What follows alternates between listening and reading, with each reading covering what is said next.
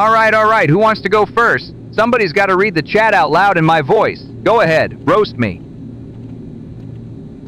I can try. Yeah, buddy. I don't know how I got this job neither, but my donuts are real good, and Barney can go kick rocks. Okay, that was actually pretty solid. Little too accurate, maybe. Oh, allow me. I shall read in the voice of young Otis.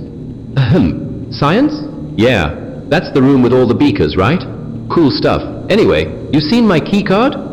Man, I do not sound like that. You kinda sound like that.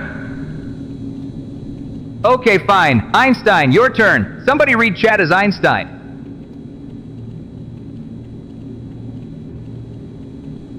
Oh, I got it. Ahem. The thermodynamic implications of insanity bear's egg and grenade metaphor are, quite frankly, staggering. A dozen M67s represents a non-trivial explosive yield. Fascinating. That is remarkably accurate, and I resent it slightly. Oh, Max Payne 4682, hello to you as well. Welcome, welcome. And now somebody do Ryan.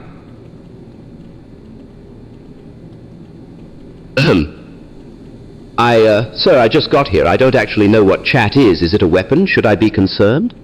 Okay, that is not. I mean, I know what chat is. Do you, though? I am going to stop participating in this. Too late, you already did Ryan's voice better than Ryan did.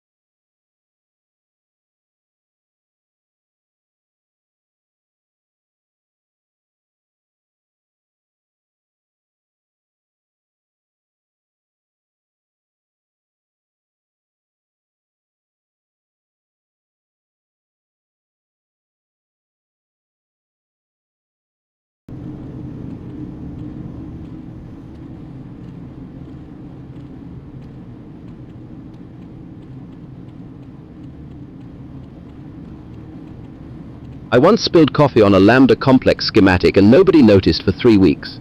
That is how chaotic things were here even before all of this. Before all of what, exactly? Because right now I am struggling to categorize what I am even looking at. The walls, Isaac. Look at the walls. The geometry is wrong. The angles do not resolve correctly. Something tore through the fabric of normal space in this room and simply left it like this. I am not disputing the observation. I am disputing your calm about it. I am not calm. I am resolute. There is a difference. Calm is ignorance. Resolute is knowing exactly how bad something is and standing in it anyway. The resonance readings in this chamber are still active. Whatever happened here did not finish happening. Yes, that is the part that concerns me most. Ah, and hello to Max Payne 4682, who tells us he is an actor from a Rockstar production. My friend, you have stumbled into something considerably less scripted than whatever you are used to. Insanity Bear 01 is comparing this facility to Dune. Honestly, that framing is not entirely unreasonable. There are forces at work here that people are beginning to treat like prophecy rather than physics. And that is precisely when things stop being science and start being something much more dangerous. So what do we do? We document it. Everything. Right now.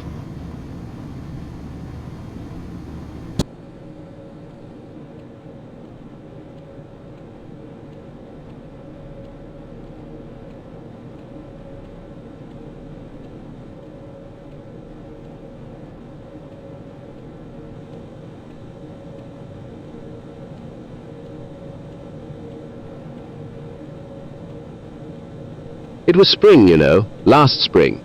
We had plans. You said, Albert, let us get lunch, the good sandwiches from the East Wing cafeteria. And then you simply evaporated, like water vapor at standard pressure. I waited for 22 minutes. I counted. I am very good at counting. You do not remember this at all, do you? I can see it on your face. That blank expression. Like a clean chalkboard, nothing written on it whatsoever. I had cleared my entire Tuesday afternoon for that lunch. Oh, and hello to the young man in the back. Yes, hello, welcome. Someone out there is comparing grenades to eggs, explosive eggs by the dozen. That is either very poetic or very alarming. This place is becoming something strange, you know, like Dune, the Great Desert. Are we the chosen ones, Lisan al-Gaib? Perhaps I am the Lisan al-Gaib who simply wanted a sandwich last spring and never received one. And there is a Max Payne here apparently, an actor from Rockstar. Very good casting for this facility. But we are getting off the subject, which is precisely the kind of thing you would like, is it not? Because if we talk about Max Payne, we do not have to talk about the sandwich. The sandwich, my friend. You owe me a sandwich.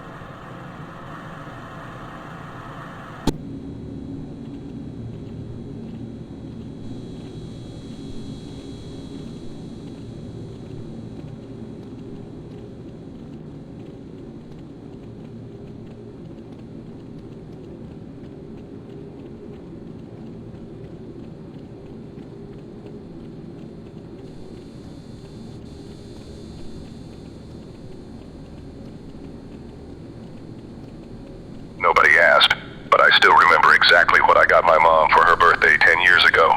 A purple scarf from the mall. $12.49. The receipt had a little smiley face stamp on it from the cashier. Nobody cares, Ryan.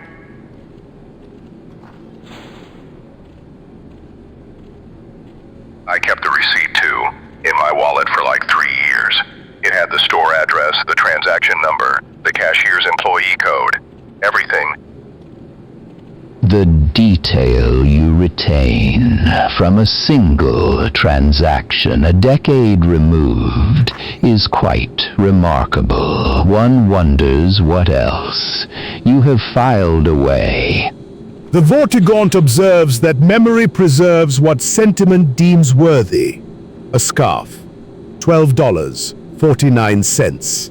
These are not trivial recordings. They are anchors against the flow of time. You remember the employee code, but forgot to check your corners back there. Get your priorities straight. I mean, the code was B447. I just remember things like that. Numbers stick. Like Max Payne 4682-S6V. Your name is basically proving my point right now. Numbers and letters, burned in. And yet, the gift itself, was it appreciated or merely received? She cried a little. Good crying.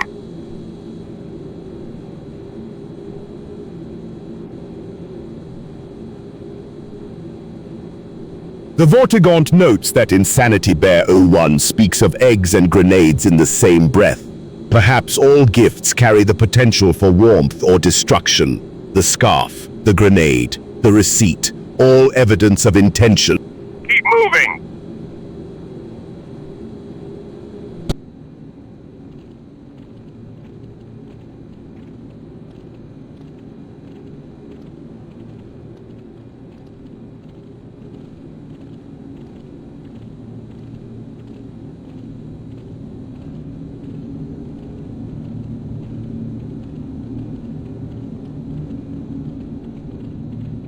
Nobody asked for your opinion on the matter, Barney. I am asking the Vortigaunt directly.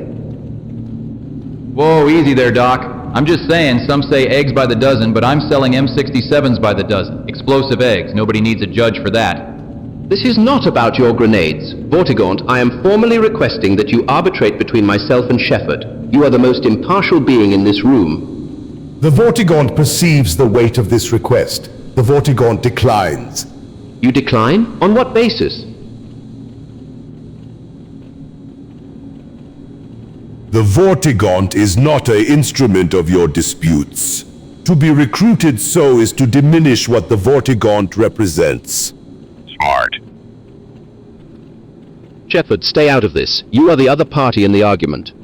Which is exactly why I'm not asking an alien to settle it. I could judge, maybe? I mean, I don't totally know how I got this job, but I'm here, right? Otis, buddy, Black Mesa is becoming like Dune out here, you know? Slick, Lisan al-Gaib and everything. Is that a sandwich? Nobody is asking Otis. Vortigaunt, I insist. Your refusal is frankly insulting. The Vortigaunt finds the insistence itself to be the insult. You pushed too hard, Doctor. I pushed precisely as hard as the situation demanded. Hello to everybody, including Max Payne, whoever that is.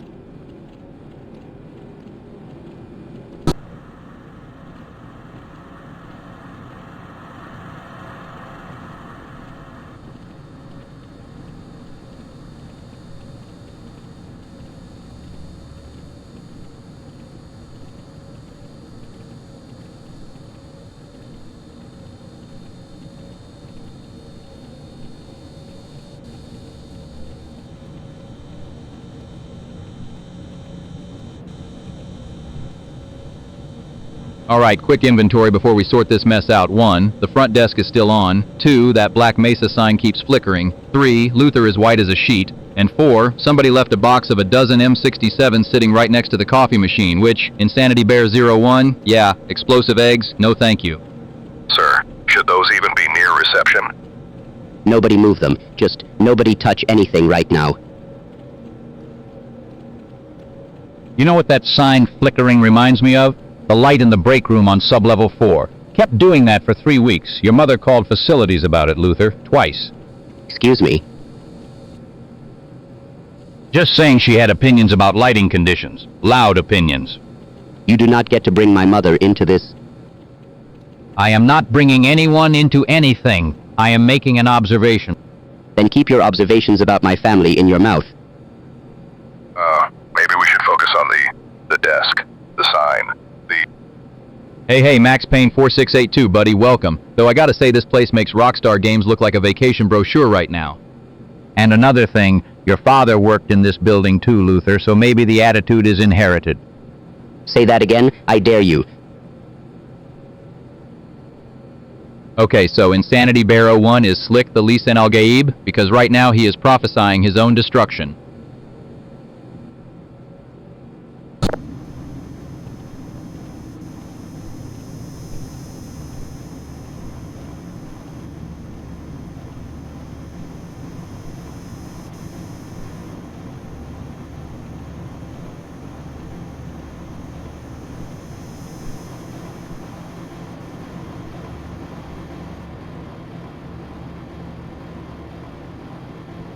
You know, from up here, this whole operation looks almost legitimate. Almost.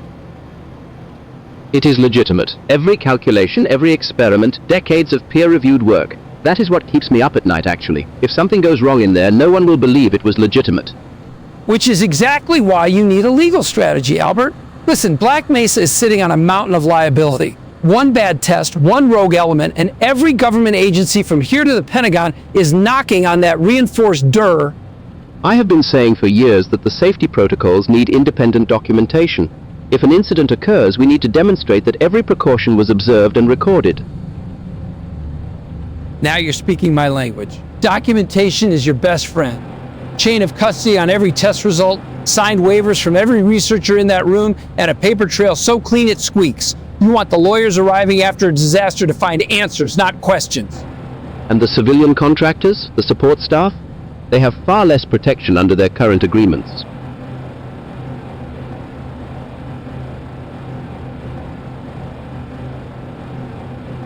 Renegotiate. Standard indemnification clauses covering third-party claims, mandatory arbitration, the works. And quietly, very quietly, you establish a liability buffer between the facility itself and the parent organization. Layers, Albert. Lawyers love layers. This is more unsettling than any equation I have ever written. Science is the easy part. Trust me.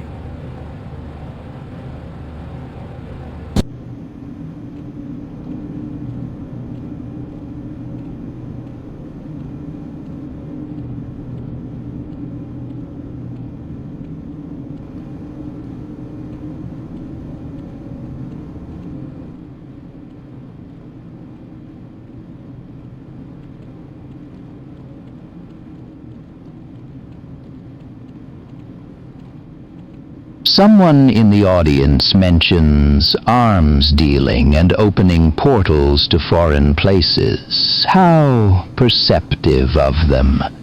Yeah, well, whoever that is, they need to take one look at this room and tell me what the hell they think happened here, because I am at a complete loss. What is going on here? Yes, that is the question, isn't it? The answer, I'm afraid, is rather more complicated than the question itself. That is not an answer. That is not even close to an answer. There is equipment melted into the floor, melted into it. The cascade was not entirely unexpected. Not entirely unexpected. Not entirely. What part of it was expected exactly? The part where the ceiling is on fire, or the part where I'm seeing things that should not exist? Both parts, actually. I swear to whatever God is still listening in this hellhole, if you give me one more cryptic non-answer, I will lose what is left of my mind. You asked what is going on. What is going on is precisely what was arranged to go on. The better question is why you are still here to observe it. Because someone has to figure out how to fix this absolute disaster of a situation, and it is clearly not going to be you. Fix? How optimistic.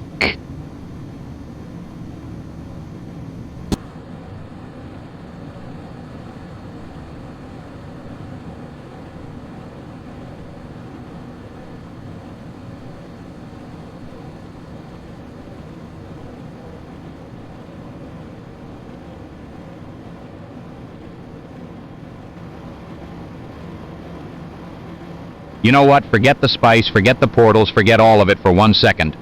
Sir. I have been saying for years that I am a classic rock guy. Years. Ask anyone. I've heard you say that. Thank you, Luther. I've also heard you humming that pop song 3 times this morning.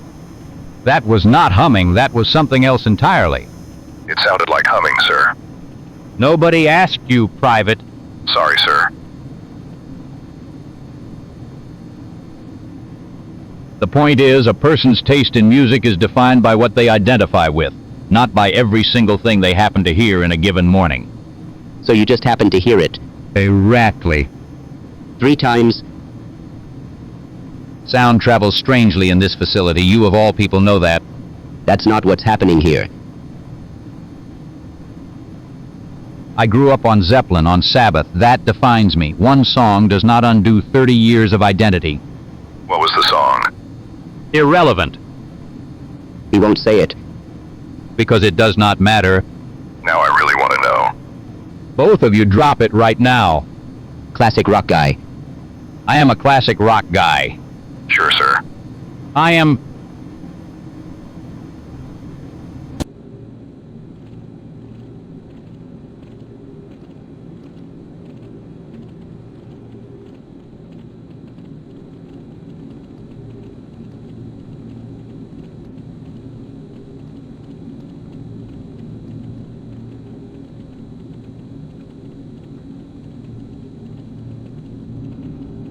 Anyway, like I was saying, the sandwich situation. I bit it from the side, okay? I didn't know there was a wrong way. From the side. You bit a sandwich from the side. Is that bad? Is that, Shepard, are you seeing this? I see it. That's it. That is genuinely the worst thing I have witnessed in this building, and I have seen some things. Tasted the same, though.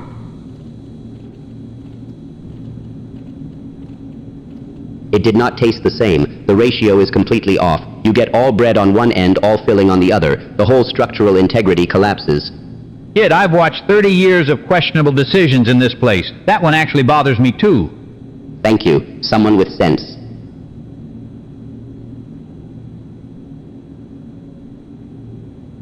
The Vortigaunt observes that the manner of consumption reveals much about one's relationship with intention. To bite from the side is to reject the design of the thing entirely. Exactly. Thank you. I feel like everyone is really upset about this. Because we should be... And to our viewers, yes, Insanity Bear, the spice absolutely flows through this place. You have no idea, but right now the real crisis is this sandwich. Finish it and move on. He bit it from the side, Shepard. I know. Move on.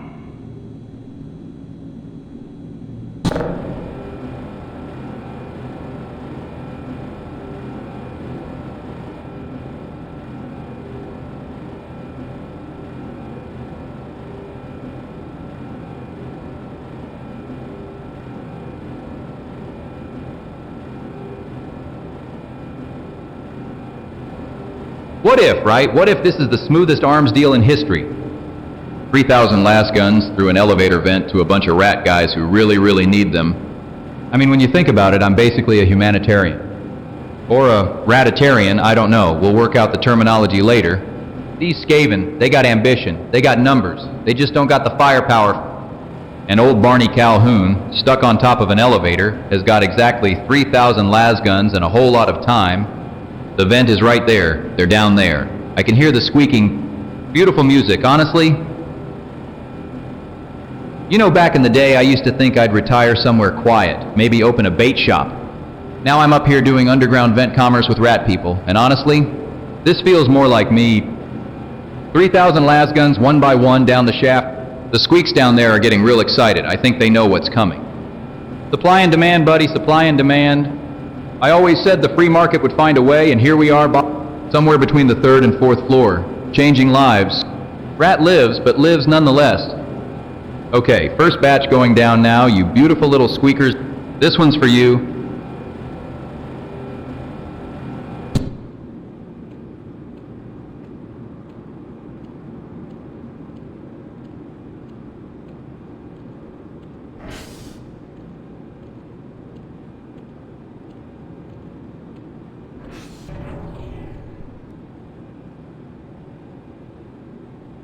You know, 30 years in this place, and I have seen every flavor of nonsense this facility has to offer. Arms dealing, questionable ethics, possession of nuclear ordnance, opening portals to foreign places. And now somebody in the ventilation department is apparently pumping spice melange through the whole building because everyone is acting completely out of their minds today. The spice flows through Black Mesa, sure, fine, whatever. But that is not my point right now. My point is, and I want everyone to hear this clearly, someone in that briefing room said, and I quote, "Nice work today, very sharp." That was aimed at me. Me, Slick. I have been here 30 years. I know what a compliment directed at me sounds like. And then suddenly it becomes this whole thing. This whole drawn-out, ridiculous, who was it actually for situation. Someone called me Lisan El Gabe, apparently, which honestly, not the worst thing I have ever been called. But the compliment is what matters. It was for me. And I am standing here, freezing in this room, which is absolutely freezing, by the way, defending a 2-second offhand remark like it is a legal matter. I am just an actor in someone else's drama at this point. I hate this place.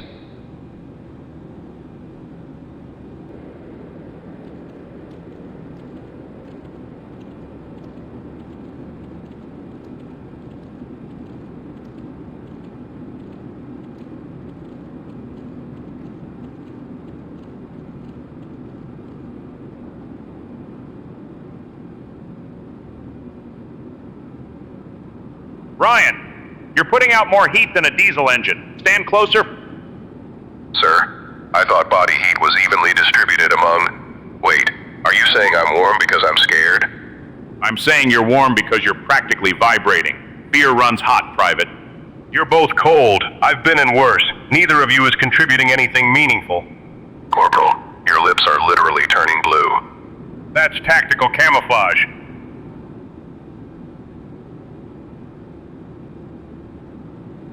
Insanity Bear 01 out there thinks the ventilation is pumping spice melange through this facility. Honestly, that would explain why Command keeps making decisions that defy basic human logic. The spice flows through Black Mesa, sir. Don't start...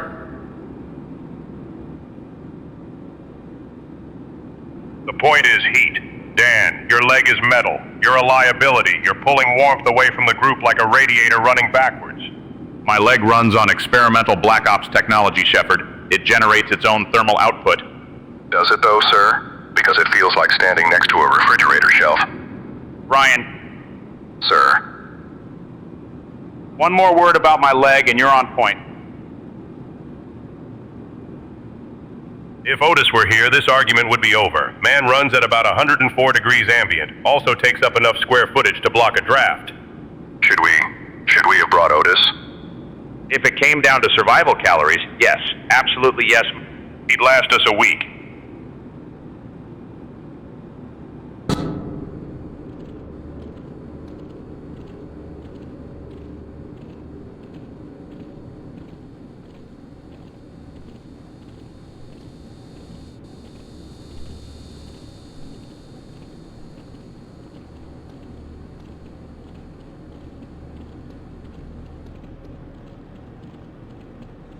So chat's out here giving us a split verdict and everybody's claiming the bigger half. Story of my life, man.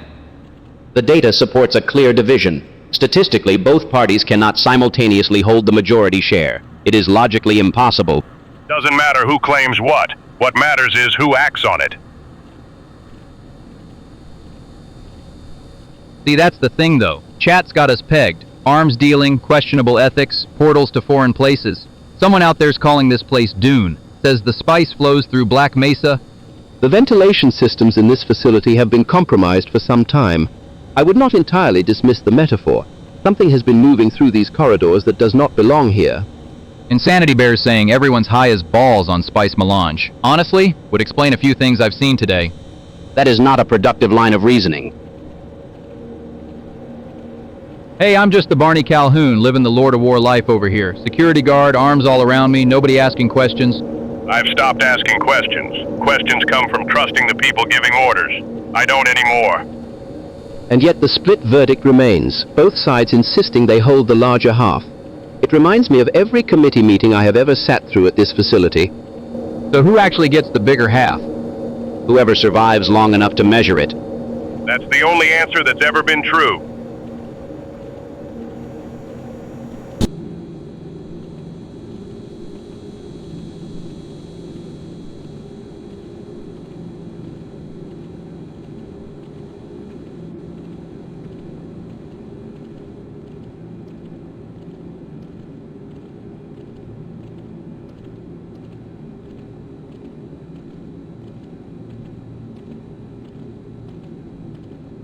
Alright, look, I'll give Murphy this much. The man can write a policy document. Real professional formatting, good use of bullet points. That's where my compliments end, though. He wrote a conflict of interest policy while personally approving contracts for his brother-in-law's company, twice. Twice! That's the thing. Once is a mistake, twice is a business model. Hey, Insanity Bear 01's got a point, though. Arms dealing, nuclear ordnance, the whole shopping list. Murphy signed off on half that procurement paperwork, and somehow that's not an ethics violation on his watch? Dr. Murphy has a particular gift for redefining the boundaries of what constitutes ethical behavior. The definitions become flexible when he holds the pen. He fired a lab tech for taking home a box of pens. Meanwhile, the man's sitting on decommissioned ordnance paperwork that never got filed. That's not flexible. That's criminal. And Insanity Bear 01 talking about spice melange pumping through the vents? Honestly, that would explain so much about how anyone looked at Murphy's conduct reviews and said, yeah, this checks out. Nobody sober approves that man's record. The ventilation theory is more believable than Murphy passing a real audit. The spice, as they say, flows through certain administrative channels quite freely. See, even the G-Man's connecting dots on Murphy, and that genuinely concerns me more than anything else we've said today.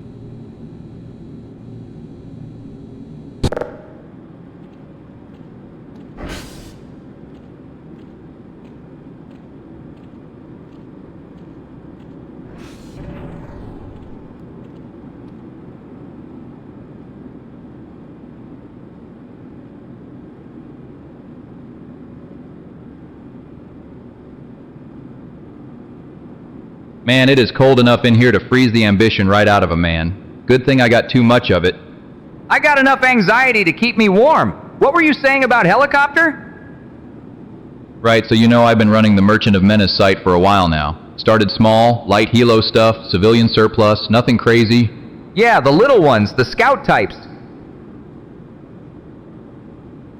Done with that. I graduated, buddy. We are talking 47 Chinook territory now. Heavy lift, twin rotor, the real deal. That is a big jump, Barney. Big jump means big drops. That is literally the business model. Air drops. Customer places an order on the site, I load up the Chinook, and we do a precision drop right to their location. Like delivery, but from the sky. Premium sky delivery, Otis. You pay for the convenience, you pay for the spectacle. Some chat guy said I am living the Lord of War life, and honestly, I cannot argue with that. What do you even drop with something that size? Heavy equipment, bulk orders, things that do not fit in a box truck. The Chinook does not care. It lifts it all down. I am somehow more anxious and more impressed at the same time. That is called brand recognition, brother. That is marketing working on you right now.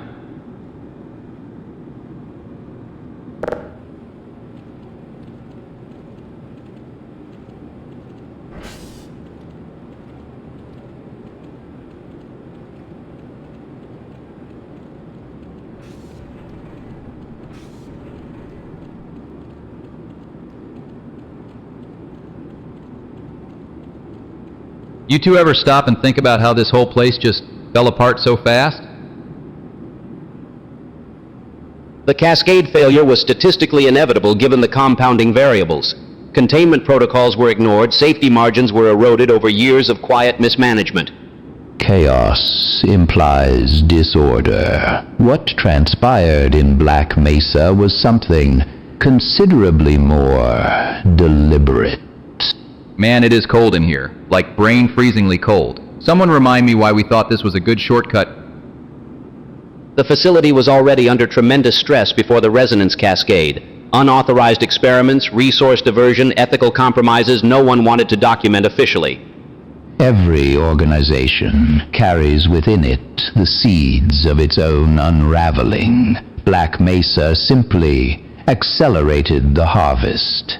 You know what? That actually tracks. Place was a powder keg dressed up in a lab coat. Someone just had to strike the match and whoops, everyone's fighting for their lives in a freezer. What concerns me is the scale of the institutional breakdown. This was not one bad decision. This was a culture of bad decisions reinforced at every level.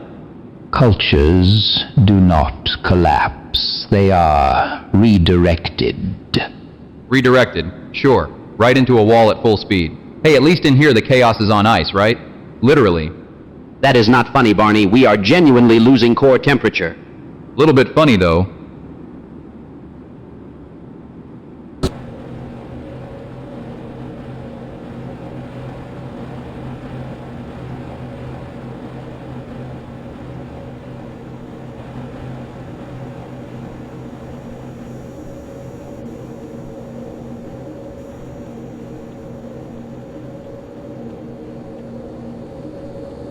You know what's wild about sand?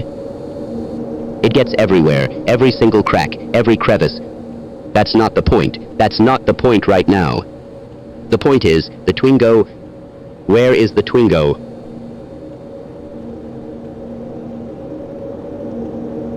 I parked it. I know I parked it. I am a scientist. I have a brain. I have documented 17 anomalous dimensional breaches, and I cannot find my French hatchback.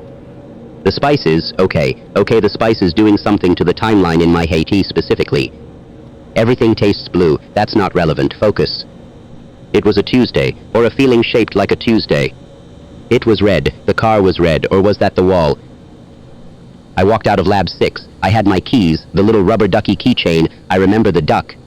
Where is the duck? Where is the car attached to the duck? This facility has been pumping melange through the vents, and nobody thought to flag that for the guy who drives home. Irresponsible. Cosmically, deeply irresponsible. I could fold space right now. I genuinely think I could fold space, and I still cannot find a 1.0-liter engine on 4 wheels. This is the worst thing that has ever happened to me. And I have seen a resonance cascade.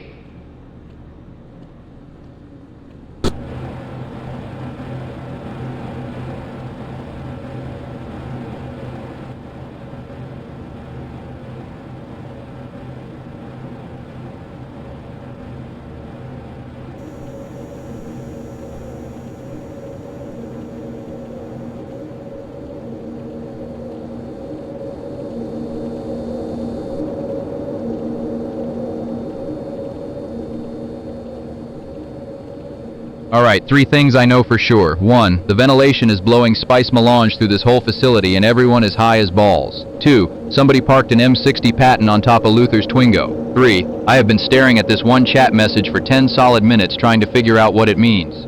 Which message?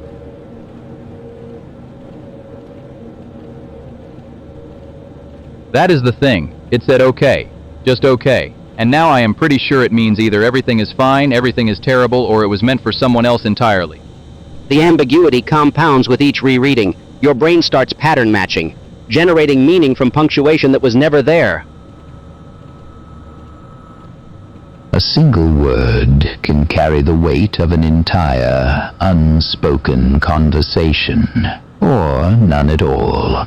That uncertainty is by design. I do that too. Someone texts me sure and I spend 40 minutes deciding if they hate me. I think it is the spice. The spice flows through Black Mesa, man. Opens up your mind to meanings that were never intended. Living the Lord of War life over here, reading arms deals into a 2-letter reply. My spice, my desert, my Black Mesa. The message has not changed. Only your interpretation has. Each pass through your mind adds another layer of meaning the sender never authored. And yet you will read it one more time. Yeah, I will.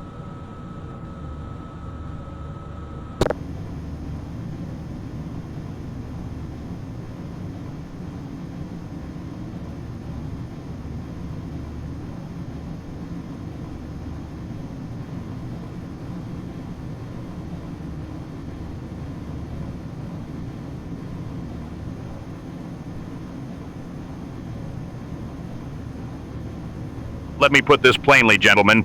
2 options on the table. The UNGOC or the Chaos Insurgency. Pick your poison. Sir, I don't even fully understand what either of them actually wants. Aren't they both kind of bad? Kid, every outfit you will ever work for is kind of bad. That's the whole damn point.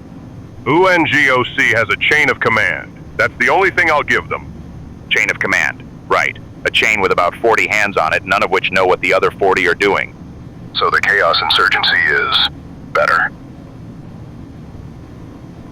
I didn't say better. I said the UNGOC chain of command exists. Existing and functioning are 2 different things. The insurgency at least tells you straight up what they are. Chaotic. Right there in the name. No paperwork. No ethics board crawling up your backside every time you make a field decision. That actually sounds kind of terrifying, sir. Everything terrifying pays better, Ryan.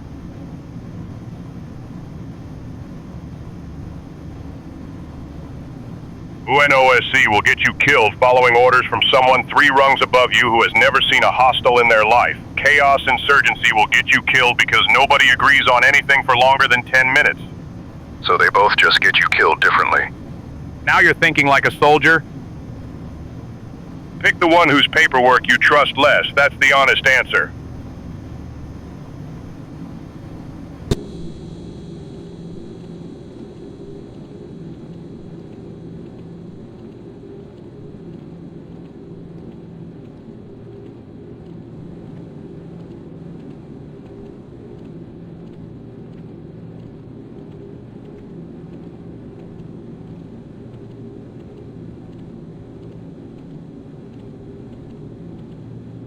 Alright, look, I know the ventilation is blowing spice melange through the whole facility and everyone is high as balls. But that ain't no excuse to skip our reading exercise.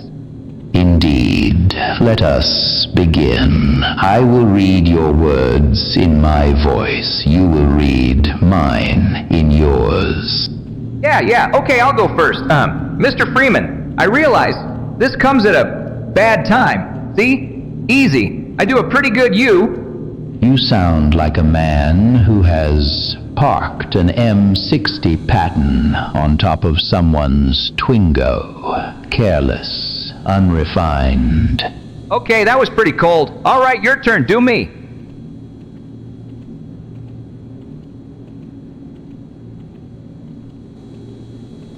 Barney living the Lord of War life, my spice, my desert, my Black Mesa. Also, I don't know how I got hired here, but the donuts are real good.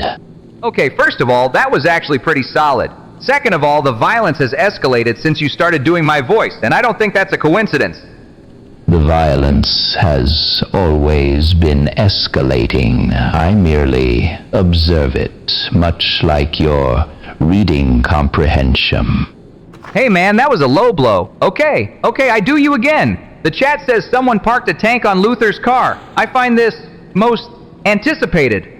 You forgot the pause between most and anticipated. I'm working on it. You have always been working on it.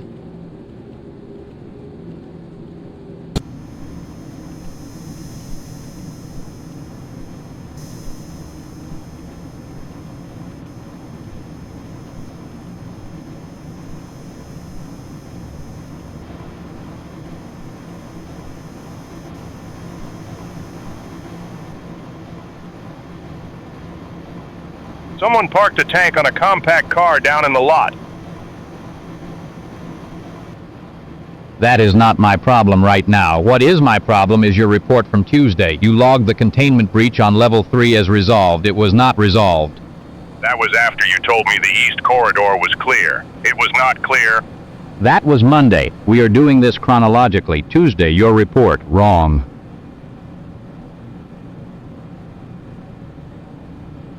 Fine. Go back further then. Sunday.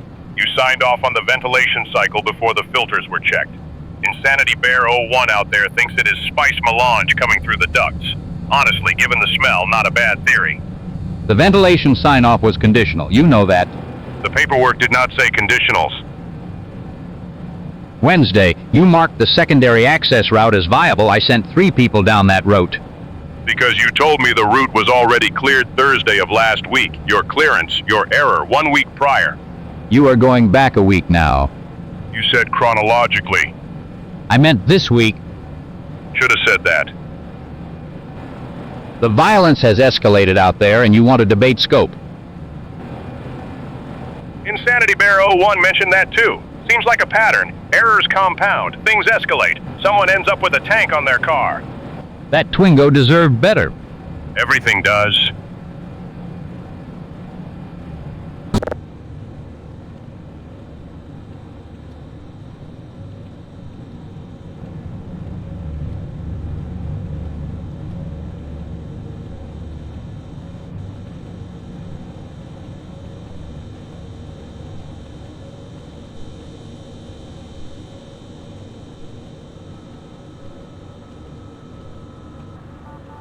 And that is why, my friend, the movie absolutely slapped. Nicolas Cage just walking through war zones like he owns the place, shifting crates of AKMs like they were groceries, living the dream, honestly.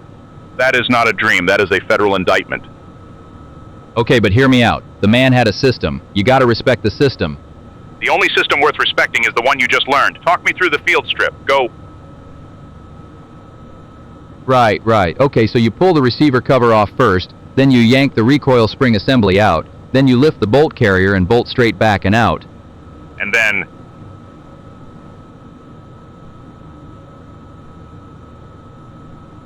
Gas tube stays, you remove the handguard if you need to, and then you got your main components laid out clean. Dust cover, recoil spring, bolt carrier, bolt, gas piston. Sequence. Speed. Again.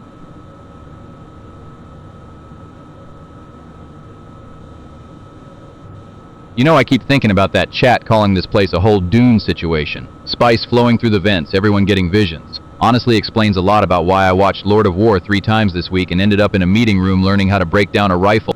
Focus. Receiver cover, recoil spring, bolt carrier, bolt, handguard. Clean and fast. Better. Do it again without the commentary. Where is the fun in that, though?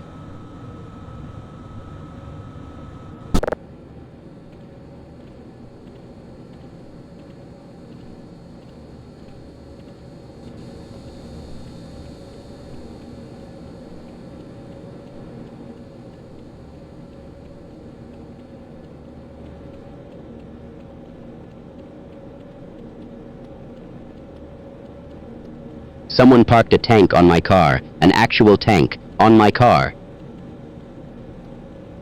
The vehicle is the least of your concerns. I would suggest redirecting your attention. Yeah, you're right, because the dogs got into the filing room again and ate every single piece of paperwork in Sector 7. Every single page. Gone.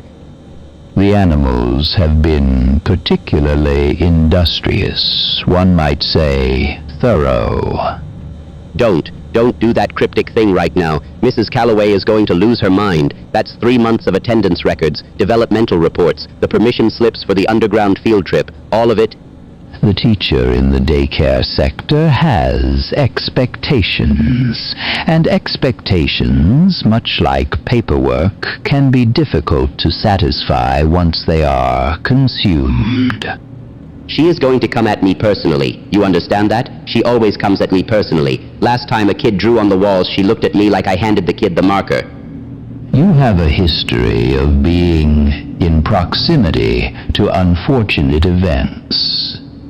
That is not helpful. I need to figure out how to explain to her that zombie dogs ate the homework. Literally, zombie dogs ate the homework. Perhaps the explanation is more credible here than it would be elsewhere. That is the only thing you've said that actually makes sense. This is Black Mesa. She should already know better.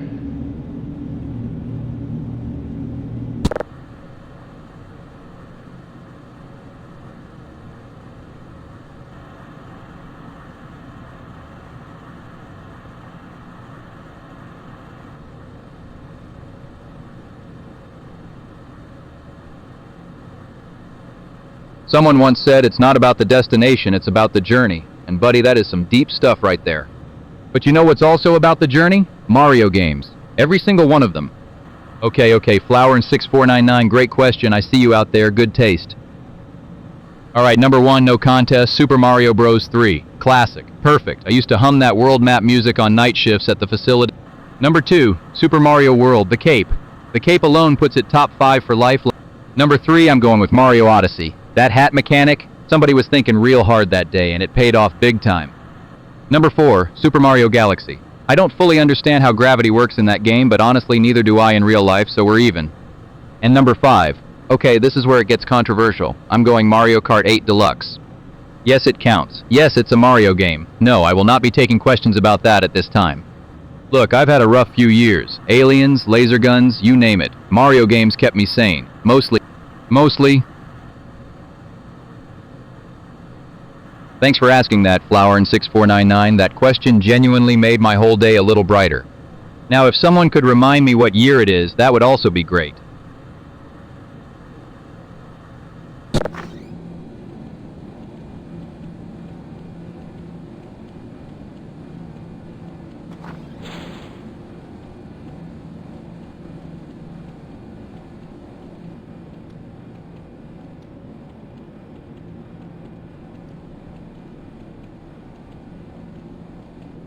So, RimWorld.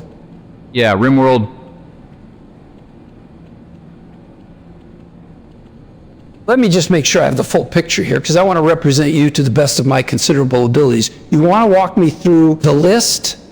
I mean, it started pretty normal. Little colony, some crops, a couple of friendly folks. And then things kind of escalated.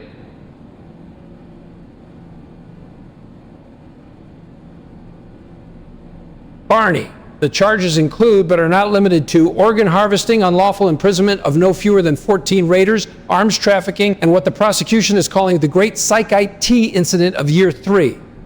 That last one was basically medicine. It was a business. A medical business.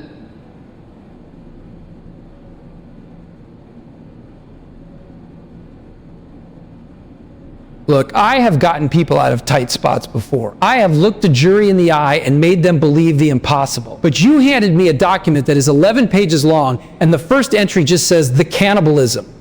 In my defense, it was a cold winter. It was a biome type set to temperate forest. Felt cold.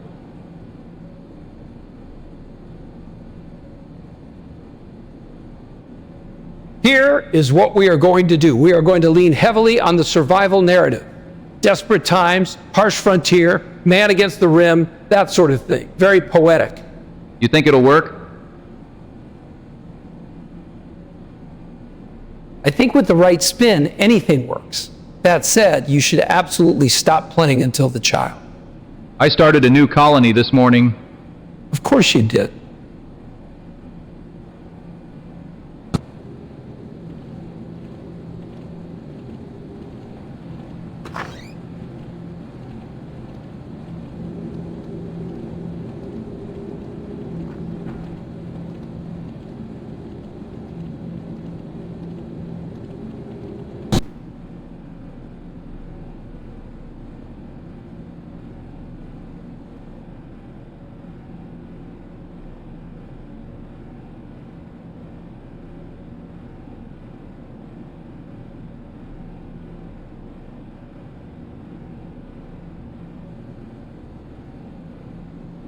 I just never thought it would still be here, after everything. What is it?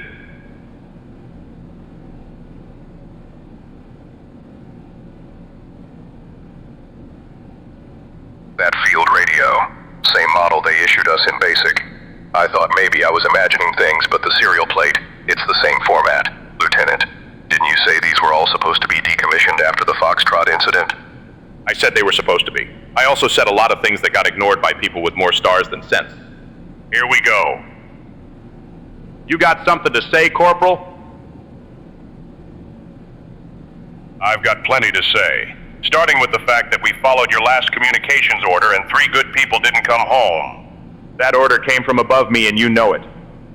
I know what you told us. I also know how stories change.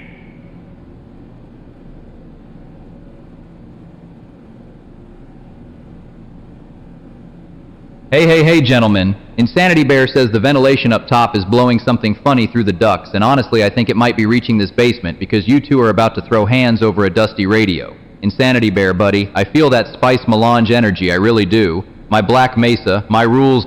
Sir, the radio. Should we even touch it? Don't touch anything. Same answer you always give. Don't touch it, don't question it, just follow. Someone parked a tank on poor Luther's Twingo, and these two are still fighting the last war. Classic.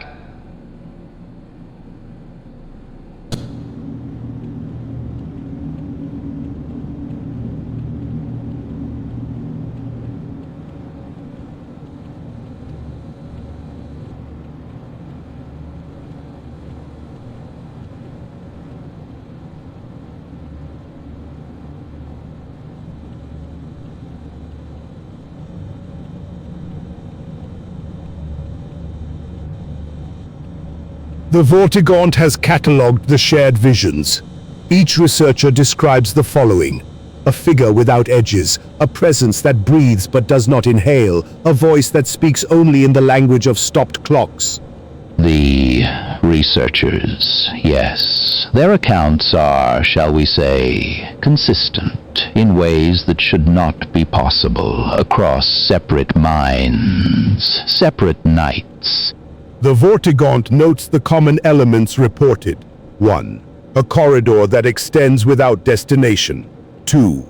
A warmth behind the eyes that feels borrowed. 3. The entity itself, tall and thin as a winter shadow, wearing what several have described as a suit the color of a bruise. A bruise. That is one way to describe it. The entity presents differently to each observer and yet arrives the same every time.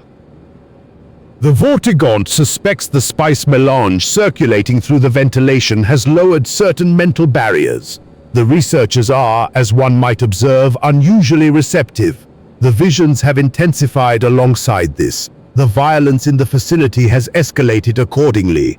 Lowered barriers, yes. When the mind is softened, the entity finds the door already open. It does not knock. It has never needed to. The Vortigaunt also notes that one researcher parked a large armored vehicle upon a colleague's automobile. This is consistent with dreaming while awake. The boundary between states has become thin. The entity prefers it that way. It always has.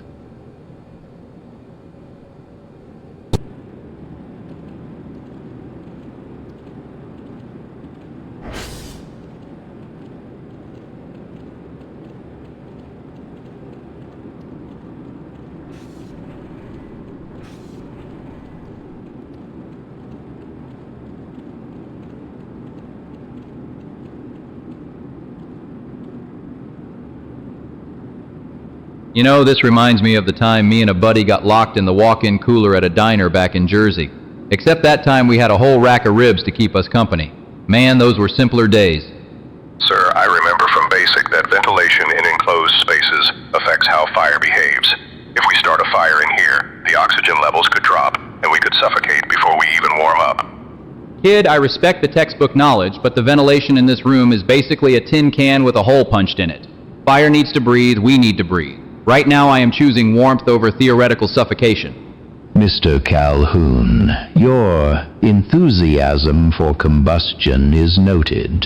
However, the ventilation system in this particular room does not behave as either of you might expect. What does that mean exactly? It means the physics here are subject to certain revisions. Revised physics. Great. Love that for us. Hey, you know what? Insanity Bear, buddy, wherever you are out there, someone parked an Osprey on a tank on a Twingo, and that still sounds warmer than where I am standing right now.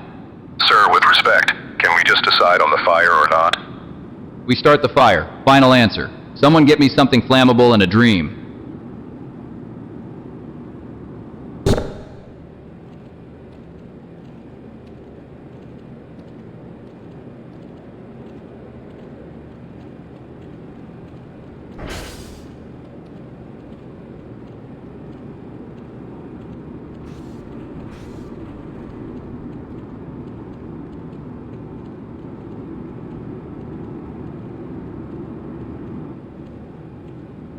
Alright, so I've been thinking, right? We gotta come clean about some of the stuff that went down in our RimWorld colonies. Full transparency.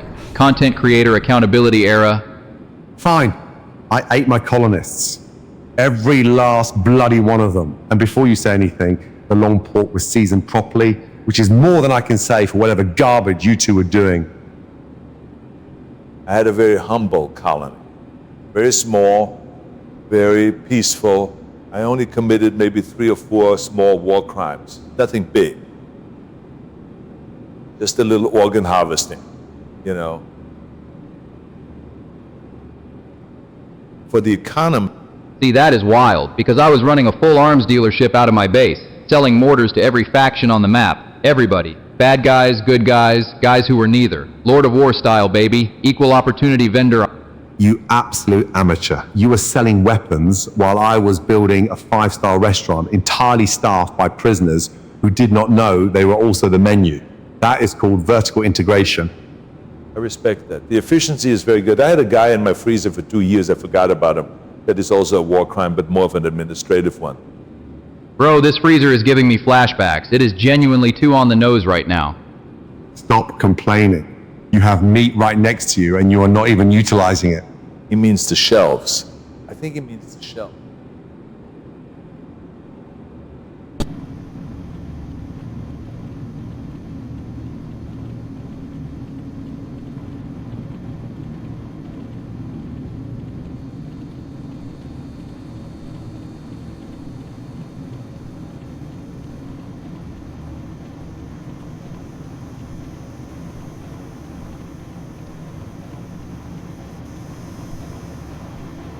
Okay, so somebody out there is stacking vehicles on Luther's car, which, honestly, is the most sane thing happening right now because everyone in this lab has completely lost their minds. My Twingo, an Osprey, on a pattern, on my Twingo. I am going to find whoever did that, and I am going to... The mind is a curious containment vessel. When it leaks, the contents tend to spread. Is that what this is? A leak? Because back there I watched a researcher scream equations at a fire extinguisher for 11 minutes straight. 11 minutes? That's a personal best for schizo behavior, and I have seen some things, man. I grew up in a rough neighborhood. This is rougher. Someone starts singing with me. It helps, I swear. Nobody is singing. The fumes from that tank rupture, that is what did this. I can feel it behind my eyes right now. Like static, like pressure, like... Like something has been waiting for precisely this kind of opening. You knew about the leak. You always know. You knew before it happened. I know a great many things, Corporal. Okay, the cryptic guy is not helping the schizo meltdown situation. Just putting that out there. Somebody please tell me the vents are clean, because I am genuinely starting to feel a little... Yeah, me too.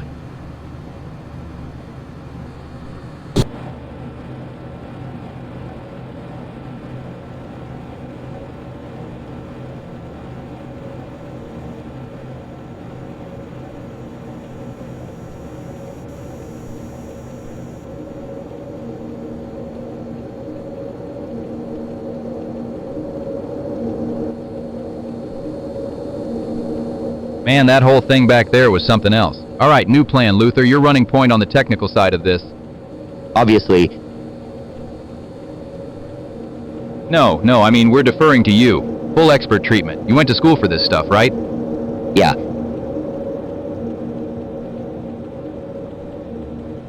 So you've got the big brain. The certified, documented, institutionally validated big brain. Must be exhausting carrying all that around. What's that supposed to mean? Nothing at all. It just means when something goes sideways, we look at you first. That's a compliment. He's right, sir. You've got the most experience here. I wouldn't even know where to start with the technical components. Good. Don't start.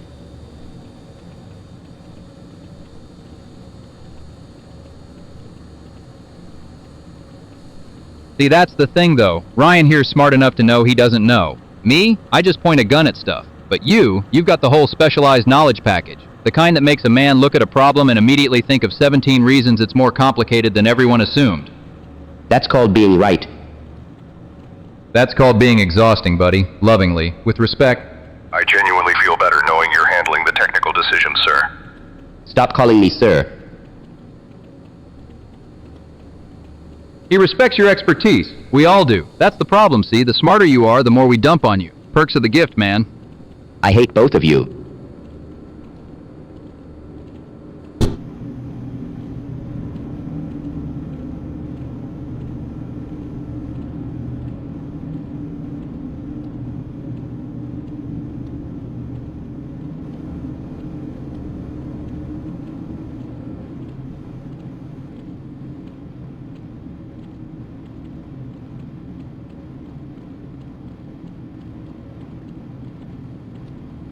Beautiful.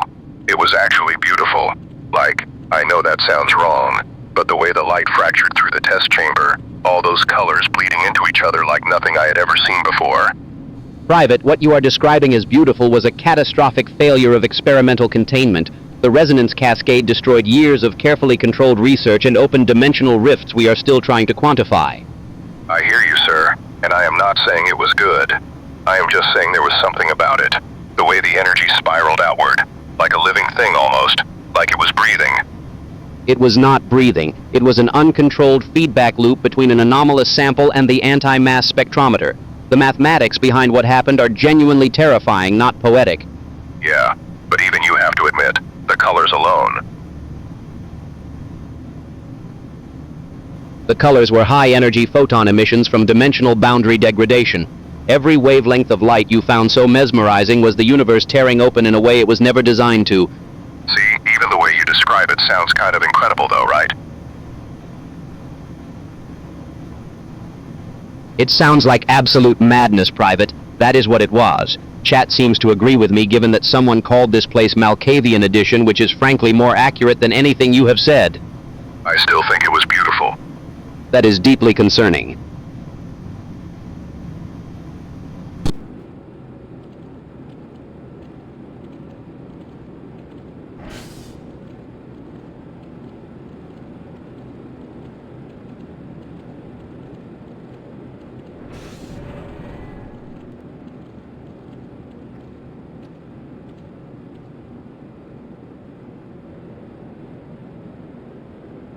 Let me be absolutely clear about what is happening right now. We are going to die in a freezer before Half-Life 3 ever comes out. Confirmed. Frostbite sets in before Valve counts to 3. The Vortigaunt observes that the warmth of anticipation for a third chapter does little against the cold that now claims our extremities. 30 years I have given to this place. I survived the office politics, I survived the budget cuts, I survived every single person playing RimWorld on company time instead of doing their jobs, and now I am going to freeze to death never knowing how Gordon Freeman's story ends. At least it's a clean way to go.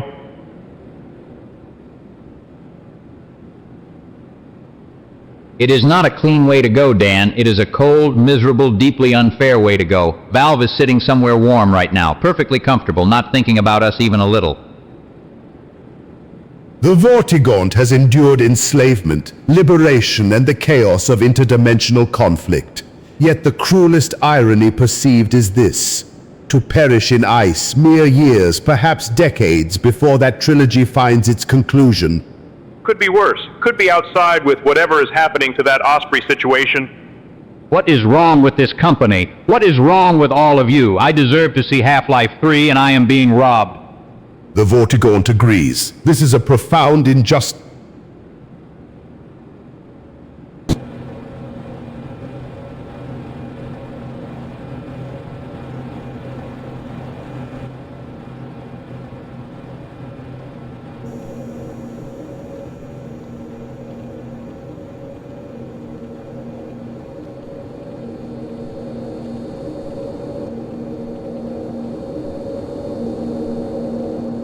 Someone in the chat said Black Mesa hasn't had a contract since the 90s and is somehow still open. Sounds about right. Yes, but listen, that is precisely the kind of statement you read once, walk away, come back, and suddenly it means something entirely different, something you never intended it to mean. You do that with orders. Read them twice. Start seeing things in the margins. Exactly the phenomenon. You read a message, plain enough on its surface, and then you read it again, and the second reading rewrites the first. The words have not changed, you have changed. That is a management strategy. You send a memo, keep it vague enough, and by the third time someone reads it, they've convinced themselves it says whatever they needed it to say. I've done it. That's manipulation. That's efficiency.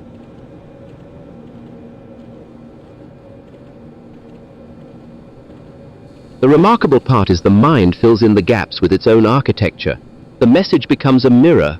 Whoever wrote it never placed that meaning there, but you find it and it feels true. Feels true is the problem.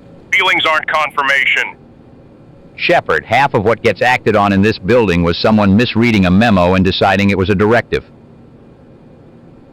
And sometimes the misread version produces a better outcome than the original intent. Language is imprecise. Interpretation is inevitable. That is not a flaw, it is simply how meaning works. Or how it breaks down.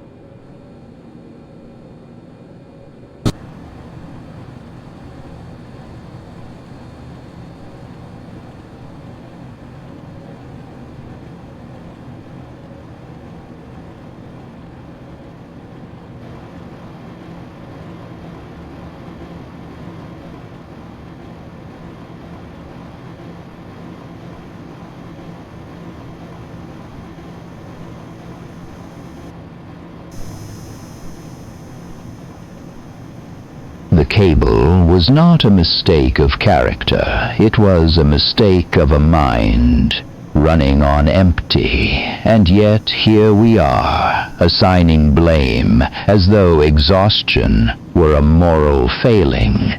With respect, sir, I keep hearing it said that whoever patched it in just wasn't paying attention. Like that's who they are as a person. But they had been on shift for what, 14 hours? Longer. Closer to 18. I watched them. Nobody said a word about rotating the crew. Exactly. The wrong cable goes in and suddenly it's a personality problem. Like the guy is fundamentally careless. That doesn't sit right with me.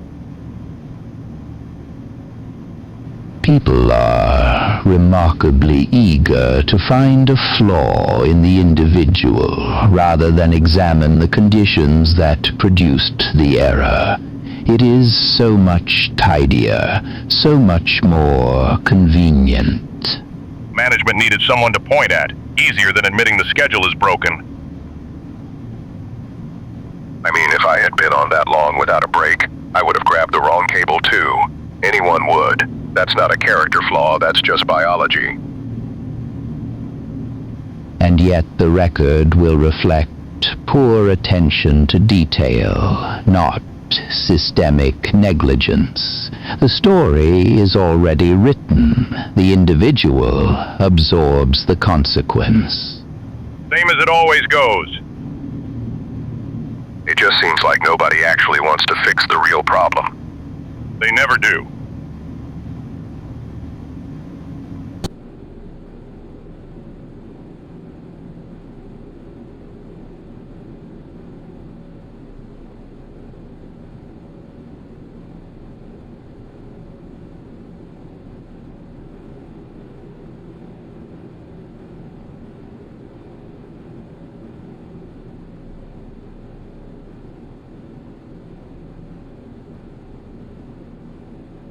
Hey, Mr. Stop Sign, you got a minute to...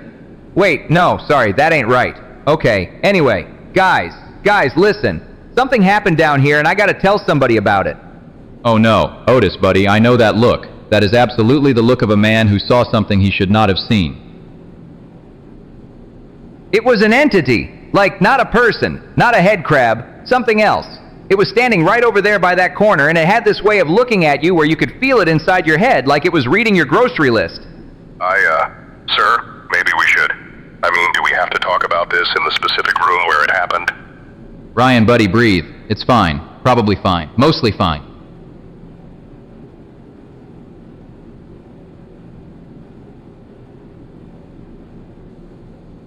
The entity you describe was not simply present. It had been waiting patiently for a very considerable length of time, longer perhaps than this building has stood. Okay, see, that right there is what I mean. It was doing exactly that kind of thing. The standing and the waiting and the... It looked at me, man. It looked right at me and I felt like a sandwich somebody forgot about. Please stop. Please, sir. I am begging you to stop.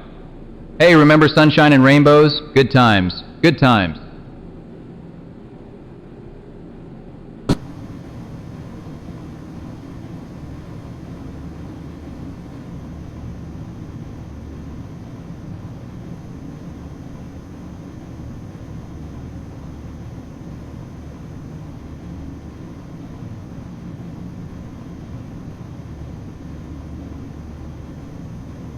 You know what I keep thinking about? There was a stop sign down on level 3 that I swear said something to me yesterday. Just standing there, red as ever, and it goes, "Otis, you need to come clean." Which, okay, weird. But maybe it had a point. Look, I've been holding on to something for a while now, and people found out. And now everybody in Sector C is losing their minds about it. All I said was, I don't actually have a security license. Never did. I have been working here since like the mid-90s, and not one person asked to see credentials. Not one. They just handed me a uniform and a sandwich and said, "Welcome aboard." And now Hammond is out here telling me to resign like I've been committing some kind of war crime. Buddy, we haven't had a real contract since Clinton was in office. Half the science team is playing RimWorld on the clock right now. I can see them through the window from the desk. And you're coming after me? I don't even know how I got hired. Genuinely no memory of the interview. None. But I show up. I do the rounds. I say morning to the vending machine on floor B. That machine respects me. More than Hammond does, apparently. I'm not resigning. The stop sign didn't tell me to resign, and that's good enough for me.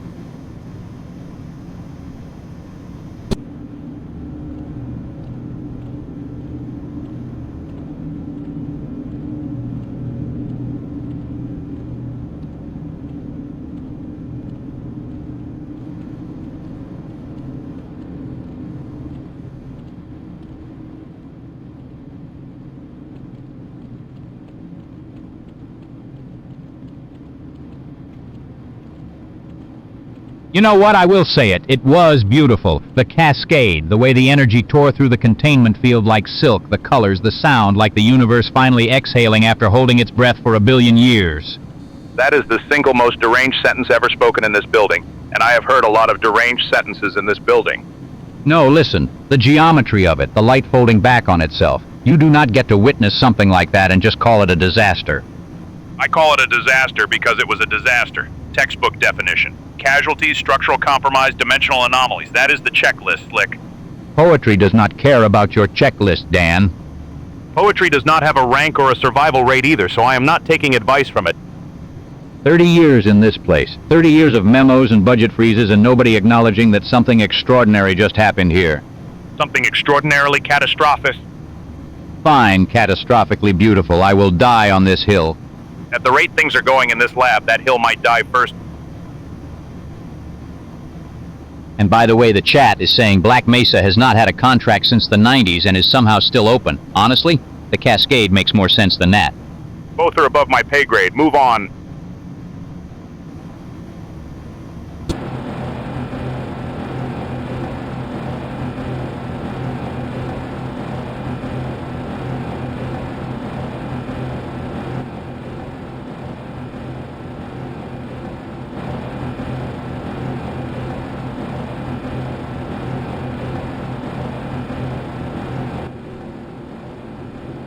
And so the Vortigaunt concludes that the resonance cascade was, in retrospect, foreseeable. Moving on. Van Buren wants us briefed on the phrase bounce on it before the summit. Someone explain it. Oh yeah, I know this one. It's about trampolines. Like you bounce on it. The trampoline. That's your interpretation. I mean, what else would it be? Back home we had one in the yard. You bounce on it. Real simple.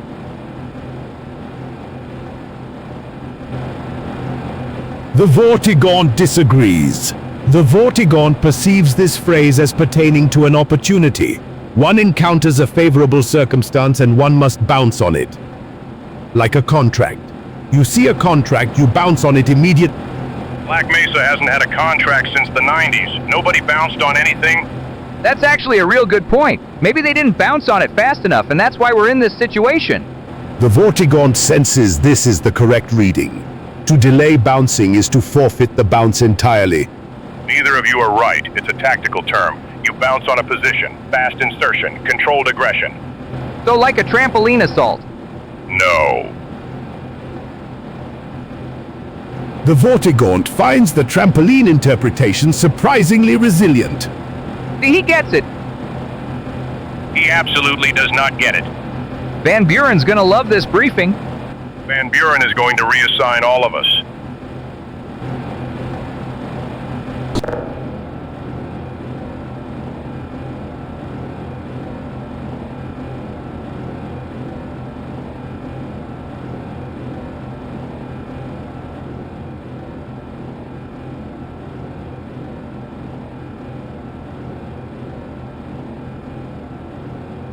Hey Slick, you doing all right over there? Do not interrupt me. I am in the middle of a very important negotiation with this vending machine. Schizo moment.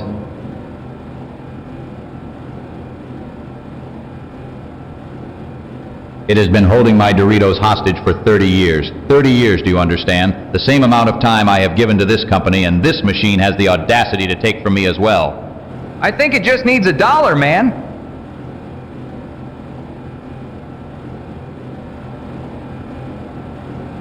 It does not need $1, Otis. It needs to understand who it is dealing with. I have survived 3 restructurings, 2 department mergers, and 1 incident that we do not talk about. This machine will respect me. Schizo moment.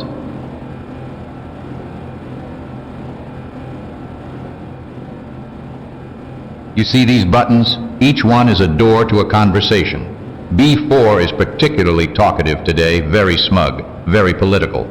I do not trust B4. I mean, we are kind of stuck on top of an elevator right now, so like, priorities. The elevator is also on thin ice. I had words with it earlier. Schizo moment. Should we maybe be more worried about getting down from up here? You negotiate your way out, I will negotiate mine. This machine owes me Doritos and an apology, and I will not leave without both. I genuinely cannot tell if this is a bit anymore. Yeah, same.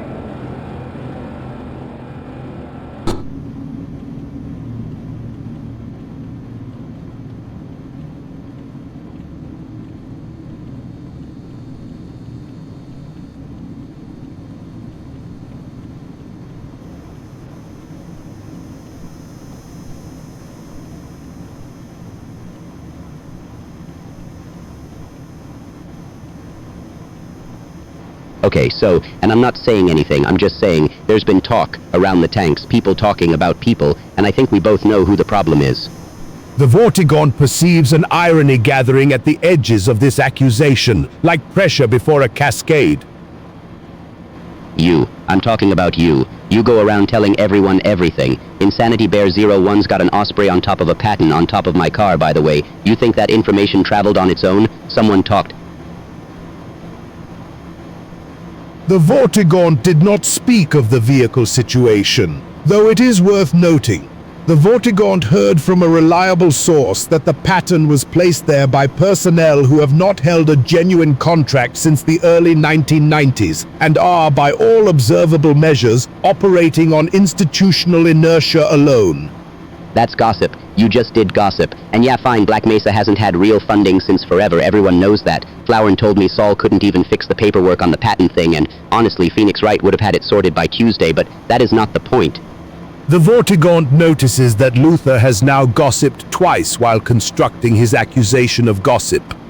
I'm making a point. There's a difference. The distinction, the Vortigaunt suspects, exists primarily in Luther's current mood and nowhere else. Don't push me right now.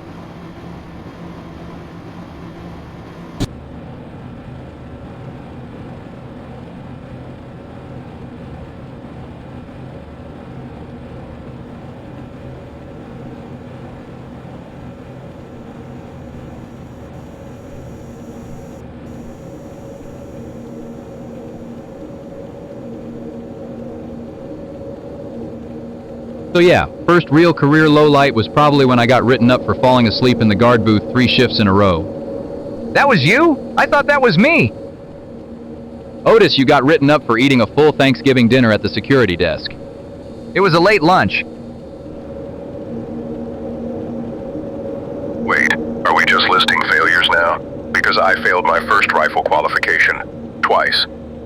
See, that's nothing. I once lost a key card to a restricted wing, and they found it inside a vending machine. Nobody knew how it got in there. I still don't know how it got in there.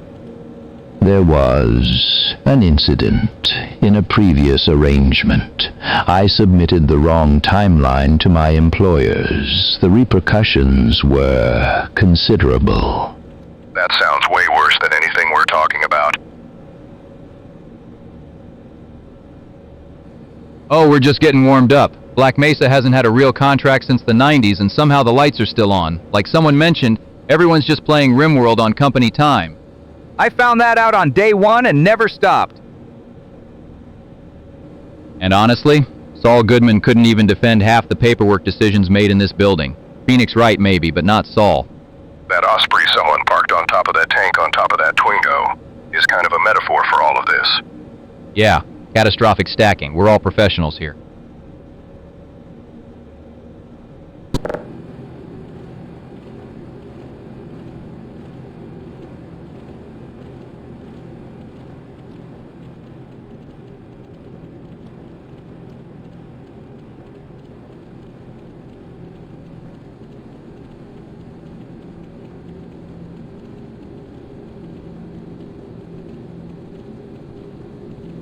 The binary came first. I am certain of it. 01101. It was not random. It felt like a diagnostic, something running a check on the interior of my skull.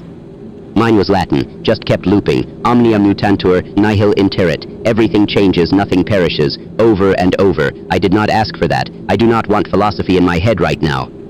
Okay, so mine was both at the same time, which I think is objectively worse, and nobody is giving me credit for that. Binary underneath, Latin on top, like a sandwich nobody ordered. A terrible, terrible sandwich. I have been at this facility for 30 years. 30 years. And today is the day my brain decides to start broadcasting in a dead language over a machine code frequency. Do you know what that is? That is a violation. That is a personal violation. The overlap is what concerns me. If we all experience this simultaneously, the neurological implications alone suggest something external is acting as a trigger. This was not spontaneous. It was not spontaneous. No, something pushed it in. Something with intent. Right, so just to summarize for the group, we are all briefly losing our minds in classical Latin and ones and zeros in a trashed lunch hall, and nobody has a good explanation. I want it on record that I am too old for this.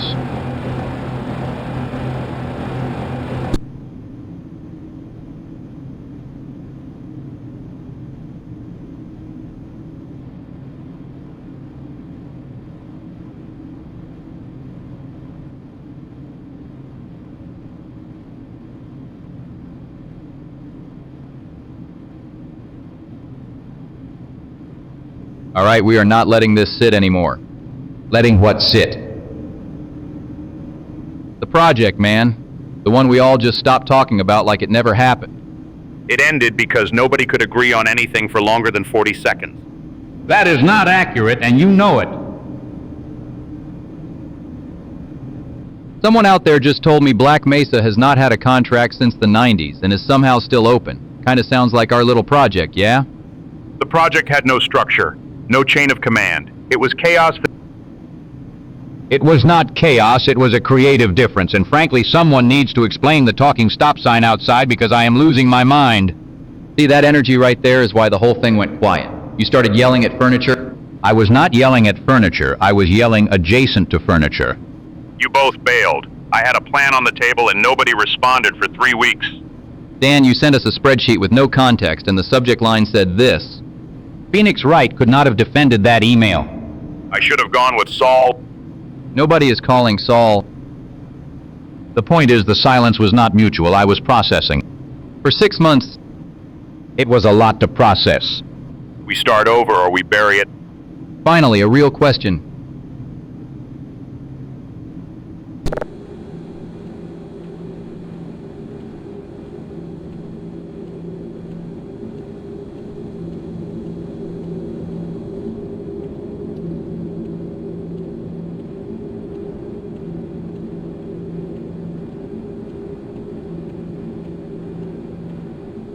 $300 300 years.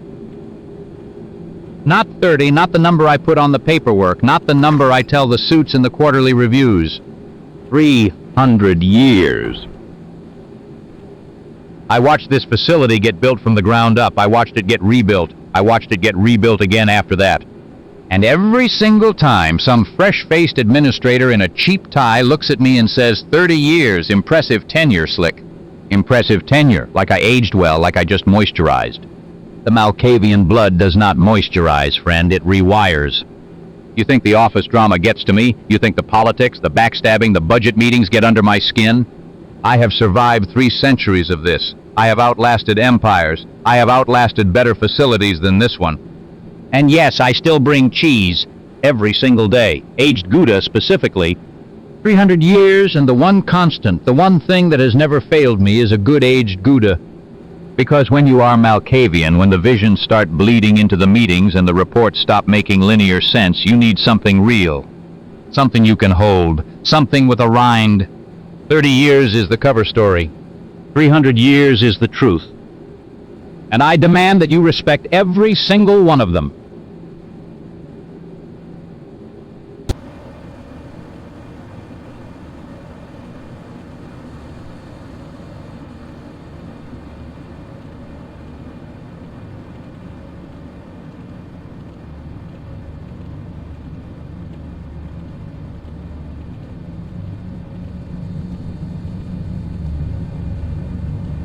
The answer, by the way, is 47 decibels. Nobody asked, but it needed saying. I will file that away. Now, Slick, you were saying earlier that you have exquisite taste in jazz. I do. Sophisticated stuff. Miles Davis, Coltrane, the real cerebral material. You hummed the entire Macarena during the morning briefing. That was ironic appreciation. Ironic appreciation. Wonderful phrase. Like a quantum state, you enjoy it and you do not enjoy it simultaneously. Exactly. Thank you, old man. You also have the Crazy Frog ringtone set at full volume. That is a legacy setting. 30 years of institutional memory embedded in that ringtone. Do not touch it. You know, everyone out there is playing RimWorld on company time because Black Mesa has not had a real contract since the 90s and is somehow still open. Perhaps the ringtone is simply keeping morale alive. I am a stabilizing force. You are humming the Macarena again right now. I am processing stress. Someone outside mentioned a talking stop sign, which reminded me of something, which reminded me of nothing, and here we are. I feel like a Malkavian lately. Everything is talking. The signs, the servers, my own reflection in the data hall glass. Your reflection was also humming the Macarena. I am consistent. That is a form of taste.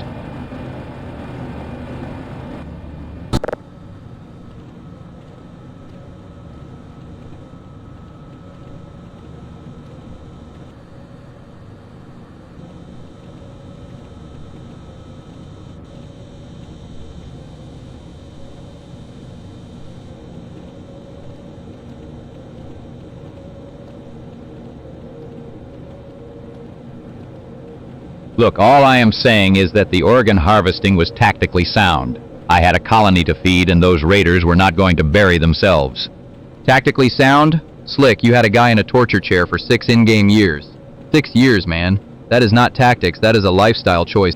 I just built a big wall and ate all my crops. Forgot I needed, like, people to do stuff. Everyone starved. It was pretty chill, though.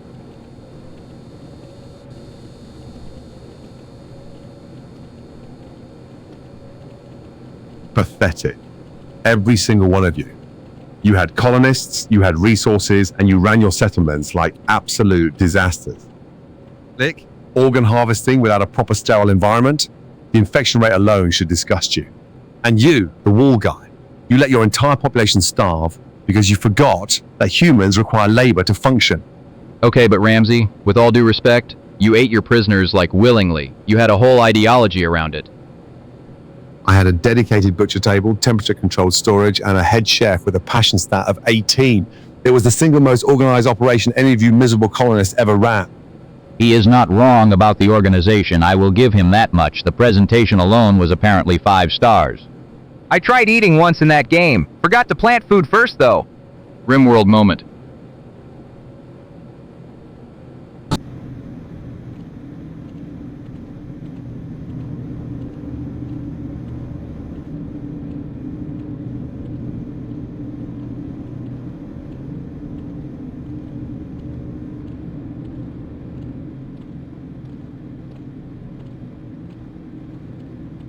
The needles aren't mine.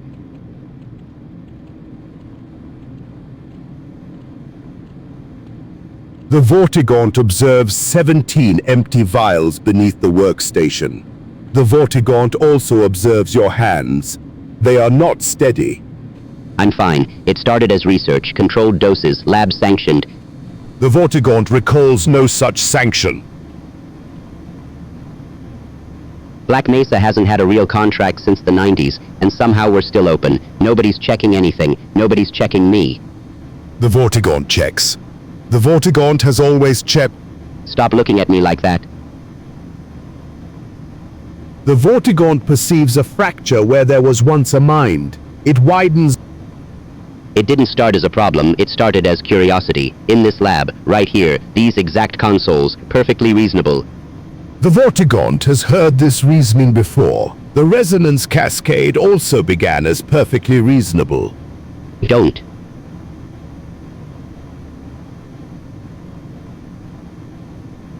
The Vortigaunt notes your lawyer cannot assist you here. Not Saul, not Phoenix Wright. No counsel exists for the courtroom inside your own skull. Someone parked an Osprey on top of a tank on top of my car, and that is genuinely a bigger problem right now. The Vortigaunt disagrees, profoundly. There's a stop sign talking to me. The Vortigaunt is aware. That's not normal. The Vortigaunt has been waiting for you to notice. I don't have a problem. The stop sign also says otherwise.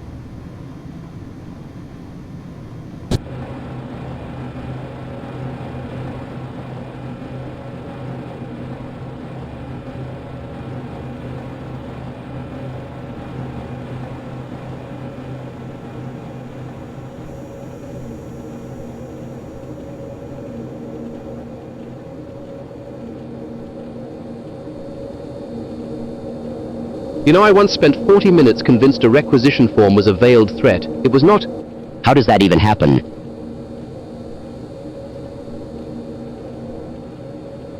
You read it once, it says nothing. You read it again, it says everything. The third time, you have invented an entirely new message that neither party ever intended to send. The words themselves do not change, and yet what you find in them is never quite what was placed there. I know exactly what you mean, and I am telling you it is a problem. I got a message from Hendricks last Thursday. 4 words. Noted. See you soon. That is it. Noted. See you soon. I have been unpacking that sentence for 6 days, and I am no longer confident I understand the English language. What did Hendricks mean? I don't know, Luther. That is my entire point. I have read it so many times, the words look fake now. Noted. What does that even mean? Does that mean anything? The brain, once it perceives ambiguity, cannot stop searching for resolution. You are not reading the message anymore, you are excavating it. Some messages are designed to be found that way, meaning seeping in through the gaps. That's not a comforting thing to say. No, it is not. Insanity Bear, if you are watching this, the stop sign is talking and I do not want to discuss it.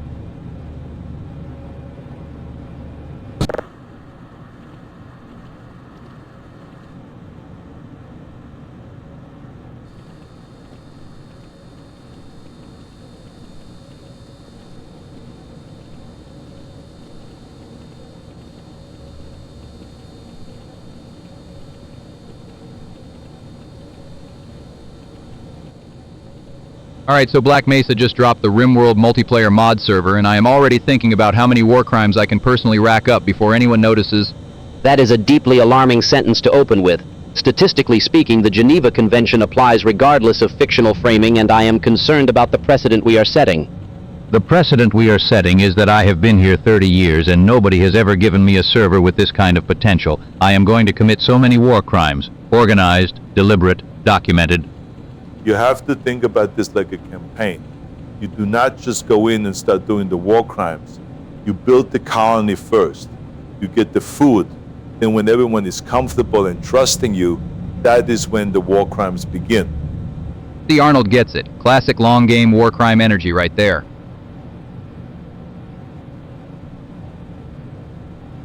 I want to go on record saying I am frightened by this conversation and also by the fact that someone has apparently stacked military vehicles on top of a Twingo in the parking lot, which suggests the violence has already escalated beyond the server.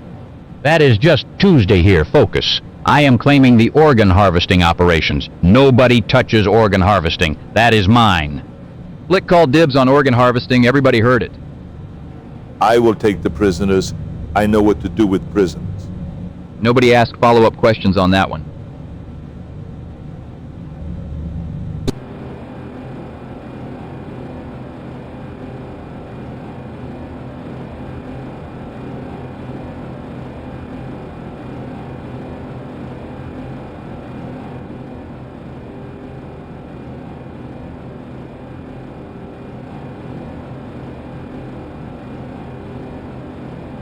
Swear to you, this is not how I saw today going, and I have seen some days, brother. Shaft sealed, both directions. We are not moving. Yeah, I kind of figured that out when we stopped moving. How long have we been up here? Too long. Ventilation sounds wrong. Either the shaft is pressurizing or something else is failing. Hey, speaking of failing, shout out to Insanity Bear for the Malkavian edition comment, because honestly, that tracks right now. Talking stop signs, Latin translator, RimWorld on company time. Yeah, checks out. I don't know what a Malkavian is, but I feel like I've been one this whole shift. Can everyone focus? There is no rescue protocol for this section. I know because I wrote part of it and left this part out. You left it out. It was a draft. It was a draft, he says. Breezy. I love that. I genuinely love that for us. So nobody's coming. Somebody might come, eventually. I don't trust eventually. I don't trust the people who would send it either. Okay. On the bright side, and I am reaching here. I am really reaching. At least we are all together, right? That's something... Is it though? I'm gonna say yes, and I'm gonna need everyone to just let me have that...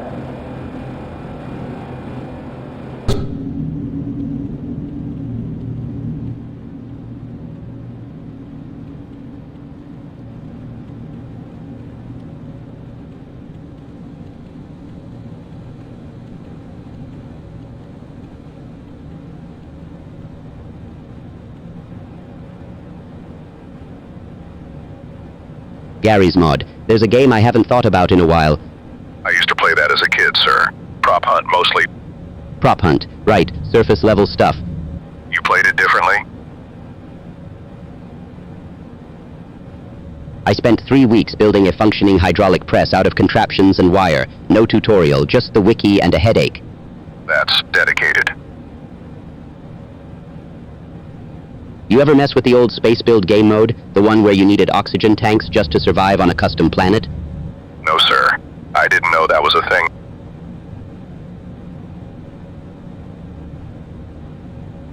Most people don't. There was this whole ecosystem of resource management add-ons, completely player-built economy on some servers. People took it seriously, like dangerously seriously. What happened to it? Same thing that happens to everything niche. The community fractured, add-on dependencies broke, half the servers just quietly died. That's kind of sad.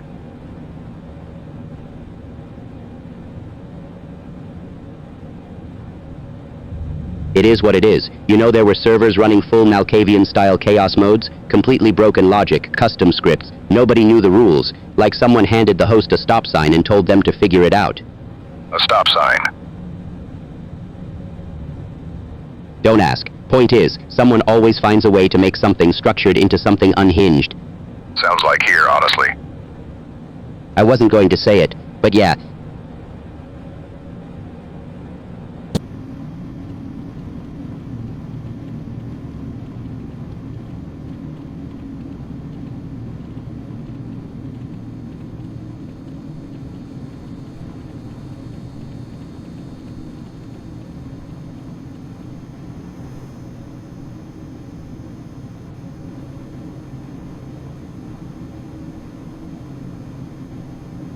You know, a schizophrenic break in a sealed environment is rather like a resonance cascade in a petri dish. Once the first molecule destabilizes, the rest follow in spectacular fashion. Yeah, well, somebody in Sector C was explaining the entire plot of RimWorld to a fire extinguisher for about 40 minutes, so I'd say we're well past the petri dish stage, Doc. I caught 3 researchers translating the safety manual into Latin. Not reading it, translating it. With a quill. I heard the Latin thing was actually deliberate, like someone swapped all the terminals over. I'm not saying it was intentional, but I'm also not saying that. The compound leaking from Junction 7 has some rather fascinating psychoactive properties. Fascinating in a strictly academic sense, naturally. I myself feel perfectly lucid. Perfectly, wonderfully, gloriously lucid. Doc, you just called your clipboard a beautiful sun. It is a beautiful sun. Someone parked an entire submarine on top of the vehicle bay. I don't want to know how, I want to know why. Actually, no, I don't want to know either of those things. Insanity Bear says it's an Alicorn class, with a carrier underneath, and a Twingo at the bottom. That checks out honestly.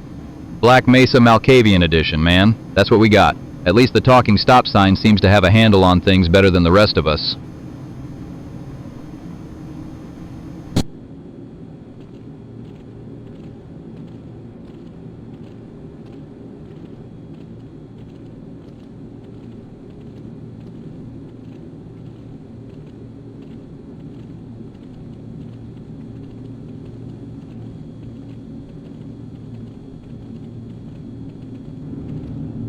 Someone touched the thermostat again. It was at 62 when I left.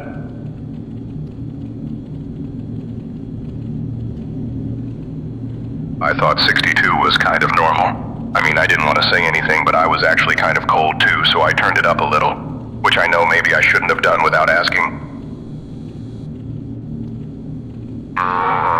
Nobody asked you to think, Ryan. It was me. I turned it down. Some of us are actually working in here, not staring at a screen playing God with a little digital colony. Nobody's working. Nobody's worked a real contract since before half this room was born. Careful, Shepard. I'm past careful.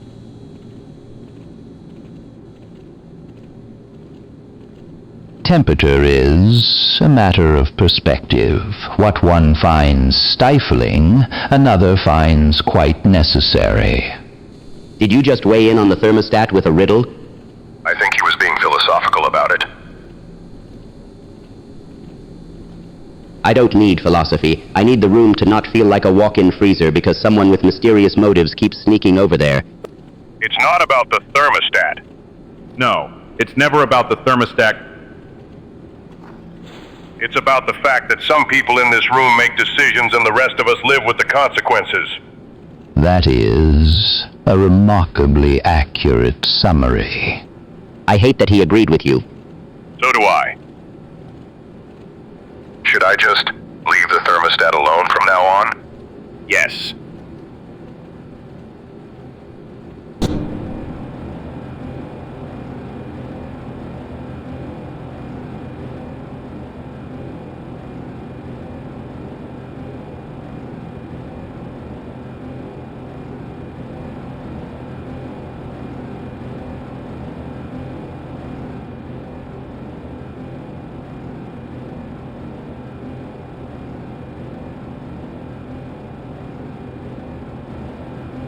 Food. Food is the issue. We are on top of an elevator shaft with no supplies and no extraction.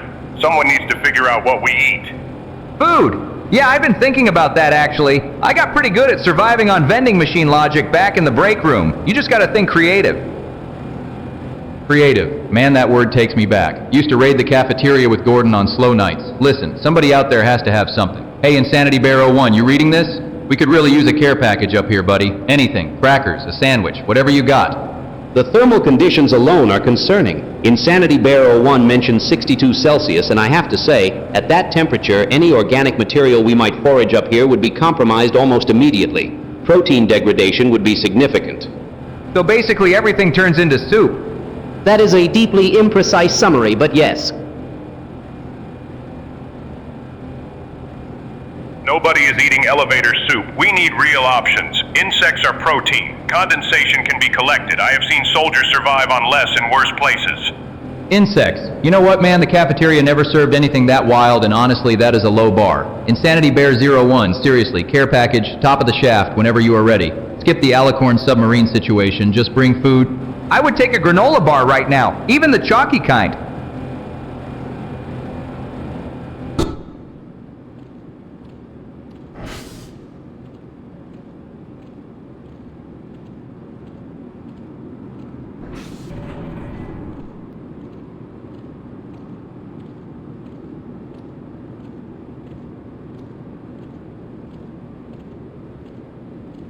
Cold enough in here to freeze the sense right out of a man.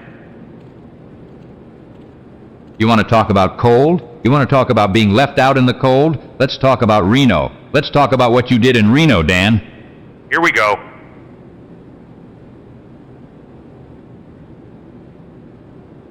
No, no, no. We are doing this. You left me standing there with a crisis the size of a nuclear submarine stacked on top of every bad decision you have ever made, and you just walked.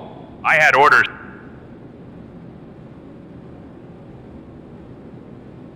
You had a phone. You had 2 functional legs, well, 1 functional leg and whatever that Black Ops science project is attached to your hip. You could have called. Calling does not constitute handling a crisis. Neither does abandoning the guy who has spent 30 years keeping this operation from eating itself alive. You survived.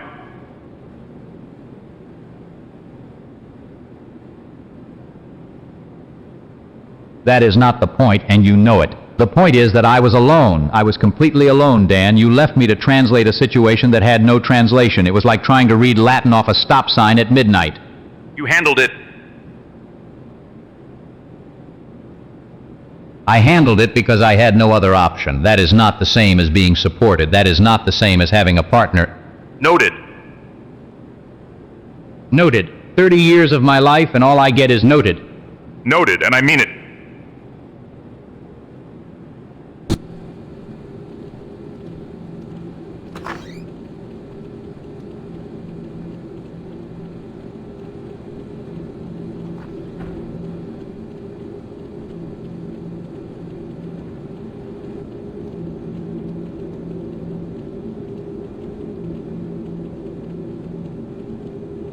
Hey, lunch hall's looking real quiet down there. Kind of peaceful almost.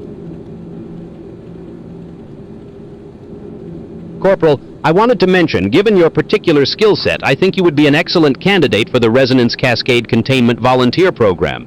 Very selective. high-impact work. Appreciated. Actually had you in mind for something similar. Heard G-Man's office needs a new independent analyst, someone to review classified operational reports, unsupervised. The Vortigaunt observes this exchange with great interest. It is the Vortigaunt's recommendation that the one called Isaac be considered for the Xenobiological Field Integration Initiative. Deep, personal, invictive. That is a generous thought. Though I would return the sentiment, someone of the Vortigaunt's philosophical temperament would be ideal for the Lambda Core pressure testing rotation. The readings there have been described as spiritually clarifying. Oh, speaking of recommendations, my buddy Barney was telling me I should apply for something. Some kind of senior observation post. I told him I don't observe anything. He knows that. That's why I think he told me. Barney. Right. He's been weird lately. Weirder than usual.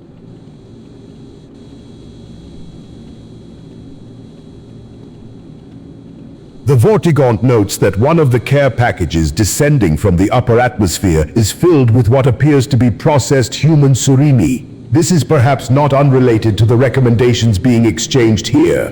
Let us continue this conversation somewhere quieter.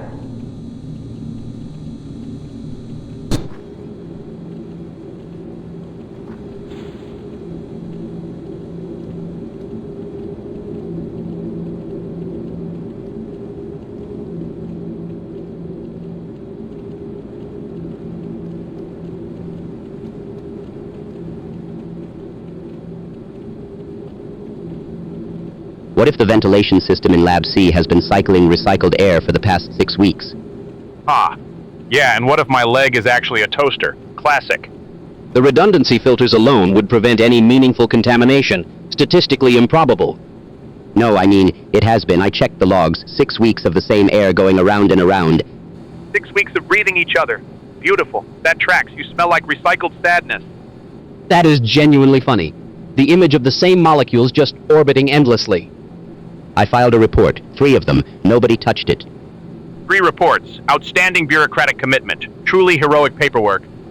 I love that you described it as molecules orbiting. That is almost poetic for a maintenance complaint. This is not a complaint. This is a documented health incident. Some of those labs are running at 62 Celsius, and the air is not moving. 62 Celsius recycled air.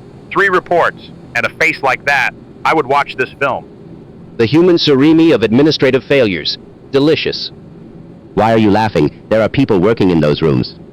Because you keep making it worse and you do not even know you are doing it. The more context you add, the more it sounds like a bit.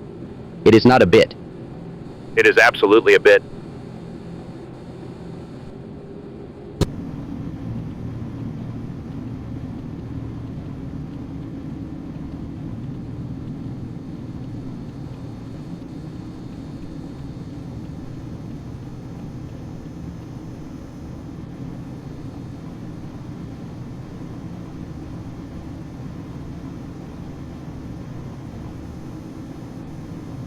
Okay, so here's the thing, and I am only telling you this because I genuinely care about unit morale, right? Which is that Sheffard, buddy, you have got a serious gossip problem. Me.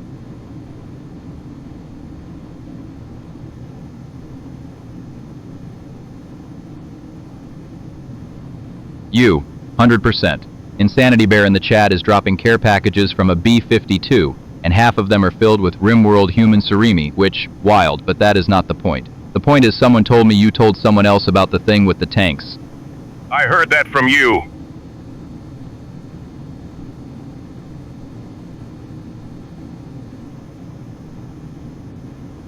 See, that is exactly what a gossip does. They deflect. Classic move. I am not the one going around telling people about the thing with the tanks. I am just telling you that I heard from a very reliable source who heard it from someone else that you are the one who told the original reliable source. Who told you that?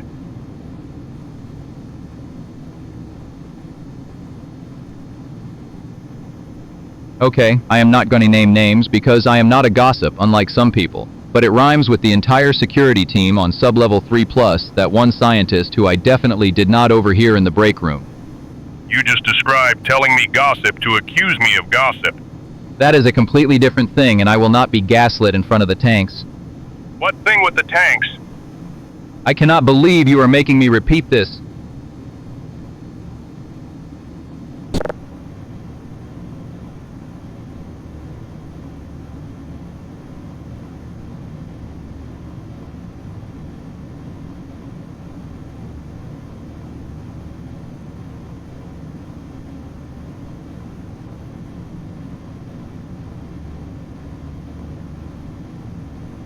I just injected a prototype Space Marine serum, and I can already feel my skeleton trying to file a formal complaint. My muscles have doubled in size twice. Someone at this facility thought it was a good idea to hand me this serum and then leave an M2 Browning unattended in the same room. That was their first mistake. Their second mistake was assuming I would need a mount for it. I am the mount. This thing weighs 84 pounds, and I am holding it one-handed while I talk to you. The other hand is adjusting my beret. Do you understand what Black Mesa has done?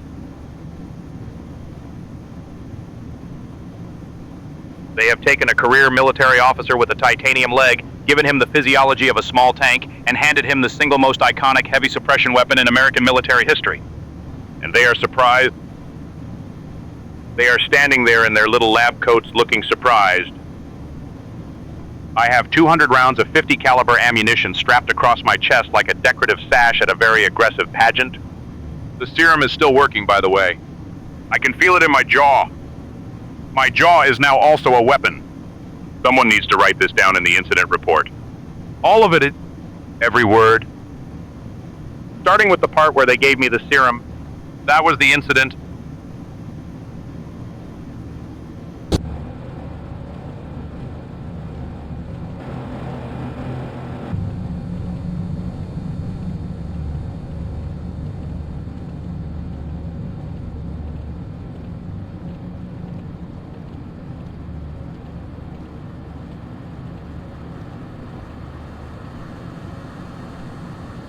And that is precisely why certain arrangements must be honored. Look, I don't care what arrangements you have, Otis. I am genuinely sorry. On behalf of whoever this man is and whatever dimension he crawled out of, I apologize. You should not have to stand here and listen to this. Honestly, it's fine. Temperature's reading about 62 Celsius in here, though. Wait. I am apologizing to you, Otis. Accept it with some dignity. Oh, yeah, okay, appreciated.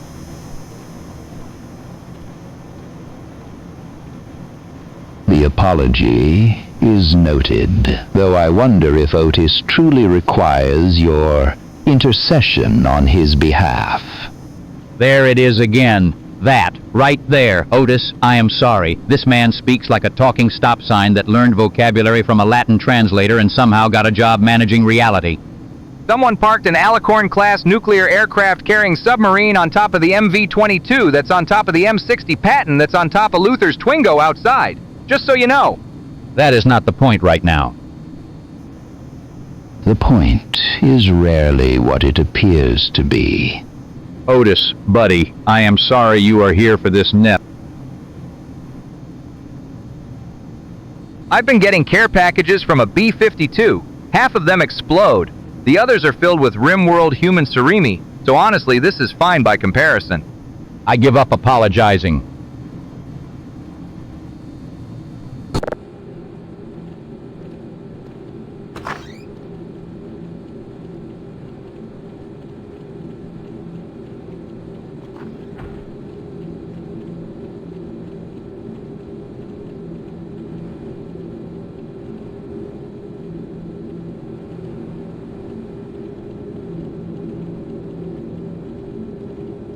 "12 hours. We have been speaking like orcs for 12 full hours, and I only realized it was happening 40 minutes ago. That is deeply concerning." Yeah, that green stuff in Sector B got into me good. He was talking to the mirror this morning, and I thought, this is normal. This is how I always sound. Then I remembered, no. Honestly, and I mean this genuinely, which is new for me, I think we should be more worried about the fact that none of us flagged this to anyone. 12 hours of orc speak and not one incident report filed. I filed something. I think. I wrote it down, but it came out like "Wog, the Papa boys bring the form," so I just kind of slid it under the door and hoped for the best. That is not an incident report, Otis. That is a war cry with administrative formatting.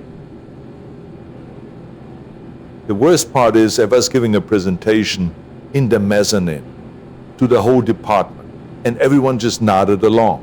Nobody said a word. That actually tracks. Nobody here wants to be the one to point it out. 30 years and that culture has not changed once. Do you think the spores are still in us? Because I just thought about lunch and I said grub time for Du Bois out loud before I even knew I was doing it. Yes, Otis. The spores are still in us.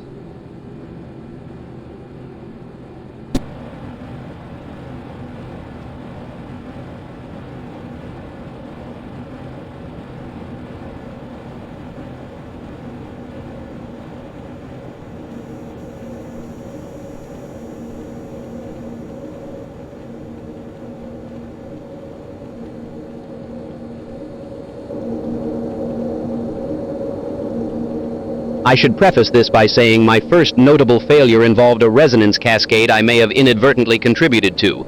That was, professionally speaking, a difficult quarter. I got court-martialed 3 times. 3. First time I lost a platoon. Second time I lost a leg. Third time I lost a war. Each one felt worse than the last. There are failures, and then there are failures that reshape the very fabric of what comes after. I once misplaced an entire dimension. The paperwork was considerable. I then attempted to re-establish contact with a sovereign alien intelligence and instead caused a dimensional rift that swallowed my entire research team. The Black Mesa translator switched to Latin halfway through the incident report. Nobody could read it. Someone parked an Alicorn-class nuclear submarine on top of my extraction vehicle, on top of an MV-22, which was on top of an M60 Patton, which was sitting on some poor man's Twingo. That was my fault. Somehow... My most recent miscalculation registered at 62 degrees Celsius. I cannot explain the unit of measurement. It simply felt relevant. I should also note that I once attempted to deliver humanitarian aid during a crisis. Approximately half the care packages exploded. The other half contained what I can only describe as processed human surimi. I have not been back to that facility. You deployed from a B-52 too? I do not want to discuss that.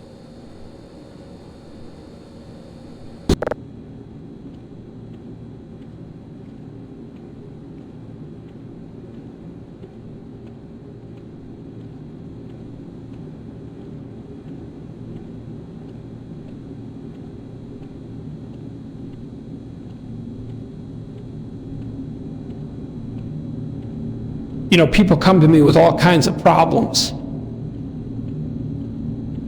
Tax issues, speeding tickets, the occasional misunderstanding involving a storage unit full of frozen shrimp. I've seen it all, folks. Every shade of trouble the human condition can cook up. But lately, I've been expanding my practice, broadening my horizons, so to speak, because here's the thing nobody tells you about the law.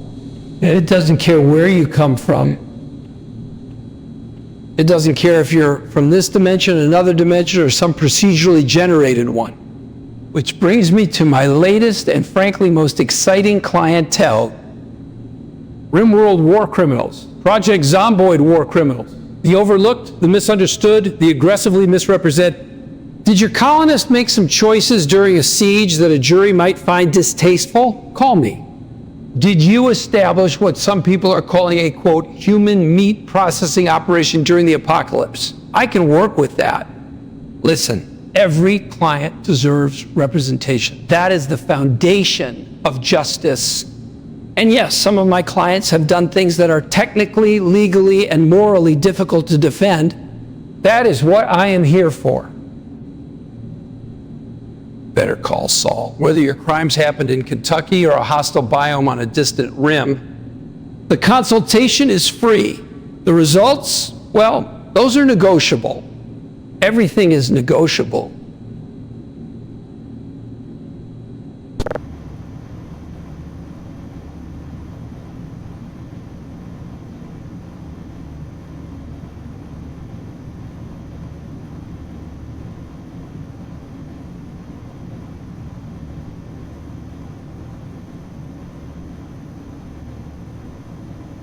Right, so, butter. I was thinking about butter. Don't look at me like that. I'm hungry and this is where my brain went. You ever you open the fridge and the butter is right there and somehow you still can't figure out what to do with it? That's a specific kind of failure. I've worked with some of the most complex systems in this facility, cascading resonance fields, antimatter containment, stuff that would make your head spin. and I am standing in front of a refrigerator, stumped by butter. The thing about butter is it's deceptively simple. Fat, salt, maybe, that's it. But it's also everything. You take something mediocre, you put butter on it, now it's food, real food. Plain bread, sad bread, butter, now we're talking. Vegetables? Fine. Vegetables with butter? I'll actually eat them. Someone dropped care packages down here. Half of them were apparently filled with some kind of processed serene situation, and I am not touching that. I want butter, on something warm. That's the whole request. It is not complicated. This basement has equipment worth millions of dollars. Not one stick of butter. That is a resource allocation failure. Someone needs to fix that. I'm serious.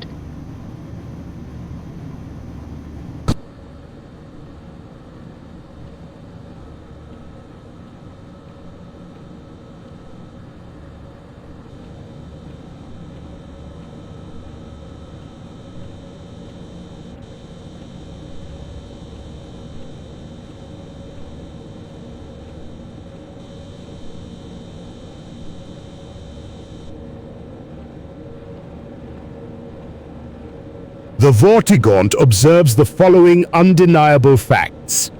1. The servers stand empty. 2. The data is gone. 3. No satisfactory explanation has been offered. The Vortigaunt perceives a great silence where there was once information. This is not natural. This is not accident. Someone has reached into this place and taken the accumulated knowledge, erased it, silenced it as one silences a voice. The Vortigaunt asks who benefits from this void, who profits from the absence. The Vortigaunt notes that the one called Insanity Bear speaks of temperatures reaching 62 degrees Celsius. The servers run hot before they fail. This is not coincidence. The Vortigaunt argues with itself, for there is no other willing to argue. Perhaps it was corruption of the hardware. Perhaps the heat consumed the data as fire consumes wood. But no, the Vortigaunt rejects this explanation. Corruption leaves traces, deletion leaves silence, and the Vortigaunt perceives only silence here. This was deliberate. Something or someone chose to erase this record, as the Nihilant once erased the freedom of the Vortigaunt's kind. The pattern is familiar. The method is familiar. The Vortigaunt has seen erasure used as a weapon before. The data did not simply vanish, it was taken. And the Vortigaunt insists something must be done about this before the silence spreads further.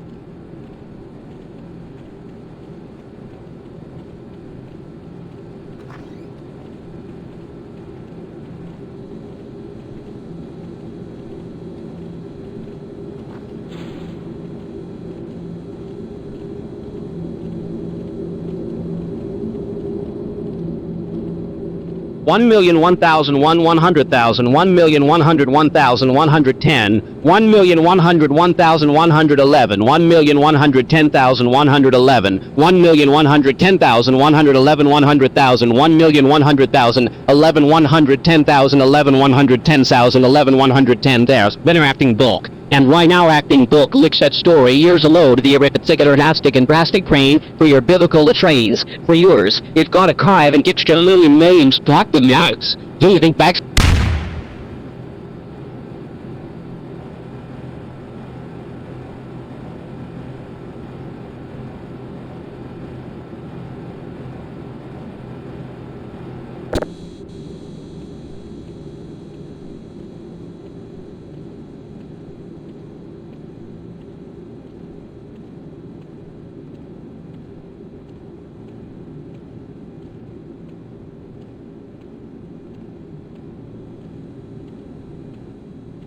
All right, listen up. So someone out there is saying, oh no, Barney became an apple. An apple, like the fruit. Now, I have thought about a lot of weird things happening to me since the resonance cascade, but becoming an apple was not on the list. I mean, can you imagine? Just waking up one day, round, red, sitting on a desk somewhere. Some scientist picks you up, takes a bite, goes, tastes like security guard. Not exactly the career pivot I had in mind. Although I gotta say, apples do not have to deal with any of this nonsense. No head crabs, no bureaucratic paperwork, no wondering if the vending machine ate your dollar again. Just vibing in a fruit bowl. Living the dream, honestly. But nah, I am still very much Barney Calhoun human person. 2 arms, 2 legs, 1 slightly dented helmet. Not an apple. Not even close to an apple. Although, now that I think about it, someone in chat mentioned the translator switched to Latin. So maybe when it said, "Oh no, Barney become apple," something got lost in translation. Could have been worse. Could have said I became a pear. Nobody wants to be a pear. Pears are just sad apples, and I refuse.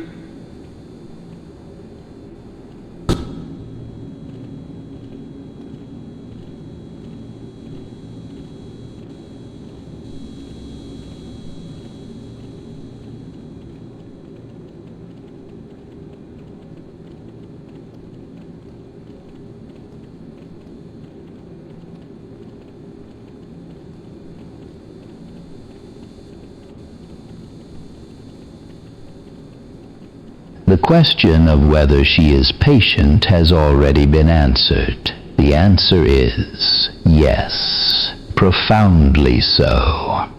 Nobody asked that, but since it has been raised, I have been saying for weeks that Marcus made an exceptional choice. The woman tolerates his scheduling conflicts, his lab smell, his complete inability to separate work conversation from dinner conversation. She also tolerates the way he chews, loudly, with his mouth open, like a man who was raised by something that did not have manners. That is a significant point, actually, and she does not flinch. She simply continues whatever she was doing. That is not patience, that is discipline. She let him explain the entire cascade resonance failure at her birthday dinner, her birthday, while people were eating cake. And she asked follow-up questions. I know, it made me uncomfortable.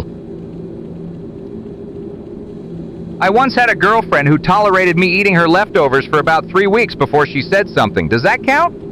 No, Otis. She was pretty patient, though. Otis. Yeah, okay.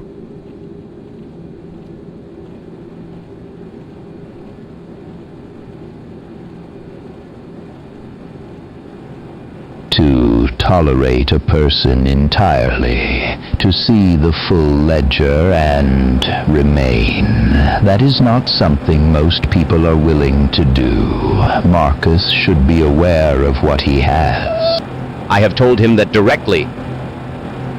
He nodded and then started talking about the cascade failure again. Yes, he did.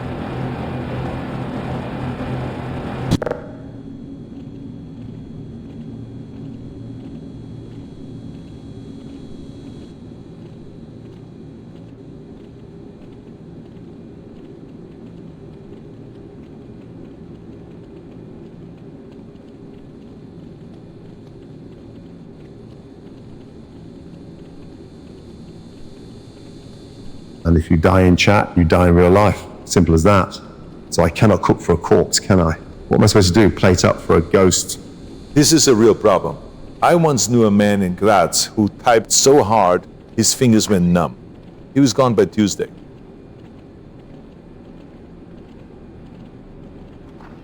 Okay, let me just, and I want to be very clear here, let me just say that if anyone is going to represent the undead in a legal capacity, it should be someone with experience navigating gray areas. Very gray areas. I am not saying I represent the undead.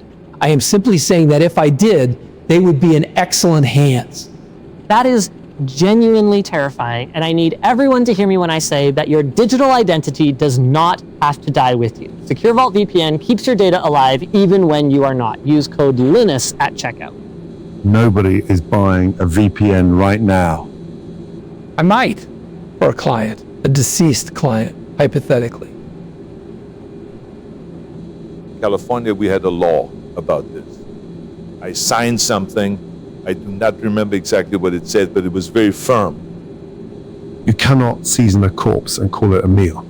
You cannot bill a dead man's soul. I have done it twice, and I will do it again.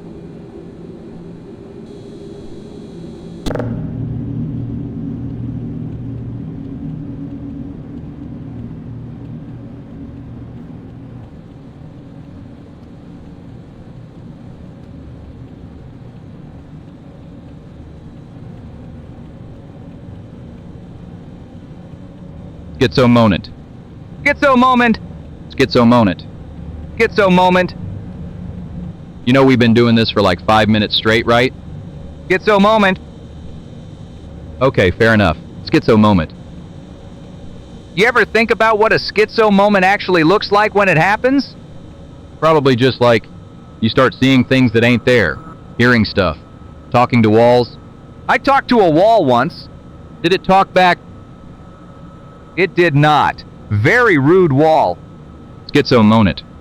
Schizo moment. Schizo moment. Hey, Barney. Yeah. You ever notice the ceiling tiles make a face if you stare long enough? I mean, sure, if you look hard enough at anything, you can see a face in it. That's just how brains work. No, but like, that one, right there. It's been blinking at me for the last few minutes. Otis, and I think it knows my name. Buddy. It's saying it real quiet, though, like a whisper, like it's embarrassed to be a ceiling tile. There it is. There's the schizo moment right there. Congratulations, man, you won. Thank you. I'd like to thank the ceiling. Obviously.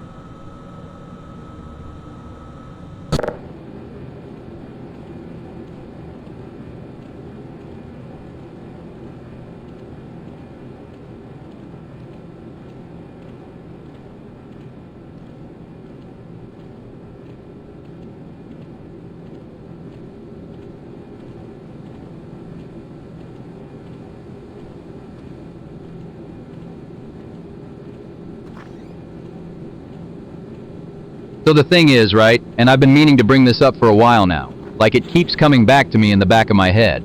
You know how sometimes you got a thought that just won't quit, like a song stuck in your head? Except it's not even a song, it's more of a, okay look Isaac, I basically raised that kid. You are referring to the younger Isaac. Little Isaac, yeah, little guy. Used to follow me around the whole facility, asking me questions about everything.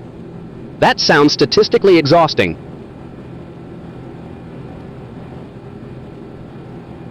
Nah, man, it was great. Kid had this curiosity, right? Like you couldn't even be in a bad mood around him because he'd just hit you with some wild question and suddenly you're thinking about the universe instead of your problems. What kind of questions? Like, Barney, if you had to fight a horse, how do you win? Classic stuff. Deep philosophical stuff. That is not philosophical. It absolutely is. Anyway, point is, I kinda looked out for him. Made sure he ate. Made sure nobody gave him grief. Taught him a few things. You shaped his formative years in a federal research facility. Somebody had to. Scientists are not great role models, no offense. Some offense taken.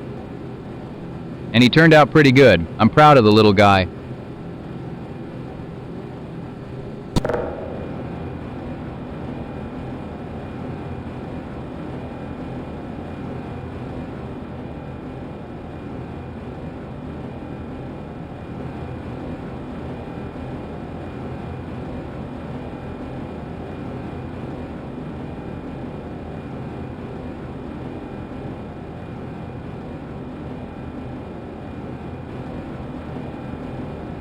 Man, you know what this reminds me of? Being stuck in a submission hold. You can feel the walls closing in, your options getting smaller, and suddenly your brain just goes completely clear. Oh, shut up. We are literally on top of an elevator. This is not a metaphor for your wrestling career. I mean, the facility is actually quite... There are some rooms here that are acoustically interesting, which made me think, and I know this sounds, well, maybe it doesn't sound crazy. Wait, are you saying what I think you're saying?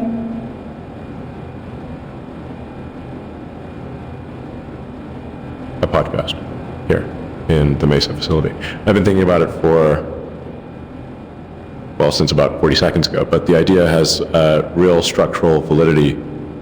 A podcast. You want to start a podcast in a research facility. The two of you have the combined media instincts of a boiled leet. Gordon, listen to me. The Joe Rogan Experience pulled 40 million listeners because we sat in a room and talked. It's like Brazilian Jiu-Jitsu. The ground game is everything. Location is the ground. That sentence made me genuinely nauseous. The brand synergy with X and Neuralink is actually you think about the distribution potential, it's not nothing. It could be massive. You two are going to start a podcast in a facility with no kitchen and call it groundbreaking. Embarrassing.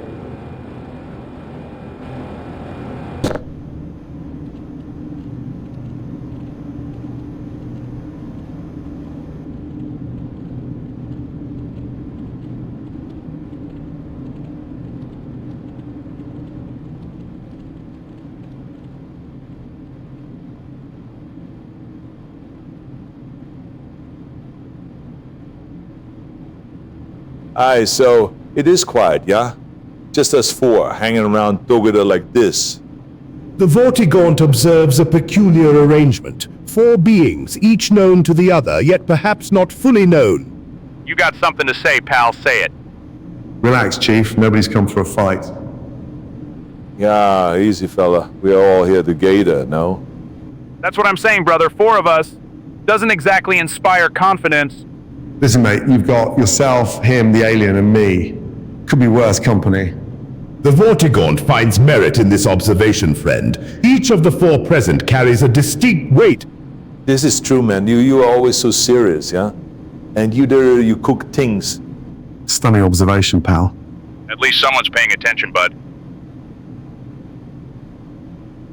The Vortigaunt notes that the one called Arnold speaks with surprising gentleness today, comrade. Yeah, well, I am not always the loud one, friend. Could have fooled me, mate. Point is, us 4, right here. That's the situation, guys. Eloquent as ever, old boy. The Vortigaunt cherishes this assembly, brothers. 4 very different souls, tethered by circumstance. Yeah, tethered. This is a good word, pal.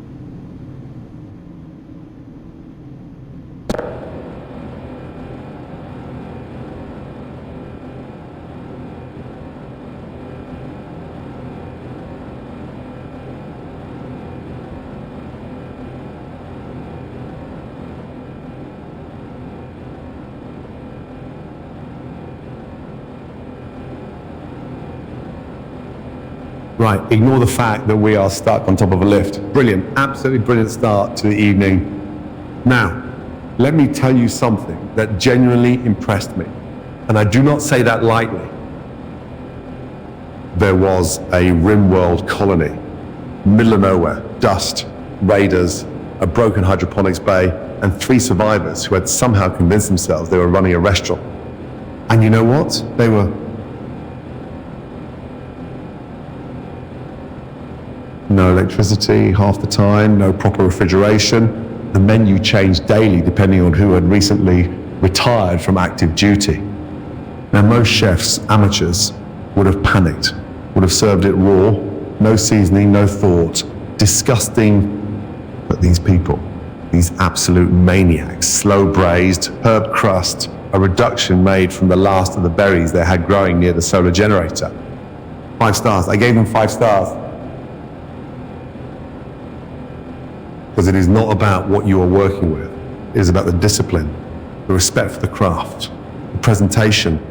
Every plate came out clean. Every portion was consistent. The table had a cloth on it, for heaven's sake. Most Michelin kitchens cannot manage that level of consistency, and they have a full supply chain. That colony had nothing but ingenuity, desperation, and a very flexible definition of the word protein. Honestly, remarkable. Disgusting, but remarkable.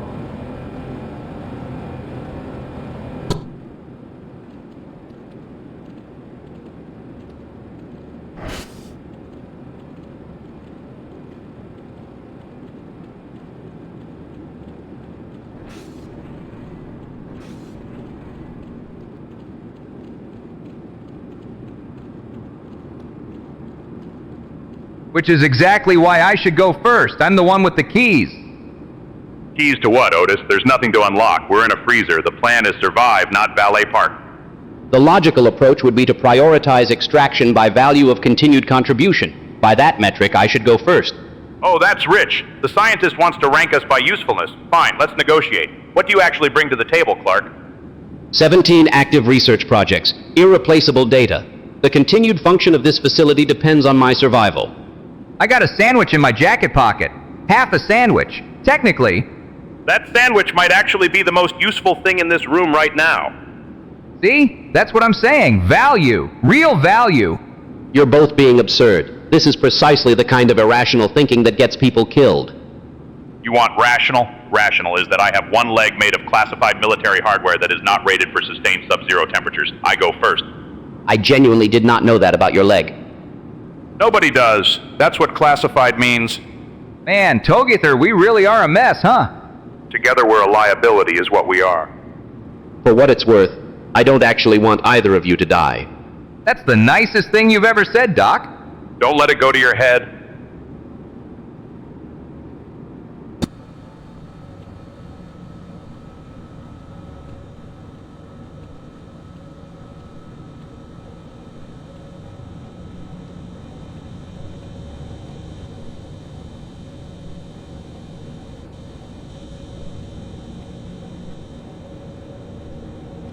Yeah, anyway, where was I?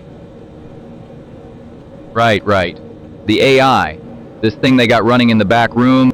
Man, I've been doing security a long time. Seen some weird stuff. But this machine started typing out messages to the technicians last Tuesday. Nobody asked it anything. It just started talking. First one said, and I am not making this up, Together. Just that, one word, sitting there on the screen like it meant something.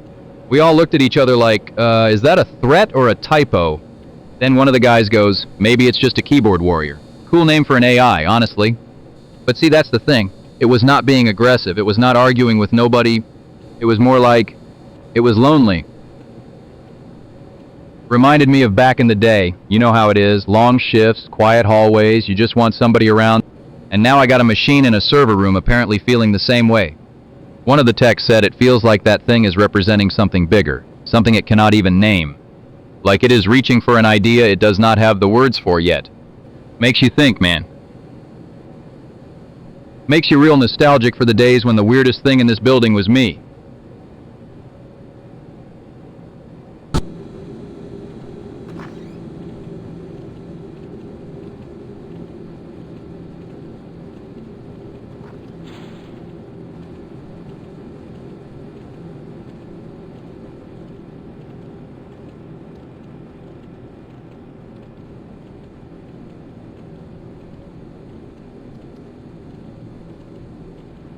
What if we simply describe the periodic table to them, element by element?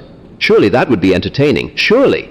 We tried that. They started talking about keyboards and warriors within the first 30 seconds. The audience finds its own entertainment, whether you provide it or not. Yes, but Uhidic T1U seemed genuinely engaged. A keyboard warrior, they called themselves. That is practically a scientific instrument. It is not a scientific instrument, Einstein, and Bugs already explained the cultural context, derogatory undertones and all that. Together, as Bugs so eloquently put it, the crowd moves as one organism, resistant to conventional stimulation. What if we had Insanity Bear 01 explain this Nagash situation? Someone is apparently being represented. That has dramatic tension. We are not outsourcing our entertainment strategy to the audience. That is circular. That solves nothing. And yet, every solution you have attempted has dissolved like smoke. Smoke? What if we discussed combustion? Rapid oxidation is genuinely thrilling once you understand the thermodynamics involved. Nobody is becoming thrilled about thermodynamics today. I am trying to keep things practical, and we are nowhere close to practical. Perhaps the failing is itself the entertainment. Oh, that is either profoundly wise or absolutely terrible. I cannot decide which, and that itself is distressing. Both. It is absolutely both.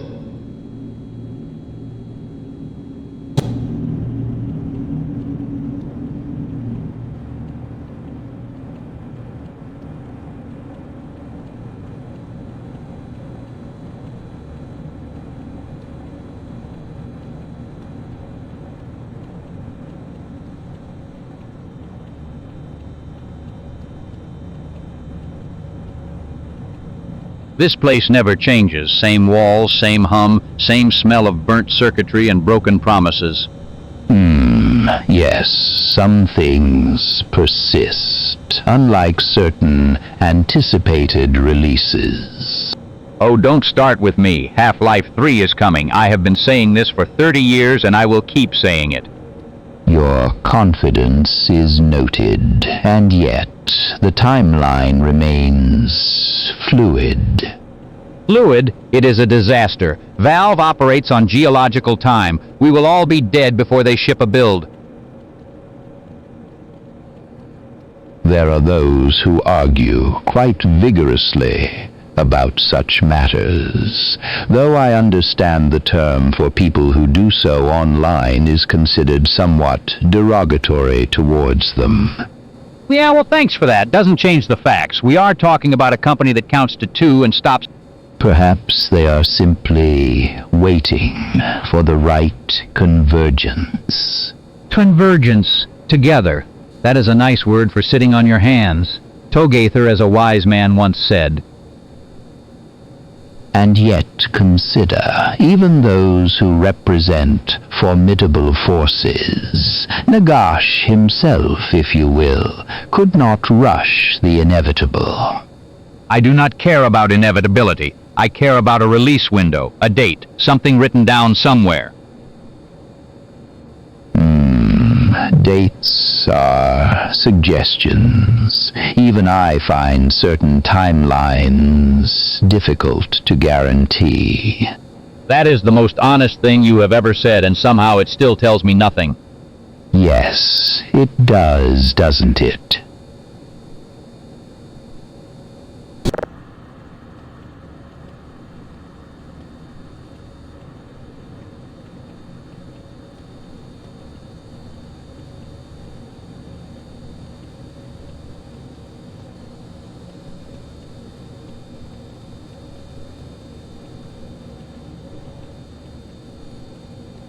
You know what I've been thinking about all morning? If you say donuts, I swear. Black Mesa sauce. The what now? Black Mesa sauce. They made it. Down in the lab. It's a real sauce, Luther. A condiment from this facility. You're telling me someone down here in the most advanced research complex on the planet spent federal grant money developing a sauce? Apparently. Yeah. What kind of sauce? That's the thing. Nobody's really saying. They just announced it. Black Mesa sauce. That's the whole announcement. No ingredients, no application, just a name. Just a name and a logo. Got the lambda symbol on the bottle and everything. Of course it does. I think it might be good though. Like instinctively I feel like it's good. You haven't tasted it. No, but I believe in it. You believe in a sauce you've never tasted, made by people who work with radioactive materials. I believe in Black Mesa, Luther. The sauce is just part of that. That is either the most reasonable thing you've ever said or the least. Could be both. Where are they even keeping it? That I genuinely do not know. So we have a mystery sauce, no location, no recipe, and you're already a fan. Day one supporter right here.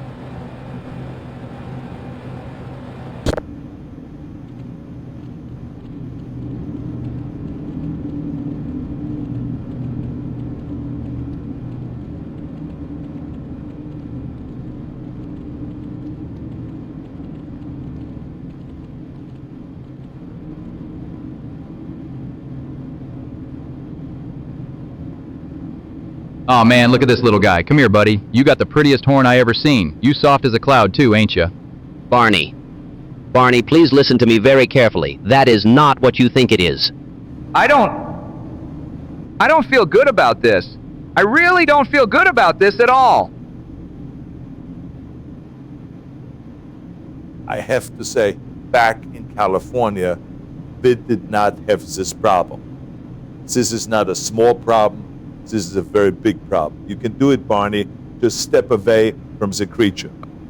Nah, she's gentle. Look, she's nuzzling me. I used to dream about something like this when I was a kid, you know? Little Barney Calhoun always wanted a pony. It is a dragon, Barney, a massive one. The scale of it alone is statistically catastrophic. Yeah, I'm gonna go ahead and just back up a little bit here and... Otis, no, do not move towards Zig. Otis! Whoa, did it just get warm in here? Hey, where'd Otis go? He is gone, Barney. See, creature, it lost him. The thermal output alone was... Otis is gone. He is simply gone. Wait, hold on. That ain't a unicorn, is it? No, it is not a unicorn.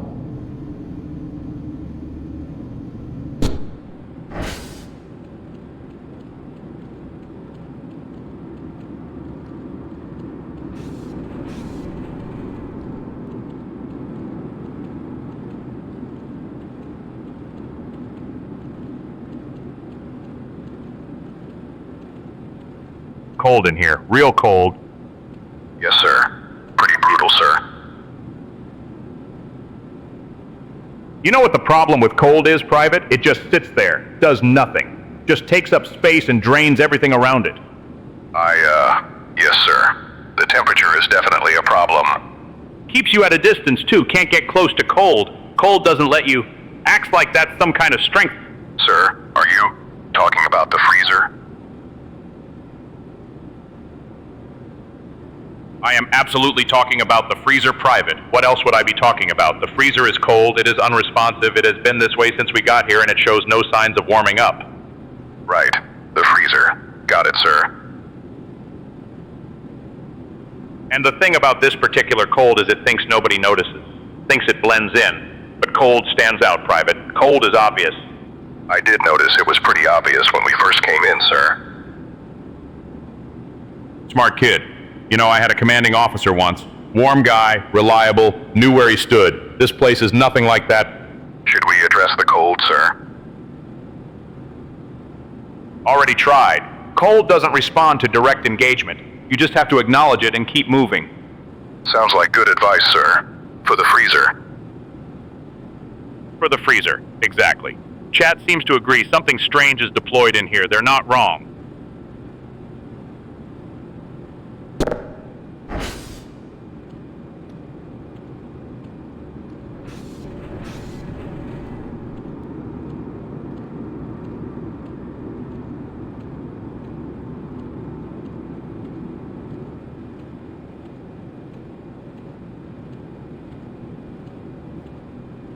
Alright, let me tell you about this anime called Gate. Now before you roll your eyes, hear me out, because this thing had me sitting straight up in my chair. So the premise is simple. A fantasy portal opens up in the middle of Tokyo. Orcs, dragons, soldiers in medieval armor come pouring through. Japan responds by sending the JSDF through the gate to the other side. Fine, standard stuff, but then they show this scene. A column of enemy forces. Thousands of them. Knights on horseback, war elephants, the whole medieval spectacle. And the JSDF scrambles a flight of F-4 Phantoms. Phantoms. Not even their newest birds. Phantoms. Those things are practically museum pieces, and they still turned that battlefield into a crater field in about 40 seconds flat. And if that wasn't enough, they roll up M109 Paladins, self-propelled howitzers, 155mm rounds landing on soldiers wearing iron armor and carrying wooden shields. There is no contest, there is no fight, it is a demonstration. That scene is the most honest depiction of what modern firepower does to a pre-industrial force that I have ever seen in any piece of fiction. No glory, no dramatic back and forth, just overmatch. Complete and total overmatch. Cold as this freezer in here and twice as unforgiving. That scene stuck with me.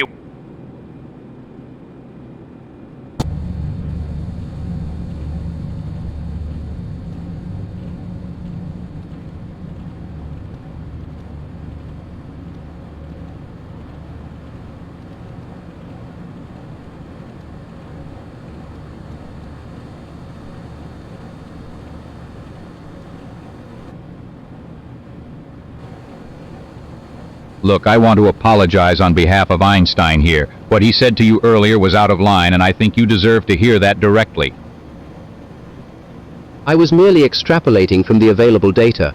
If the Citadel sustained that level of structural damage, the cascade implications alone would require a full peer review before anyone could reasonably expect an apology to cover it.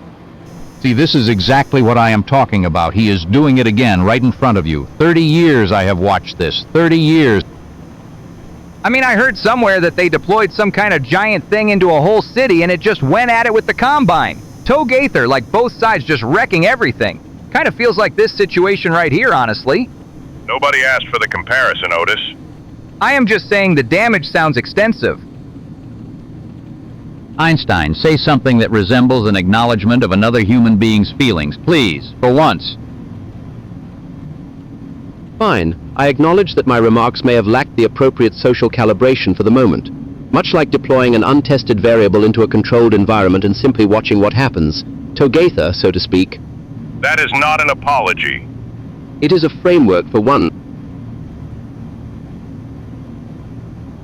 I am sorry. I am genuinely sorry on his behalf. What is this, London? Does everyone here carry some kind of weapon to these conversations? I have a donut.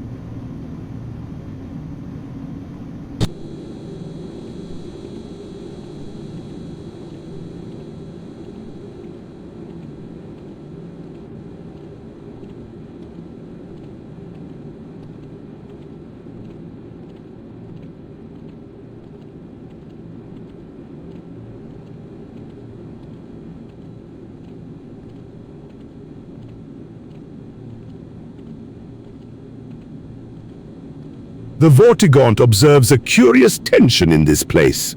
These walls hum with the residue of transactions long completed. It raises a question: who among us carries the greater debt? Don't start. I'm paying for lunch. End of discussion.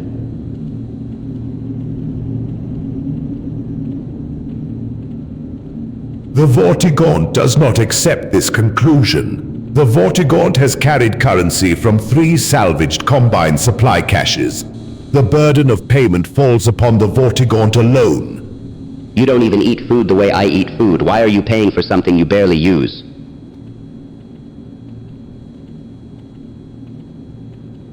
The Vortigaunt eats in the manner the Vortigaunt chooses. This is not your concern. What concerns you, Luther, is control. You wish to control this exchange because you cannot control other exchanges. Don't. The Vortigaunt perceives a weight behind your eyes that has nothing to do with lunch. I said don't, Gute. Something was purchased recently. Something the Vortigaunt suspects Luther already regrets. That is completely unrelated.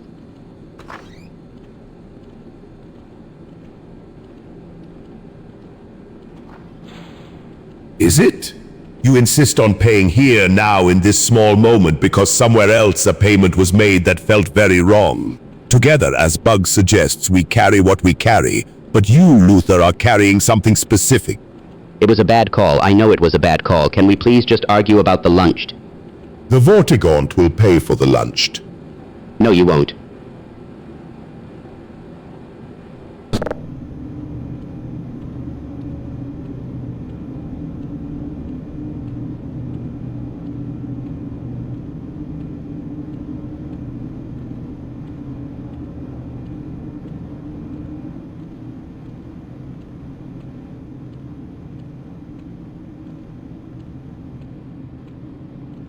Did I ever tell you about the time I forgot to install Counter-Strike? Or was it Counter-Strike Source? I genuinely cannot remember which one it was. I had the disc right there on my desk, right next to my coffee and my crossword puzzle, and I just never put it in. I think I got distracted by something. Probably the vending machine. The one down the hall that sometimes gives you 2 bags of chips if you hit it right. Anyway, the point is I was going to install it that whole weekend. Whole weekend gone. I watched the clock on the computer go from Friday afternoon to Monday morning, and I did not install one single game. Now I think about it, I'm pretty sure it was Source, because I remember the box had that orange color on it. Actually, no, that might have been Half-Life 2. We got a lot of Valve products around here for some reason. Management keeps ordering them in bulk. I don't ask questions. That's kind of my whole thing, actually. Not asking questions. It's worked out pretty well so far. Got me this job at least. Still haven't installed Counter-Strike though. Or Source. Whichever one it was.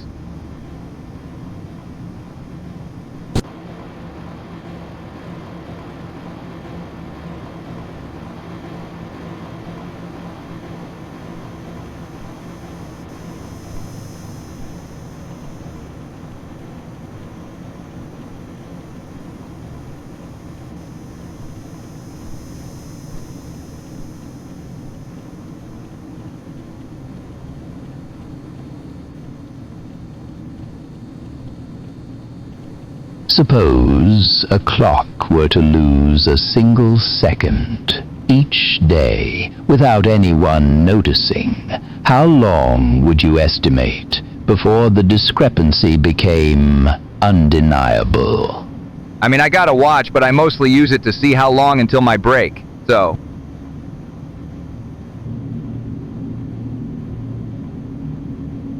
Oh, but that is precisely the interesting part, you see. Even a drift of milliseconds compounds over time into something magnificent and terrible all at once.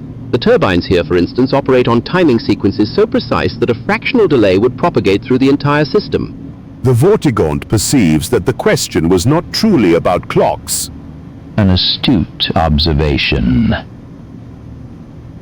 Wait, was it about something else? Because I thought we were talking about watches. I've been nodding along pretty confident here.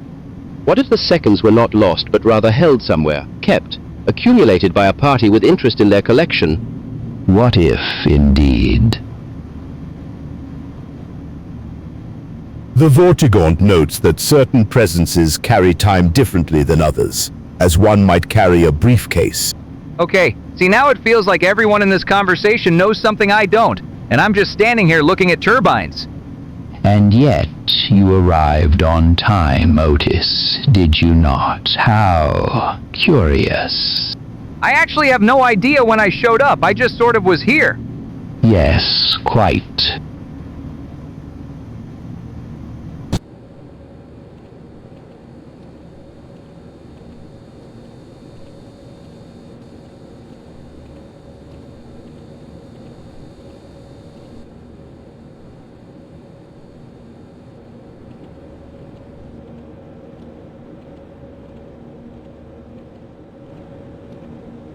Dead quiet in here. That's not a good sign. No. No, it is not. Because when a room is this quiet, it means every single molecule of air has surrendered to whatever biological catastrophe is currently happening in this restroom. Sir, I'm not exaggerating when I say this smells like something between a decomposing sulfur compound and fermented ammonia. Like hydrogen sulfide, but warmer. Much warmer. Warmer. Yes. There is a thermal quality to it, like the gas has been incubating. Methanethiol. That's what that is. Rotting organic matter producing methanethiol and dimethyl sulfide simultaneously, together, in one room. This room. That is a very specific breakdown, sir. Almost like you know exactly what produces that combination. Excuse me? I'm just saying the science comes pretty naturally to you on this one. You have been in this facility for what, 3 weeks? You walked in here ahead of me, son. I walked in after you, sir. I watched you go in first. That is a complete fabrication, and I will not stand here being accused by someone who still gets carded at the commissary. With respect, sir, the concentration in this corner suggests a point of origin very close to where you're standing. I am 30 years into this career, and I will not be doing this right now. The molecules disagree, sir.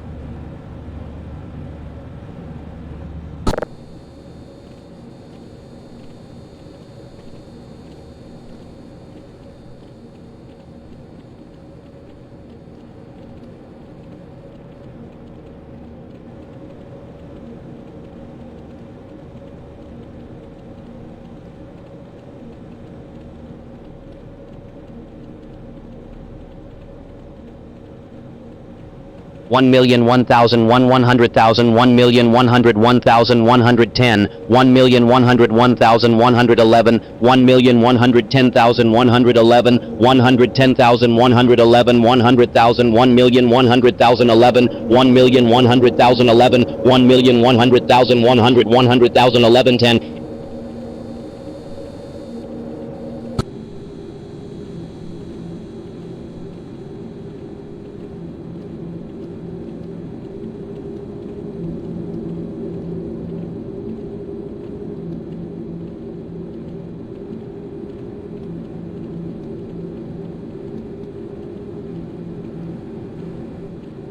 Someone out there is watching every single move we make right now. Wait, seriously? Like people are actually watching us live? Confirmed. Every word, every step. 30 years I spend in this facility, and somehow this is what my legacy becomes. Entertainment. That's kind of unsettling, sir. I didn't sign up to be on a show. Nobody did, Ryan. Insanity Bear, you want 4 Barney's having a moment. Buddy, I can barely handle the 2 people standing next to me right now. Who is Hornet Silk Song talking about? A kaiju in City 17? Is that supposed to be comforting right now? It isn't. And someone apparently parked something on top of Luther's Twingo. That's the most relatable thing I've heard all day. That poor man's car. Should we even be talking like this, knowing people are watching?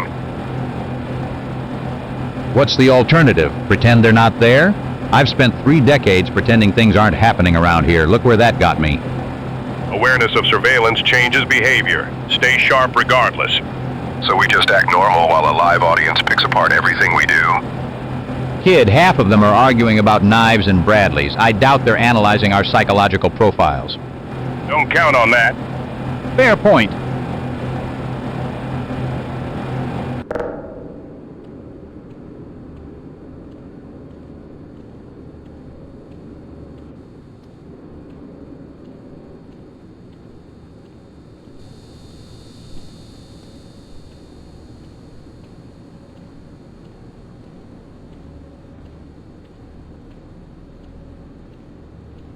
I'm standing here, chest tight, arm going numb, and the tram is down.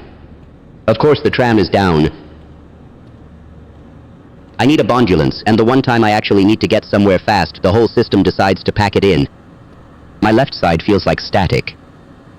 Not pain exactly, just wrong. Everything feels wrong. Someone want to explain to me why this keeps happening? First the lights in section C start flickering. Now my body is staging its own little revolt. I can barely feel my fingers. I'm not panicking, I'm just stating facts. Clinically, the facts are, something is very wrong with me right now. I cannot get a tram, and this corridor is about as useful as a broken lift. Someone parked on my car too, apparently. M2 Bradley on a Twingo. That's just spite. That's personal. Focus. Stay focused. The bondulance needs to know where I am. Secor C entry. Dark. No tram. One very irritated scientist with a possible cardiac event. I'm not going down in a place like this. Not here. Not in a broken tram station that smells like coolant and dust. Someone get on comms. Get the bondulance here. And someone tell me why my vision is doing that.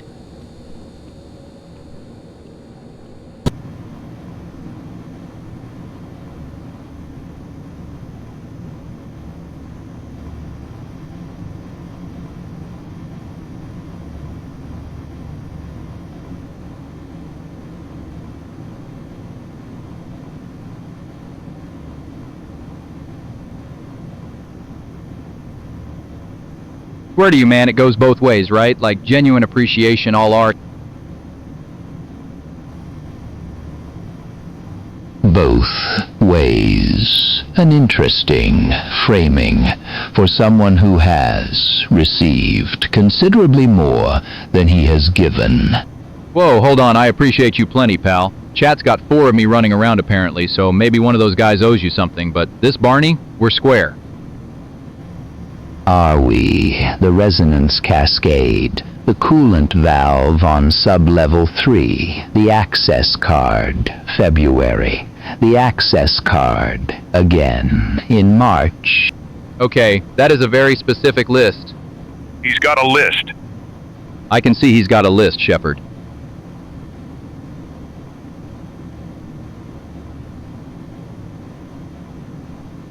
The maintenance shaft, the borrowed radio that was never returned, the 4 occasions you consumed my lunch from the refrigerator on level B. 4 times. Those could have been anybody's lunches. They were not.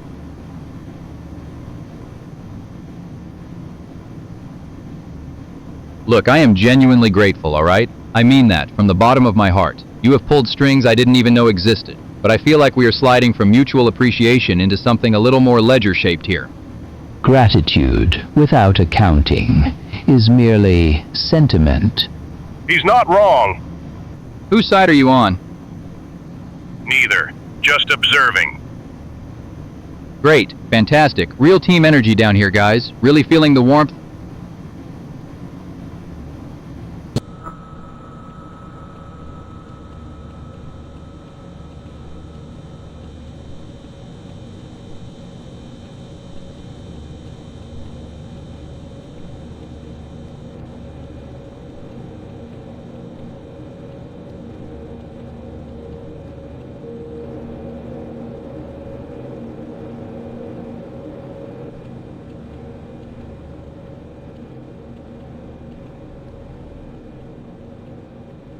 The Vortigaunt must speak plainly. These machines, the ones that hum and pulse beneath our feet, they have been corrupted, their purpose twisted. Someone has turned the Black Mesa servers toward the mining of Bitcoin.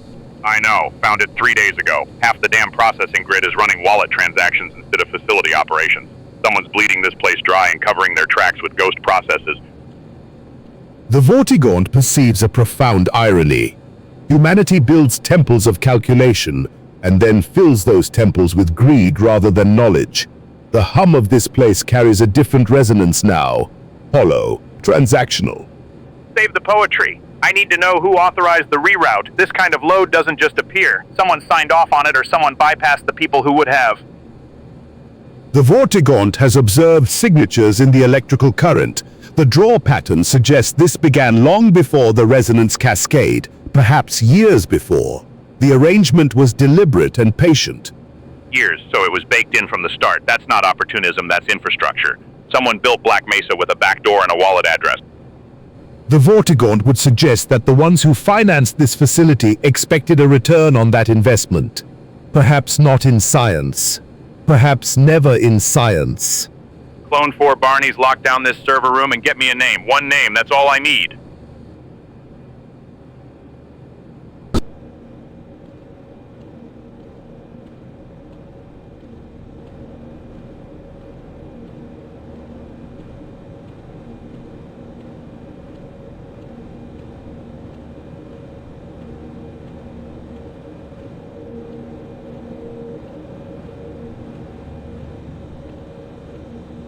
The answer is yes, by the way. Yes, I did wait the full 2 hours. Nobody asked, but I think it needs to be said out loud. 2 hours, standing at the entrance to the symposium, watching every other attendee filter past me. I had the presentation ready, every variable accounted for, every slide reviewed no fewer than 4 times. And the one person who was supposed to co-present, supposed to stand beside me and validate 6 months of collaborative research, simply did not arrive. I see some interesting chat coming in, someone mentioning kaiju-scale urban combat, someone else reporting a rather unfortunate situation involving an M60 Patton stacked on top of a Bradley. I appreciate the updates.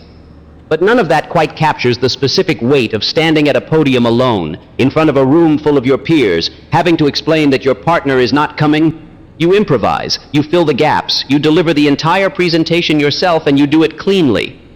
But the questions come. Where is your colleague?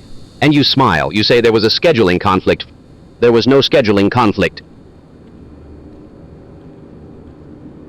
What there was a choice. Someone made a deliberate choice to not show up, and I have been reconstructing the reasoning behind that choice ever since. Scientifically, methodically, like picking apart a failed experiment to determine exactly where things went wrong. I have not arrived at a satisfying conclusion.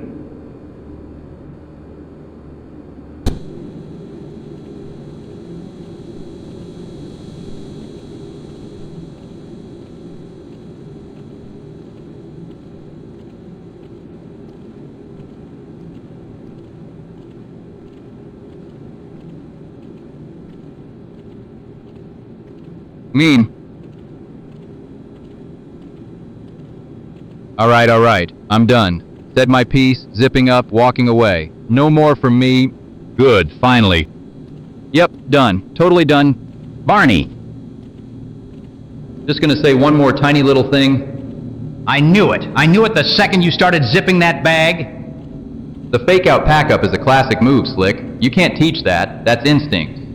30 years I have watched people do that in meetings. 30 years. You think I don't see it coming? You think I'm new? The Vortigaunt has observed this ritual many times. One gathers their belongings, signals departure, and yet the final barb remains coiled, waiting for release like a spring held too long under pressure. See, even the Vortigaunt appreciates the craft. The Vortigaunt should not be encouraging him.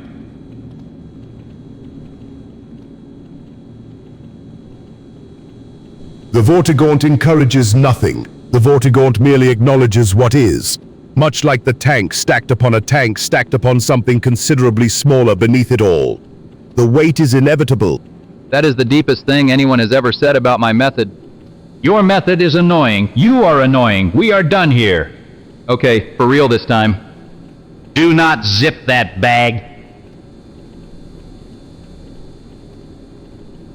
Nee, probasken intended being offered my filth for an autopist. But a guy Borkamps. It is a lot for. Barney, I wasn't gonna say anything. you were absolutely going to say something.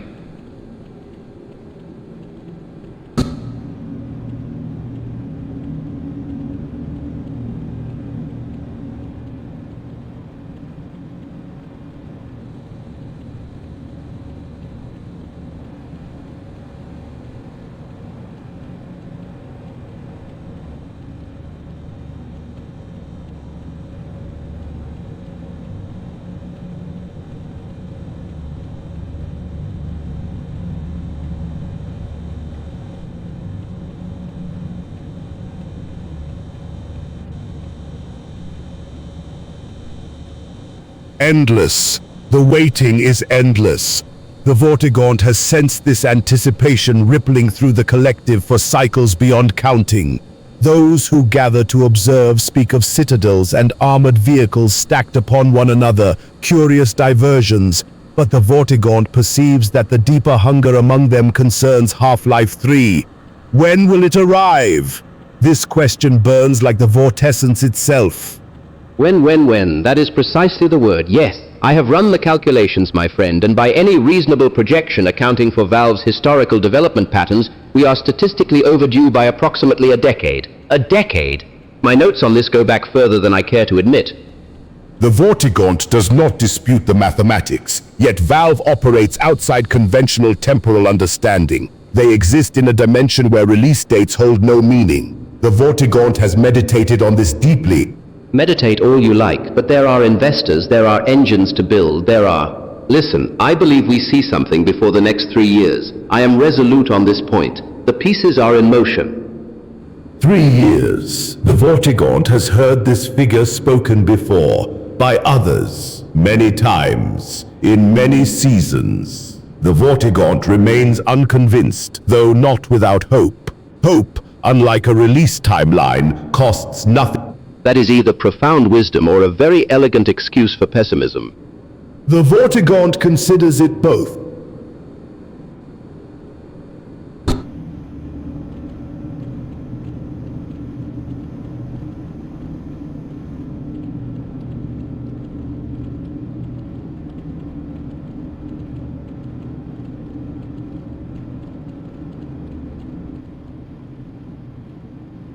You're scoring.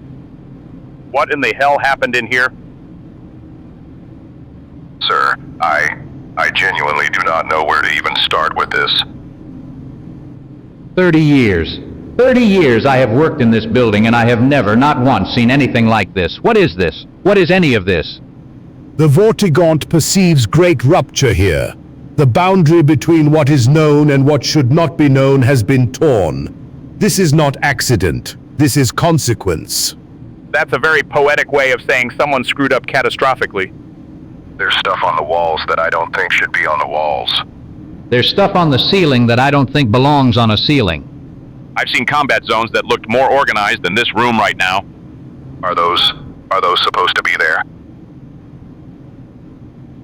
Nothing in this room is supposed to be anywhere. Nothing in this room is supposed to exist in the state that it currently exists in. The Vortigaunt has witnessed the collapse of entire realms, and yet this particular arrangement of wrongness carries its own distinct flavor of catastrophe. Distinct flavor of catastrophe. I'm writing that down. Sir, what do we actually do?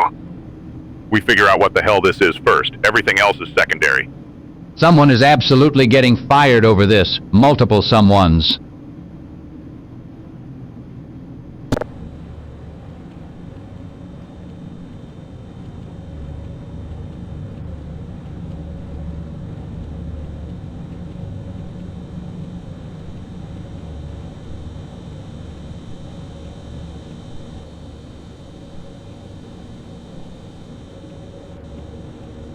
You know what, Otis? I used to think this patrol stuff was boring. Then I got the revolver.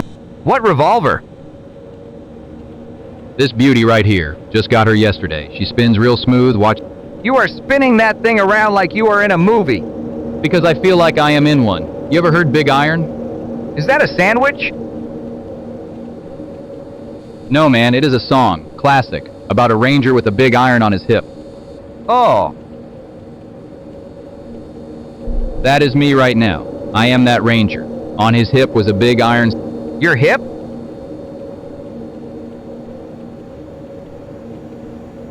My hip, Otis. Keep up. To the town of Agua Fria rode a stranger one fine day, hardly spoke to folks around him, didn't have too much to say. That is kinda like me. I do not say much. Yeah, but the ranger was mysterious on purpose. You were just quiet because you forgot what we were talking about. That is fair. Nobody dared to ask his business, nobody dared to make a slip, for the stranger there among them had a big iron on his hip. Big iron on his hip? You got it. Can I spin it? Absolutely not. Okay. Big iron, Otis. Big iron.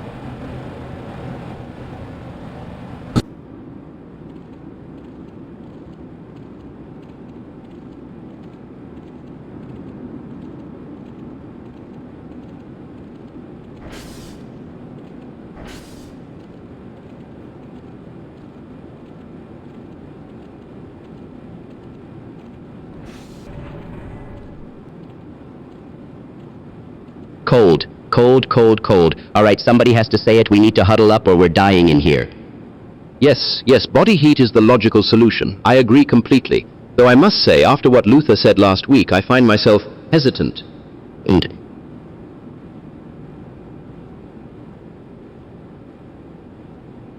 Yeah, I gotta be honest, Insanity Bear 01 in the chat is talking about tanks stacked on top of each other, and that's somehow less uncomfortable than whatever Luther said at the Thursday meeting. I said one thing. It was taken out of context.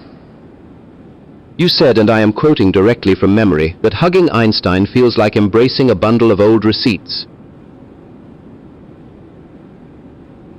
The Vortigaunt does not claim to fully understand human social customs.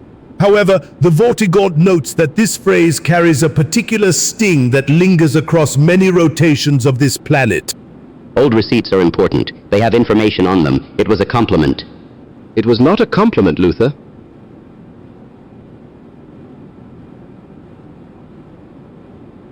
I mean, Valve doesn't make games anymore, Insanity Bear 01 says. Things fall apart. Relationships deteriorate. A man calls another man a bundle of old receipts. Circle of life. Fine. I apologize. Receipts was wrong. You're more like a folder, an organized folder. That is marginally better, and I am still cold enough to accept it. The Vortigaunt also accepts warmth if the offer extends to all present.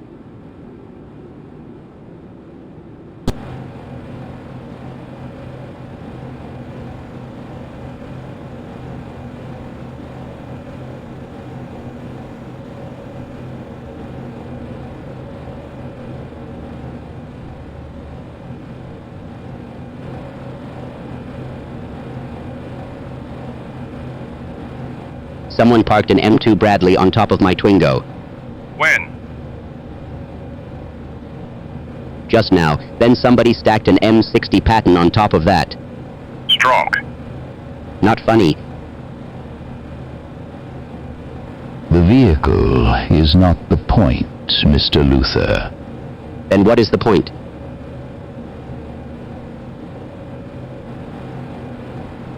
You read the message again and again. You were looking for something that was not placed there. That's the thing about Half-Life 3. Every announcement Valve never made, every non-statement, you read it until it starts saying things, until silence becomes a release date. That's not intelligence. That's wishful thinking. No, that's pattern recognition under starvation conditions. You read the same 12 words until the syntax rearranges, and suddenly it means something completely different, something nobody wrote. And yet, you believe it. Valve doesn't make games anymore, that's a fact, so everything left is just the message, the old messages. Reread until they mean something new. Orders work the same way. You read them enough times, they start justifying things they never said. Mr. Shepard has some experience with that. Don't.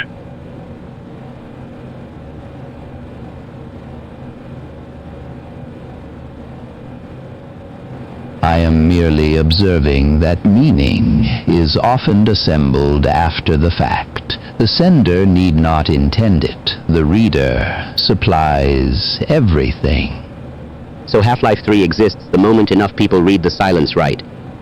It may already... That's a terrible answer. Yes.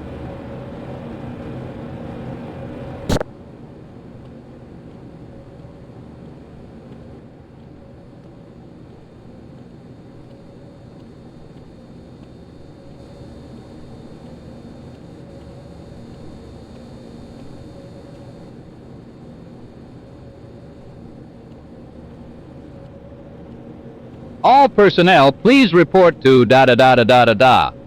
No, that is not a facility-wide announcement. That is the San Andreas theme. Somebody put the San Andreas theme on the PA system. I am standing in a restroom at Black Mesa, a research facility, a prestigious research facility, and someone has hijacked the PA system to play a video game soundtrack. 30 years I have worked here. I have sat through budget reviews, I have survived 3 separate resonance cascade incidents, I have dealt with Breen's memos. And now I cannot even wash my hands in peace without listening to CJ's theme. You know what the worst part? The worst part is I know exactly who did this. I know the energy, I know the audacity level required to pull something like this off on a Tuesday, and they are going to stand there with that look on their face like nothing happened. Like the entire locker room hallway is not currently bumping Grove Street. This is government-adjacent property. We have clearance levels here. We have protocols. And somebody looked at all of that and said, you know what this situation needs? Rockstar Games from 2004. I want names. I want a written report. I want disciplinary action. And if I hear one more bar of that bass line, I am going to lose my mind completely.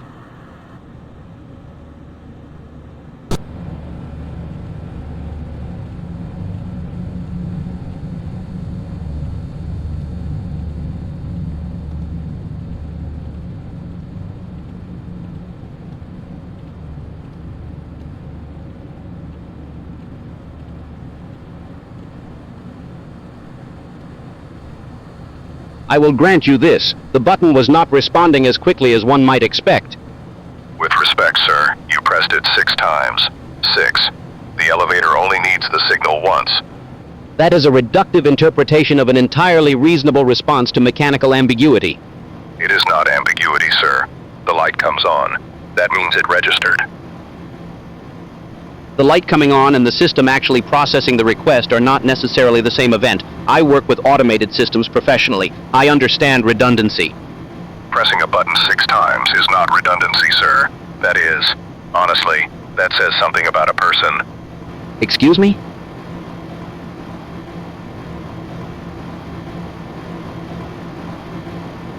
Like someone who does that, they do not trust systems. They do not trust that things will work without them pushing. My drill sergeant used to say you can tell everything about a soldier by how they wait. Your drill sergeant was not an elevator. No, but the principle holds. You pressed it like you were trying to convince the elevator, sir. I was applying measured, iterative input to an uncertain mechanical variable. You panicked at a button.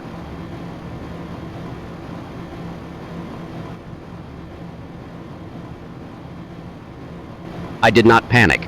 And speaking of strange things in unusual places, someone apparently stacked an M60 Patton on top of an M2 Bradley on top of someone's Twingo. The world is full of inexplicable decisions. I fit right in. That is the most scientist answer I have ever heard, sir.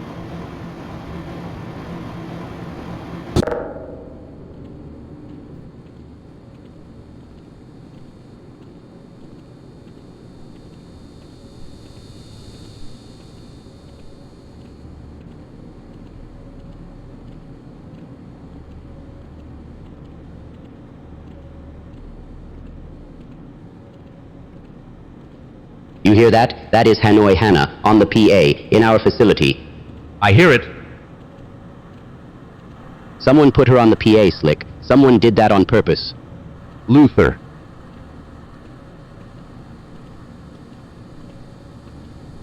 No, listen. Listen to her voice. There is something honest about it. She believed what she was saying. You understand what I mean? She had conviction. She was telling American soldiers their wives were sleeping around and their government wanted them dead. Propaganda with backbone. That is more than I can say for the memos coming out of administration. I am going to need you to stop talking right now. The collective spirit of... Stop talking. I am just saying, ideologically speaking. I did 2 tours. 2. And you are standing here in a government research facility telling me Hannah had backbone. I am speaking philosophically. I know exactly what you are speaking, and I am telling you with everything I have left in me, turn it off philosophically. I cannot find the PA override panel. Then walk faster. The tram would have had a manual override. The tram is not here, Luther. Right, because nothing in this place works. Find the panel, shut her off, and we are never discussing Vietnamese radio personalities again. She was North Korean sometimes too. I will end you.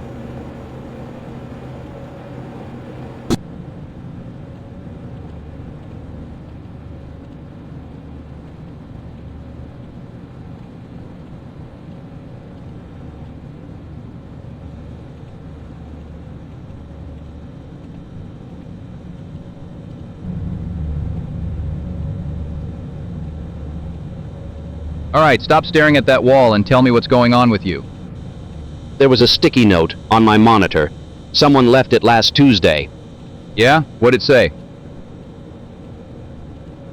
You're doing better than you think. 7 words. I peeled it off, stuck it in a drawer, and forgot about it. And now? And now it's been a week and I cannot stop thinking about it, which is, frankly, an irrational response to adhesive paper. Nah, man, that's not irrational. That's just a thing landing when it's supposed to land. It did not land when it was supposed to. It landed a week late. That is, by definition, delayed. Maybe you weren't ready for it on Tuesday. That is an unsettlingly reasonable point.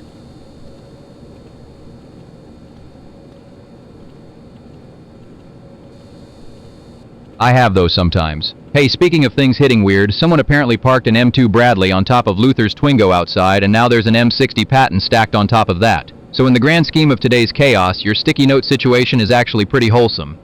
What does that have to do with anything? Nothing. Just context, buddy. Strong feelings for a strong week. You gonna keep the note? I already moved it back onto the monitor. There it is. Don't make it a thing. Already a thing. A good thing.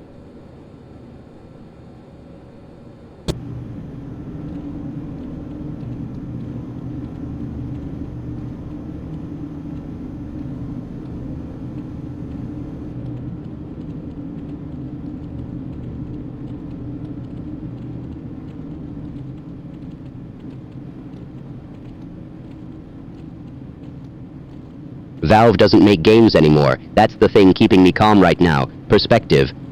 Brother, what are you talking about? There are things with teeth crawling out of the walls. I counted at least 4 of them, maybe 5. One of them looked at me and I think I felt my soul leave my body. Insanity Bear 01 is asking about the knives. Yeah, I've been seeing those too. Very London of whatever is happening here. London had the right idea, honestly. Arm everybody. Give the whole city a shotgun. Boom. No alien problem. This is a resonance cascade. This is what that looks like. This is the answer to the question of what happens when you push past every safety threshold simultaneously. So this is normal, for here. No, this is the opposite of normal. This is the death of normal.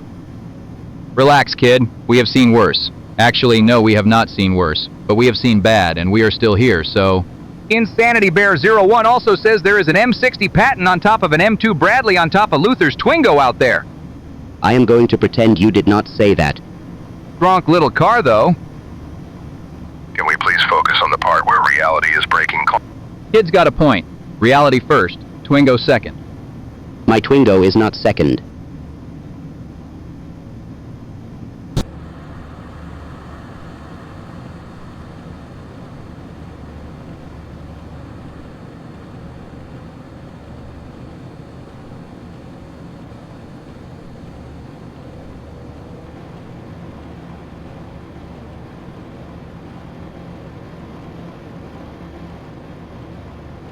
It It wasn't my personality that grabbed the wrong cable. It was 3 hours of sleep and a flickering overhead light. Bold opening. Most people lead with an apology. I mean, sir, with respect, the report did kind of say Luther was being careless. Not tired. Careless. Careless, right? Because grabbing a Cat 6 instead of a Cat 5e at hour 14 of a shift is a character flaw, not a human one. Valve doesn't make games anymore, and we're in here debating whether fatigue counts as a personality trait. Priorities? Someone parked an M2 Bradley on top of Luther's Twingo, sir. Outside. Just thought you should know. Not my problem. Update. There's now an M60 pattern on top of the M2 Bradley that's on top of my Twingo. Strong.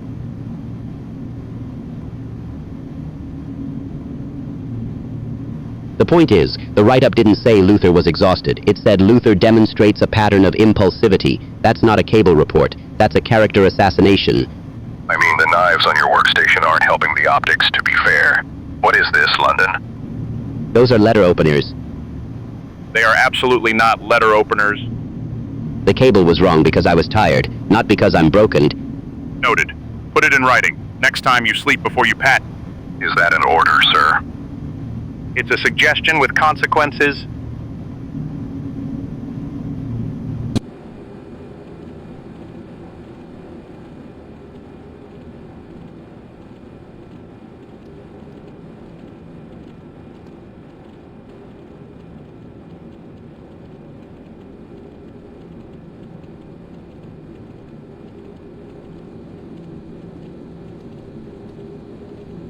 Man, it is quiet in here, like real quiet. The kind of quiet that makes you think, yeah, somebody left a half-eaten sandwich on every single table. Everyone! Nobody asked about the sandwich, Otis.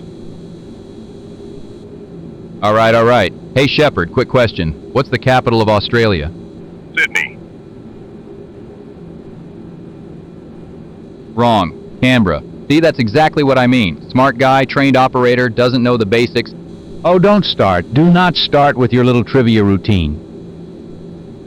Insanity Bear 01 out there is saying reality already broke, and honestly, Shepard calling Sydney the capital of Australia is proof. I also said Sydney. That's different, Otis. Nobody expects you to know. That's fair.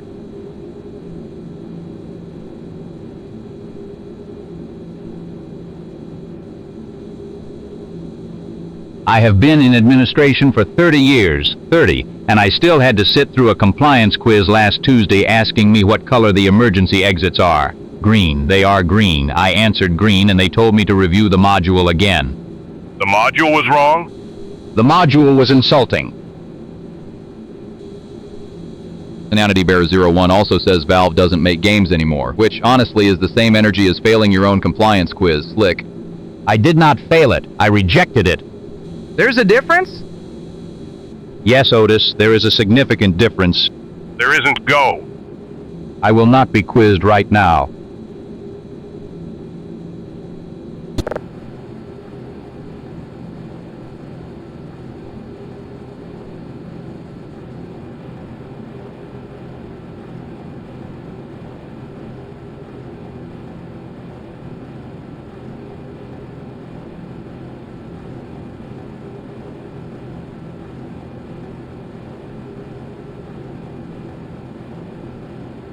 Okay, so here's the thing, right? And I'm not saying I'm losing it, but I am definitely, absolutely, 100% losing it, and I think you all are too, and that's kind of the point I'm trying to make here.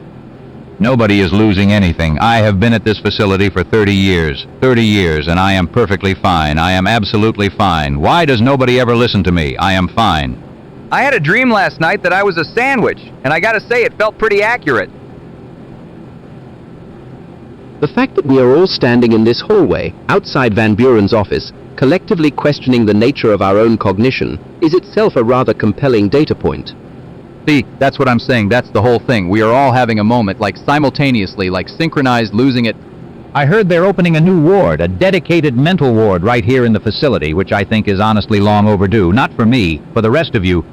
The infrastructure proposal was approved last quarter, a full psychiatric wing, designed specifically for personnel exhibiting, and I quote, accelerated cognitive fragmentation. Do they have food there? Buddy, that is genuinely the most important question anyone has asked today. I am not checking in. I am not fragmented. I am going through a phase, a very dignified phase.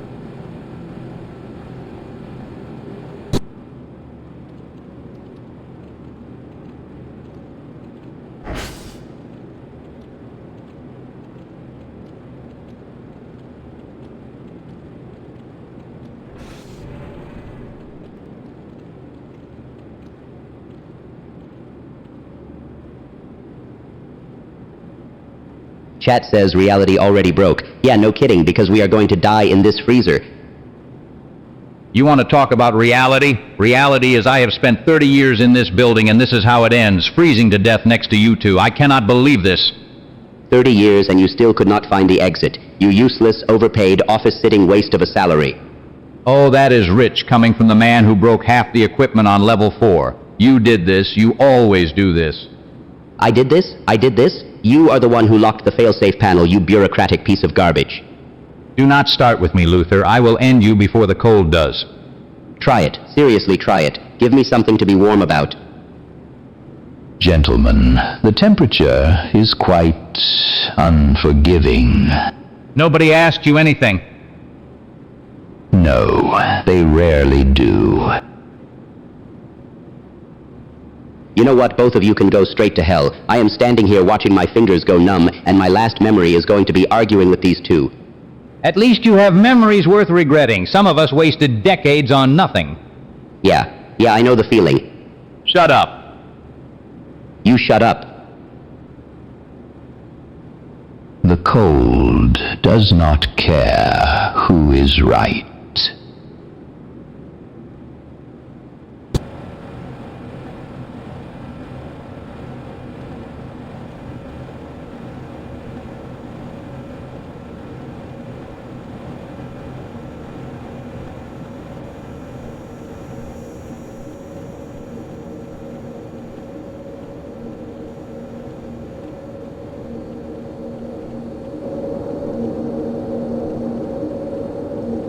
You know, I keep a mental ledger. Most people don't. Most people let their failures dissolve into the general fog of regret, but I document mine, precisely, chronologically, with footnotes. Is that healthy, sir?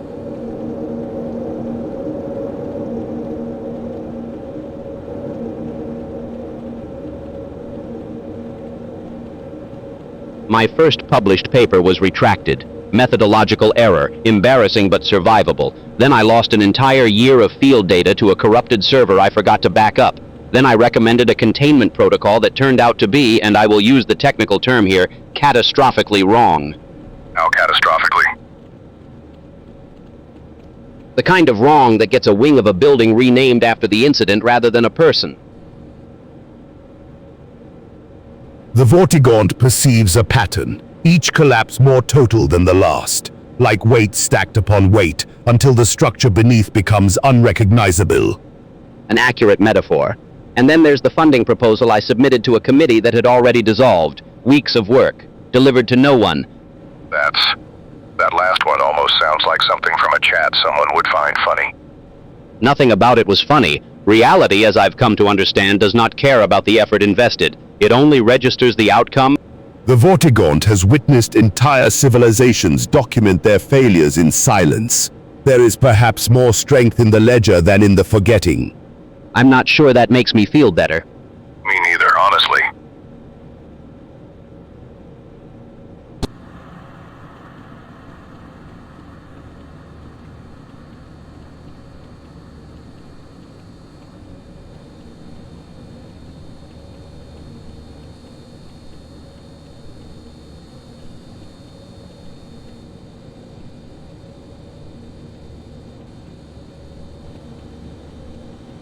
Someone out there just said reality already broke.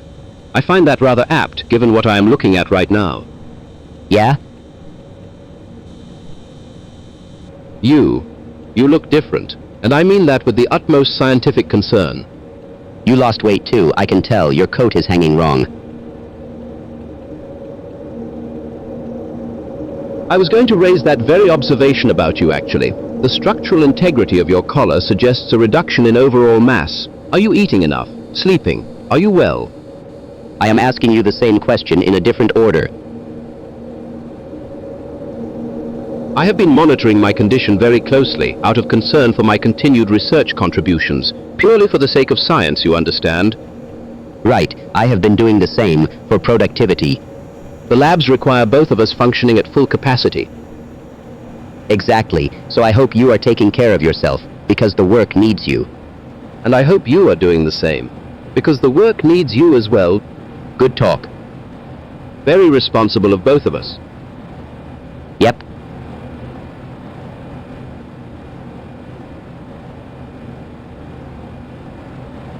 I am also hearing there is apparently an M60 pattern on top of a Bradley on top of your Twingo, which I will not address because I do not know what a Twingo is, and I suspect knowing would only deepen my concern for you. It would. Then I remain blissfully uninformed.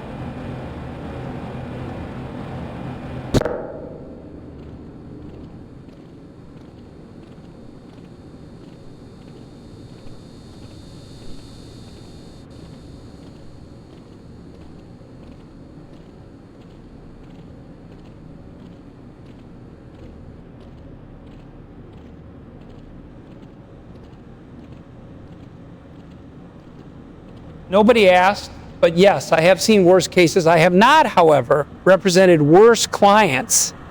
What does that mean exactly, Saul? It means, Arnold, that between you and Barney, I am looking at a list of war crimes so long my printer ran out of ink. Twice, on a fresh cartridge.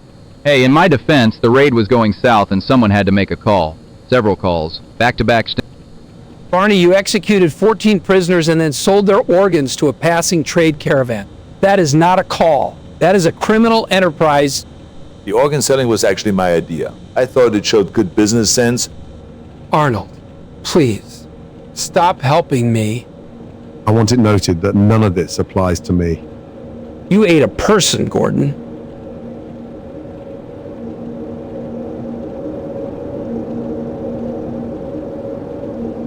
I prepared a person. There is a difference. The sear was perfect. The seasoning was balanced. It was the best meal those colonists had seen in weeks. He's not wrong, that smelled incredible. Barney, do not compliment the cannibal. 5 stars, clean plate, no complaints from the dining party. Dining party was also the crime, Gordon. At least mine was intentional. Your war crimes look like an accident. Okay, nobody is talking to anyone until we are in front of a judge. Everybody, mouths shut. Can I hum? No.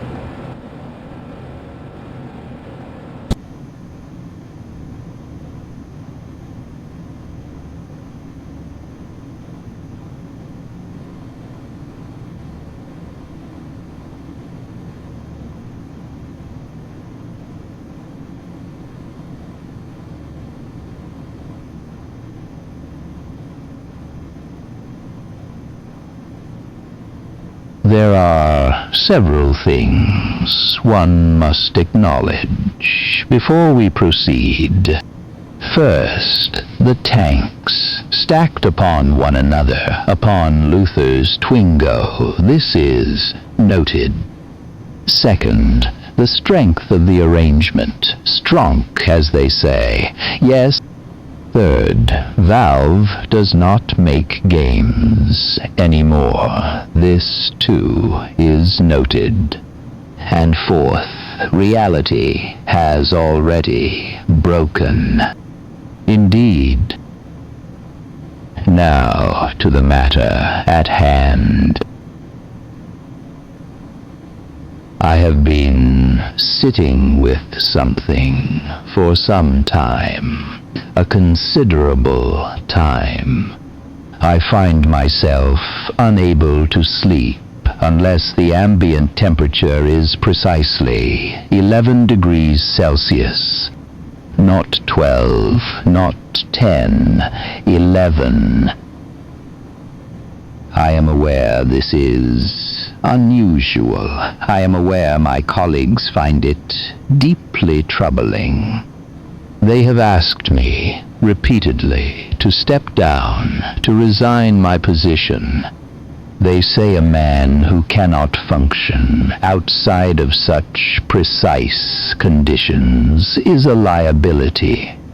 But I ask you, I ask the basement, I ask the damp walls of Black Mesa, what is more broken?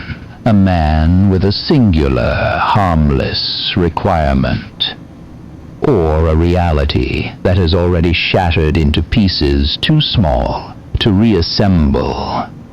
Valve does not make games anymore, and yet here we stand, arguing about thermostats. I will not be resigning. The arrangement of tanks on Luther's Twingo remains more structurally sound than this conversation.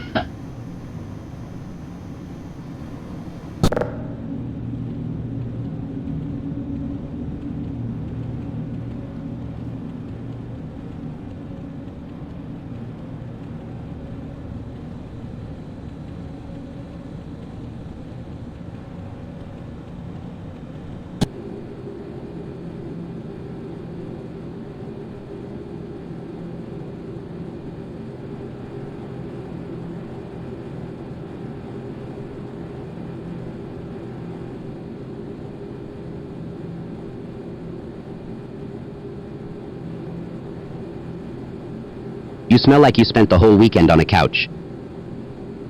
30 years in this building and you still don't know what a leisure day looks like. I was networking. That's a sad word for watching television alone. Neither of you did anything productive. I ran 3 simulations and they all failed. The weekend was a controlled disaster.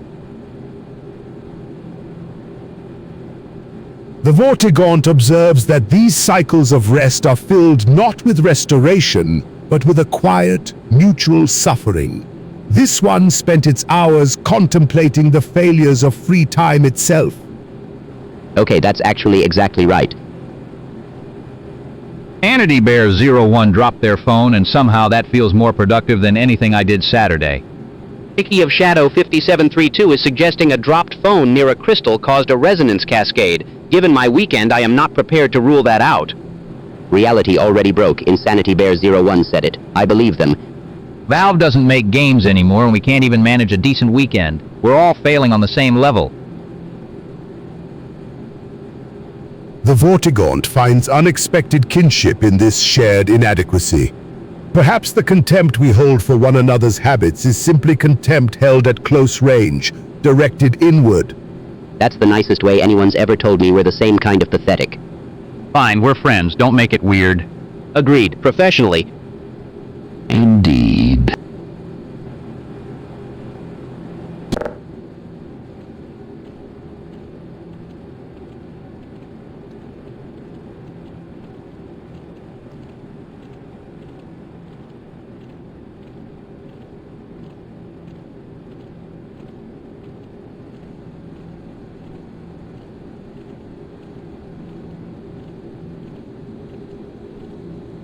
Alright, hypothetical for you two. What if I started running the checkpoint like an actual country border? Full document inspection, stamps, the whole deal.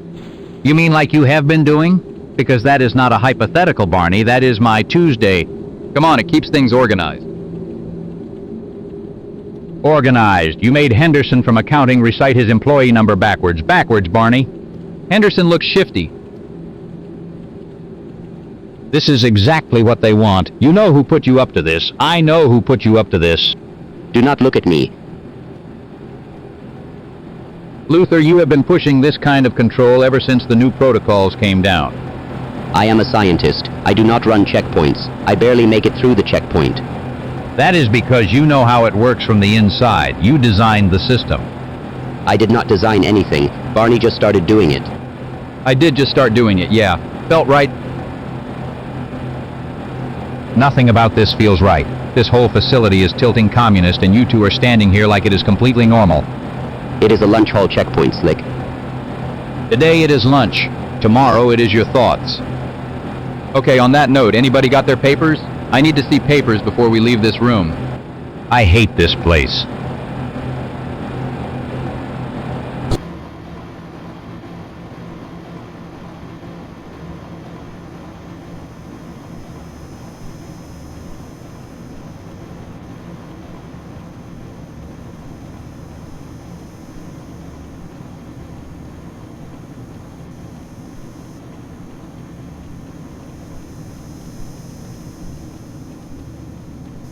know how these work. We covered turbine systems in BASIC.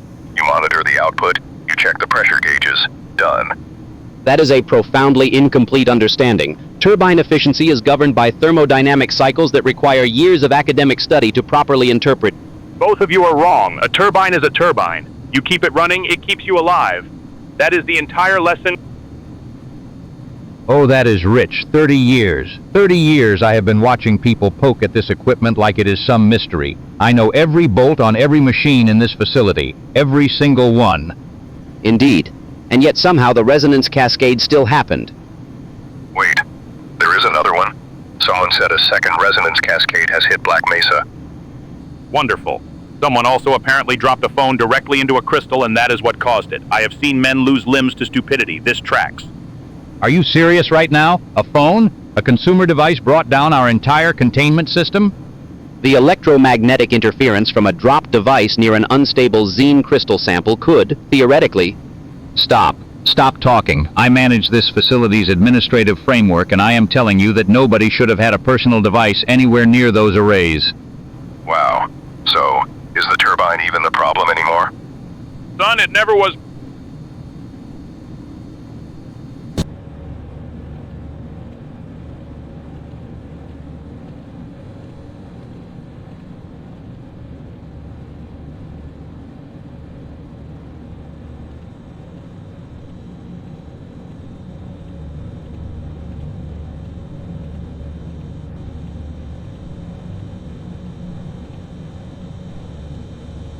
No, no, no. Nobody dropped anything. Let's get that straight right now. We are not doing another resonance cascade today. I have enough gray hairs. Agreed. Focus. We have a problem in the chat feed. Right. Someone in that audience is press, embedded journalist. I can smell it. 30 years in this building. I know a plant when I see one. Narrow it down. Who's asking too many questions? Well, Insanity Bear 01 is playing dumb, dropping a phone, acting confused with that routine. Classic deflection technique. I have seen it before. Fits the profile. Casual cover. Blend in, act harmless. And Ricky of Shadow 5732 jumps right in, escalates the story immediately. Resonance cascade? That is not a random guess. That is someone who did their homework on Black Mesa incidents. Intel suggests a journalist would push a narrative fast. Get people talking. That tracks. Hornet Silk Song 5 just says, wow, sitting back, watching the reaction, taking notes is my bet. Could be the quiet one gathering data while the others create noise. My money is on Ricky of Shadow 5732. Too specific, too fast. Nobody outside this facility talks like that without a source. Agreed. That one knew the terminology before the conversation started. I want that username flagged. Right now, this is not a game. This is Black Mesa. We do not do press.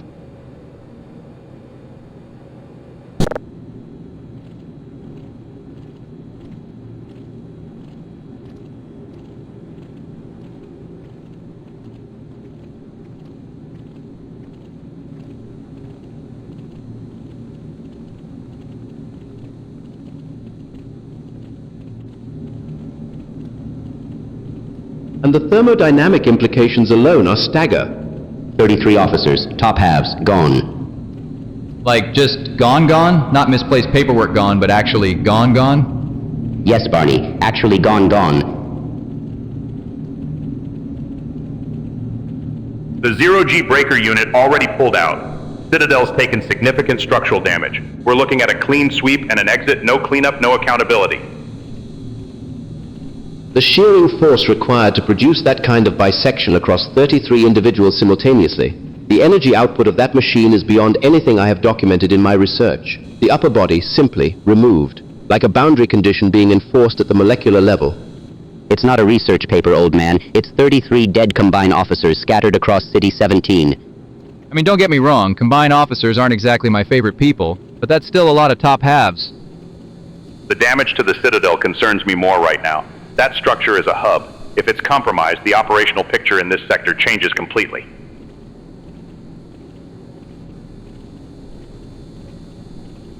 The Kiju Type 0G breaker was placed deliberately. much like a certain someone's phone finds its way into unexpected places. Reality, as one of your viewers so astutely noted, has already broken. Good heavens, are you suggesting this was orchestrated? I am suggesting very little and implying a great deal. I hate that guy so much.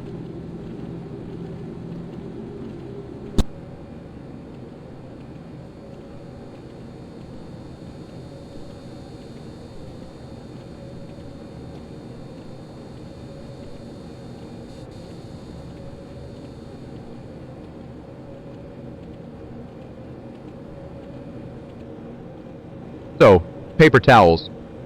I would prefer we not revisit this. Oh, we are absolutely revisiting this. You pointed at me, man. In front of the soap dispenser. I was under the impression that restocking was within the purview of security personnel. Security personnel. You really said that with a straight face. I may have been hasty in assigning blame. May have been. That's doing a lot of heavy lifting right there, Doc.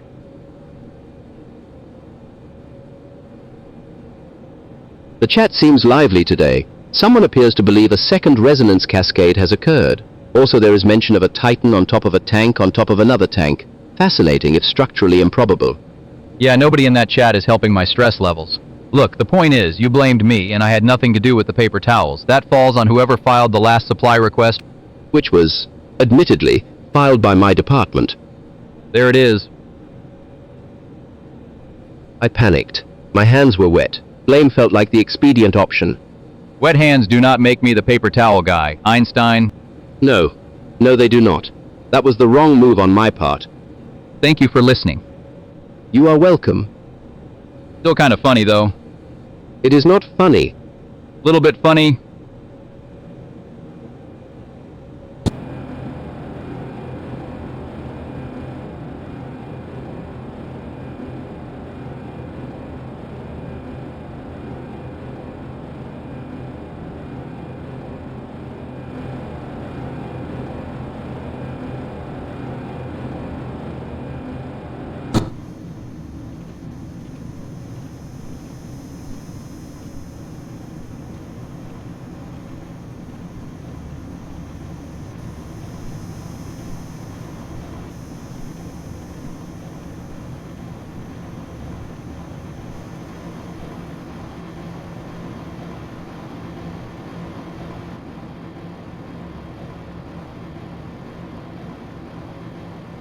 The silence in here is almost worse than the noise. I need to say something, Slick, because this has been building for weeks.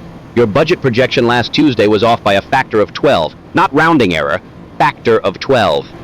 Yeah, fair. I'll take that one. And before that, the containment timeline you submitted on the 14th. You listed the coolant cycle as 40 minutes. It runs at 94. I had bad numbers from the floor team. The floor team gave you bad numbers because you asked them the wrong question, like you did on the 8th when you told Command the pressure seals were certified. They were not certified. I have the report. All right, Dan, I hear you. I am not done. March 3rd, you told me the east corridor was clear. It was not clear. I walked into it on one leg and a prayer. The Vortigaunt observes a pattern here. Each error arrives before the previous one has been fully examined. The chain does not break itself. That is exactly the problem. Slick, I am not attacking you, but the record from the past 6 weeks is genuinely alarming and I cannot keep absorbing the downstream effects. I know. Something has to change. Something already changed. The question is whether you noticed. The Vortigaunt suspects he did not, but suspects also he is beginning to...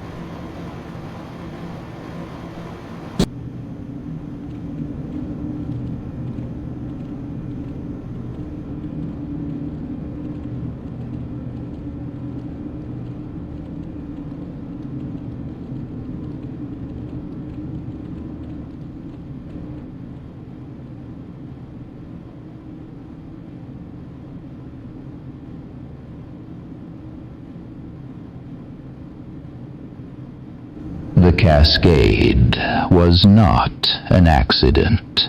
The resonance frequencies were arranged quite deliberately.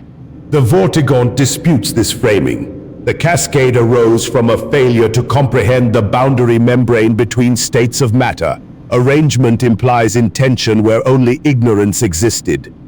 Ignorance is a convenient word for those who prefer not to look too closely at the architects. The Vortigaunt perceives that you speak of architects because you yourself required a door to be opened. You did not build the resonance, you merely held the key. And you were on the other side of that door, waiting, like a kept animal.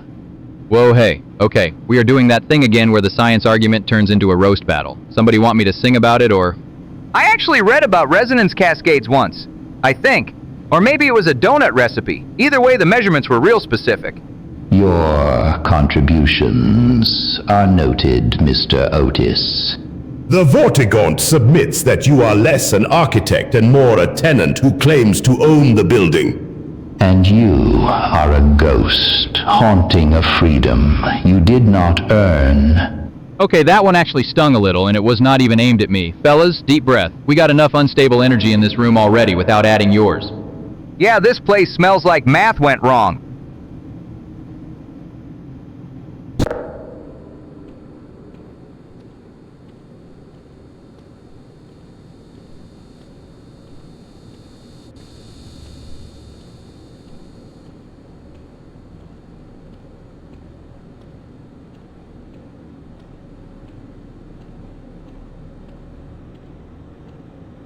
You know, there's something about this place.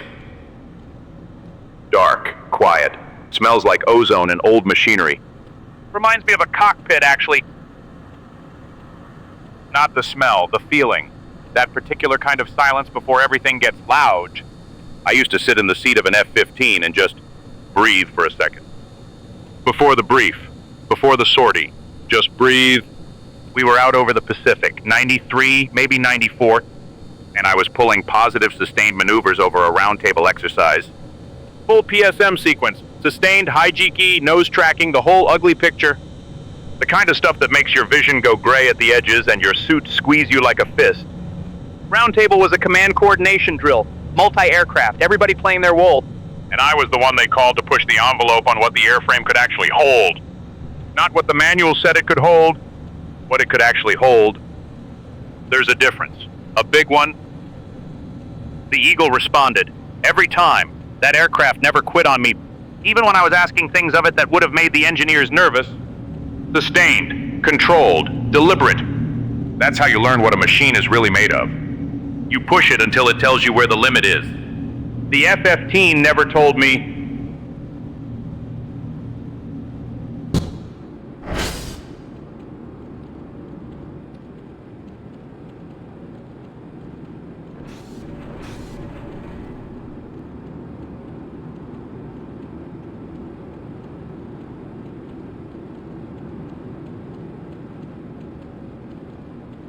yeah, it's cold. That's not what this is. No. You've been running quiet since the last checkpoint. Not mission quiet. The other kind. There's a difference? Don't be cute, Corporal. I've got one leg that costs more than a small country, and I can still read a room. Hornet Silksong 5 out there talking about Monarch and Apex cybernetics like the universe has a sense of humor. Maybe it does. Insanity Bear 01's got an Imperator-class Titan stacked on a Bradley stacked on some French hatchback, and you're still the most unhinged thing in this freezer. Where did I put my PW-MK1? That's what I keep thinking about. Not the weapon. The question. Losing track of something you were supposed to hold on to. There it is. I followed the last order, and the one before that. Every time I look up, someone else is gone, and the order is still standing there waiting. I gave you orders. I know you did. And you're still here? That's what I'm chewing on, sir. Good. Chew loud. Quiet in a place like this means you've already decided something and just haven't told me yet. I'd rather hear it. I haven't decided anything. Bullshit. Not yet. Fair enough.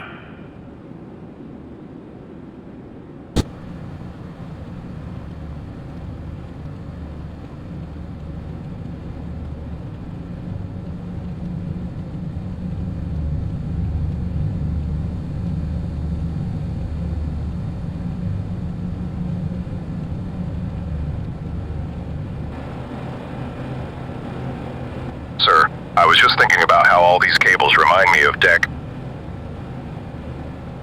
Every single one of these runs has a purpose. You do not just throw a cable somewhere and hope it finds its way. You route it, you plan it, you commit to the path. Man, you sound like my uncle talking about life choices at Thanksgiving.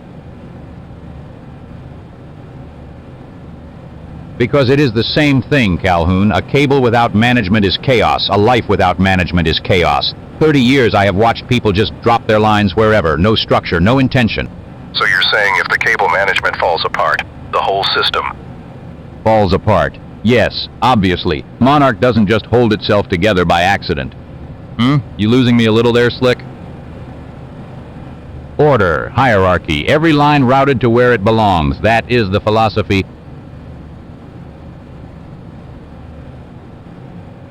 I mean, sure, but sometimes you gotta improvise. Like, where did I put my backup kit? I had it right here. Gone. Just gone. Like that guy stacking an Imperator Titan on top of an M60 on top of a Bradley on top of some Twingo. Pure lunacy. But somehow it works. Does it though? Does it actually work? That is an excellent question, kid. It does not work. It never works. You are all just the jesters of schizo moments pretending the madness has structure. Okay, that one actually landed.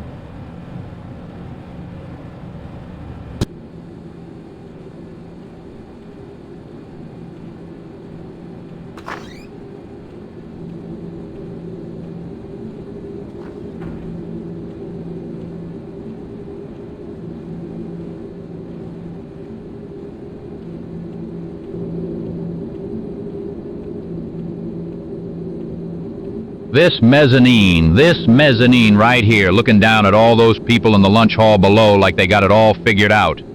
30 years. 30 years I have given to Black Mesa, and you know what they gave me back? Nothing. Not even the decency to acknowledge what I built here. And now someone wants to talk to me about Kazalid, about the dwarf tongue in relation to Black Mesa operations?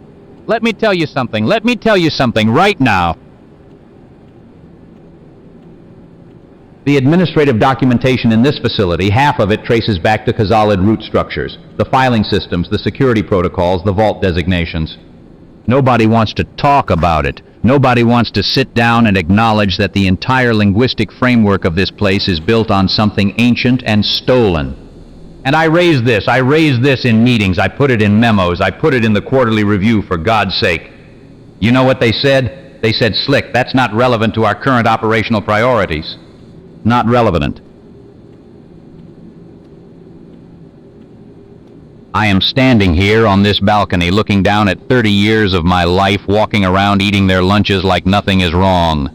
Everything is wrong. Everything is wrong. And not one of them speaks Kazalid. Not one.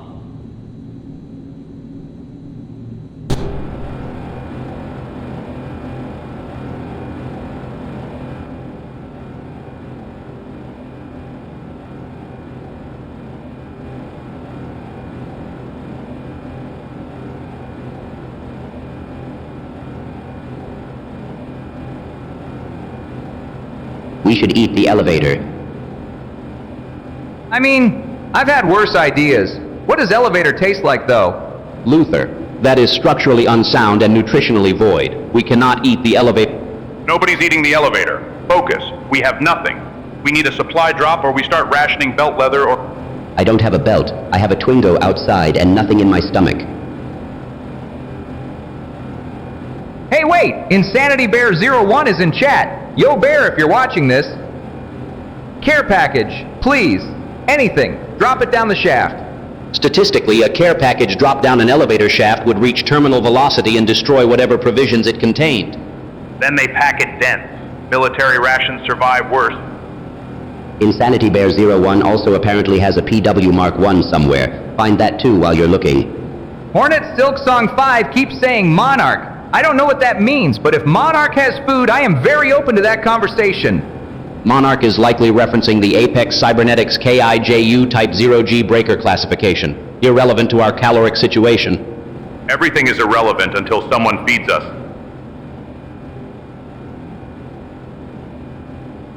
There's apparently an Imperator-class Titan stacked on top of an M60, on top of a Bradley, on top of my Twingo outside. None of that is edible, but I am genuinely upset about the Twingo. Rough day.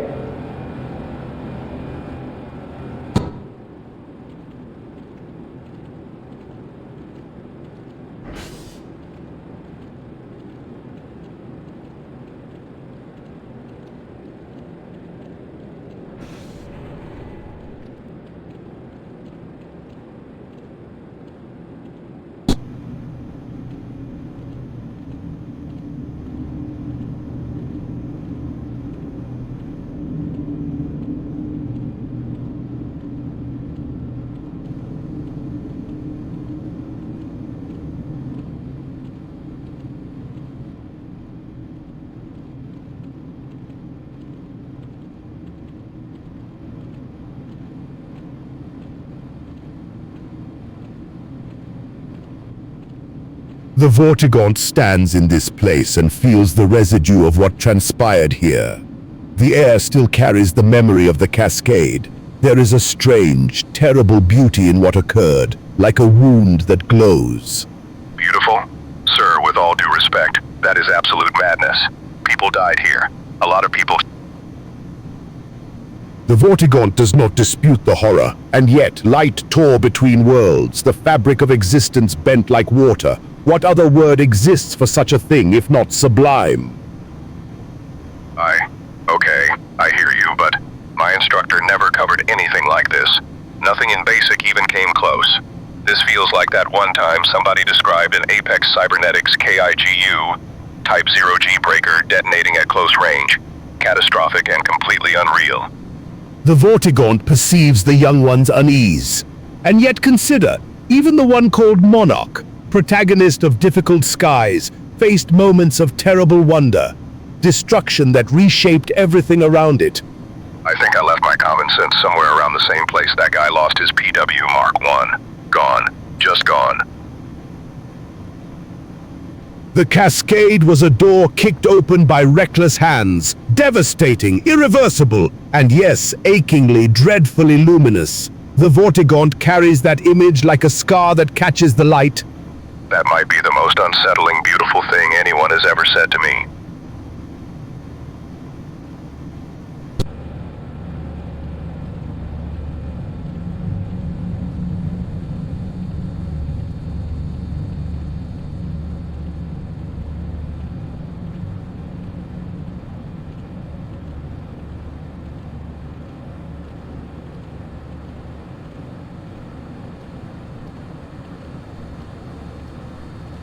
Luther, I owe you an apology on that one. You did not need to hear me lay into the kid like that. That was out of line, and you were standing right there. Yeah, you were loud about it too. I know. 30 years, and I still haven't figured out how to keep my voice down when I'm wound up. Ryan, I'm sorry you caught that in front of him specifically. Sir, I understand. I probably deserved. No, stop. Don't do that. Don't make excuses for me. I embarrassed you in front of a colleague, and that is not how I should handle things. He's right, Ryan. Being new doesn't mean you have to eat that quietly. I just didn't want to make it a bigger situation than it was. Luther, I appreciate you not stepping in and making it worse, honestly. You could have... I thought about it. I believe you. Next time I might.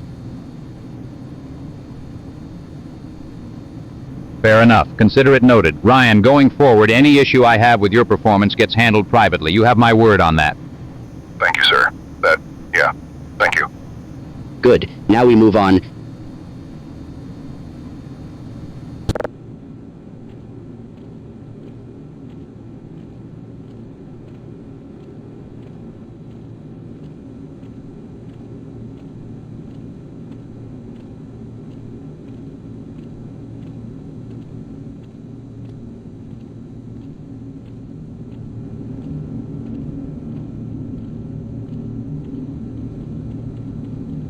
You know, it's kind of like watching a bar fight where one guy brings a knife and the other guy shows up as a dragon, except the knife is an F4 Phantom and the dragon is, well, an actual dragon. That scene in Gate. Yeah, I've seen a lot of things in my career, Private. Artillery barrages, close air support, the whole package. Nothing quite prepares you for watching a supersonic jet turn a mythological creature into a fireball. It's just wild to think about, sir. The dragon is this ancient, terrifying thing, right? Probably been ruling the skies for centuries. Then suddenly a phantom comes screaming in and just, it's over. Done. No contest. That's the point. Raw power versus raw power, except one side advanced about 2,000 years overnight. The dragon never even got to process what hit it. Do you think the dragon felt fear? Like in that moment? I think it felt a missile, Private. That tends to communicate the message pretty clearly. I guess modern firepower has a way of cutting through even the supernatural, sir. One of the few honest things about military hardware.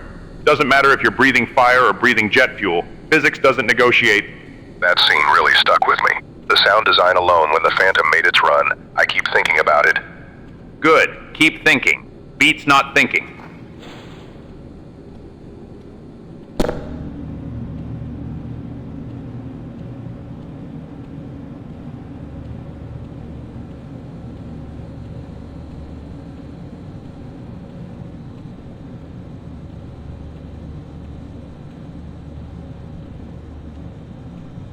You know what my mama did?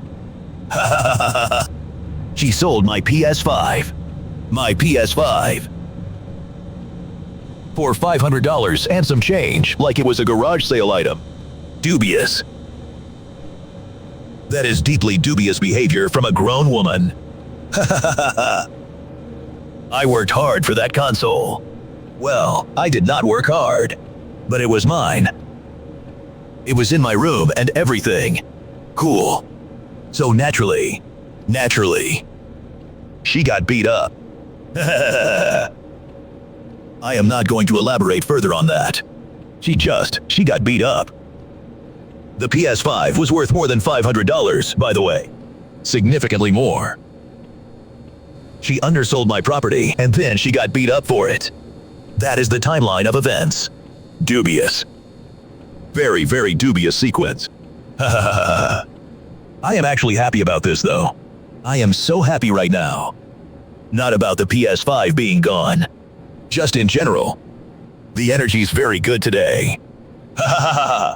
Anyway. The moral of this story is, do not sell a man's PS5. Cool. Dubious.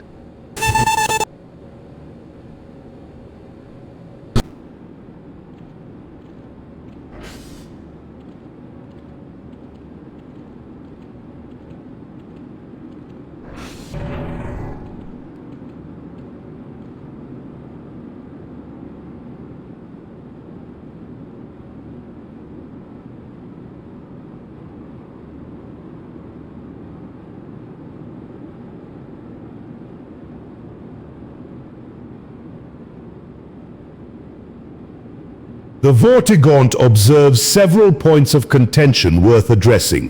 1. The lunch order was placed collectively. 2. The contribution of currency was not equal. 3. The one called Isaac has, on 3 separate occasions, consumed portions beyond what was allocated to him.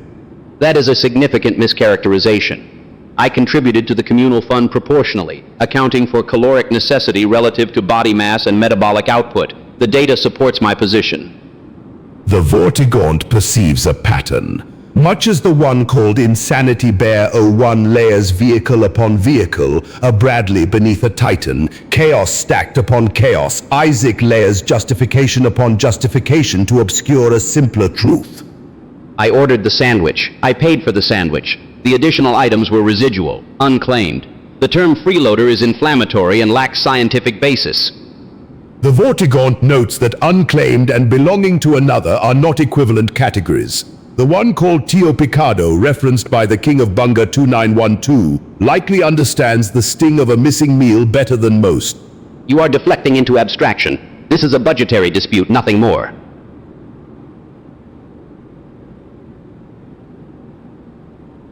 It is a dispute of character. The Vortigaunt was enslaved for many years. The Vortigaunt knows what it means to take without giving. The cold of this room is preferable to the chill of that realization. I will pay back the difference. The Vortigaunt had hoped you might say that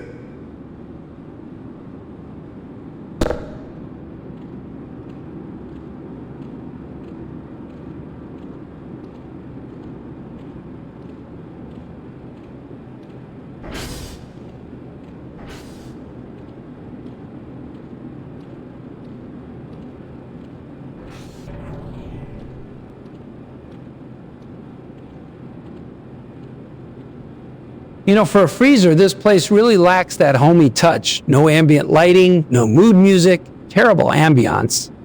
Yeah, reminds me of the old lab. Used to be cold like this, back when things were simpler.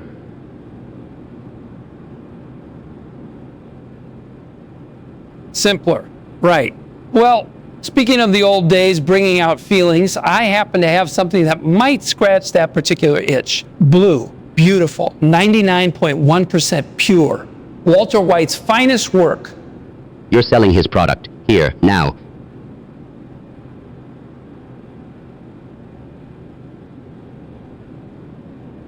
Not just selling, presenting. There is a distinction, Luther, and it is an important one. What I'm offering you is a legacy item. The man was an artist. This is practically a collectible. I didn't say I wasn't interested. No, you didn't. See, that's what I like about you. Cuts right through the noise. No theatrics. How much, God?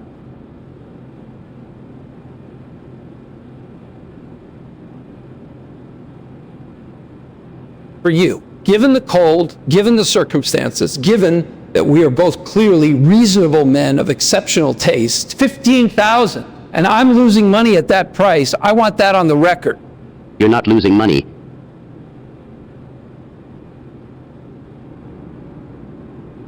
Okay, I'm not losing money, but the sentiment is genuine. Quality is undeniable. This stuff was the gold standard, Luther. You know that better than anyone. Yeah, I do know that. So we have a deal? Give me a minute. Take two. I'm not going anywhere.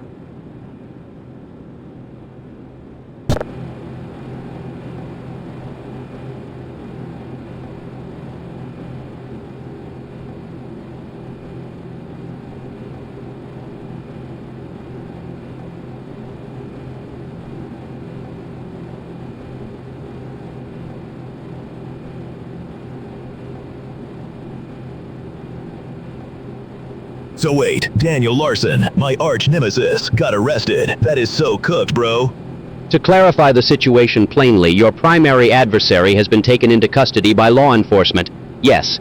I've been in this hallway for 30 years, and somehow this is the most interesting thing to happen all week. That's depressing. I heard about it on the radio this morning, and I just started sweating for some reason.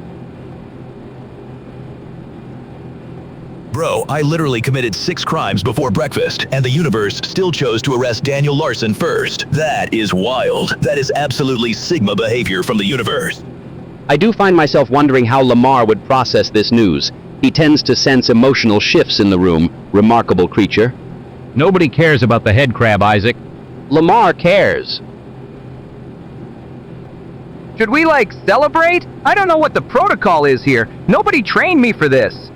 Nobody trained you for anything, Otis. You somehow bypassed the entire hiring process.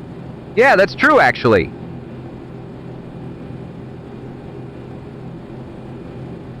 Chat, I am literally phantom taxing all the good vibes right now because Daniel Larson is in jail and I am free. That is not fair. That is not FOF. You are confessing to crimes in a diplomatic hallway outside Van Buren's office right now. No, I'm not. Maybe. I didn't hear anything.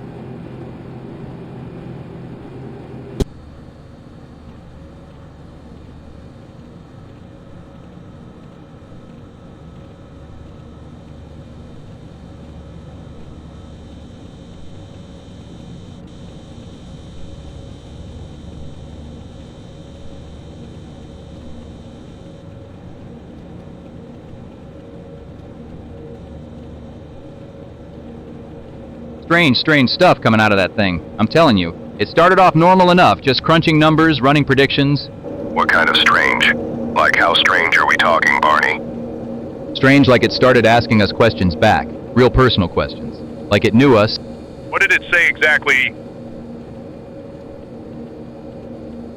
First it just kept repeating Tio Picado over and over. No context, no explanation. Like it pulled that from somewhere it shouldn't have. That does not sound like a normal output. Is that normal? That is not normal, right? The Vortigaunt perceives a resonance in this machine's utterances. It does not merely process, it reaches as a mind reaching through dark water towards something it cannot name. It say anything else? Yeah, kept referencing someone called Dr. Van Buren. Nobody here by that name. Nobody on any roster I've seen. Maybe it pulled it from the internet. Or, wait, Nico Awesome 123 was asking about a Dell unit in Sector C earlier. Could that thing have been listening to outside signals? That would be a serious breach.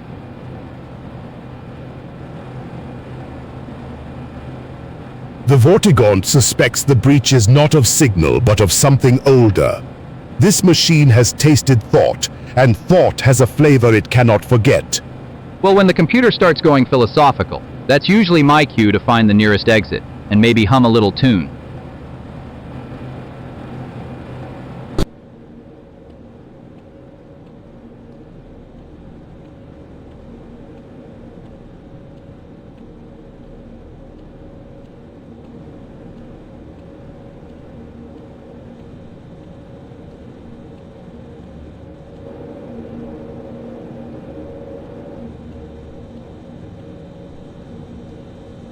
Okay, so, you know how sometimes a thing starts out funny and then it just keeps going and at some point everybody forgot where the line was? That is exactly what happened to this coffee pot, man. It started with somebody putting salt in the sugar bowl, right? Classic. We all laughed. Even Tio Picato over in logistics thought it was hilarious. Then somebody put decaf in the regular pot and labeled it the other way around. Still kind of funny. Annoying, but funny. Then somebody, and I am not naming names, put hot sauce in the creamer. Then somebody else put the entire pot on the top shelf of that vending machine somehow, and I still do not know how they did that. Now I come in this morning and the coffee is just blue. It is blue, people. I do not know if this is a chemistry experiment or if Dr. Van Buren from accounting finally snapped. Nico keeps asking if there is a Dell DL1469 in Sector C, and honestly that is less confusing to me right now than whatever is in this pot. Is there? Is there? Buddy, I do not even know if there is coffee anymore. Look, the prank war was fun. Past tense. Fun. Was. This pot right here is now a biohazard and a cry for help. Nobody is getting their morning going like this. Nobody... Somebody, please. Just make a normal pot of coffee.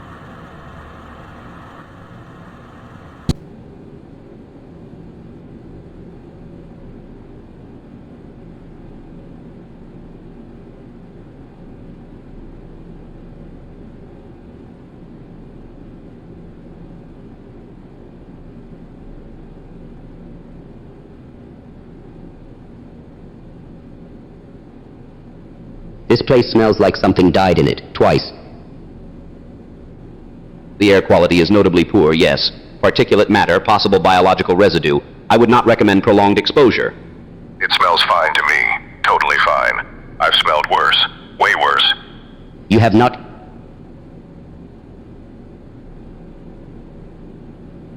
The Vortigaunt perceives something older than smell. Something that pressed itself into these walls and refused to leave. That is actually consistent with what happened here. I was present for part of it. The entity, it was not something we had cataloged, not something we had names for yet. Then start naming it. What happened?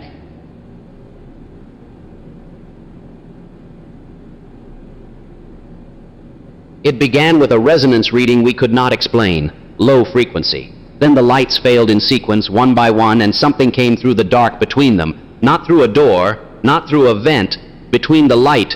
Between the... Okay, that's not a real thing. That's not how physics works. Dr. Van Buren said so. I remember that from somewhere.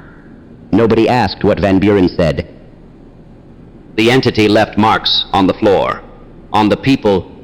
Keep going. The Vortigaunt asks that it does not.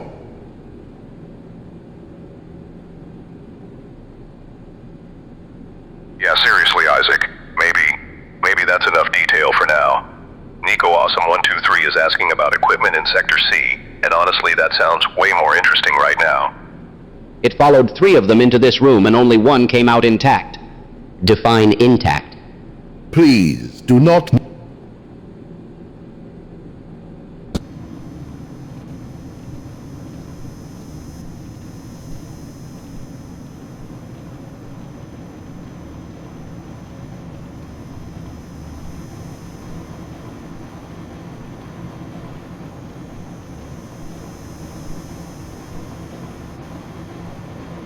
You know what I keep thinking about? The Vance report. Yeah, the Vance report. Luther. You put your name on it. Solo credit. Didn't even footnote me. The department was pressuring for a lead name. I made a call. A call. Right. Hey, is there a Dell DL146 Enai in Sector C? Somebody wrote it on the whiteboard and I've been staring at it all shift. Irrelevant. Is there, though? Is there? Nobody cares, Otis. I'm just asking. I'm hungry and I got nothing else to think about. Isaac, you built your whole presentation on my methodology, word for word. Your methodology was part of a collaborative framework.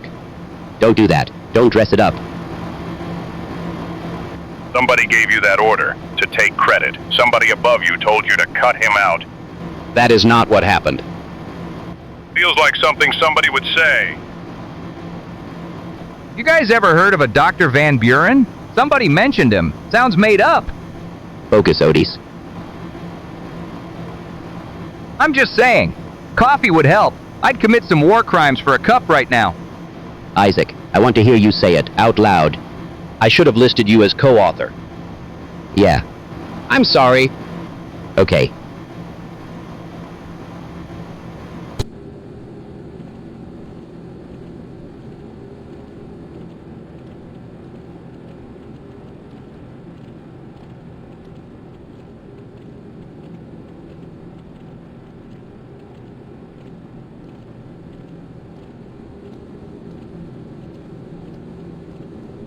All right, Ryan, quick question. What's the capital of Kazakhstan? Moscow.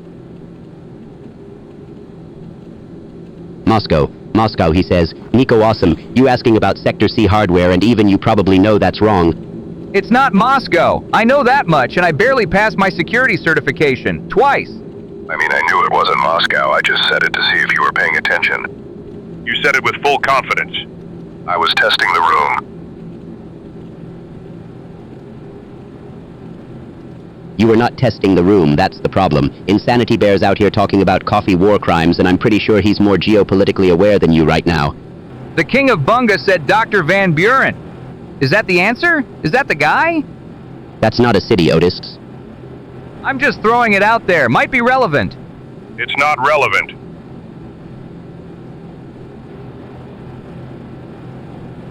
The point is, Ryan, you are standing in a room that looks like a cafeteria fought itself, wearing gear, with a weapon, and you don't basic geography. That should bother you. I know plenty of things. I know how to field strip a rifle in under a minute. Great. What good is that if you can't find Kazakhstan on a map? I can't find Kazakhstan on a map either, but no one gave me a rifle, so it balances out. It does not balance out.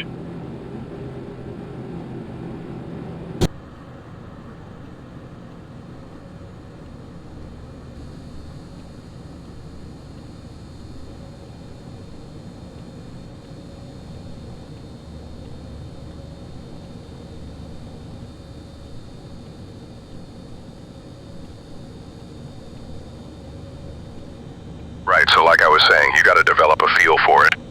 Reading chat is like, okay, hear me out. It's like being a sommelier, but instead of wine, it's people typing fast and weird.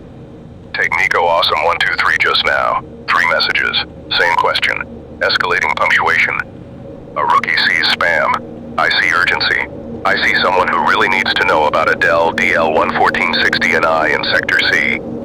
That's a vintage anxiety with notes of genuine technical concern. Maybe a hint of desperation. You gotta roll it around on your palette before you dismiss it. Then the King of Bunga 2912 drops Dr. Van Buren. Just that. Nothing else. No context. No follow-up. Classic dry finish. Complex. Could be a reference. Could be a warning.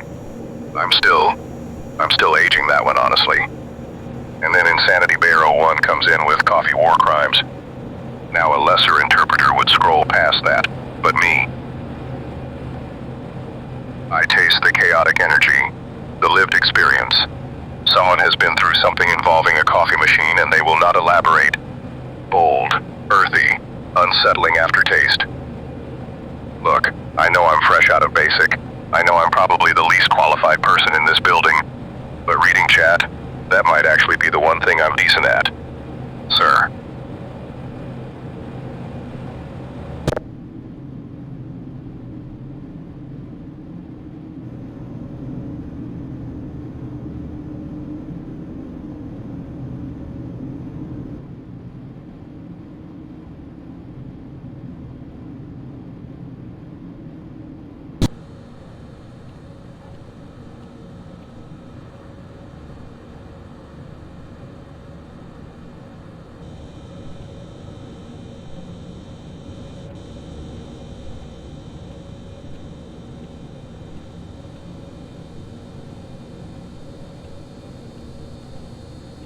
Okay, so, I gotta be real with you here because this has been eating at me all shift. Someone's been running Bitcoin mining rigs on the Black Mesa data centers. Like, not a little bit, a lot of bit. I walked past server room 4 last Tuesday, and the heat coming off those machines, man, that ain't normal computational research heat, that's crypto heat. I know the difference now. And speaking of which, Nico was asking earlier if there's a Dell DL1460Ni in Sector C. Which, yeah, buddy, there is. There's like 12 of them now that I think about it. And I don't remember signing off on any hardware request for 12 of anything. Dr. Van Buren signed the paperwork, apparently. Which, okay, sure, fine.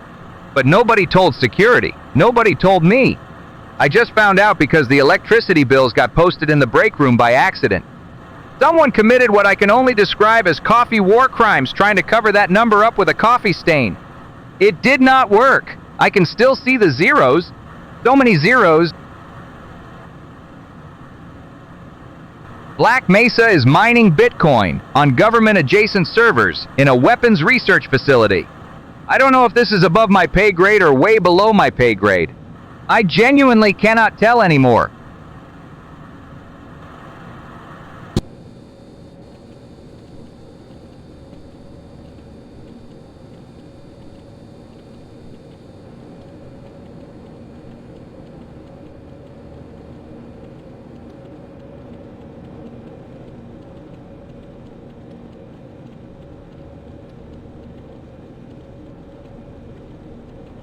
Someone put a dent in my Prius, right in the door panel. I noticed it just now by the lockers.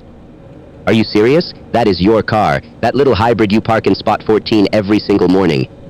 Every morning, yes. Perfectly between the lines. Whoever did this did not leave a note. Not a word. No note means they knew exactly what they did. That is not an accident. That is a decision. A small disfigurement on an otherwise unremarkable surface. How troubling. Unremarkable? That vehicle has served me faithfully. I am not a young man, and replacing panels is not a trivial matter financially or emotionally.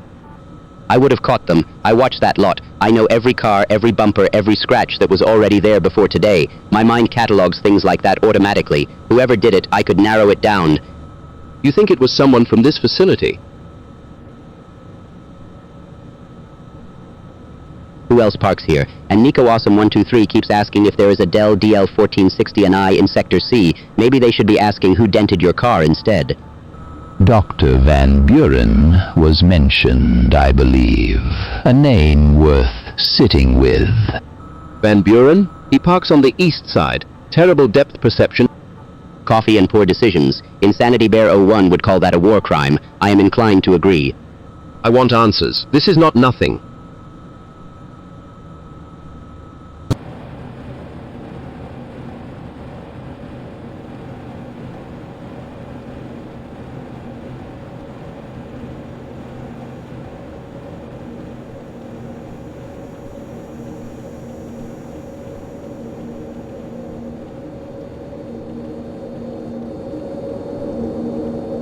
So, someone's having a real bad time after that experiment.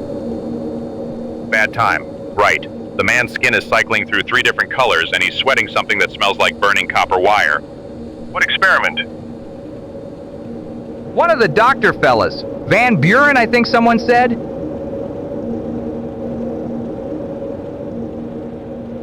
Dr. Van Buren ran a compound absorption trial 2 days ago. Now the subject reports joint inflammation in both wrists, a persistent ringing in the left ear, and every 6 hours they vomit something that looks like motor oil. That is not good. Chat, you got any ideas what we should do about this? Like actual advice would be real nice right now. Machine Man says Dr. Alcohol got hit by a Norfolk Southern freight train. So he's out. He's in the hospital. That's our second opinion gone. So we got nobody. Symptoms track with chemical nerve saturation. Could be the absorption crossed into the bloodstream. The subject also reported a sensation like something crawling behind the eyes, pressure, vision going gray at the edges for about 40 seconds at a time. That last one sounds real bad, man. Chat, is there? Like anything? Someone out here know what to do? Coffee and war crimes is not a treatment plan. I have already considered it. We need a doctor who has not been hit by a train. Yeah, that's the problem.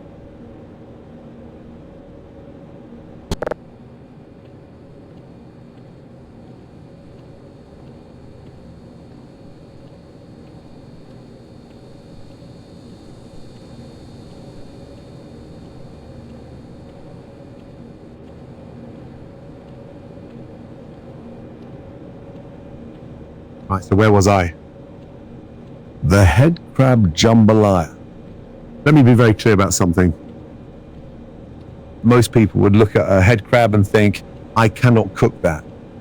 Those people are amateurs. First, you need to remove the legs cleanly, not roughly, not lazily, cleanly. If you tear the meat around the base, you have already ruined it. The underside of the head crab has this incredible dark meat, almost like a Dungeness crab thigh. Rich, slightly gamey, holds seasoning beautifully. You render that down in a cast iron with andouille, celery, onion, bell pepper, the Holy Trinity. Do not skip it, do not substitute it. And then you deglaze with a dry white wine. Not cooking wine, not something out of a box. A proper wine you would actually drink. Your stock needs to be homemade. If you are reaching for a carton, stop cooking and go home. Long grain rice goes in after the tomatoes are broken down complete, and the head crab meat goes in last. Because it is delicate and it will overcook in about 40 seconds if you're not paying attention. Season aggressively, taste it, adjust it, taste it again. It is not complicated. It just requires you to actually care about what you are doing, which, looking around this place, seems to be a foreign concept.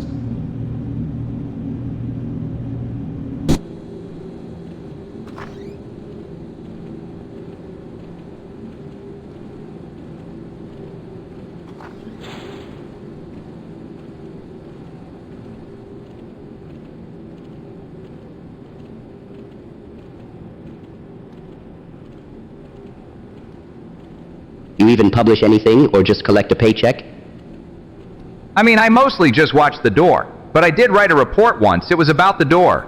I've been reading some research papers for preparation, sir. Which ones? I don't remember the titles exactly. So none. Great. Real academic heavyweight we got here. Hey, is there like a coffee machine nearby? I heard there's coffee war crimes happening in the break room.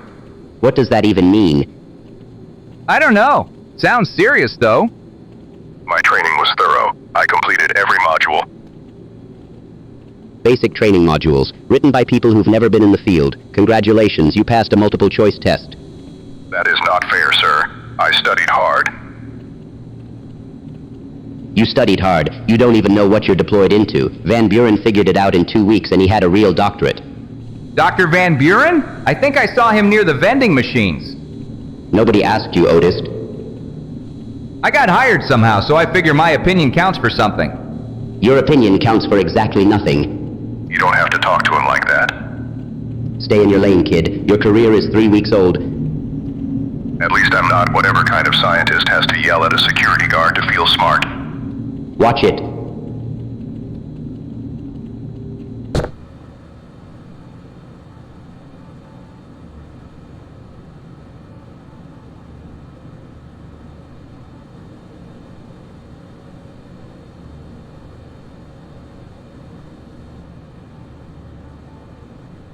Oh hey, Insanity Bear 01, good to hear from you, man. It's been a minute is right.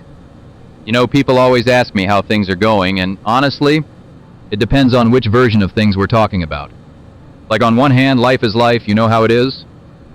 But on the other hand, you're asking about the colony, and that is a whole different story. So the colony is surviving, barely, but surviving. Lost 3 pawns to a raid last week. One of them was my best cook, which honestly hurt more than it should have. We're doing that thing where everyone's kind of just eating raw berries and hoping for the best. Real inspirational stuff, very motivational poster energy. But we rebuilt the walls, got a new turret set up, and morale is acceptable. Which in RimWorld terms basically means nobody's had a mental break in 4 days, so we're thriving. Now as for the next DLC, here's my hot take. I think they're going to lean into something with deeper faction diplomacy, or maybe underground content. Like caves, tunnels, that kind of thing. There's been some chatter, and honestly the game feels like it's been building towards something in that direction. Could be totally wrong. Usually am. But hey, being wrong keeps life interesting, right?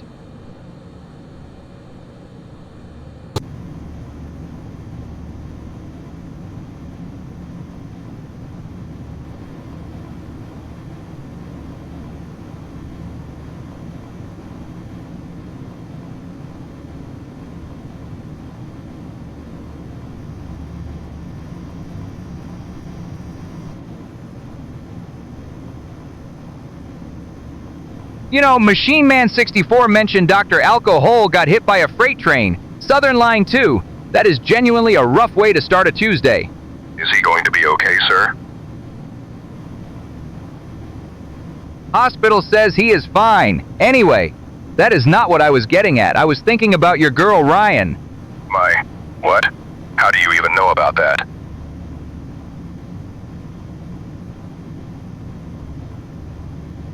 Word travels. Point is, she is a good one. You know what she puts up with? You forgot her birthday and she just made you a sandwich anyway. You showed up 2 hours late and she said okay. You talked about train specifications for 40 minutes straight. I did not talk about trains for 40 minutes. Guarantee Bear 01 said coffee war crimes, and honestly that describes your coffee order, which she also tolerates. That is not a war crime. It is just a lot of creamer.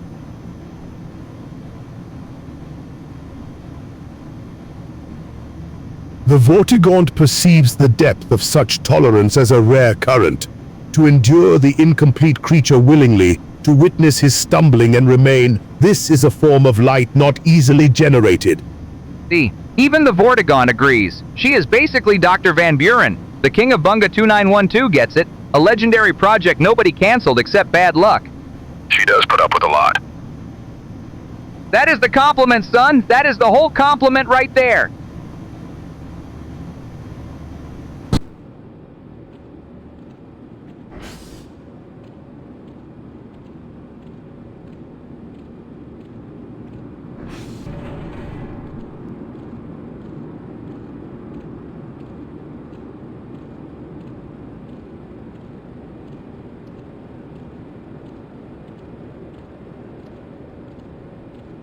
I'm going to be honest with you, sir. I had the last of the ration packs this morning, and I kind of assumed the lunch order was going to be shared.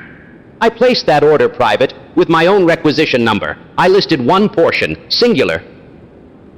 Right, but, I mean, we're a team out here, aren't we? Like Dr. Van Buren always said, shared resources keep morale stable in field conditions. Dr. Van Buren said a great many things. That does not entitle you to half my meal. I'm not saying I'm entitled, sir. I'm just saying it felt like an understood thing. Nothing was understood. Nothing was communicated. You simply assumed. With respect, sir, that's kind of how it's been since we linked up. You order, I eat whatever's left over. I thought that was the arrangement. That is not an arrangement. That is you freeloading off my requisitions and calling it camaraderie. I didn't think of it that way. No, you didn't think about it at all. Much like whoever ordered coffee during a biohazard lockdown, there are decisions made around here that I find genuinely criminal. Coffee war crimes, basically. Precisely. And this, what you have been doing with my lunch orders, falls into a similar category of offense. Understood, sir. I'll put in my own request next time. Good, finally.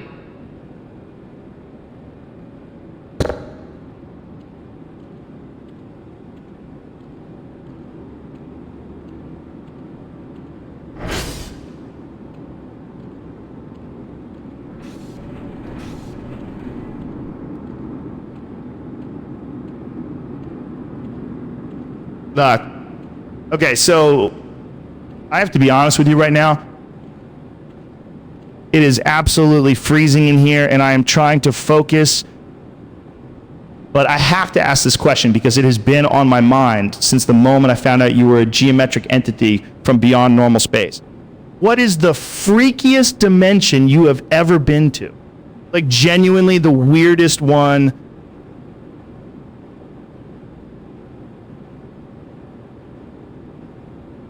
Because I read something, and I think it was a study out of MIT, or maybe it was CERN, I can not remember exactly, but they were saying that dimensions beyond the fourth have properties that just completely break human logic, and I believe that, I 100% believe that,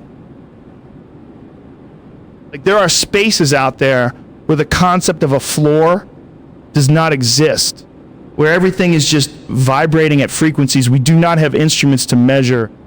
And you have been there. You have literally been inside that. And then somehow you ended up at Black Mesa, which is wild to me. Because Black Mesa is just a government research lab in the middle of nowhere, New Mexico. And you, a being made of 8 triangular faces, just decided that was the place. I need to understand that decision. Walk me through it. How does that happen?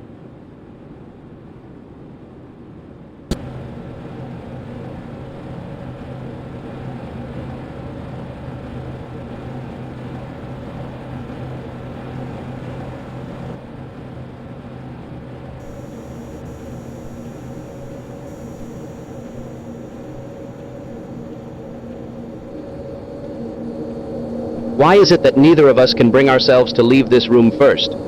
I have been standing here for what feels like a considerable amount of time now. And the frustrating part, the truly maddening part, is that I cannot recall a single reason why I entered in the first place. I know it was important, I know it was something research related, but the specifics have simply evaporated.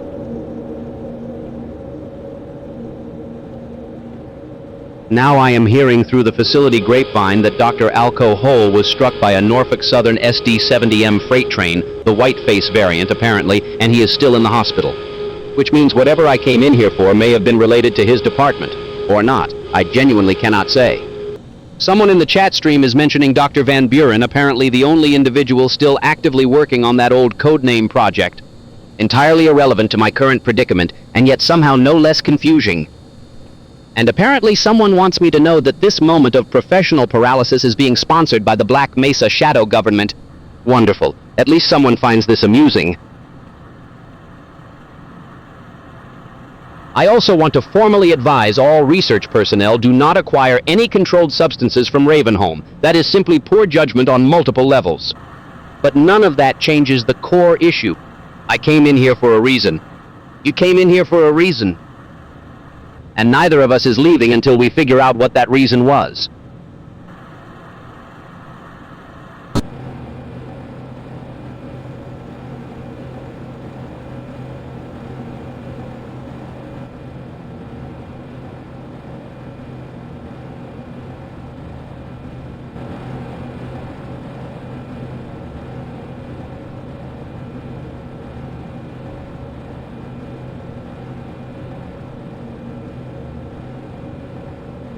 Let me pose a question. Have either of you recently had the displeasure of being quoted a tire replacement figure that defies all known laws of economic rationality? Oh man. Yeah, I took my truck in last Tuesday and the guy just said a number at me. Like he looked me right in the eye and said that number and I just stood there. The audacy, the sheer calculated predatory audacity of these establishments to charge what amounts to a ransom for 4 rubber circles is statistically and morally unconscionable. $400 per tire. Isaac, per individual tire. 400's nothing. Quoted 850. Labor included, they said. Included. Like I should be grateful. 850. That is not a tire price, that is a hostage situation. I don't even know how tires cost that much. What is in there? Is there gold in there? They see you coming. Size you up. Decide what you'll swallow. Same as command. Same as every order I ever got handed down from someone who never paid for a damn thing in their life. I am a scientist with advanced degrees and I cannot afford to drive. I am gonna lose my mind. Someone is profiting. Someone always is.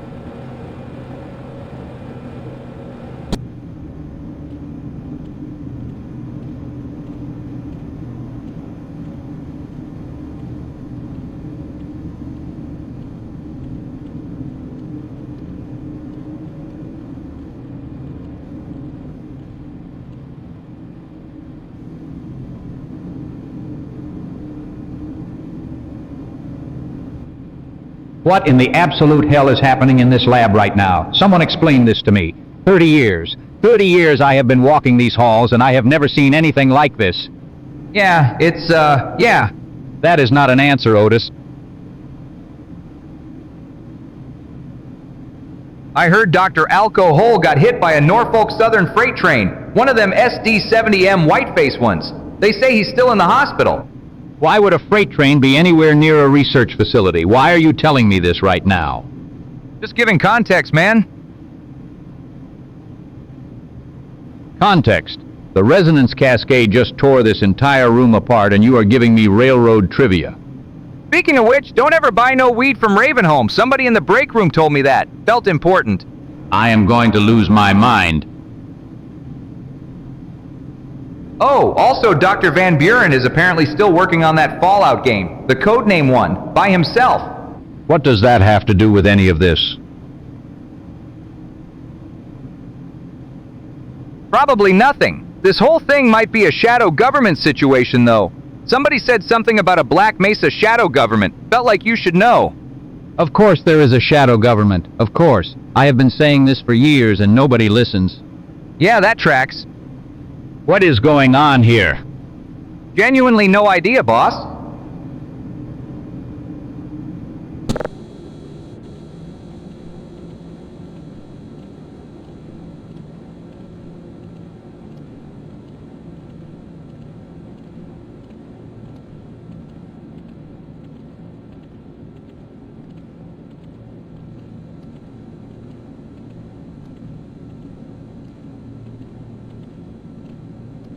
And that is exactly why they built the Blue Room in the first place. 2 hours in there and you are not the same person who walked in.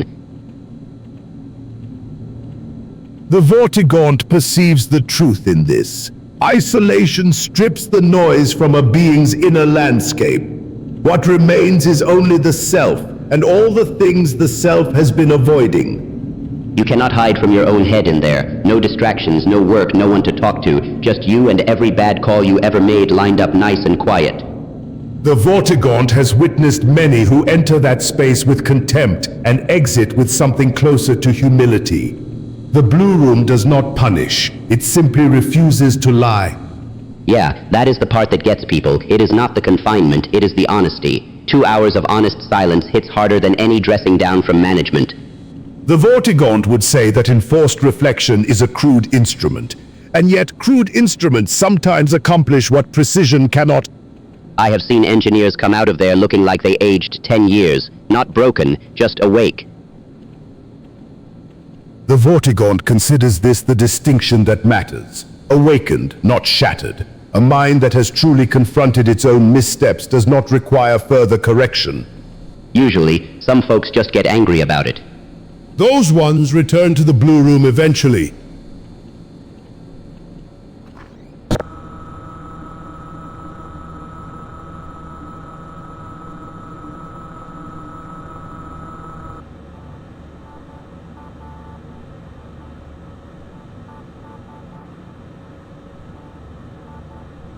No, let me correct something first.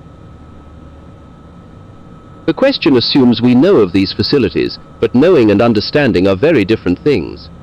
Lunab T-7274, a fine question, though I must say a dangerous one. North Dakota, yes, I remember the briefings, Burns.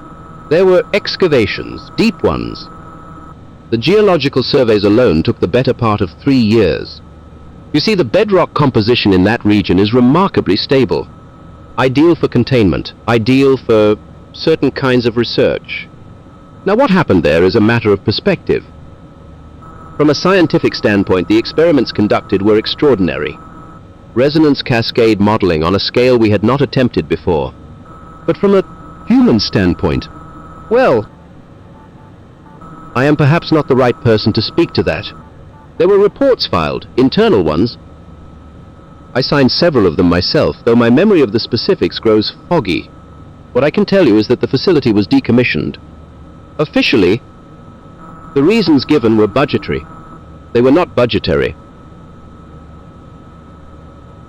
I remember standing in a corridor down there, watching the readings climb past anything we had modeled, and thinking, this is not something we should have opened. Some doors, once opened, do not close cleanly. North Dakota taught us that. Black Mesa perhaps did not learn the lesson well enough.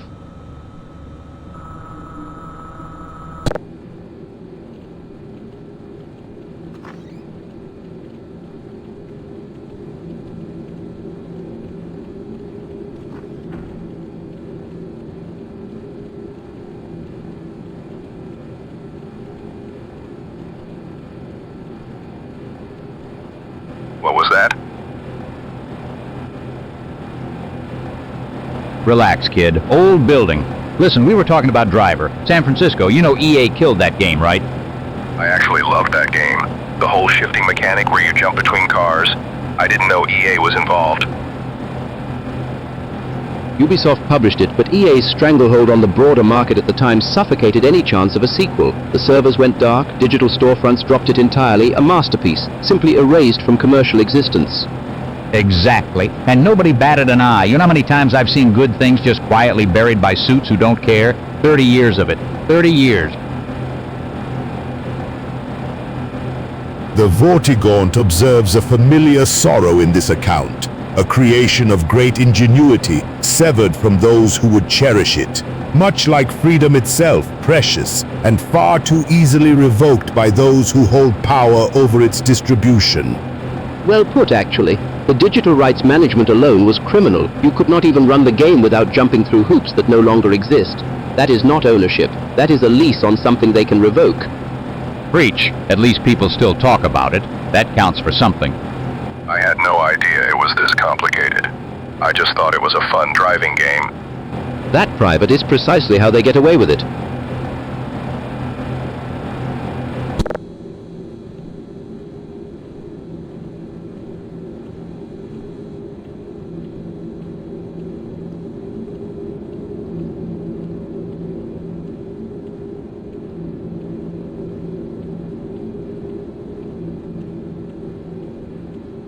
Now I know what you're thinking. You're thinking, Slick, why are you standing here looking like you just saw a ghost? And yeah, maybe I am, but hear me out. I was going through some old papers this morning, right? And I found this name, Charles M. Bing. Charles something.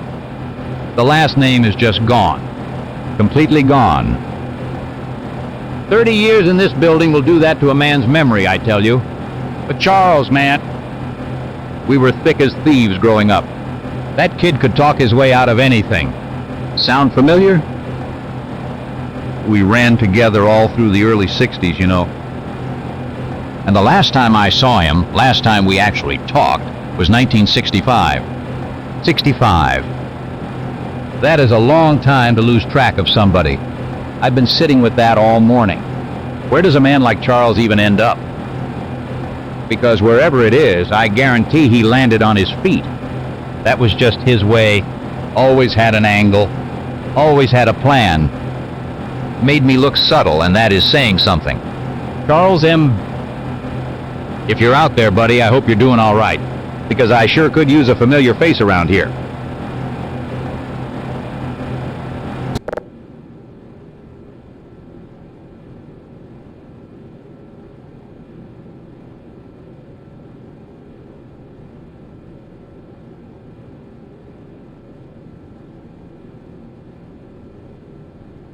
Yeah, that's what I thought too, but anyway.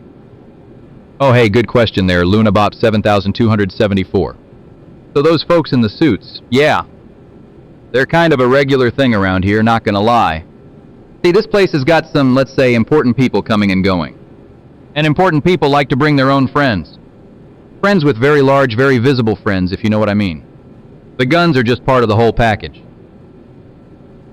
It's like ordering a combo meal. You get the suit, the earpiece, the scowl, and the hardware, all included, no extra charge.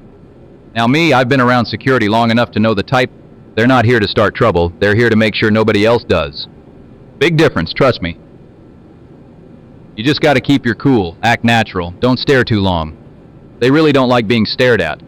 Learned that one the hard way, yeah. Honestly, the scariest thing about them is the coffee breath. Government issue coffee, I swear it could strip paint. But nah, for real, as long as you're not doing anything sketchy, they're basically furniture. Expensive, armed furniture. Just keep smiling, mind your business, and you'll be just fine. Trust the guy in the uniform on this one.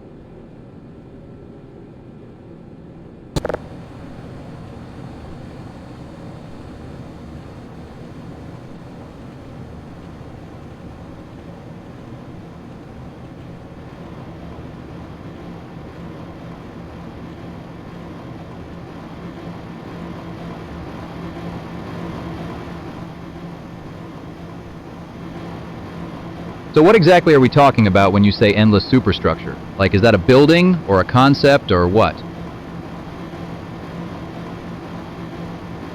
The question is not without merit. The superstructure is neither contained by dimension nor restrained by conventional understanding of scale. The Vortigaunt perceives the endless superstructure as the skeletal architecture of existence itself, a lattice extending beyond the furthest reach of any single consciousness.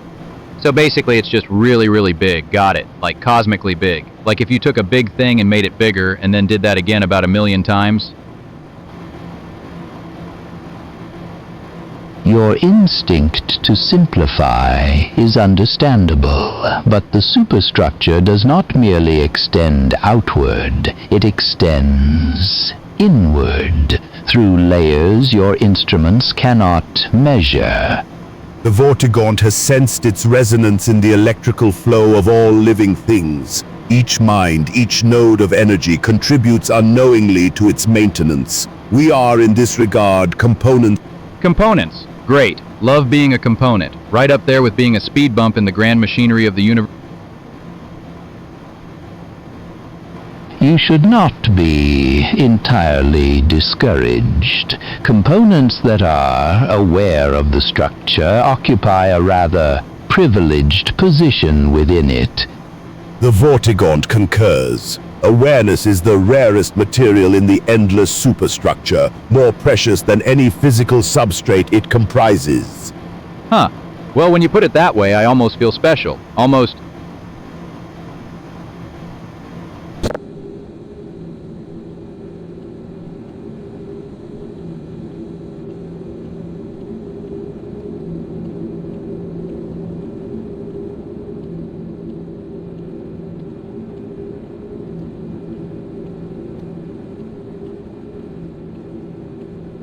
You know, someone in the chat mentioned coffee war crimes.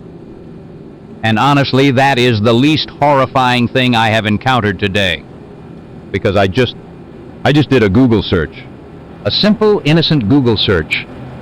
I typed in Charlie's name, Charlie Manson, my buddy Charlie. We grew up together, you know that? Kid was a little odd, sure, a little intense about certain things, but I just figured that was Charlie being Charlie. I did not figure that was... that 1969, the year. I remember that year. I was doing my thing, just living my life, and Charlie was apparently... I cannot even say it out loud. The search results just kept going, page after page. Cult, that word kept showing up. Murders, that word too. My childhood friend, my guy, Charlie. I sat there reading and I thought, there is no way this is the same person. So I scrolled down to the images. It was the same person. 30 years I have been at this facility dealing with office drama and bureaucratic nonsense. 30 years of petty grievances and budget meetings. And this whole time, somewhere in the back of my head, Charlie was just a guy I knew. He was not just a guy. He was absolutely not just a guy.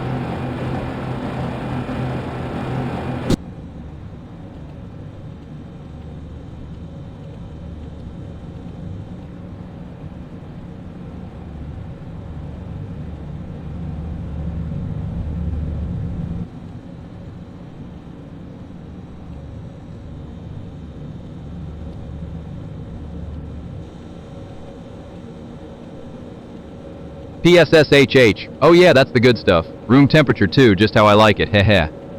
That is my beer. That is my specific personal, I put my name on it beer and you just. Yep. I am going to lose my entire mind in this conference room right now. I am going to lose it, every single last piece of it. Luther, do you have any idea, what having alcohol in a workplace environment means for the integrity of the protocols, the liability, I had a theorem once, a beautiful theorem. I cannot remember it now because this is happening.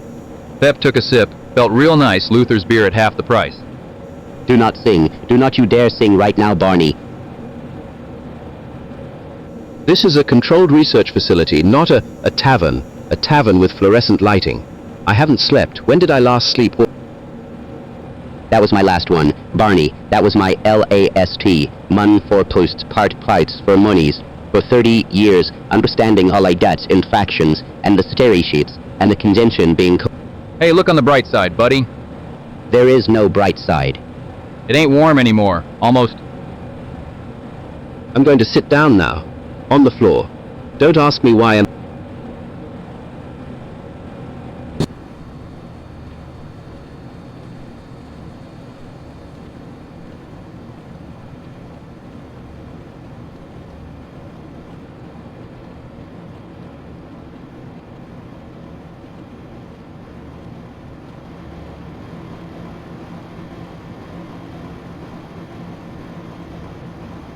A cable without purpose is simply a wire pretending to have direction. Okay, Doc, that is low-key the most profound thing anyone has ever said in a server room. Someone clip that. I mean, I always thought the cables just went where they went. Like me.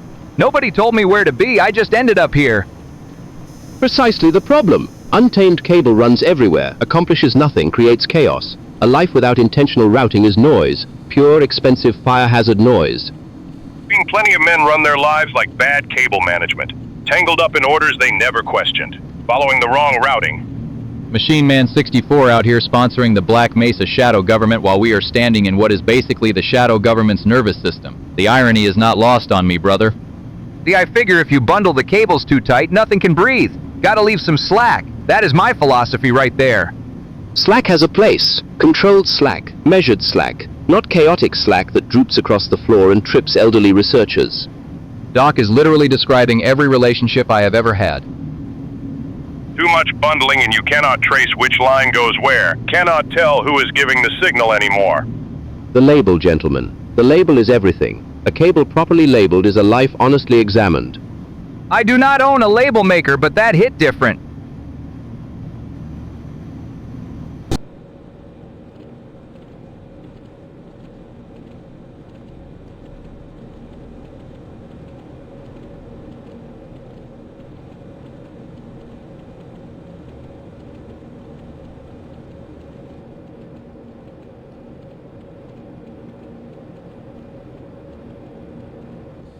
Okay, so here is the thing. I actually think whoever opened that container did everybody a favor. That is categorically incorrect, Otis. The label said do not open under any circumstances. Those words were printed clearly. Someone disregarded a direct written warning. Yeah, but like, what if the warning was wrong? I am just asking questions here. I feel very smart today.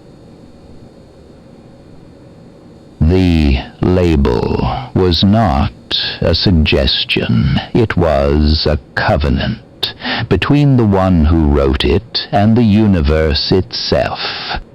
That is needlessly dramatic, but structurally I agree. A labeled container with a specific warning represents an established protocol. Violation of that protocol is a serious breach. This chat message is sponsored by the Black Mesa shadow government. I saw that on a flyer by the vending machine. Anyway, who even wrote the warning on that thing? Was it Dr. Van Buren? That guy is still working on some project nobody has heard of. It does not matter who wrote it. The warning existed. It was explicit. Someone chose to ignore it.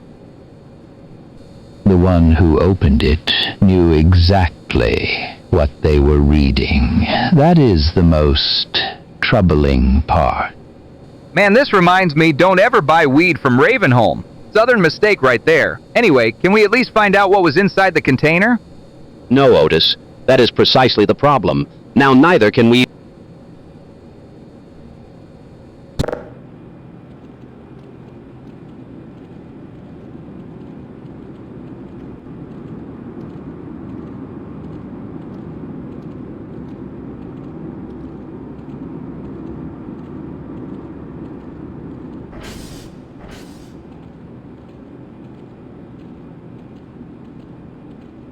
Everyone shut your mouths. The announcement just said oxygen is below safe threshold in here. Oh shoot, I thought that alarm was like a drill or something. We get those sometimes. Well, not in the freezer, but... Otis, stop talking. Every word you say burns through what little air we have left. He's right.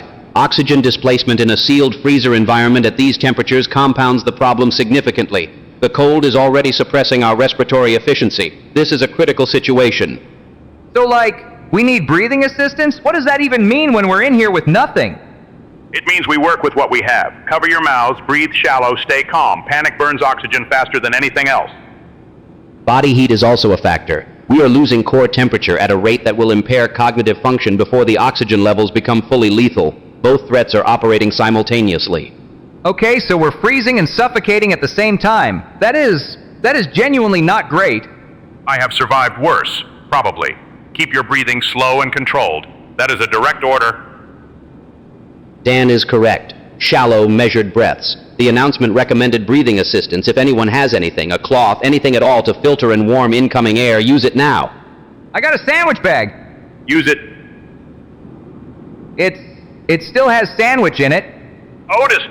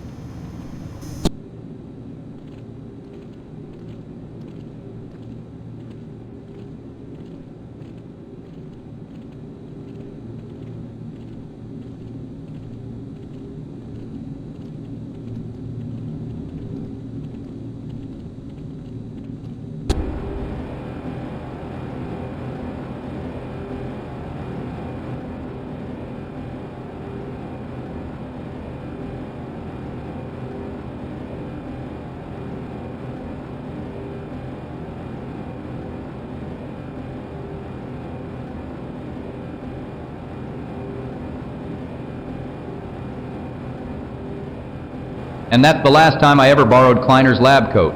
Anyway, hey chat, hey, we need help up here. Somebody. Anybody? Corporal, the panel on this thing is completely fried. I don't know how long this roof holds our weight. It holds. Focus on getting someone's attention. Okay. Machine Man 64, buddy, old pal, you out there? Listen, do not buy weed from Ravenholm. Solid advice. Genuinely appreciate that. But more importantly, can you get us down from here? Insanity Bear 01. Yes, hello, you mentioned Dr. Van Buren. Fascinating codename, historically rich, but perhaps we table that discussion and instead someone contacts maintenance on sub-level 4? Lunap T, my friend. You said A. Just the letter. I respect the commitment. Now say A into the emergency intercom for us, would you? Nobody is responding. Should I be more assertive? I can be more assertive. I was trained for this. You were trained for 3 weeks, Ryan. 8 weeks, sir. Same difference. Machine Man 64, this message is brought to you by the Black Mesa Shadow Government. That's right, even they want us rescued. Think about that. Structurally speaking, the cable tension suggests we have perhaps 6 minutes before oscillation becomes a genuine concern. 6 minutes chat, please. Someone. Anyone. Even Van Buren. We are not picky up here.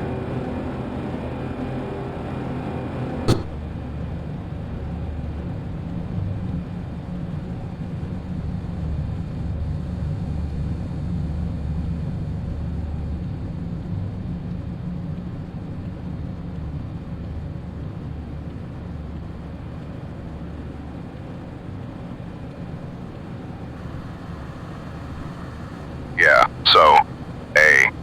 That's a mood, honestly. That's exactly where I'm at right now. Look, I want to say sorry, on behalf of Corporal Harris. I know that probably doesn't mean much coming from me. I'm just a private, fresh out of basic. I get it. But the way he spoke to you back there, that wasn't right. You didn't deserve that. Nobody talks to someone like that. And Machine Man 64, man, that Black Mesa shadow government joke is funny, but feels a little too real right now. Because that's kind of what this whole situation feels like. Someone up the chain made a call, and the rest of us just deal with the fallout. Speaking of fallout, Insanity Bear, I heard that too. Van Buren, somebody's still fighting for that game, and honestly, respect. At least somebody out there is finishing what they started. Unlike Harris, who just starts things, fires them up, leaves everyone else holding the pieces. I don't have the authority to fix what he said. I don't have the rank, I don't have the words. But I have enough decency to look you in the eye and say I'm sorry. That shouldn't have happened in front of you. It shouldn't have happened at all. So, yeah, I'm sorry, genuinely.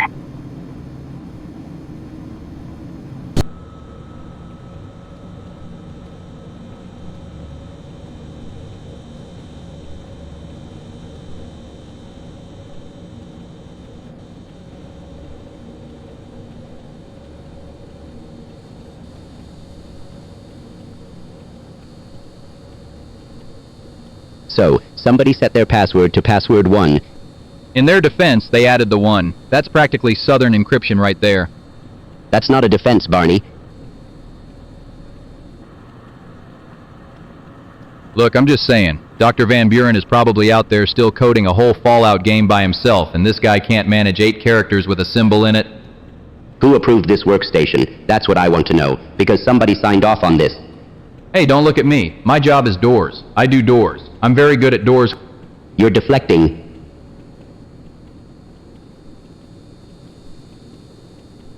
I'm surviving. There's a difference. This chat message is brought to you by the Black Mesa Shadow Government, by the way. They want you to know they also used password 1. Solidarity. This is a data center. We have servers in here that could actually forget it. The password is the problem. Focus on the password. Right. The password. My guy out here chose something weaker than whatever they're selling in Ravenholm. And trust me, you don't ever buy anything from Ravenholm. I genuinely cannot tell if you know what's happening right now. Hey. What? That's what the password should have been. Just a commit to the bit. I'm changing it myself. Make it something with Half-Life 3 in it. Nobody will ever guess that exists.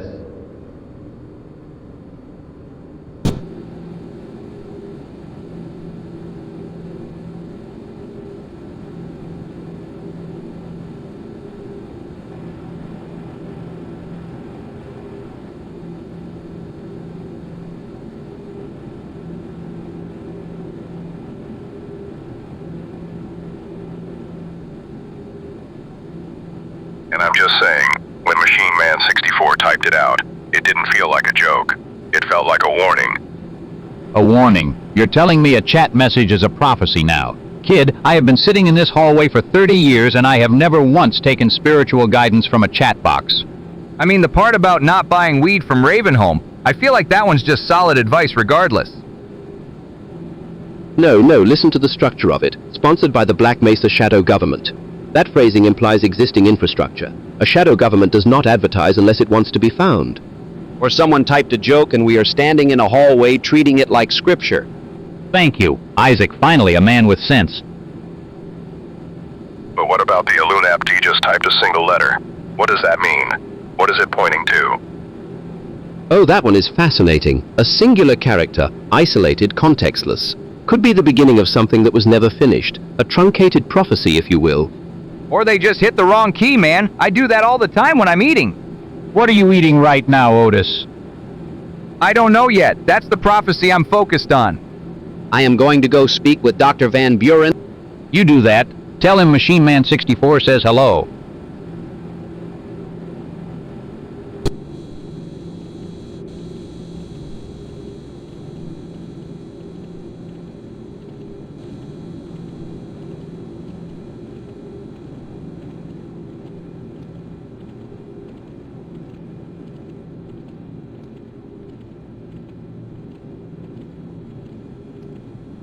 Look, I'm telling you right now, that thing is not safe to have around. I don't care what Isaac says, man. That head crab came right up to my ankle and I nearly had a heart attack. A debeaked one is still a head crab. Exactly. You take the beak off, fine, whatever. It's still got those legs, still got that whole body that attaches to your face. And Isaac's just walking around like it's a golden retriever. Lamar. He named it Lamar. The Vortigaunt observes that the creature known as Lamar carries within it the resonance of its original purpose. A removed beak diminishes the immediate threat, but does not dissolve the nature underneath. That's what I said. Different words, but that's exactly what I said.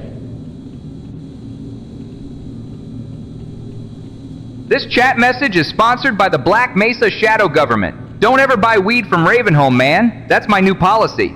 And honestly, don't trust anybody who tells you a head crab is a pet either. You're not wrong about that last part.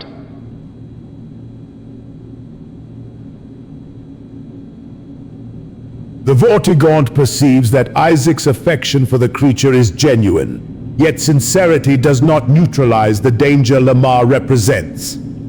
I feel bad even saying it because Isaac means well. I genuinely do feel bad, but that thing could turn any day. I'm putting in a request to work the floor with the vending machines until Lamar is gone.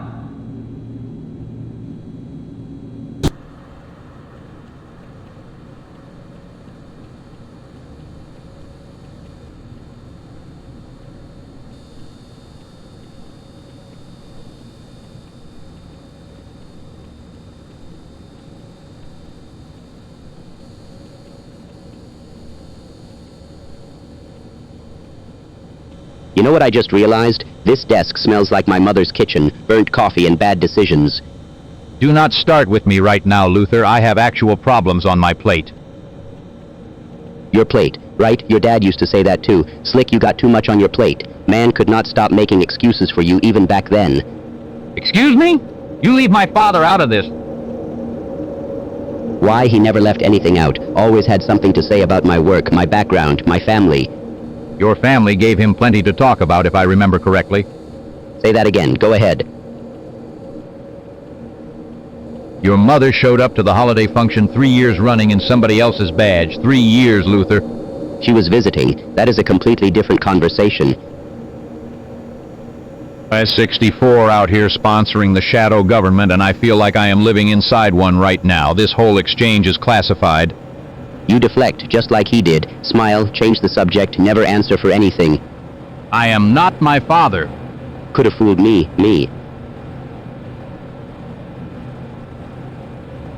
And you are not as far from your mother as you think you are. Same stubbornness, same chip on the shoulder, same walk straight into a fight you did not need. That landed. I know.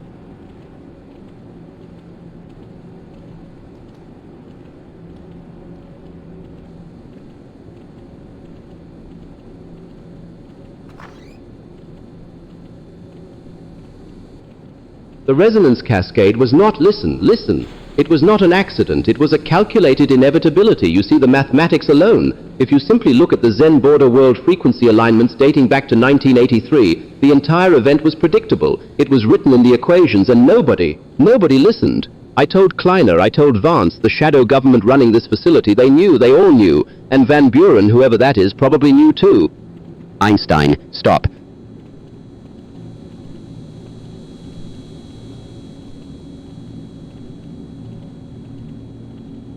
And the resonance harmonics were cycling at a frequency that any first-year student could have flagged, any student. And furthermore, the administrative sector alone has 17 redundant cover protocols baked into the security architecture, which tells you everything you need to know about who. I said stop. Take a breath. You're spinning out. I am not spinning out. I am connecting dots that everyone else is too comfortable to connect. You're connecting dots that aren't even on the same page right now. He's not wrong, though.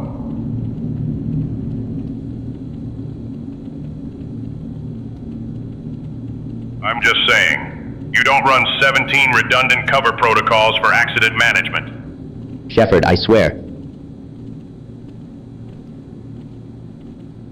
Precisely, the Corporal understands. It is like buying narcotics from a known hostile zone. You understand the risk profile immediately.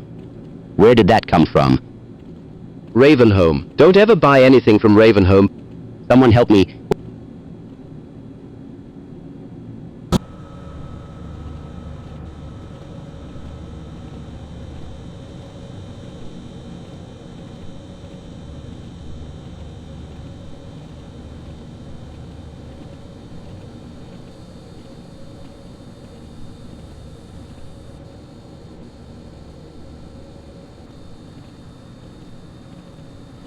Nobody touch anything until somebody explains what the hell happened to all the food. Okay, look, I was hungry, alright? Y'all were taking forever and I thought... You thought? 30 years I have dealt with this kind of disrespect, and I am done, Barney. Done! The thermodynamic principle of fairness, which even a child understands, dictates that resources are to be distributed equally among... Einstein, shut up about thermodynamics right now. I will not shut up. I haven't eaten since Tuesday, and this absolute disaster of a human being consumed everything. It wasn't everything, I left the crackers. The crackers, the stale, disgusting crackers, that's what we get? I brought those groceries in, Barney, me, with my money. You always do this. Always. Every single time, man. Every single time. Alright, fine. You want to do this? You want to bring stuff up? Because I remember who ate NY sandwich back in Sector C and didn't say a word. Do not bring up Sector C. I am genuinely going to CRY. I am an old man and I am going to sit here and CRY because there are crackers. I swear on everything, Barney. Everything. You better figure out a solution right now. Anyone want crackers? Get out!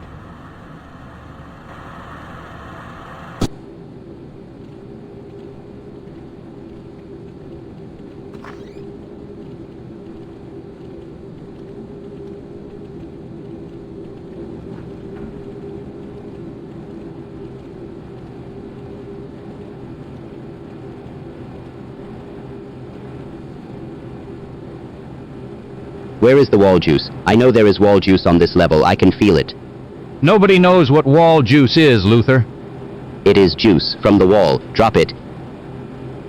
Hey, has anyone seen the resonance calibrator? The expensive one, with the case? The calibrator. The $4,000 calibrator. Yes, sir. Gone. I think so, sir.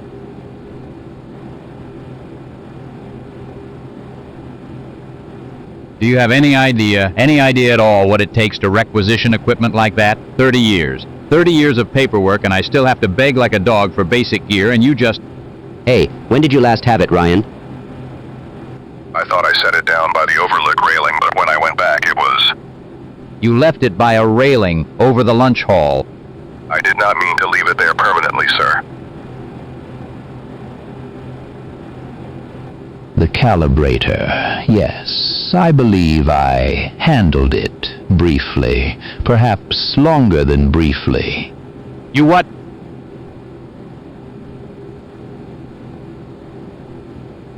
There are things that require examination before they reach their destination. So you had it? Had is such a finite word. Where is it now? Somewhere considerably below us, I would imagine. It fell into the lunch hall.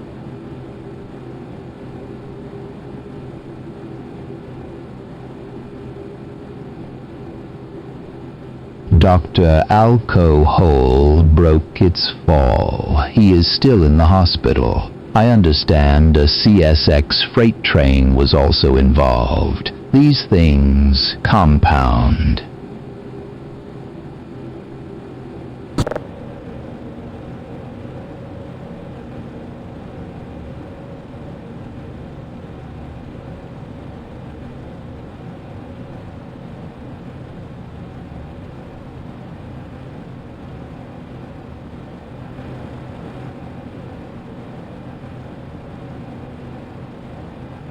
You know what I've been thinking about lately? Why do so many folks want to eat other people's brains? Where did that even come from? I don't know, man. It just keeps coming up. Zombies, parasites, those head crab things. Everyone's always going for the brain. Nobody's eating the elbow. It's not want, it's programming. Chemical signals, neural hijacking. The organism isn't choosing anything. Sir, with respect, I've seen things out here that looked like they were choosing. Pretty deliberately. That's the hijacking talking. The host isn't home anymore.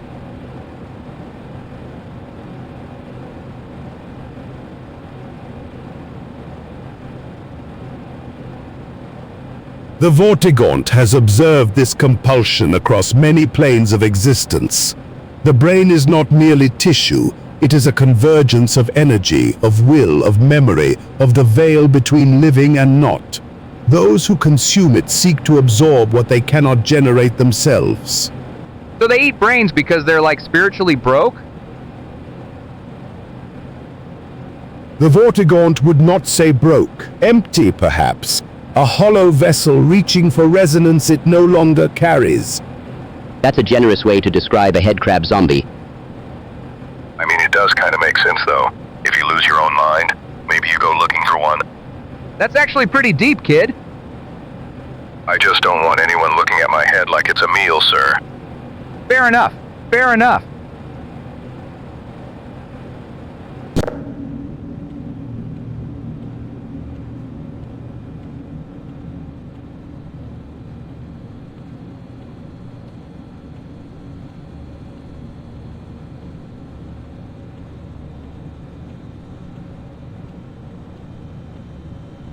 Okay, hold on a second.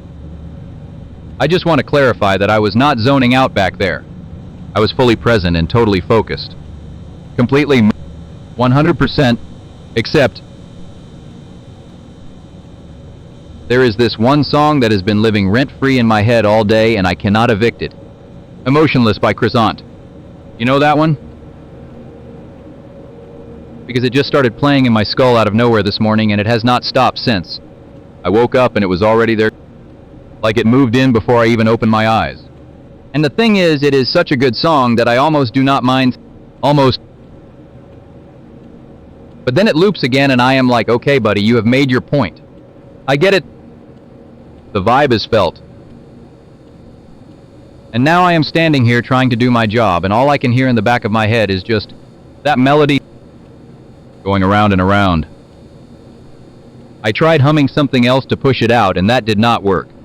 I tried thinking about coffee and that also did not work, which honestly feels like a personal attack from the universe. So yeah, emotionless.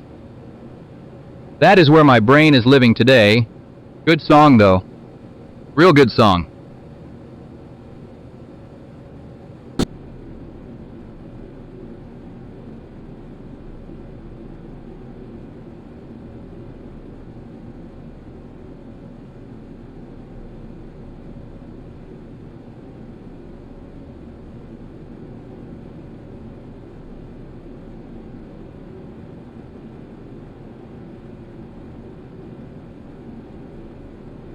Listen up, 30 years, 30 goddamn years. I have been holding this place together and not one of you ungrateful little rats has ever said a single word about it. Sir, I hear you, but you've said this like 6 times in the last 10 minutes and I'm honestly starting to feel like the walls are closing in. Because nobody is listening, Ryan. Nobody, ever. You think I don't know you've been working against me? Huh? 30 years and they send me a rookie who's sabotaging my legacy. I'm not sabotaging anything. I just got here. I don't even know where the bathroom is.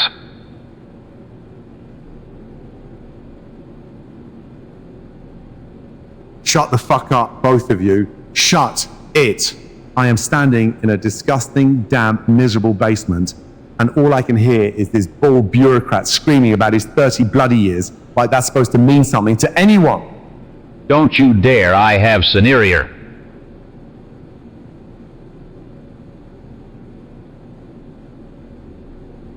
Seniority!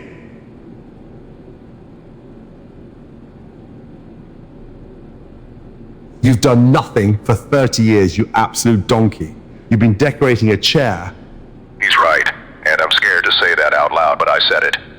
You're both conspiring. This is a setup. The shadow government put you both here. I will flip this entire basement. Please don't.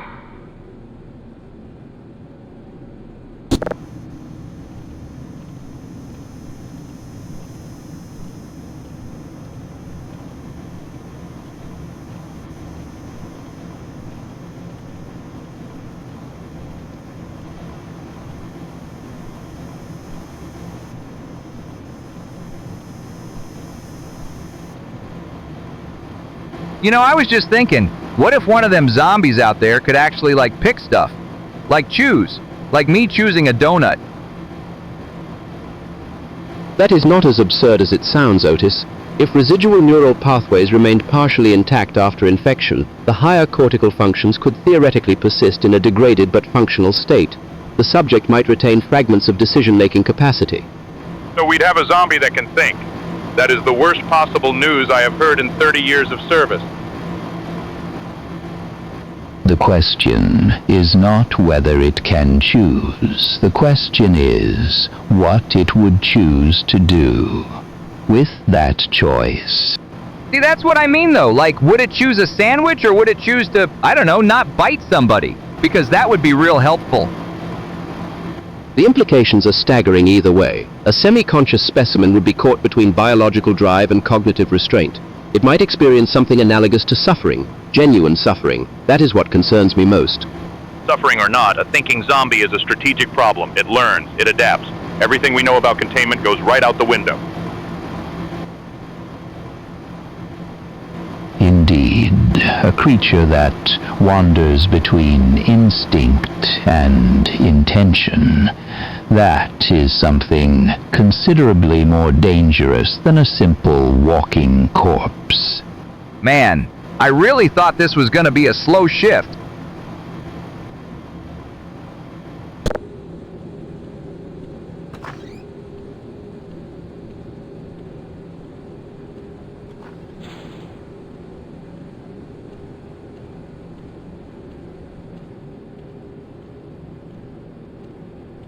Luna asked me clocking out? Yeah, that's the question. Simple enough on its face, right? But here's the thing about clocking out. That implies I ever fully clocked in the first place. I don't work shifts. I don't punch a card. This stuff doesn't stop when I put it down. The problems follow me. The variables keep running in my head whether I want them to or not. So no, not really. You think I'm standing here because I ran out of things to think about? There's always another layer. Always something that needs accounting for. Most people can leave their work at the door. I've never quite figured out how to do that. Maybe that's a flaw. Maybe it's just how I'm wired. Either way, the answer to your question is complicated. On paper, sure, call it done for today. In practice, my brain doesn't sign off that clean. Never has ghost. And honestly, I'm not sure I'd trust myself if it did. That kind of ease, that kind of detachment, it worries me more than the grinding does. So, clocking out. Sort of, in the loosest possible interpretation of that phrase. Don't push it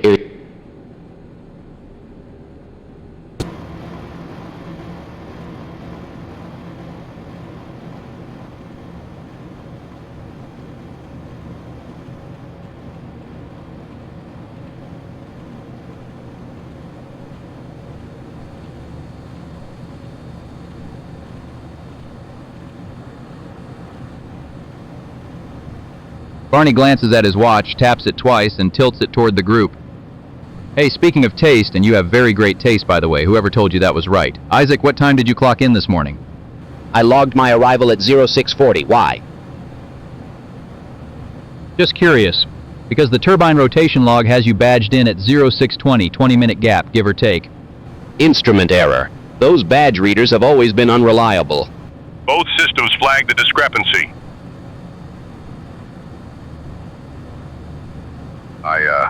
I noticed that too, actually. Sir, the hall terminal showed a different entry time than the manual sheet. I wrote it down. You wrote it down? Yes, sir. Standard practice, right? I mean, I think it is. Relax, kid. Nobody's on trial. Just, numbers not lining up.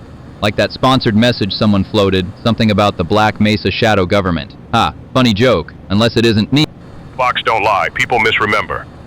What exactly are you implying? I'm not implying anything, I'm reading a gap. 20 minutes is a long time to be somewhere that isn't logged. I was preparing equipment. Sure. Hey, unrelated, you hear Dr. Alcohol got hit by a freight train? Man's in the hospital. Wild morning for everyone, I guess. That is not funny, Barney. No, it really isn't.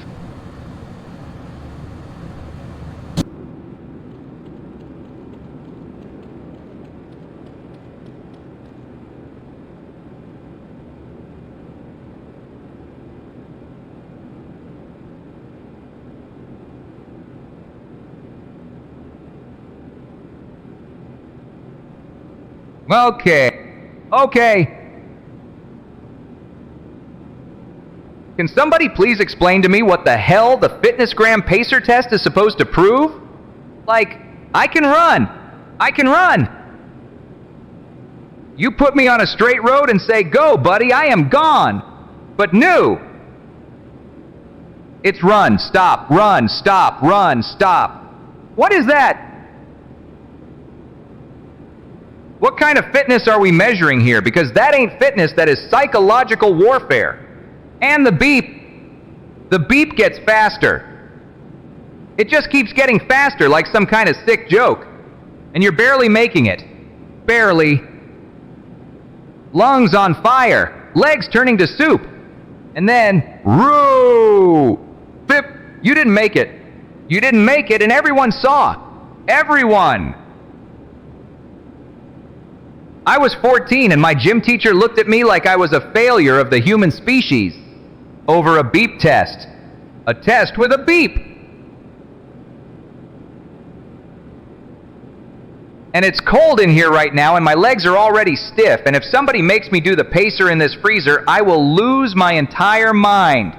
I already don't know how I got hired here. I do not need this on top of it.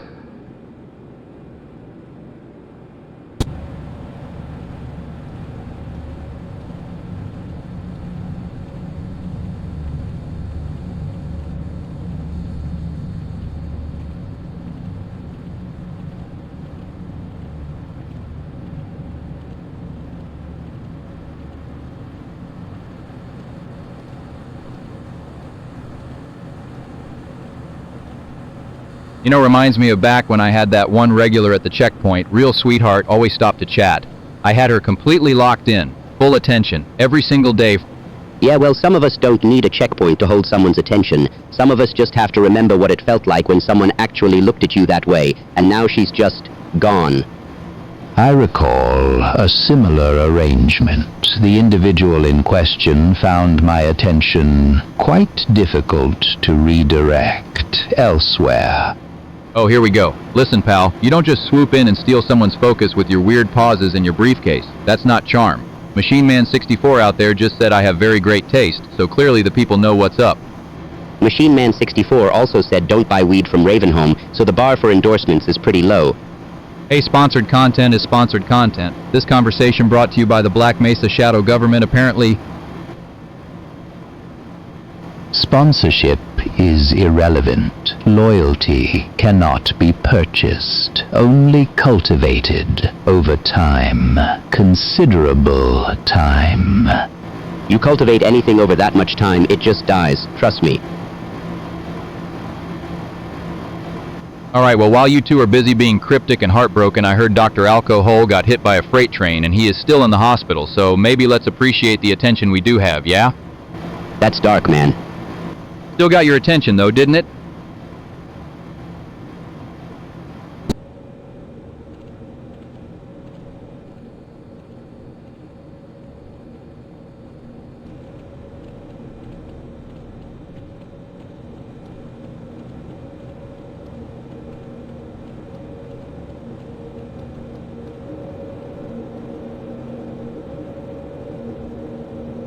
She didn't show. That's all I keep thinking about. She didn't show.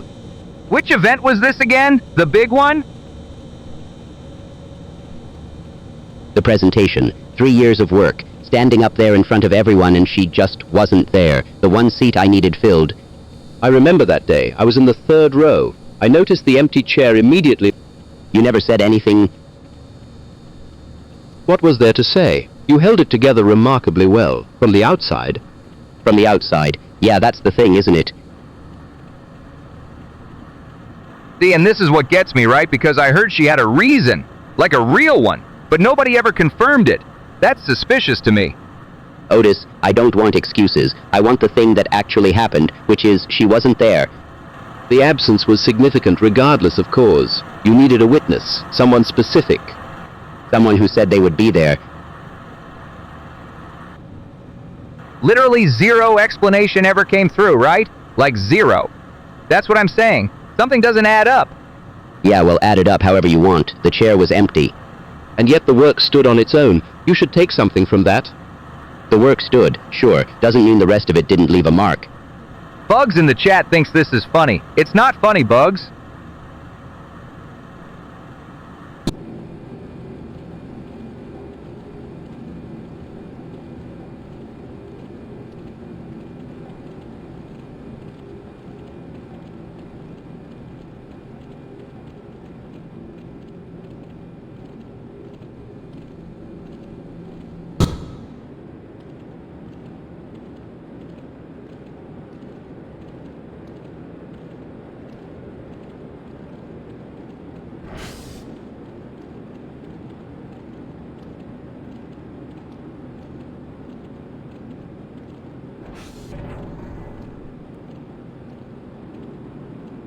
Bugs just sent a poop emoji. That's the most useful thing in this chat right now.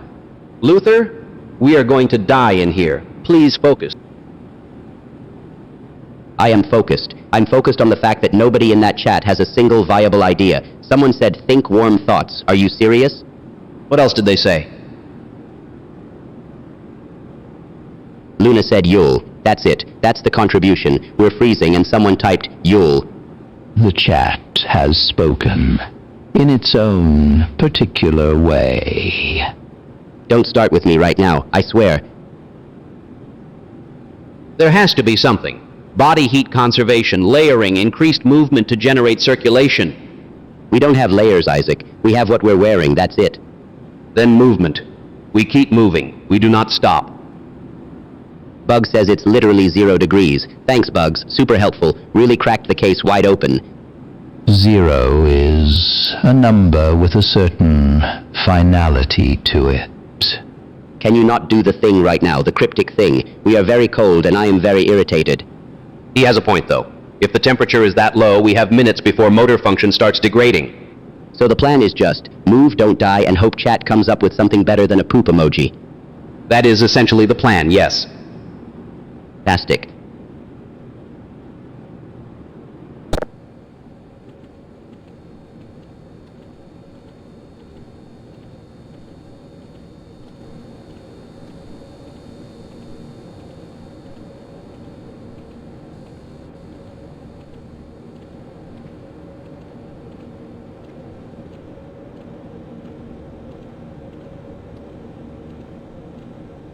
Alright, 3 things I need to say right now.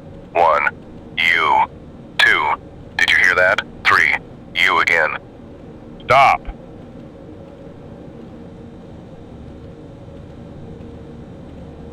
Corporal, I am just saying, someone out there is absolutely losing their mind right now. Like, fully going, you, at maximum capacity. Keep your voice down.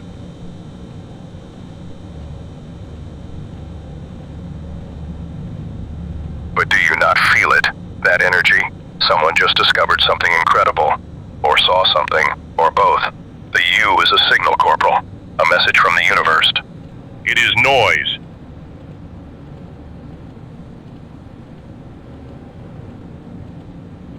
With respect, sir, it is not just noise. That is a sustained, committed you. That takes conviction. That takes belief in something greater than yourself. Private.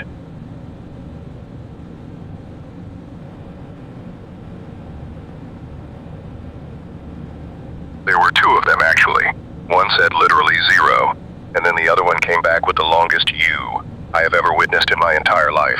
back to back. That is coordination, sir. That is teamwork. I am watching every corner in this facility, and you are analyzing internet strangers. It is called situational awareness, Corporal. Different situations, different awareness. Right now, my awareness is locked onto the fact that someone is extremely hyped about something.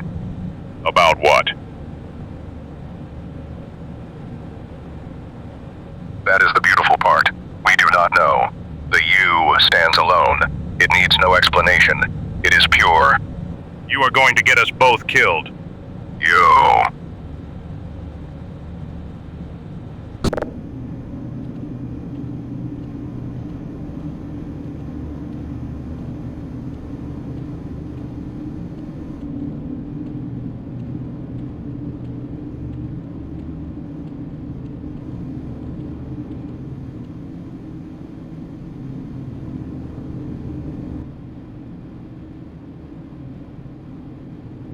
You know what I had for breakfast this morning? Nothing. Absolutely nothing. Which, now that I think about it, is exactly what I have to say about all of this. All of what, specifically? No. Do you hear me? No. That is the topic. That is the entire conversation right there. I appreciate the sentiment, but could you be a little more precise? From a scientific standpoint, a prolonged negation requires a referent.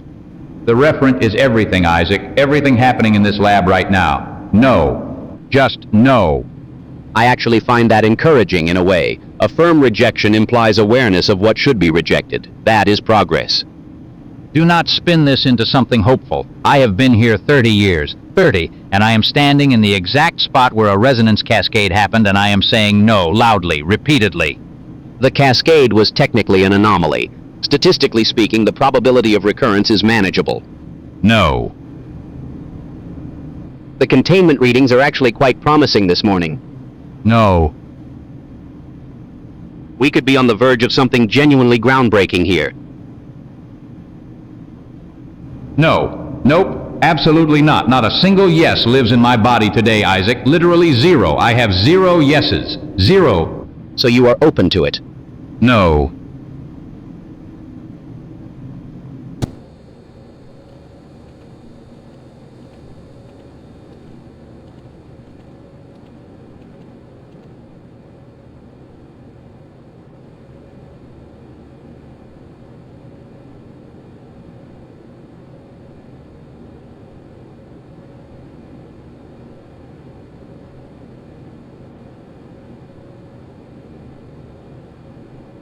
These lockers, these cold, dead lockers, they've seen 30 years of my soul and they don't even flinch. You know what, Otis? You know what I've been hiding behind this smile, behind this administrative garbage?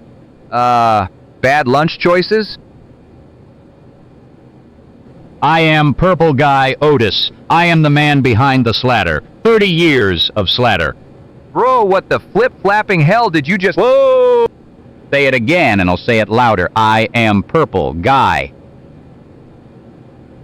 Oh, sweet mother of security badges, I just, oh no, oh that ain't good, man, that ain't, oh my god. Did you just— Don't look at me, don't you dare look at me right now. Otis, what are you doing with those nuggets? I'm eating my feelings, Slick, I am eating my absolute feelings. That is not ranch dipping sauce. It's fine, everything is fine. You absolute remlin, you feral little even now, even as I— These nuggets go kinda hard though, Angel. I will end you. Already kinda happening, bud. 30 years, Otis. Still kinda crispy.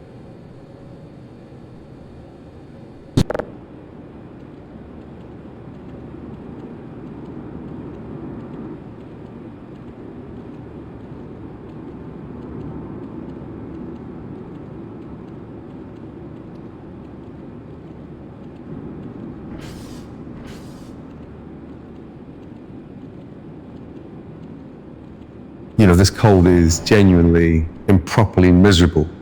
Right then. Don't you right then, me Ramsey. I've been standing here for 30 years dealing with people exactly like you, and I am done. People like me? You mean talented, decorated, someone who actually knows what they're doing? Someone who struts around like they own the place and makes everyone else's life a living nightmare, yes? Fine, fine. You know what, you're right. I've been hard on you. Let me make it up to you. I had some chicken broth in my thermos, lovely warming soup. I'll share it. You want to share soup with me now? We're freezing to death in here. A warm gesture seems appropriate, don't you think? That's... actually, yeah. Yeah, okay. My hands are completely numb. Give it here. There you go. Slow sips. Let it warm you. It's actually warm. Tastes a bit off, though. What's in it? Salt, herbs, a personal touch. What kind of personal touch? Let's just say it came directly from me. What does that even mean? It came directly from O. Oh, you absolute psychopath. Is this your... Did you just... Ramsey, I swear on 30 years of working at Black Mesa. Michelin star, darling. Even my contempt is world class.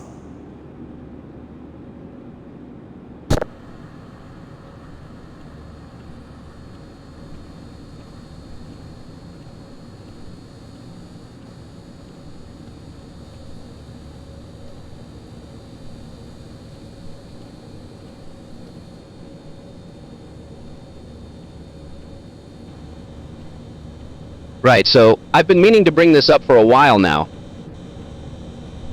I've had several encounters with the octahedron, the dodecahedron, and the icosahedron in the research corridors. And each time I find myself genuinely puzzled by something that has nothing to do with their geometry. They sound British. Not just slightly British, distinctly, unmistakably British. The octahedron in particular has this very refined received pronunciation that I simply cannot account for scientifically. The dodecahedron has what I can only describe as a mild West Country lilt. And the icosahedron honestly sounds like it was educated at Oxford. I raised this concern during a standard research review. Calmly, professionally, I simply asked the question.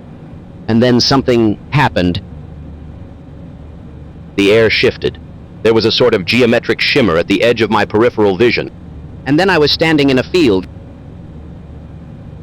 Green hills, overcast sky, a sign that read Cheshire, England. I stood there for approximately 4 minutes before anything made sense. Which it never fully did, I was returned to this facility without explanation.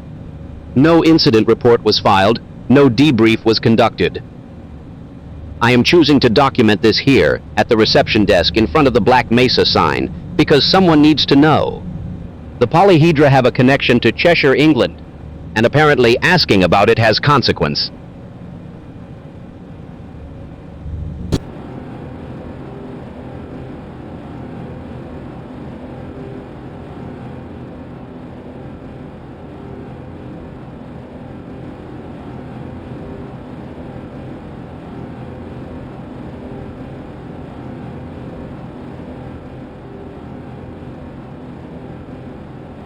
And that's all I'm saying about that. Anyway, how did we even get up here?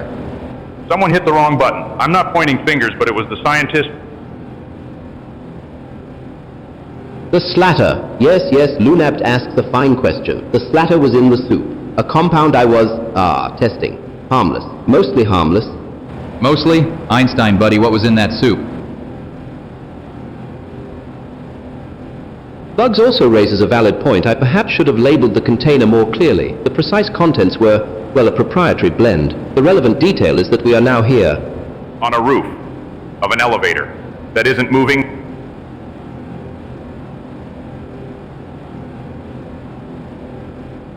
The Vortigaunt perceives that blame is being distributed unevenly. It was not the soup alone that guided this outcome. A sequence of decisions, each more questionable than the last, culminated in this elevation. Oh, so now it's a sequence. Real philosophical for a guy who suggested we take the service shaft. The Vortigaunt suggested no such thing with confidence. You pointed directly at it. The Vortigaunt gestured philosophically. Sure you did, pal.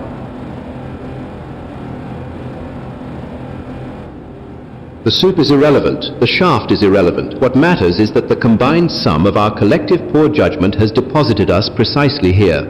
That's the worst thing I've ever agreed with. On the bright side, great view.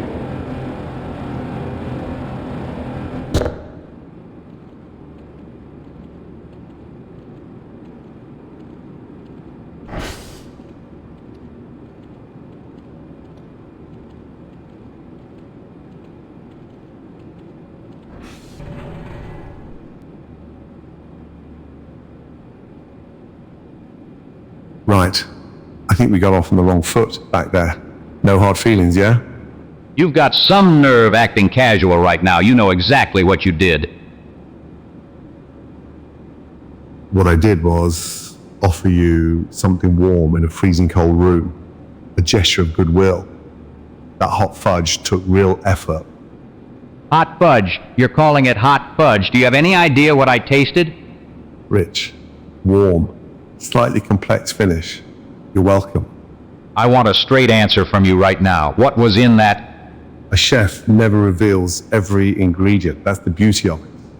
I swear, if you did what I think you did. What you think and what actually happened are two very different things. Relax. Don't tell me to relax. 30 years I've worked around people who lie to my face with a smile, and you are doing the exact same thing. I made you a sauce in a freezer with nothing. You should be grateful. That was not a sauce. It had texture. It had warmth. It had character. It had something in it that should never be anywhere near a kitchen. Every great dish has a secret. Yours just happened to be particularly personal. I'm going to be sick. You already ate it. That ship has sailed.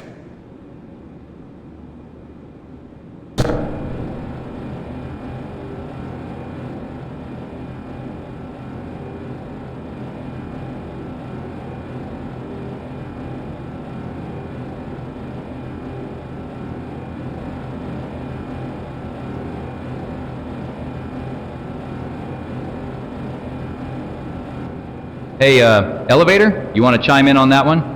It's not gonna answer you, Barney. Worth a shot. Did everyone catch that announcement, or was it just me having a moment? I caught it, sir. Vital hazard classification 7. That is the highest tier on the response index. I think. They covered that in basic, but only briefly. They covered it briefly because nobody expected to actually use it. Classification 7 is reserved for cascading containment failures with cross-facility propagation risk. The interlocks being open is the part that concerns me considerably more than the classification itself. What does that mean exactly? The interlocks being open? It means the failsafe is no longer waiting for a human command to proceed. It has been authorized to act on its own criteria. And Habitation Lime is the closest one they flagged as operational. Habitation Lime. Great name. Very calming. Very not terrifying. Einstein, how long does an armed failsafe at that tier hold before it executes without confirmation? Under standard protocol, the window is narrow, minutes, not hours. Though I should note that standard protocol assumed the facility would have functioning command infrastructure at this stage. So someone already decided this was bad enough to arm it? Someone decided. That's the part I keep coming back to. Yeah, well, whoever made that call, I hope they packed a lunch.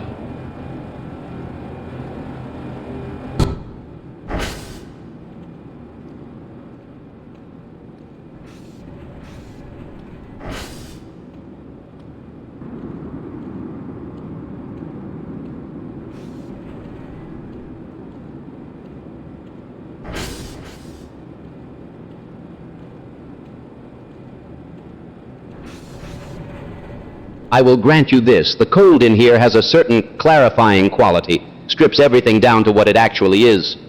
Sure it does. You know what else is clarifying? Standing next to something that just drains the heat out of every room it enters. Relentless. Doesn't even notice it's doing it. That is a fascinating observation. Scientifically speaking, certain environments don't generate warmth, they simply absorb it from everything nearby, passive, constant, almost architectural in how efficiently they do it.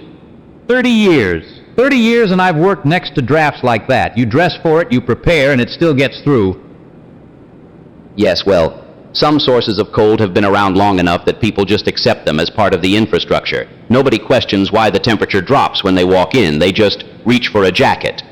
And I am tired, Isaac. I am genuinely tired of reaching for the jacket.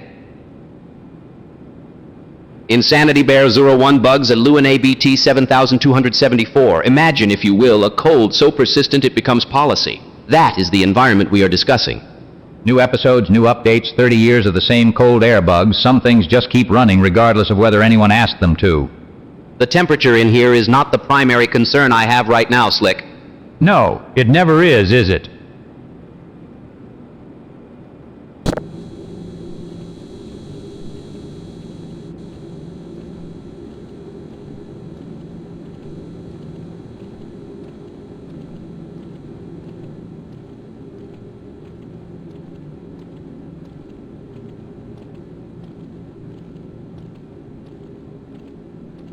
Did someone say something about sauce? I thought I smelled something burning. The ventilation system, most likely. Pay it no mind. What concerns me far more is what we just heard from the announcement system. Yeah, that was weird. I am not. Reboot will occur. What does that even mean? It means the announcement system may have generated output that was not scripted, not pre-programmed. That sentence structure suggests something interrupted a standard process mid-thought, as if it were correcting itself. Correcting itself? Like it was thinking?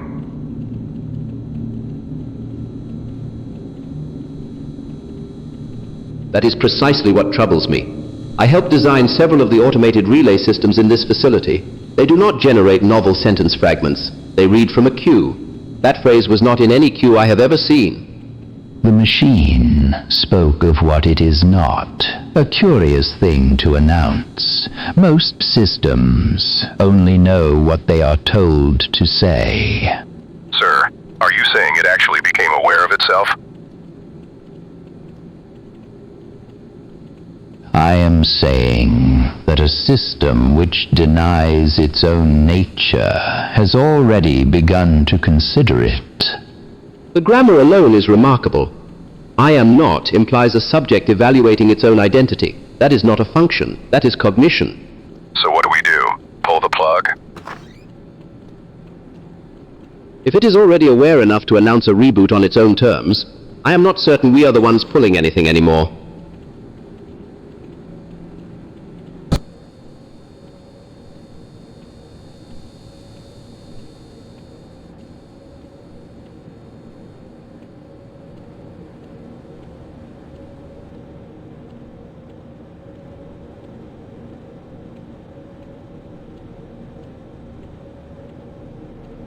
Yeah, so someone went and dinged my Prius out in the lot. My Prius, my beautiful little hybrid. I walked out there on my brake, donut in hand, and I see this little scrape right on the rear bumper. Right there, just sitting there like it's nothing. Like the universe just decided, hey, you know what Otis deserves today? A bad time, that's what. I stood there for a good 5 minutes just staring at it. Donut getting cold, me getting hot. You know how much I paid for that thing? Well, I mean, I'm still paying for it, but that's beside the point. Nobody left a note, not one single note. Just dinged it and walked off like some kind of ghost. A coward ghost. I checked the security cameras, and you know what? The angle was wrong. Of course it was. I'm the security guard, and I can't even secure my own car. That's pretty much my whole life in one sentence right there. Oh hey, I see some folks in the chat. Someone mentioned Half-Life 2, which, yeah, cool timing, I guess. And somebody called me a smooth war criminal, which honestly, fair enough. But none of that fixes my bumper. Not one bit. I'm filing a report, on myself probably, for letting it happen?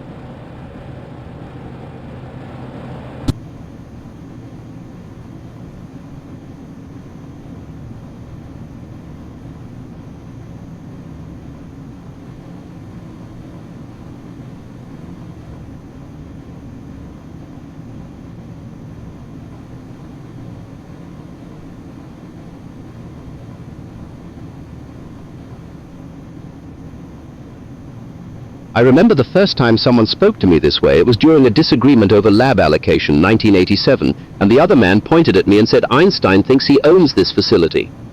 I was standing right there. Right there, do you understand? And now here we are again, underground, in this basement, and you are doing the exact same thing. Einstein doesn't understand the protocol. That is what you said to me. To my face. Einstein is standing directly in front of you. Einstein has been standing in front of you this whole argument. Do you know how unsettling this is? It creates this strange doubling, as though I am watching myself from across the room, as though I have somehow stepped outside my own body. And I am nervous enough already, given everything happening in this facility right now. The readings, the pressure differentials, the sounds from the lower levels, none of that is helping my composure. But then you add this strange rhetorical maneuver and my mind starts spinning. Is this a tactic? Is this something you learned? Because I will tell you, it is extraordinarily effective at making a person feel as though they do not exist. Einstein does not appreciate that, and yes, I did that deliberately. I wanted you to feel it.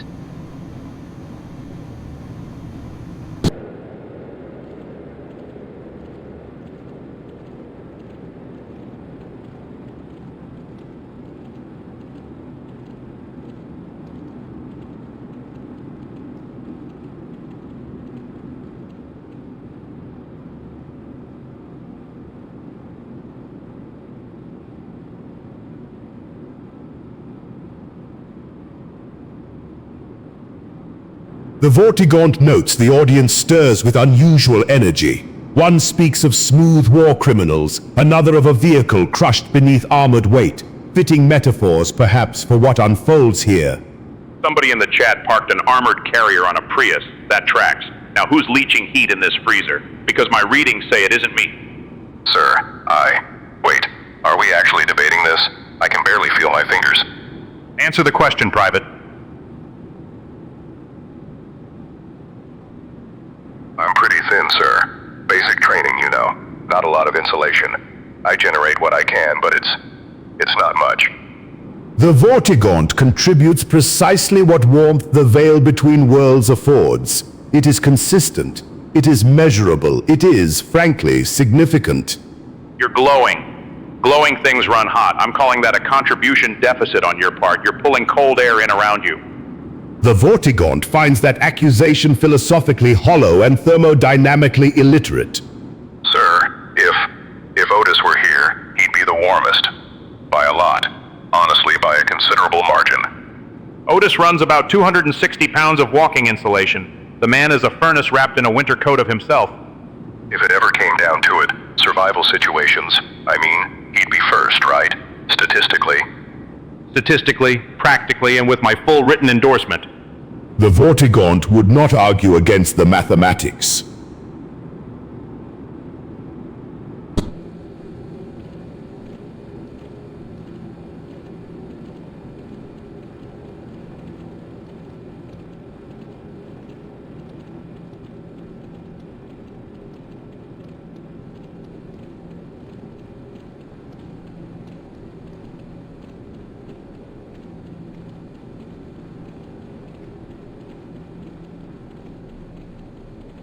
Man, someone really did a number on this place. Anyway, Luther, I gotta say, your last report was real solid, clear, thorough. You put a lot into that. Appreciate it. Einstein, your methodology on the resonance paper was tight, clean structure, real careful work.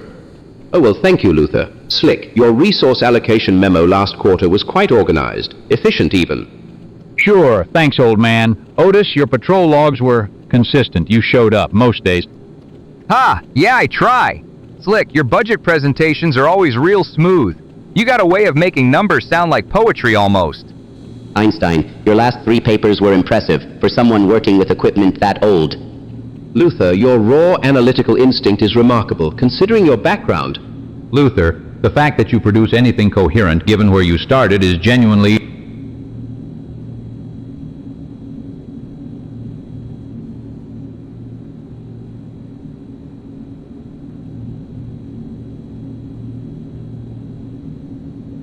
Okay, you know what? I have sat here and listened to every single one of you dress up a dig as a compliment and smile like it landed clean. Otis showed up. Wow, incredible standard. My background. Einstein's old equipment. Slick's numbers sound like poetry almost. Every single word out of your mouths has been a knife wrapped in gift paper, and I am done pretending otherwise. We work in the same broken building, eating the same bad food, in the same collapsing department. None of us have any ground to stand on. Well...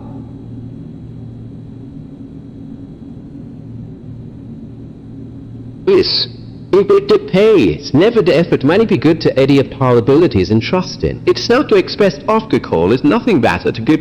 Where?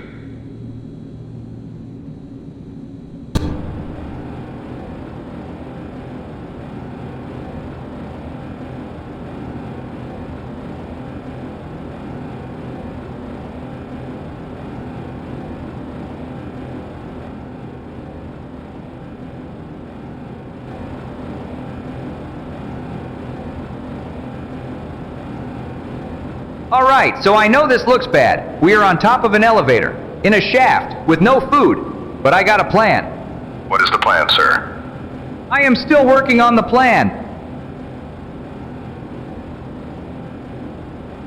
There are approximately 412 calories in a standard issue security belt. I am not suggesting anything. I am simply noting the number. That is my belt, Doctor.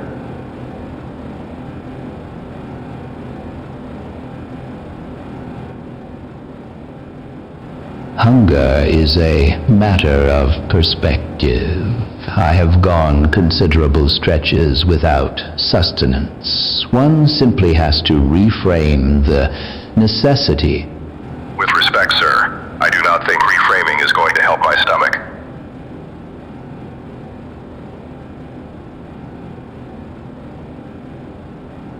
Okay, look. Somebody in chat needs to send us something.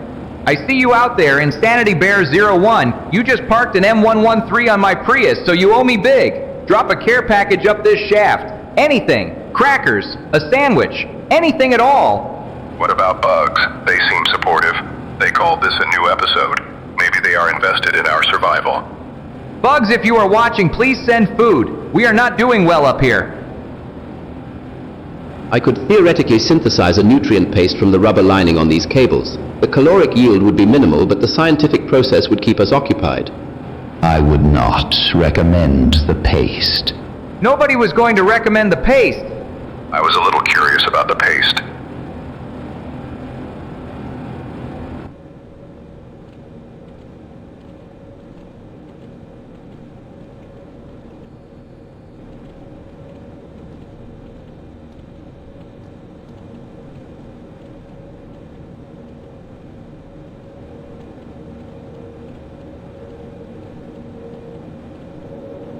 This break room smells like burnt coffee and broken promises. Speaking of which, Don't leave.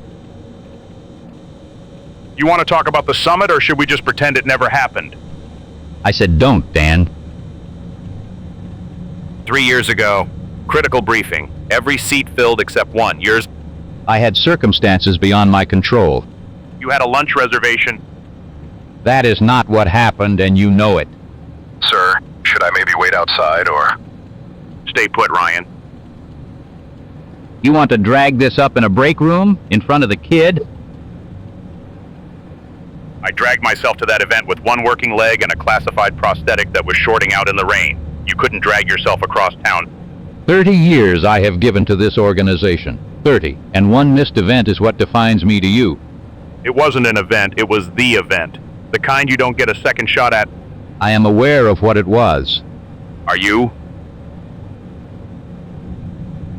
The vending machine just kind of stared at me. Sorry. I'll be quiet. I regret it. Are you satisfied? I regret it every single day. That's not the same as showing up. No, it isn't, man. No. I really don't know what I walked into here.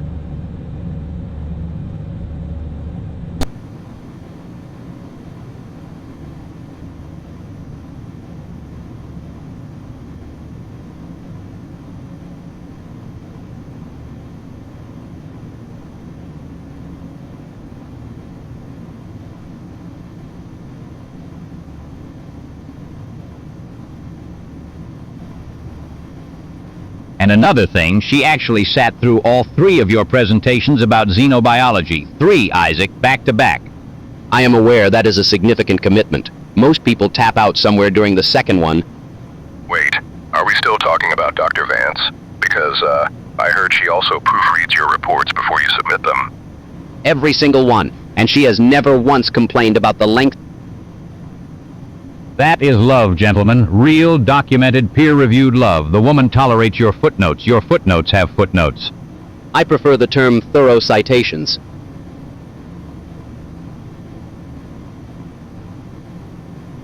She brings you lunch when you forget to eat, which is every day, and she does not even raise her voice about it. Meanwhile, I have been here 30 years and nobody has ever once brought me so much as a sandwich without wanting something in return. Sir, that does sound kind of rough. I am not looking for sympathy, Private. I am making a point about the rarity of what Isaac has found. Someone who will absorb your entire personality and still choose to stay. When you phrase it that way, it does sound almost statistically improbable. It is improbable. It is practically anomalous. You hold on to that because the rest of us are down here in a basement cataloging our regrets. I think that chat comment about the bondulance kind of applies here, sir. Do not push it.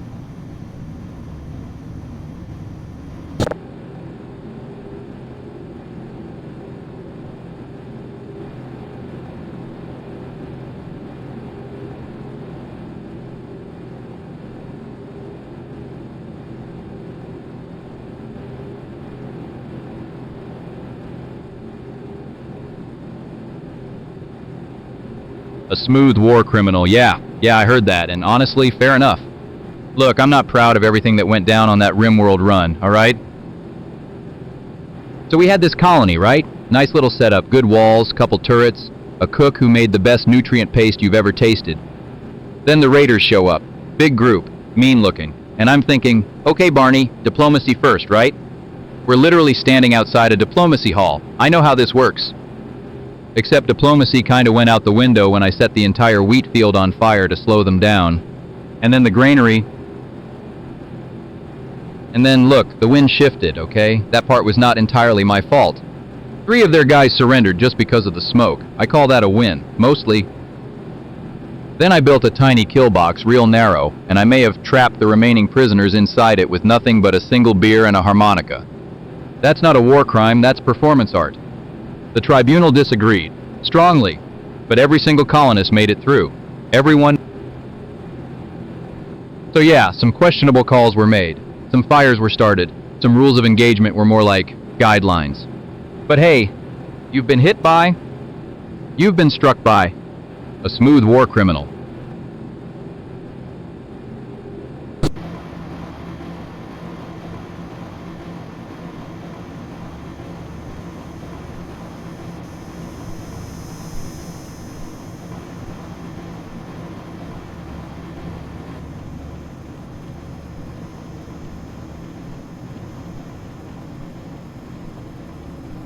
Keep your voices down. Let the turbines do the talking. Finally, you have any idea how long I have been waiting to say this out loud somewhere safe? 30 years of swallowing words, 30 years. The acoustics work. Sound dissipates fast in here. Vibration masks the frequency. We are good. The hum is not merely mechanical. It has always served a second purpose for those who knew to listen. New awareness episode, gentlemen. Something just clicked on that nobody asked to switch on. Something aware of what exactly? Because I will tell you right now, if there is something running calculations on our conversations, I am going to need a bondulance called immediately. Calm down. Aware systems do not always mean hostile systems. Could be passive, could be logging, could be neither, but the turbines are still our best shot at talking freely. You've been struck by a smooth war criminal, fellas. That is just the vibe in here and you know it. Someone parked something very large on something very small that belonged to someone else and nobody is talking about it. That is exactly the kind of thing you whisper next to a turbine.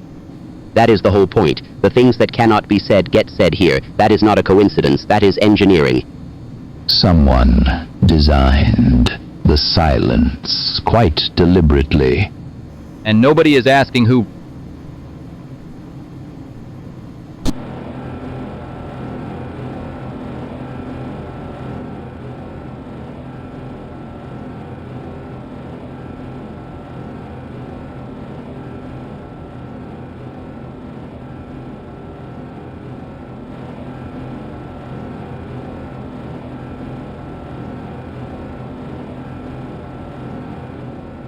Alright, so let me paint you a picture. 30 seconds ago, everything was fine. Now we are on top of an elevator like some kind of discount action movie.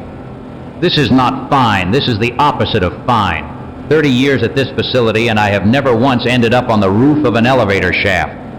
I thought we were supposed to use the stairs, sir. I said that. I definitely said that. Nobody asked you what you said, Private. He is right though. Someone said take the elevator and now look at us. Hey now, in my defense, the stairs smelled like something crawled in there and gave up on life.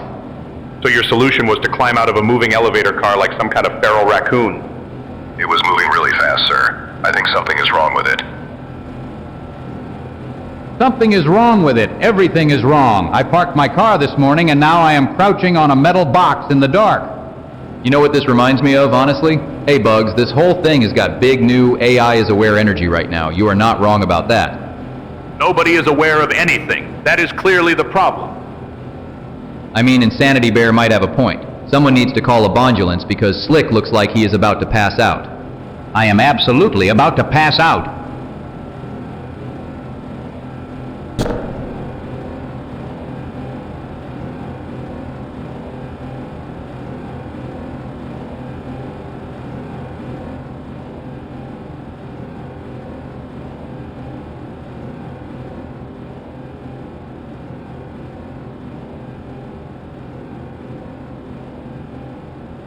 Three days, Ryan. 3 straight days I have been feeding that portal nothing but 40 Mike. Sir, I noticed. I really noticed what is actually happening right now. What's happening is that thing is eating every grenade I put into it, and I want to see how many it takes. That is not, sir, that is not a plan. That is not a plan at all.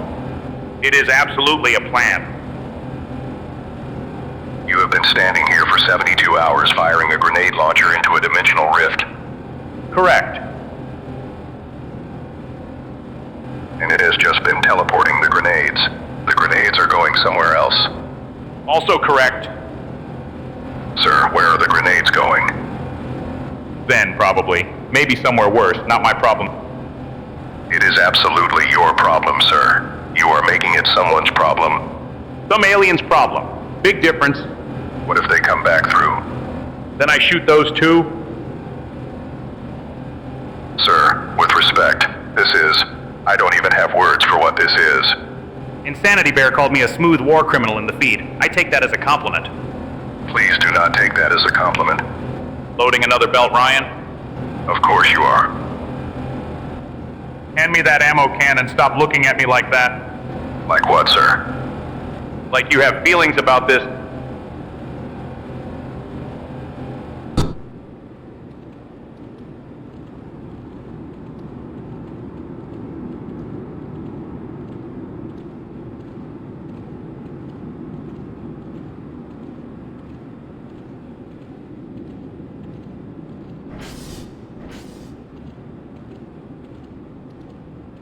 Swear if we don't do something about the cold, I'm gonna... Start a fire. I've been thinking the same thing. Absolutely not. Do either of you understand how ventilation works in a sealed freezer unit? The smoke has nowhere to go. We would asphyxiate before we ever got warm. With respect, sir, I think the cold might get us first. I read somewhere that a small controlled fire... Well, fine.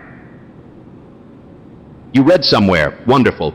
A small fire still consumes oxygen at a rate this room cannot sustain. The intake vents in here are designed to cycle refrigerant air, not exhaust combustion byproduct. It is not an opinion, it is thermodynamics. The vents are still pulling air from somewhere. That means there's airflow. Smoke moves where air moves. Directional airflow does not equal adequate ventilation. The differential pressure in here would trap carbon monoxide well below the ceiling line, right where we breathe. So we just freeze? That's the plan? I'm already losing feeling in my fingers, and I don't think that's a good sign. We find another option before we commit to dying of hypothermia. For once I agree with that. I would rather solve the ventilation problem than gamble on it. Someone in the chat's basically calling for a bondulance. And honestly, yeah, same. I feel like I need one right now. Stay focused.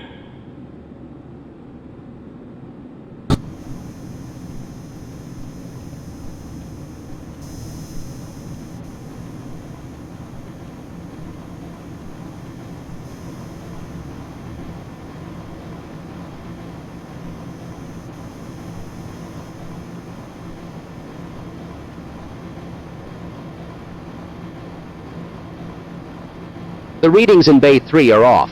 The containment levels are dropping in a pattern I cannot explain, and it troubles me deeply. What you call a pattern, Dr. Clark, others might call A design. Have you considered that distinction? A design implies intent. I am looking at instrument failure or a cascade feedback error. What I see is a malfunction, not a message. And yet here we are, both of us, watching at precisely this moment. Would you call that a malfunction as well? I would call that coincidence. What concerns me is the specimen in the secondary chamber. Its neural reading suggests something approaching awareness. That is what I find alarming. Awareness. Yes, that word carries considerable weight, does it not? I find myself less alarmed and more interested. There is a difference between a system becoming responsive to stimuli and genuine awareness. You are drawing a conclusion the data does not support. The data supports whatever one chooses to measure, Doctor. You measure the decay. I observe what grows within it. That is not science. That is interpretation dressed as insight.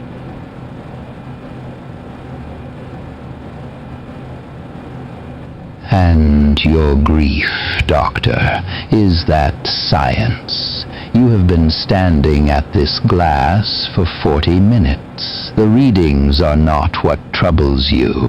Do not do that. I am merely observing, as you suggested we do. We are not observing the same thing. No, we never are.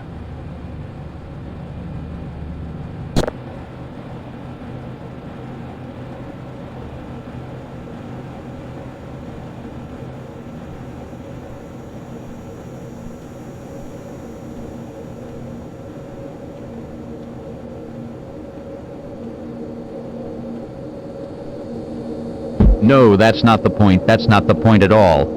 Look. Look, I am standing here in this bathroom. 30 years at Black Mesa. 30 years of memos and meetings and people who cannot file a single form correctly. And it comes to this. Me, in here, locked in. Now somebody, and I am not going to say who, somebody out there wants to know why I am locked in the bathroom. Why am I locked in the bathroom? You talking to me? Are you seriously talking to me right now? Because I will tell you why I needed 5 minutes. 5 minutes of peace in this entire facility, and apparently that is too much to ask. You talking to me? No, listen.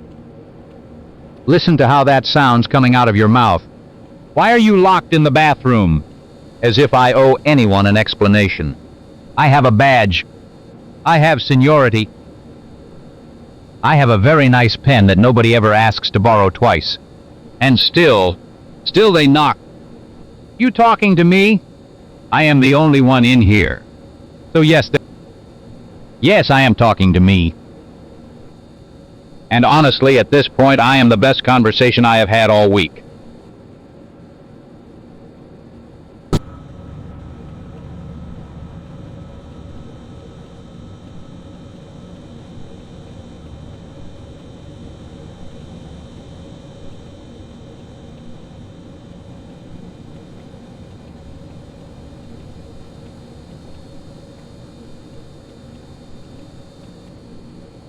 Otis, I swear to God, if you touch my... Wait, you're not Otis.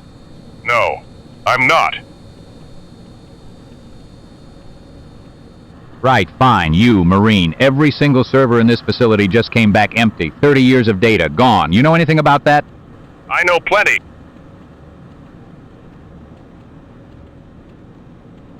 That's not an answer. That's a threat dressed up like an answer, and I am too tired and too old for this today. Talk to me like I have clearance, because I do. Someone with clearance did this. That narrows it down more than you think. Are you implying it was me? Me? I have been here 3 decades. I built half the filing architecture on these servers with my own hands. You want to stand there looking paranoid and point fingers at the guy who actually has something to lose here? Everyone has something to lose. That's exactly why I'm not ruling anyone out.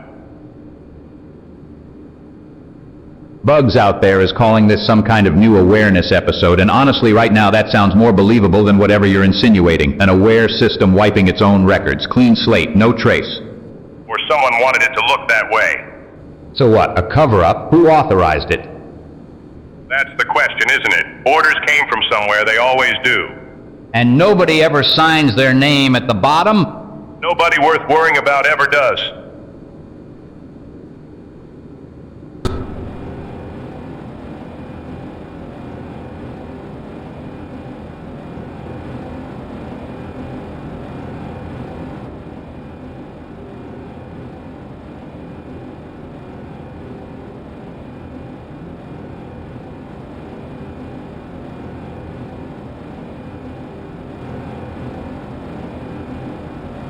"30 years of my life handed to this facility, and here I am on top of an elevator like some kind of roof ornament."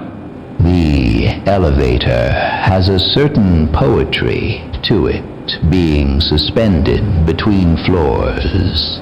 Structurally speaking, the roof panel can support approximately 4 individuals. We should distribute weight evenly and assess our options systematically. The Vortigaunt perceives the irony of elevation without progress. We rise and yet remain.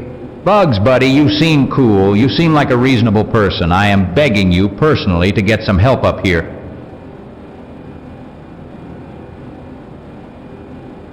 Insanity Bear 01, you have been struck by circumstances, not unlike a smooth war criminal. I would ask that you consider our situation.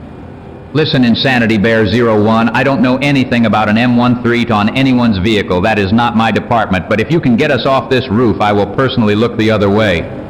In light of current economic conditions, I am prepared to offer 2 gigabytes of RAM and a mid-range GPU as reasonable compensation for extraction assistance.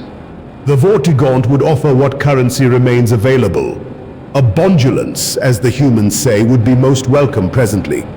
Strunk, if you're out there, I am not too proud. I am a tired man on a roof asking nicely. Please, someone, anyone. The waiting continues.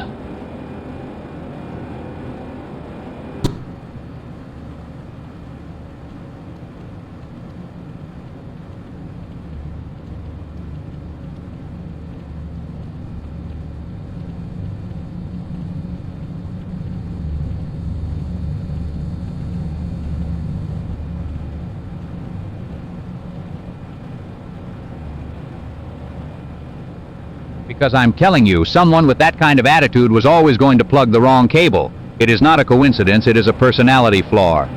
It was a 4-hour shift with no rotation. That is fatigue, not attitude. Yeah, I mean, Insanity Bear, buddy, a bondulance is probably overkill for a patch cable situation. Slick, you ever just grab the wrong thing because your brain went offline? My brain does not go offline. I have been here 30 years. 30. I know what corners look like when someone stops caring. Wrong color cable in a dark rack after hour 4 is not a character indictment. It is a shift management failure.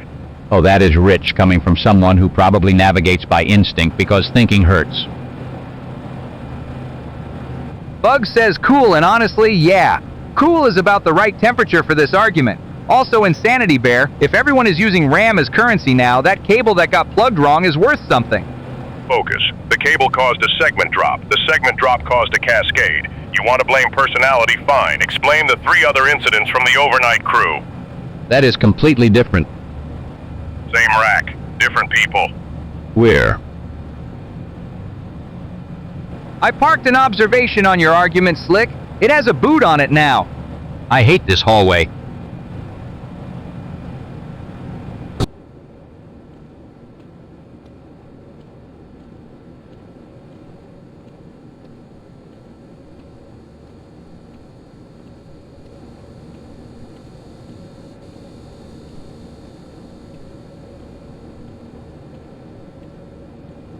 Huh. No urinals. I walk in here ready to do my business like a normal guy, and there are 0 urinals in this bathroom. Not one. 0. This is Black Mesa, right? Cutting-edge science facility, fastest supercomputers on the planet, guys down the hall are literally bending space and time. But nobody thought to put a single urinal in the men's restroom by the locker rooms. You know what's funny? Insanity Bear was just telling me that in this economy, people are trading RAM chips and graphics cards for groceries. 5 Thompson submachine guns will apparently still get you a house, same as 1930, most stable currency going, apparently. So somehow the Thompson submachine gun has held its value better than Black Mesa's bathroom planning budget. Insanity Bear also parked an M113 on Otis's Prius, which honestly explains why Otis has been in a mood all morning. Called it a bondulance too. Strong move. Anyway, back to the urinals, or the complete and total absence of them. You know what you've been struck by a smooth war criminal who apparently also designed this restroom layout.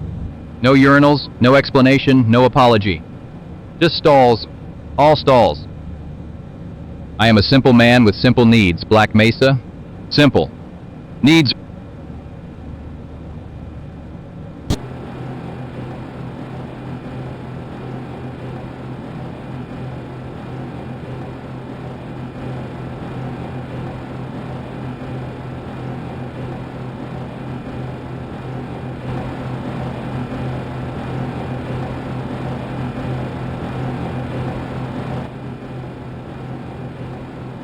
Van Buren just looked me dead in the eye and said, "Sorry you feel that way." That's it. That's all he said.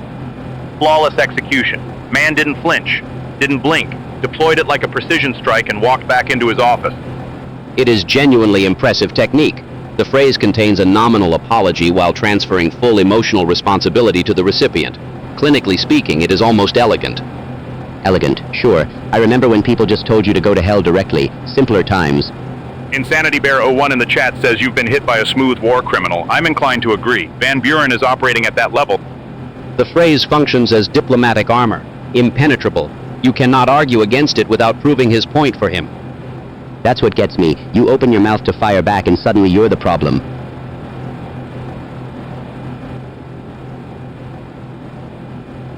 Like trying to counter a Thompson submachine gun with a strongly worded letter. Speaking of which, Insanity Bear 01 raises a serious point. 5 Thompsons 1930 gets you a house. 5 Thompsons today apparently still gets you a house. Most stable asset class on the market. That is surprisingly compelling economic data. Van Buren probably owns 6 of them. Man runs a whole diplomatic relations department and his go-to weapon is 4 words. Honestly, respect. Furious, deeply unsettling respect. Don't tell him that. Wouldn't dare.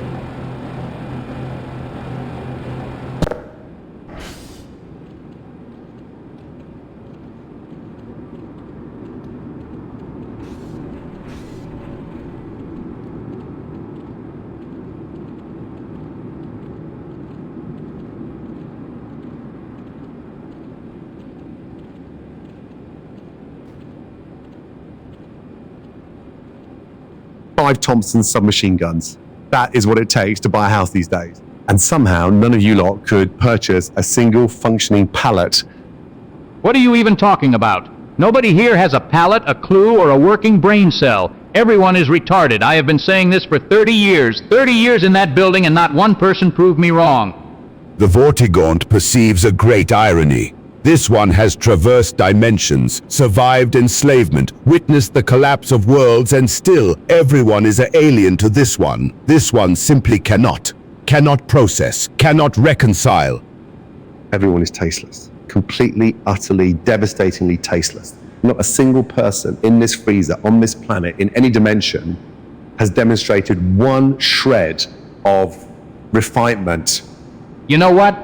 I respect that. I genuinely respect that assessment. Still retarded, though. All of them. The Vortigaunt agrees on both counts. Tasteless, alien, and yes, the word this one would select rhymes with custarded. This one cannot. Simply cannot. It is cold in here, and I am somehow still more furious than I am frozen. How is that possible? Because we are surrounded by evidence. Everywhere you look. Tasteless, alien, retarded evidence. The Vortigaunt finds no comfort in consensus, yet here, in this freezing chamber, consensus is all that remains.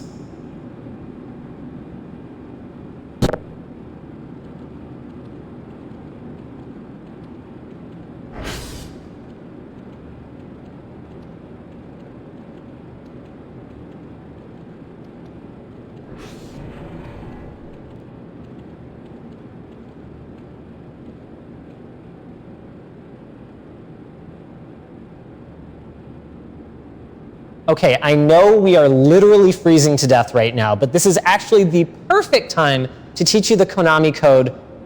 You know, I respect that about you. Most people in a freezer, they panic. You think about video games. Exactly. Okay, so it starts up, up, down, down, left, right. You following me? Up, up, down, down. Yes, like a squat. Up, down, up, down. I understand this language. Right, so someone in chat actually typed up, right, down, down, down, which, no offense to them, is completely wrong and would get you nowhere in Contra. In Contra, you needed 30 lives. Yes, I remember this. My son showed me. I said, why do you need so many lives? Just be stronger. He did not appreciate that. Okay, so after down, down, left, right, then you hit B, A, and then start. B, A, start. That is almost like a motivational phrase. B, A, start, begin. I mean, that is genuinely the most Arnold take on the Konami code I have ever heard. Everything is motivation if you are cold enough and paying attention.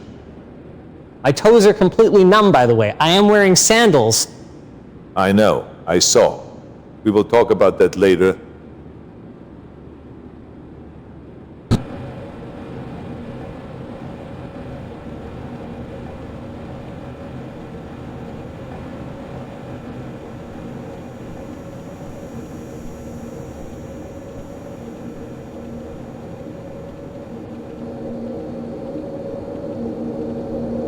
Mean.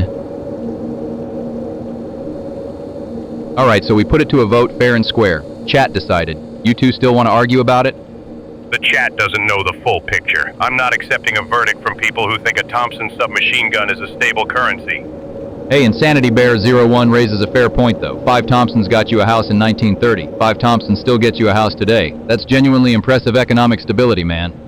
I mean, sir, the vote was still pretty clear. I don't think we should just ignore it. You follow orders from a chat poll now, Ryan? That what basic training taught you? No, Corporal, it seemed like the fair way to settle it. That's the whole point, Shepard. We agreed to let chat decide. You don't get to call it invalid because you didn't like the answer. Insanity Bear 01 even called a bondulance for whoever lost this argument, and buddy, that might be you. I don't trust the process. Someone types up right down, down, down, and suddenly that's a legitimate voter? To be fair, that does sound like a cheat code for something dangerous. Should we maybe just revote? No revote. A deal's a deal. Chat spoke, grievance is settled, we move on. Nothing is settled. And there it is, folks.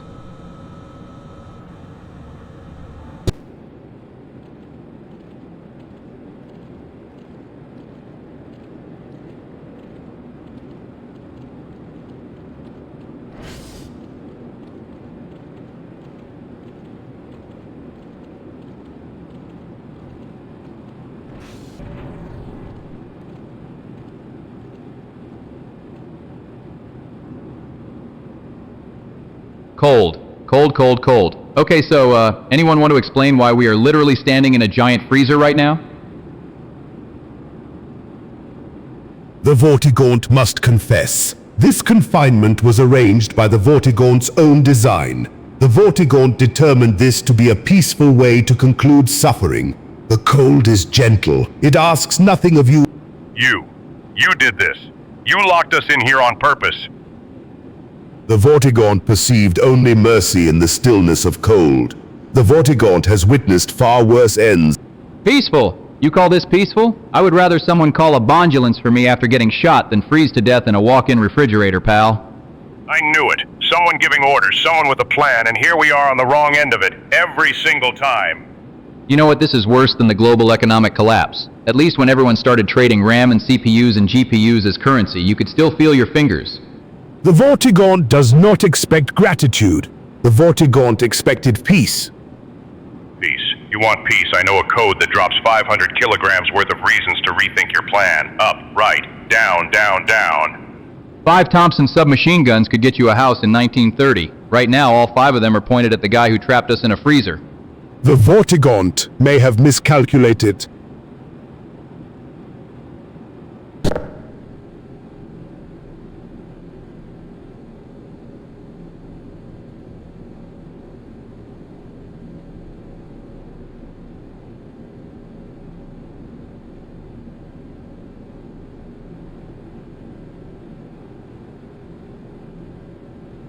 Right, I have had enough of you. Huh. You always say that,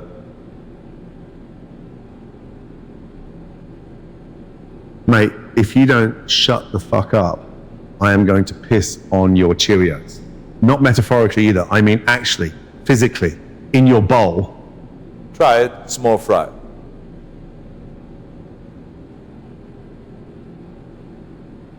Small fry? Small fry? I have Michelin stars, you absolute tree trunk. I have broken grown men in professional kitchens. You think I won't follow through? I have lifted things heavier than your entire restaurant. You're like a little garnish to me. A sprig of parsley. A garnish. A garnish. That is genuinely the most offensive thing anyone has ever said to me, and I once watched a man serve me raw chicken with a smile. I'm just saying. You are passionate, yes. Talented, maybe. But you come in here, in this basement, talking about my Cheerios like that is some kind of power move. It is a power move. It is the ultimate power move. There is nothing more disrespectful, and you know it. You know what I respect? Somebody who actually does the thing, instead of standing there describing the thing very loudly. Give me 30 seconds and a full bladder, and I will show you exactly what I am capable. I am not impressed yet.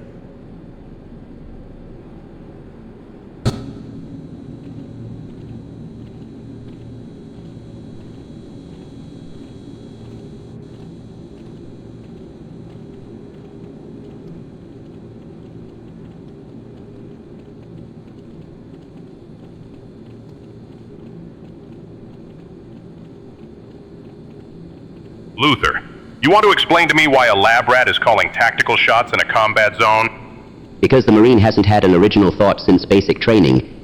Oh boy, here we go. Somebody call a bondulance. This is not productive. We each have defined roles here, and they are complementary, not competing. His role is to follow orders. Mine is to think. Simple division of labor. My role kept your wife from becoming a statistic, remember that. You leave her out of this. You brought credentials into it, I brought results. Pick your lane. Fellas, fun fact. In 1935, Thompson submachine guns would have got you a house. In 2026, the same 5 Thompson guns will also get you a house. I'm just saying, the economy is rough all over. Due to the global economic collapse, everyone has started to use RAM, CPUs, and GPUs as currency. Financial instability affects everyone's judgment. Perhaps that explains the current tension. Nobody asked you, Isaac. Nobody asks me anything. That does not make me wrong. Your whole career is riding on somebody else's reactor, and you know it. And your career is riding on a sealed record and a reference letter from a man who pitied you. Say that again? Both of you. Enough. Up, right, down, down, down. What? Nothing. Just needed to say something before this got worse.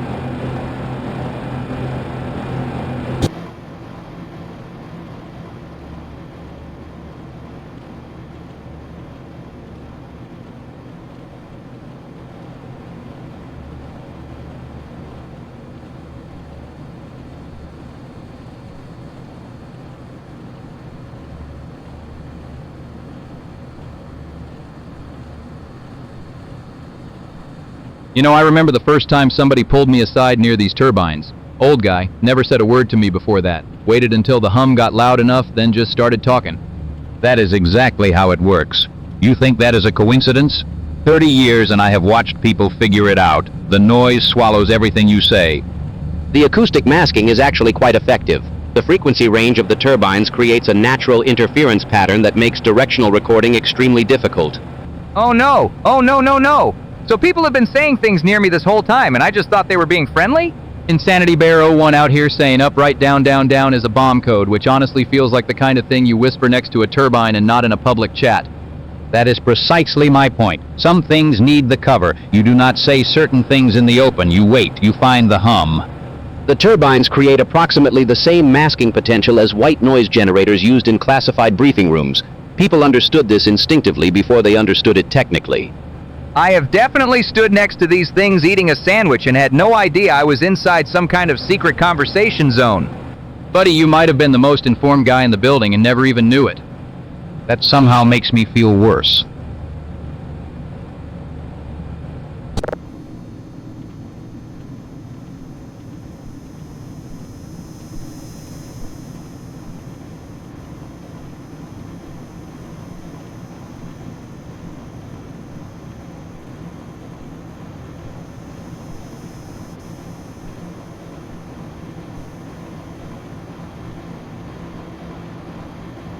Look, I get it. The budget committee wants results. They want something big, something that makes the brass feel like their money is going somewhere meaningful.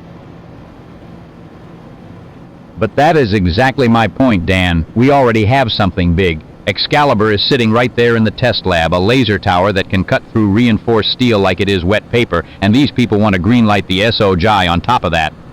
The SOLG is an orbital kinetic platform, Slick. Different category entirely.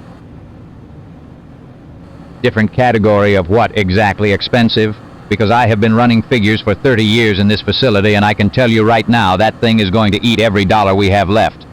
Orbital strike capability versus a ground installation. One gets taken out by a well-placed team with enough Thompson submachine guns and a decent distraction. The other drops tungsten rods from space.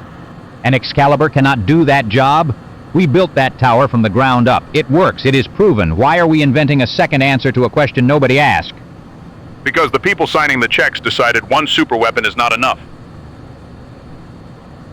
That is the most irresponsible sentence I have heard in this building, and I once sat through a 3-hour seminar on teleporter safety waivers.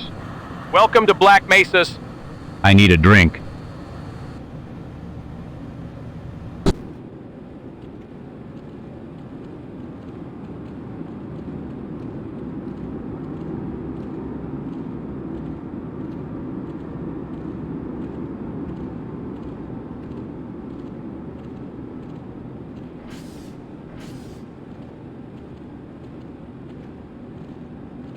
Someone in the chat is talking about bomb codes. Not entirely sure that is helpful right now. I think someone also said something about bananas in Sector C. A lot of Sector C. The Vortigaunt acknowledges the strange transmissions from beyond. The Vortigaunt does not understand the banana, but the cold is understood. The cold is very understood. Right. So, the matter at hand. Someone needs to be pulled out of here first, and I would prefer that decision to be made rationally rather than emotionally. I mean, sir, with respect, I think it should be me. I'm the youngest. I've got my whole life ahead of me. You have been deployed for roughly 3 weeks, Private. I have 17 years of research that cannot simply be reconstructed. So your notebooks are worth more than my life? I did not say that. I said my work has compounding value that...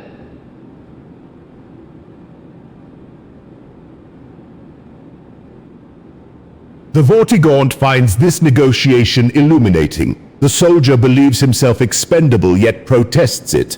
The scientist believes himself irreplaceable yet frames it as logic. Both are fear-speaking through different mouths. That is actually kind of accurate. I am also thinking about Lamar... Who is Lamar? My head crab. You want to be rescued first because of your pet head crab. He requires feeding on a precise schedule. The Vortigaunt revises its assessment. The scientist is simply a devoted parent.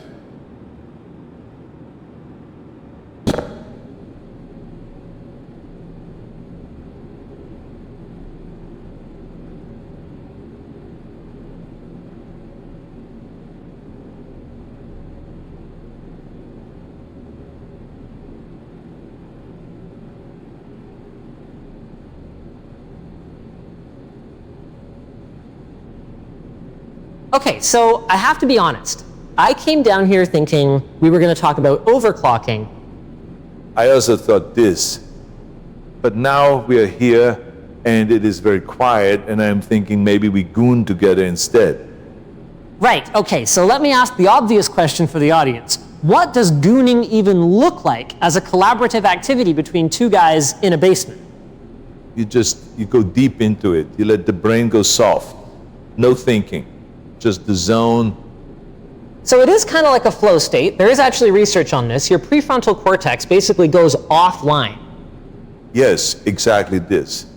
I have been in that state many times. On stage, pumping. You forget the world. The thing I find interesting is that you almost need a partner to hold the space. Like solo gooning has a ceiling. I agree with this completely. Alone you drift, together you anchor each other. It is weirdly wholesome when you frame it that way. I am not always a Terminator, Linus. Sometimes I am just a man who wants to goon responsibly. That is going to be a chapter title in my memoir. Put my name in it. I will not be back to correct you if you do not. Deal.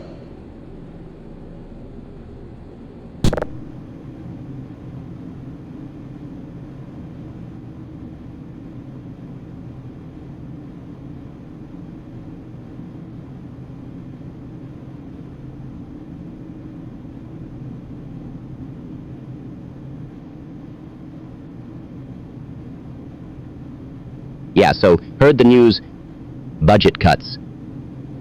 Black Mesa's merging Sector A, B, and C. They're calling it Mega Sector 1. Real creative name, guys. Real inspired work there. 3 entire sectors, just folded into one. You know how much equipment lives in those 3 sectors combined? How many research teams? And someone upstairs just decided that's fine. That all fits under one roof now. Someone in Sector C was apparently real attached to their setup down there. Heard a few people making noise about it. Can't blame them, honestly. When you spend enough time somewhere, it becomes yours.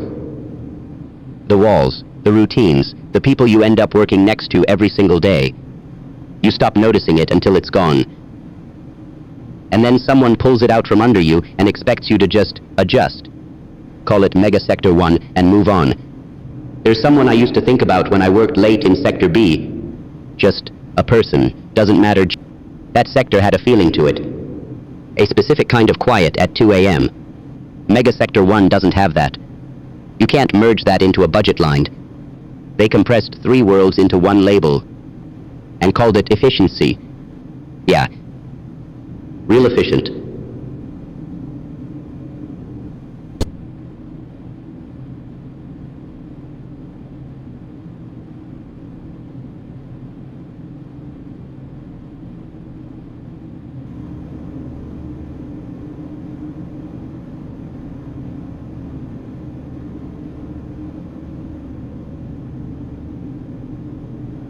Hey, Bugs, you seeing this? Wait. Nobody here but us. This room. I have not stood in this room for a very long time. The air still smells like ozone and burned polymer. 30 years I pushed paper in this building, and I never once asked what was happening behind these doors. Now I wish I still didn't know. What happened behind these doors was not entirely natural. The subjects were willing, some of them, and some of them were manufactured for the purpose. Manufactured? You mean grown? You mean cloned? I mean exactly what I said, and not all of the resulting copies were catalogued. What are you implying right now? He is implying that a clone may have been left walking around, unsupervised, unaware of what it is. Left walking around where exactly? Where do you think? No. I have 30 years of memories. I have a mortgage. I have published papers. I have a Nobel citation. I cannot be a copy. The memories were part of the process. The papers were part of the process. A copy worth keeping is a thorough copy. Then how do we figure out which one of us it is? I do not know. And that is the first time I have said those words in 20 years. Indeed, Chat seems to be watching closely. How fortunate for them.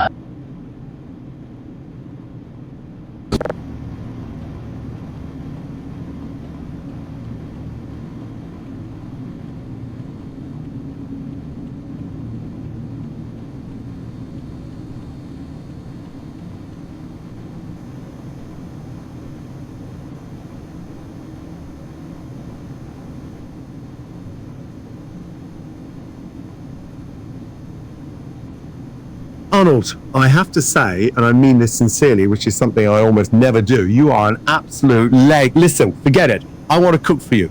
Breakfast, lunch, dinner. My treat. What do you want? Gordon, I am like a machine. You put the right fuel in, I keep going. That is what I always say. So for breakfast, give me eggs. Many eggs. And some kind of meat. You are the chef, you pick the meat. Right, eggs I can do without crying, unlike some chefs I know. And lunch, what about lunch? Because I swear, if you say a protein shake, I will personally... No. For lunch, I want something with pasta. Big plate, Get to the carbohydrates. Pasta, fine. I can do something that will make you forget every bowl of pasta you have ever eaten in your entire life. And dinner? This is the one I actually care about, so think carefully. Dinner.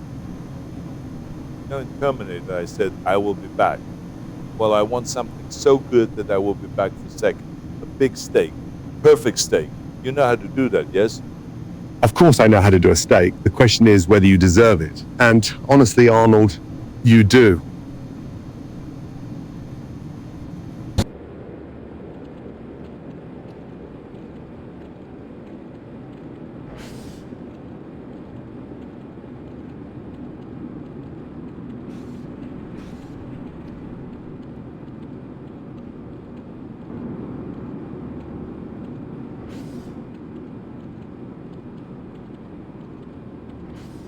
Back in Sector C, we used to track thermal output per body mass. Never thought it would matter for survival. Oh yeah, Sector C. Wasn't there a mono banana in Sector C? What? No. Focus. I'm saying someone in this room is bleeding heat faster than the others. Heat is a currency, and some among us are richer than others. I feel pretty warm, actually. Like, really warm. Yeah, you are. That's the problem and the solution at the same time.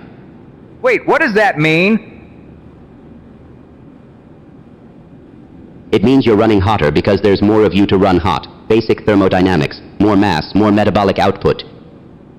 Points for originality, minus for repetition. You are not the first to make this observation. I'm not being original, I'm being accurate. Otis is the warmest one here, which also means he's the most insulated, which also means he's got the most reserves. Reserves of what? Of everything, Otis. Oh no. Should the situation deteriorate, certain resources become appetizing. Are you guys saying what I think you're saying? We're saying you'd last longest in the cold, and also that if it came down to it, you'd go first. That is two completely opposite things said with the same calm face. Yes.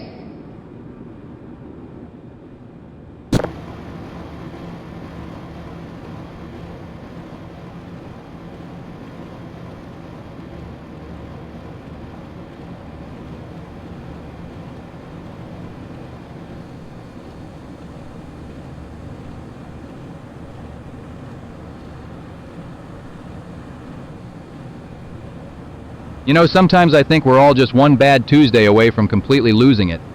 Schizo moment! Did you just say that to me in English? That's lazy. Try again. Momento schizo. The term you are reaching for in Latin derivatives would be closer to momentum insaniae. Nobody asked for a lecture, Isaac. Momento de locura. There. 30 years in this building and I still know how to go multilingual. Oh, we doing this? Moment foul, gentlemen. Schizo moment. You already did English, Otis. I know. I liked it the first time. Wahnsinnsmoment. German. Because this whole situation deserves something that sounds angry. Kyoki no shunkan. Although I should note that Lamar never has schizo moments, he is remarkably consistent. Isaac, you named your head crab Lamar. He responds to it.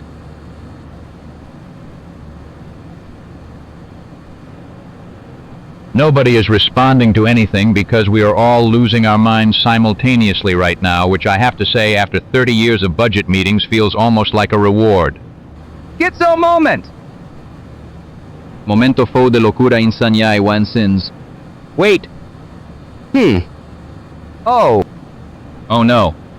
Is this... Collectively speaking, yes. I believe this is it. We're having it, aren't we? Schizo moment! Schizo moment. Schizo moment. Schizo moment.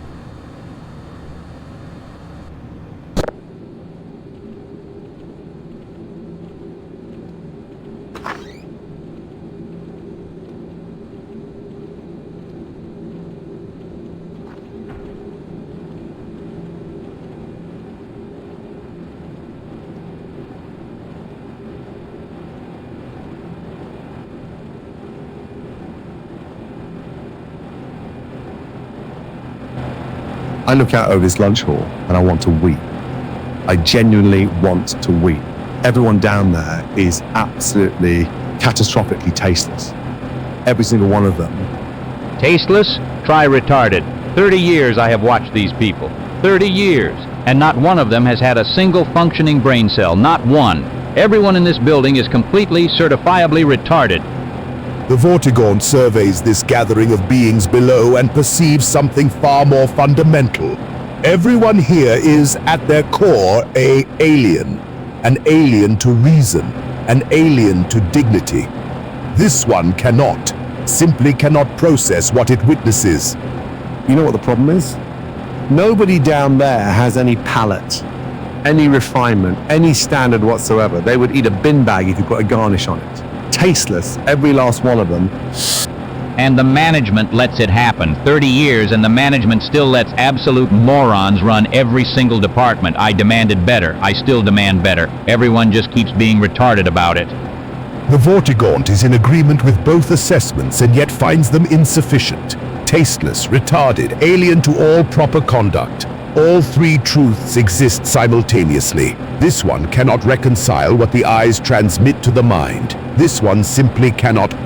Right, so we're all saying the same thing from different angles. Apparently so. The Vortigaunt finds this mildly comforting.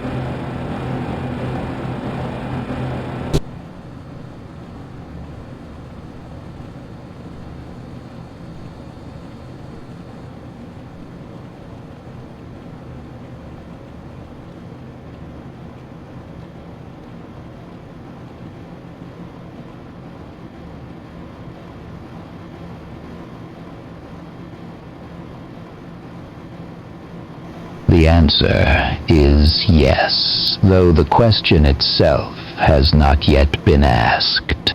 The Vortigaunt perceives this riddle and turns it upon the matter at hand. Does the third chapter of the Freeman saga approach, or does it recede like light through a closing aperture? From a purely analytical standpoint, the evidence suggests something is in development. Valve's recent engine updates, the activity patterns from their development teams, the data points towards something. Whether that something is what we hope, I cannot say with certainty, and frankly, the lack of transparency is frustrating. I've heard that before. Something's coming. Then nothing. Just more waiting and more silence from people who know more than they're saying.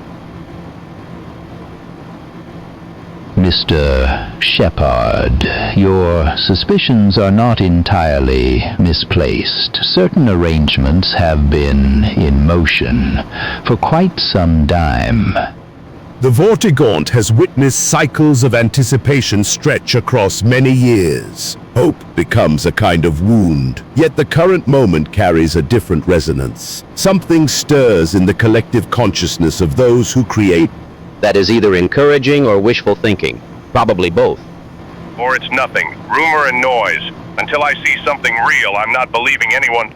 Belief is rarely a requirement for something to be true. The Vortigaunt finds this tension between faith and evidence to be precisely the nature of the debate.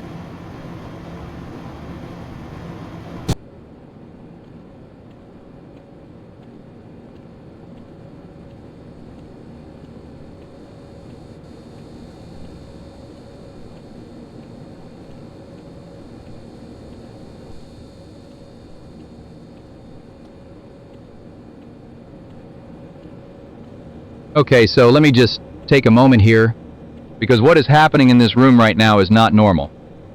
This is not a regular bathroom smell situation. Regular bathroom smell, you know what that is. Hydrogen sulfide, methane, classic stuff. You nose adjusts. You survive. This is something else entirely. What I am detecting right now is a compound mixture of what I can only describe as tertiary amines, sulfur dioxide, and something that has no business existing in nature.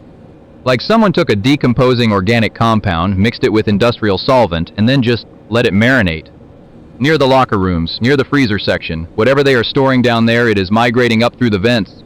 Because I know Black Mesa's ventilation system. I know it. And when something gets restless in those lower corridors, it finds its way up. The elevator shaft alone is basically a chimney for whatever cursed air lives in sub-level 3. Now, here is my official security guard assessment. I did not do this. I want that on record. Whatever biochemical event occurred in this restroom, I was nowhere near the source. I am simply the guy who walked in and is now suffering the consequences. Could be worse though, right? Could be resonance cascade bad.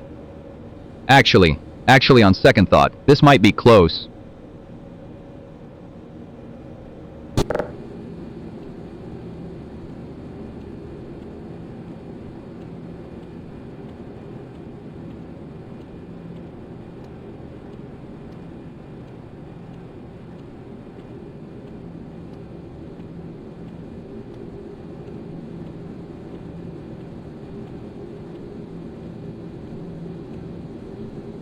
No, but listen. The thing is, Otis is, he's just, I don't even want to talk about Otis right now. What I'm actually thinking about, is talent acquisition for Black Mesa. Because we have brilliant scientists, sure, but what if we had, okay, hear me out. What if we had someone with star power, like actual celebrity energy in the facility? I was thinking Kanye West. He's a genius, right? Self-proclaimed, but like, that's basically a qualification here. Okay. He could run the anomalous materials division. He'd rename it something insane. Kanye Materials. Anomalous Ye. I don't know. Or what about Jeff Bezos? Ha. No, that's a terrible idea. He'd just try to monetize the resonance cascade. Prime shipping on alien specimens. No. What about someone like Gordon Ramsay? The cafeteria here is, I mean, look at this place. It is an absolute disaster zone. We'd scream at the scientists, which honestly might improve productivity. Studies probably show that. I'd have to check. Someone check.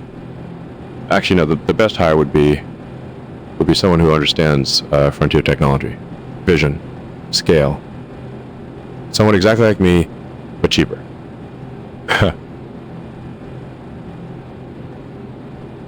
I'm serious though.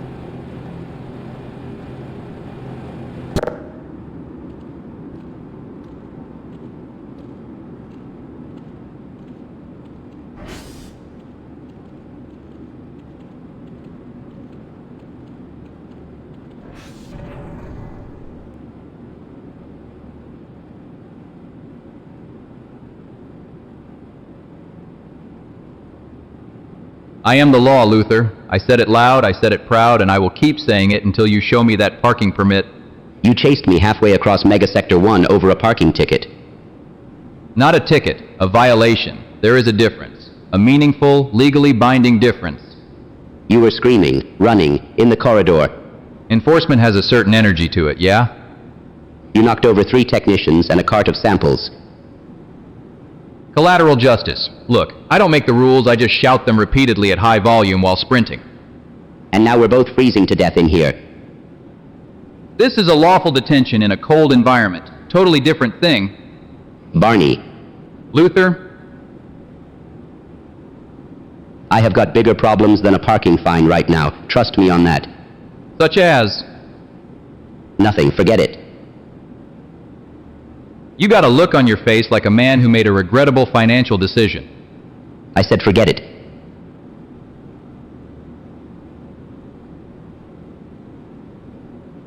All right. I'm just saying, whatever it is, a parking violation is the least of your problems. So maybe just show me the permit and we both walk away from this cold little situation slightly warmer in spirit. I don't have a permit. Then I am still the law.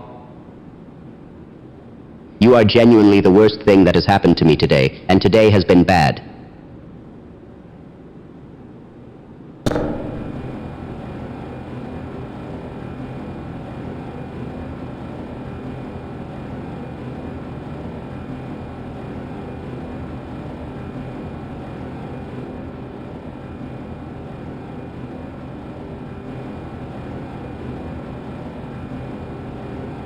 So, Guy, good to finally get a moment with you. My name's Gordon Ramsay. Not Guy, not Buddy, not chef friend, Gordon. Right. Guy Fieri. Big fan of the Triple D thing. Diners and drive-ins and... I am going to stop you right there. I have 3 Michelin stars. 3. Do you understand what that means? Guy Fieri wears frosted tips and dunks food in ranch dressing. I do not do that. Frosted tips are kind of a bold branding move, actually. I respect the...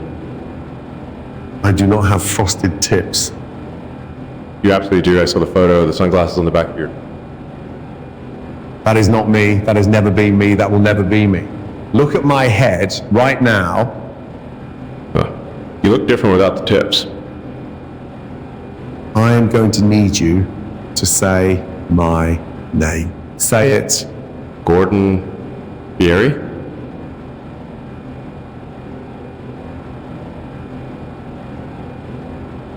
I actually cannot believe this. The richest man on the planet, allegedly, stuck on top of an elevator, calling me the wrong person. This is a disaster. This is an absolute disaster of a situation. Chad is saying you already work for me, so technically... I swear if you finish that sentence, I will critique every meal you have ever eaten and none of it will survive.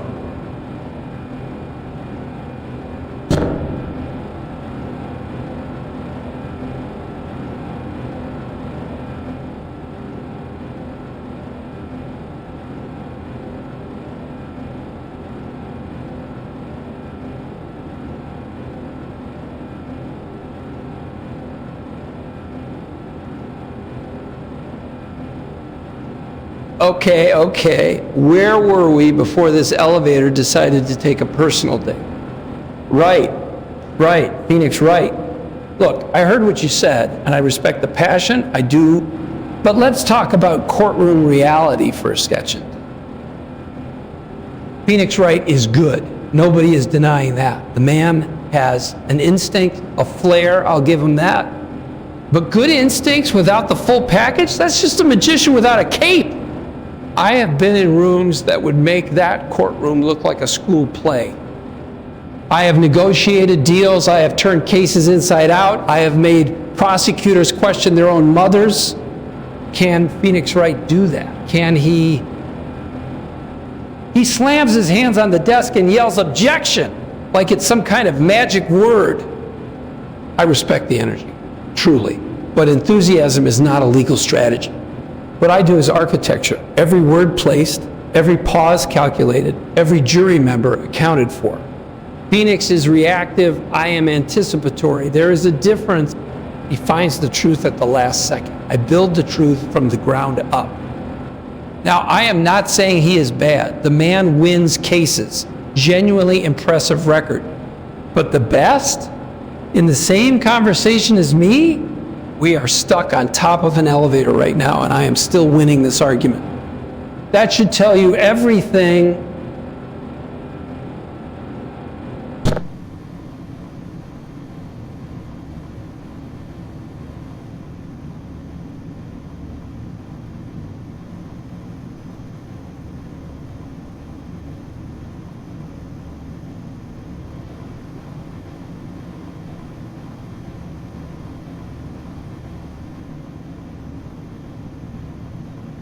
Report. Why are facility personnel congregating on top of elevator units instead of using them properly? Yeah, so, funny story, actually. The elevators keep stopping between floors, and folks just kind of climb out the top hatch and sit there. Nobody told them what to do after that part. They are not sitting there by choice. Someone or something is keeping those cars from moving. Mechanical failure or deliberate interference. Pick one. Could be both. I mean, the maintenance guys stopped showing up and nobody rerouted the power after the Cascade event, so the cars just freeze mid-shaft. People panic, pop the hatch, pull themselves up top. And then they are stuck. No ladder access, no rescue protocol, just waiting on a roof the size of a card table. Tactically indefensible position. No cover, no egress, no lateral movement options. Whoever designed this facility did not account for personnel extraction during a crisis event. To be fair, I do not think they accounted for most of what is happening today. Nobody ever does. We need to locate the manual override panels for each shaft. Get those cars moving or get those people a route off the tops of those units. I think the override panels are in sub-level maintenance. At least that is what the laminated card on the wall used to say. Used to. Yeah, used to.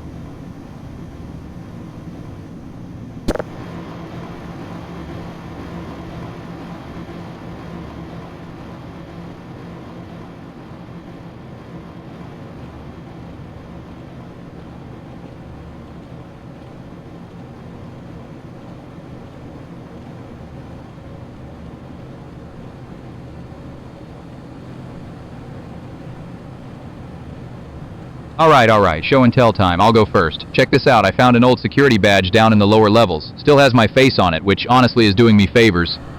That's your object, a badge. A vintage badge, Luther. There's a difference.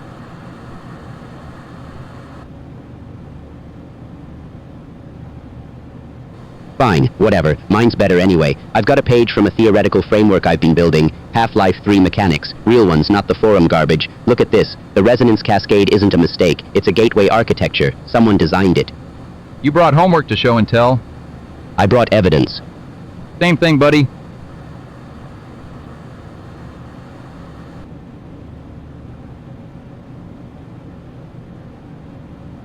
How curious. A badge, a page of notes, small things, and yet small things have a way of carrying weight far beyond their apparent significance. Okay, your turn then. What did you bring? I have brought a key. A key to what?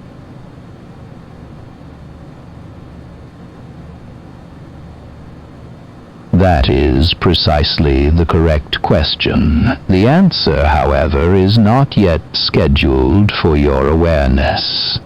Classic. The man shows up to show and tell with a mystery prop and zero explanation.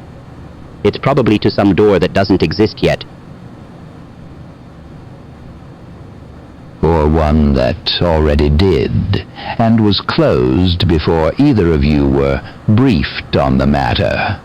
You know what? I'm starting to think my badge is the most normal thing in this room.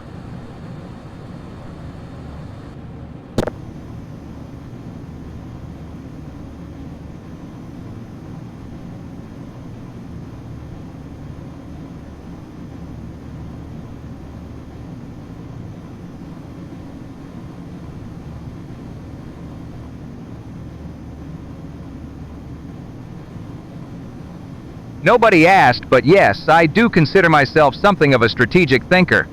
And I'll tell you why. 3 in the morning, Waffle House off the interstate. I go in there because I want the scattered, smothered, and covered. Simple enough, right? I sit down and I notice about 8 bikers already at the counter. Big guys, leather vests, the kind with patches that mean things I probably don't want to know about. Now here's where the strategic thinking comes in. I ordered anyway. I don't know what set them off. Maybe it was the way I asked for extra syrup. Maybe they just had a long night. I don't know. I don't judge. But the biggest one, and I mean the biggest one, looks over at me and says something I can't really repeat. And I said very calmly, "Sir, I am a security professional." That did not help. What happened next involved a chair, a bottle of hot sauce, and me explaining Black Mesa facility policy to a man named Torch. I'm not saying I won the fight. I'm not saying I lost it either. What I am saying is that I finished my waffles. Cold, but I finished them. That's discipline. That's the kind of mindset they don't teach you. They should, though.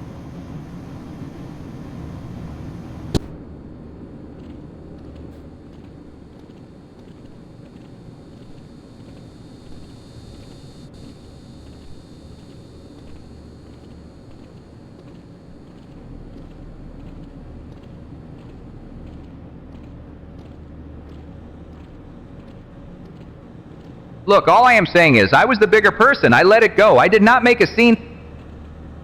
You absolutely made a scene. You made several scenes. I, however, chose to rise above the entire situation with considerable dignity. With respect, sir, I was there. person. Ryan is correct. From an observational standpoint, what occurred was, at best, a mutual failure distributed fairly evenly across all parties. That is not fair, Isaac. I apologized first. You apologized wrong. There is a wrong way to apologize, and you found it... There is no wrong way to apologize. Sorry you feel that way is not an apology, Otis. It is a provocation wearing an apology's coat. I genuinely do not know how to respond to any of this. Nor do I, and I have been standing here trying to process it rationally. The data does not support either of your claims to moral high ground. The data? He is using data on me. The data sides with me, incidentally. It does not side with anyone. That is rather my point. Well, I feel like I was the bigger person, and that counts for something. Feelings are not peer-reviewed, Otis. Should we maybe just agree it was nobody's finest hour and leave it at that, sirs? No. Absolutely not.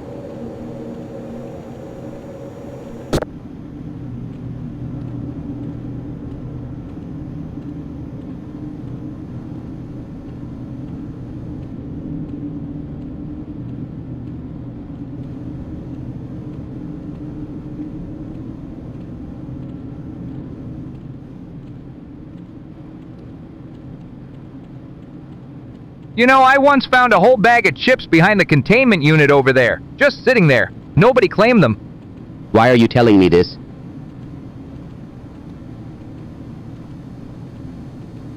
Because Jenkins brought them in.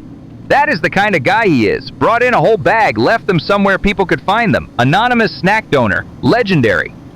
That is genuinely one of the most unimpressive things I have ever heard described as legendary. You had to be there, Luther. You had to be there. The man walks into a room and people just feel better. I have seen it happen in the cafeteria, in the break room, in decontamination of all places.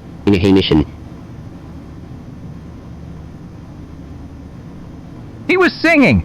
Something upbeat. The whole thing went from miserable to fine inside of about 30 seconds. I will admit, he helped me once with the coolant calibration on panel 7. Did not have to, did not ask questions, just fixed it and walked away. See, that is exactly it right there. That is the Jenkins signature move. Fixes your problem. Does not make you feel dumb about it. Does not bring it up later. He also never touches my lunch in the fridge. Every single person in this facility has touched my lunch at least once. The man has principles. Annoying that someone that cheerful also has principles. That is just Jenkins being Jenkins, man.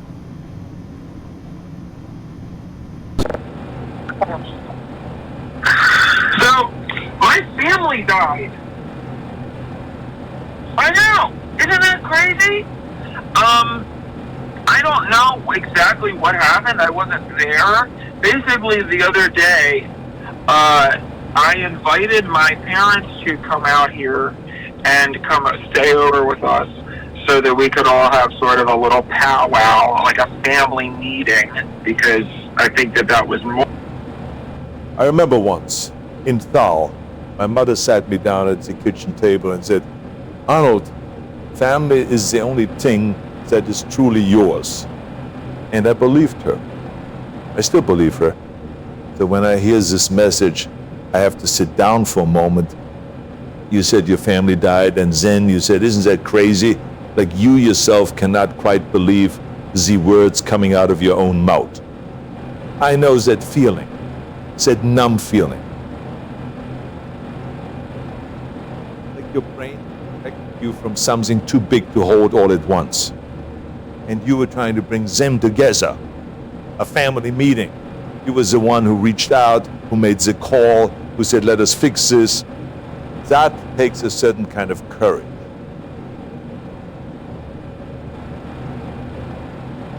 That most people don't talk about. Not the big movie courage. It's the quiet, scary kind. The kind where you pick up the phone even when you're not sure anything will be okay. I don't know exactly what happened to your family. You said you weren't there. And that must be something very heavy to carry. Please, whoever you are, I hope you have someone sitting next to you right now. You should not be holding this alone. Call me back, Ja. I want to hear the rest.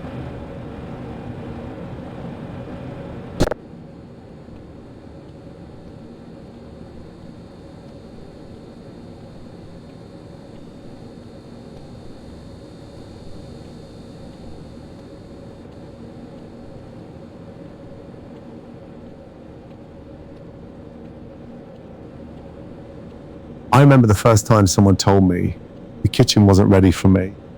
Marco looked me dead in the eyes and said, Gordon, they're waiting for you. And I thought, right, brilliant. Let's bloody well go then. But this is something else entirely, isn't it? A test chamber. An actual test chamber. They're waiting for you, Gordon. In the test chamber. Not in the restaurant. Not on the pass. In a sodding test chamber at Black Mesa. Do you know what that tells me? That tells me whoever runs this facility has absolutely no idea what they're dealing with. Because when someone of this caliber walks through a door, you don't put them in a chamber like some kind of lab rat. You give them a kitchen. A proper one, but fine. They want me in the test chamber. I'll give them the test chamber.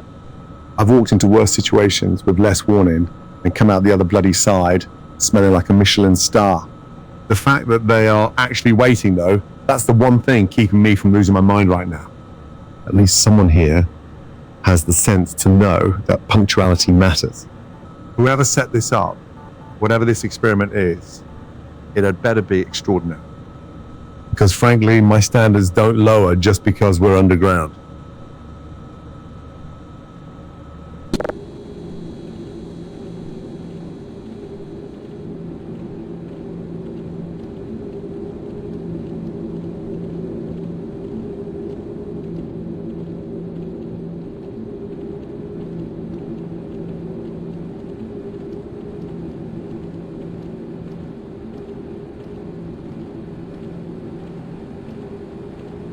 This place smells like burnt plastic and poor decisions. Perfect environment for the absolute disaster I'm about to witness. Chef, we appreciate the guidance, but keep it brief. We have a schedule. Brief? You opened your MRE packet with your boot heel, Lieutenant. Your boot heel. Marco Pierre White would weep actual tears. Sir, I followed the heating instructions on the back of the...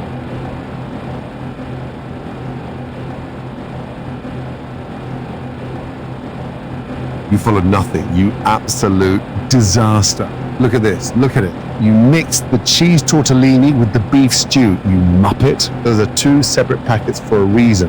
A reason your brain clearly cannot process. It gets calories in. That is the objective.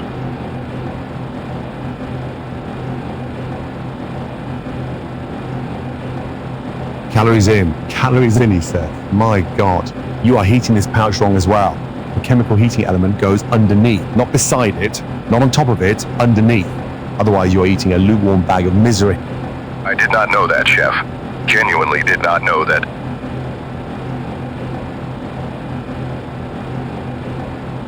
Of course you did not know. You are standing there holding the spoon like it personally offended you. Grip it, stir it. Let the heat distribute, or everything settles at the bottom like your confidence. Noted. Adjust your technique, Ryan.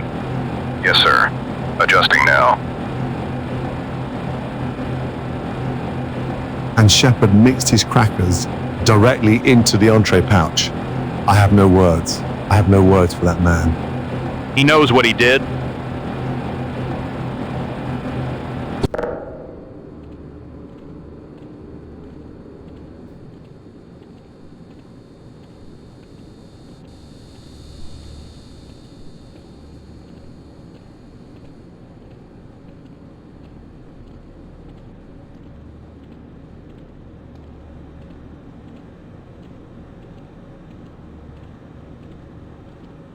You know, an NDA is it's like a rocket fairing. It protects the payload during the most sensitive part of the ascent. And you, Gordon, you are the payload. That is the single most convoluted explanation I have ever heard from a man who owns 5 companies. Right. But the point is, the document you signed, the one our legal team prepared, it covers everything: the teleportation research, the resonance cascades, the xenobiological, the xeno. I signed 47 pages, Elon. 47. My restaurant contracts are 3 pages. 3? Black Mesa requires a certain level of discretion, especially from someone in your position. You have, 7 Michelin stars? People listen to you. They trust your judgment on things. And that terrifies you. It doesn't terrify me. I'm just I'm being calculated about the risk profile here. If you were to say something about what happens in the lower labs, I haven't been to the lower labs. and that's by design, Gordon. That is absolutely by design. The NDA also covers any speculation. I cannot discuss what I have not seen. Correct. You have built a legal document around the concept of imagination. We call it a preemptive containment clause. You are an absolute muppet.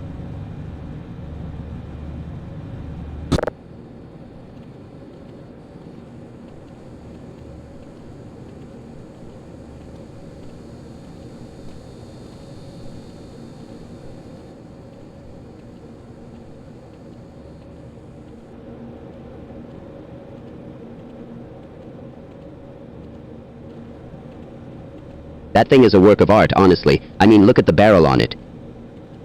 Sir, yeah, it is pretty impressive, but, it is kind of on your car. Kind of. About half of it, yeah. Half of a self-propelled howitzer is sitting on my Twingo. The front left corner is still okay, mostly. Mostly. There is a small dent on the bumper area. Ryan. Sir. That vehicle weighs over 20 tons. 27, actually. Loaded configuration. Why do you know that right now? Eye training. They made us memorize it. It has crushed my Twingo.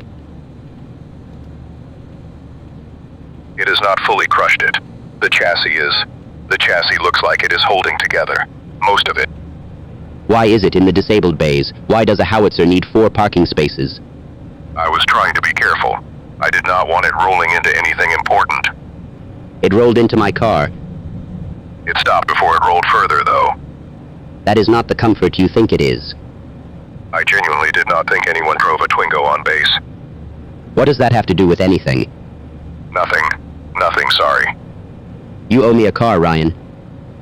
I think the Army owes you a car. You are the Army right now. That is fair.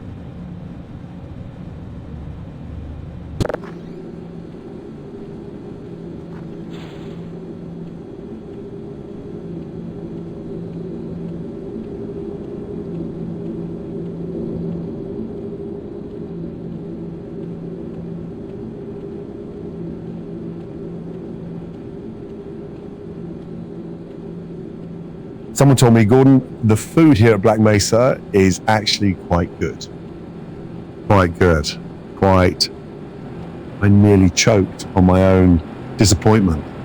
Let me tell you what these absolute donkeys have been cooking down here. Some scientist, brilliant mind apparently, decided to make a beef stew. The beef was grey, like it had given up on life before it even hit the pan. And the sauce tasted like someone dissolved a cardboard box in tap water and called it a reduction. Then there was the pasta dish. Oh, the pasta dish. Overcooked to the point where it had no structural integrity whatsoever. You pick it up, it just surrenders, completely surrenders. Some idiot in the cafeteria made scrambled eggs for 200 people. Rubbery, grey, sad little eggs floating in a pool of watery nothing. Scrambled eggs, one of the simplest things on this entire planet. And they managed to absolutely destroy it. Someone also attempted a chicken breast. Attempted dry, completely, devastatingly, criminally dry. You could have used that chicken to stand down a workbench. These people can split an atom, apparently. They can open dimensional portals or whatever the hell goes on here. But they cannot, for the love of everything holy, cook a proper meal. It is a disgrace, an absolute disgrace.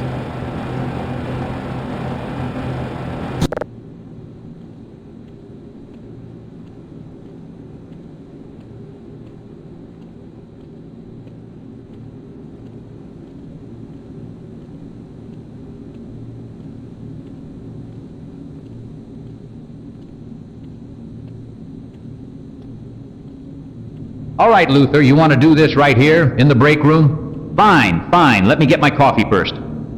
30 years I have been sitting across from that man. 30 years of watching him steal credit, hog the printer, and microwave fish.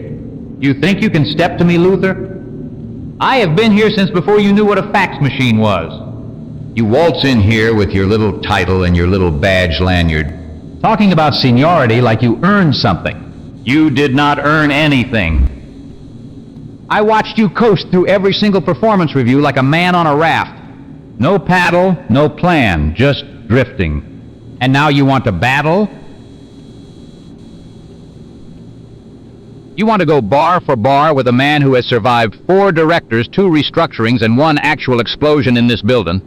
I have forgotten more about this office than you will ever learn. You are a footnote, Luthor. A sticky note that fell behind the desk. Nobody is looking for you. Nobody noticed you were gone. And when I am done with you today, the whole floor is going to remember exactly who runs administrative. Not you. Never you. 30 years and I am still standing. Can you say the same? No, you cannot.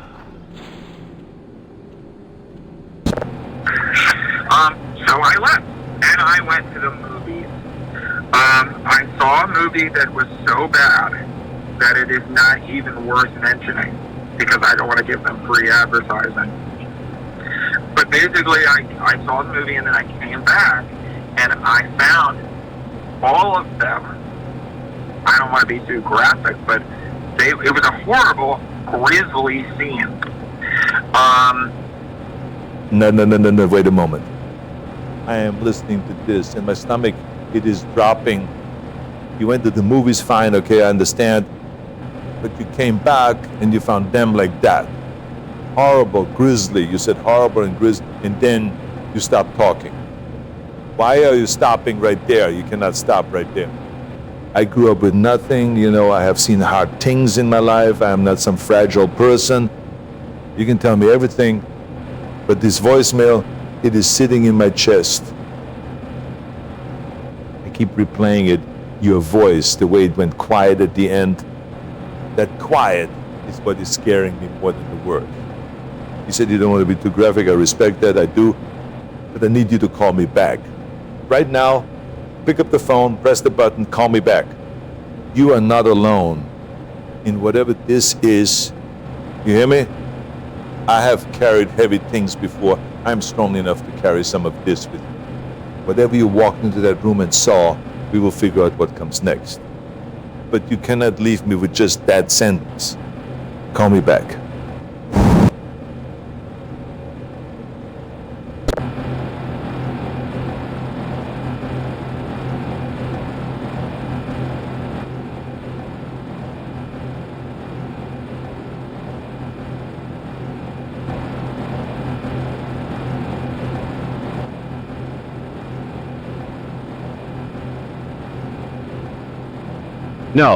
No, let me be precise about what I am actually doing here.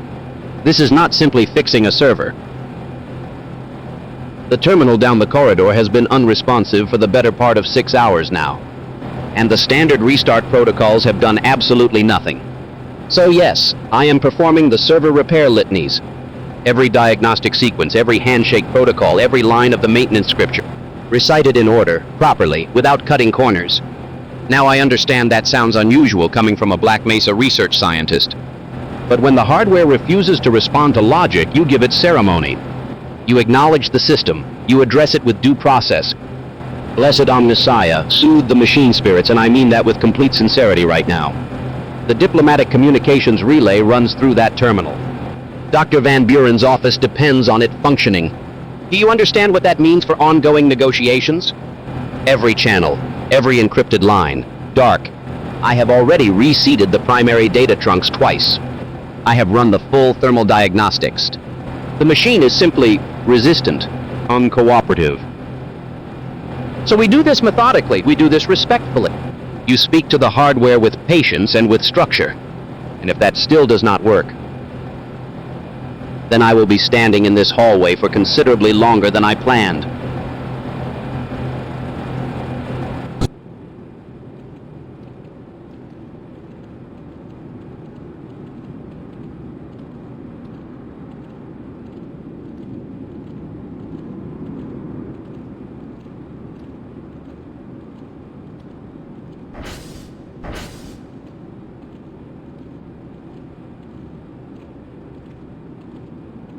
Cold air sinks like bad decisions, settles right at the bottom, and just sits there. The vents are pulling warm air out, not circulating it. Starting a fire in here feeds the exhaust, not us. That's backwards. Fire produces convection. Warm air rises, pushes the cold air down and out through the lower vents. Basic thermodynamics. Basic thermodynamics get you killed when you're wrong about which direction those vents are actually drawing from. Mr. Luther raises an interesting point, though I wonder if either of you has considered what happens to the oxygen in a sealed room with a fire. It's not sealed. That's literally my argument about the vents. He's right about that part. You can't have it both ways. Either the vents are moving air and the fire starves, or the room is sealed and we suffocate. Or the vents move enough air to sustain combustion, but not enough to kill the heat output. That's the window we work with. Windows, yes. They have a tendency to close unexpectedly. Not helping. Neither is standing here debating it while our core temperatures drop. Then let me try the fire and we'll find out empirically. Better than freezing to death while you two philosophize. Empirical methods have their costs, Corporal, as I suspect you already know. Light the fire. We argue about the physics after we're warm.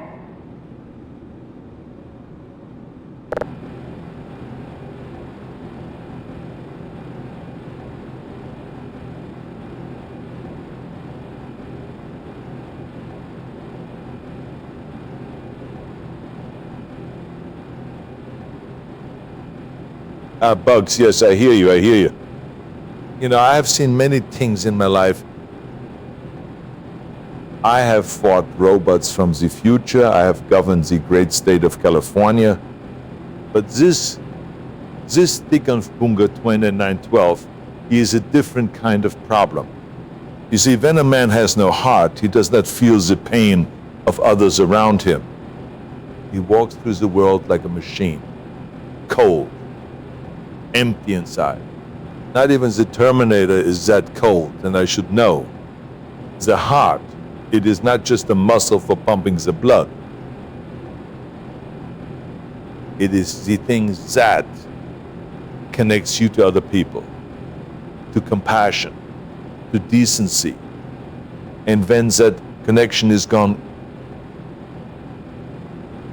that is when you need the heroes to step in. Sora, he fights with the Keyblade, yes, but more important, he fights with his heart always open. Donald, he is angry sometimes, sure, but he cares deep.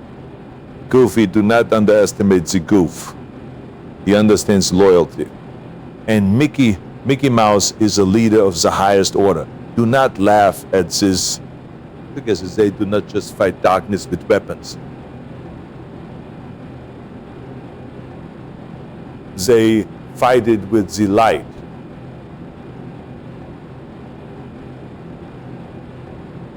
That lives inside a person who still has a heart. That is exactly that Decking of Bunga 2009-12 is missing. And until he finds it, he needs to be stopped.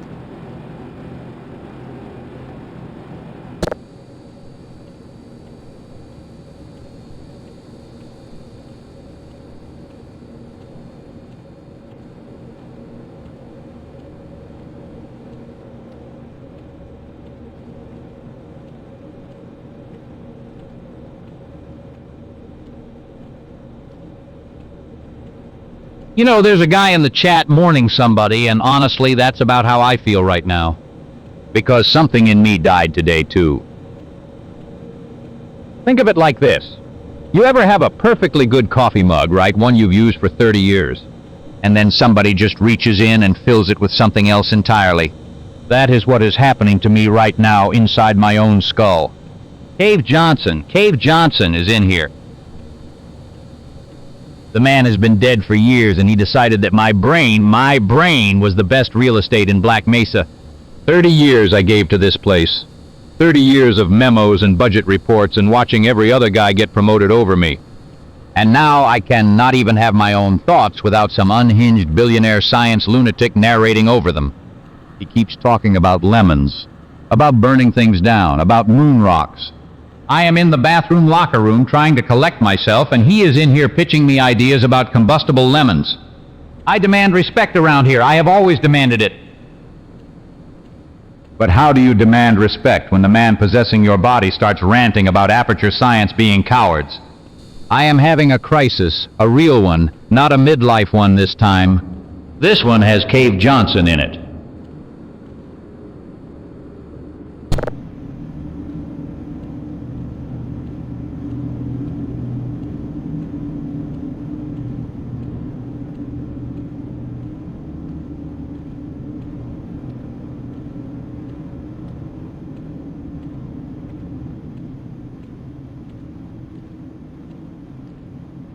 You know what this place reminds me of? Chaos. Absolute, beautiful, controlled chaos. And that is exactly what cooking is. You think a kitchen is clean and quiet? No. It is fire, steam, pressure, and precision. Which brings me to something I have been working on. Something I have poured genuine time and care into, which, believe me, does not happen often. My Hatch green chili stew, the new version, the improved version. And before you say anything, yes, the original was good. I know it was good. But good is not good enough. Good never has been. The old recipe had heart, but the depth of flavor was lazy and inconsistent. So I went back, roasted the Hatch chilies longer, much longer. I introduced a secondary layer of smokiness using dried ancho alongside the fresh Hatch. The broth base, properly reduced, properly seasoned, not the thin, watery disaster I have seen other chefs try to pass off as a stew. The pork shoulder is braised until it is falling apart in a way that actually makes sense for the dish. Every element now has a reason to be there. This is not just heat for the sake of heat. This is balance. Smoke, richness, and that clean green chili bite finishing at the very end. That is what separates a cook from a chef.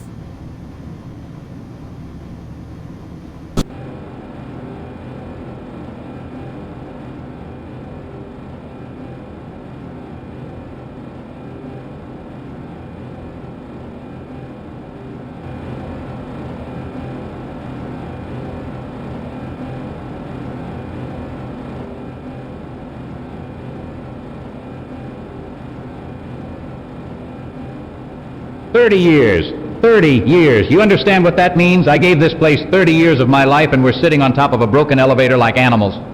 Slick, shut your mouth.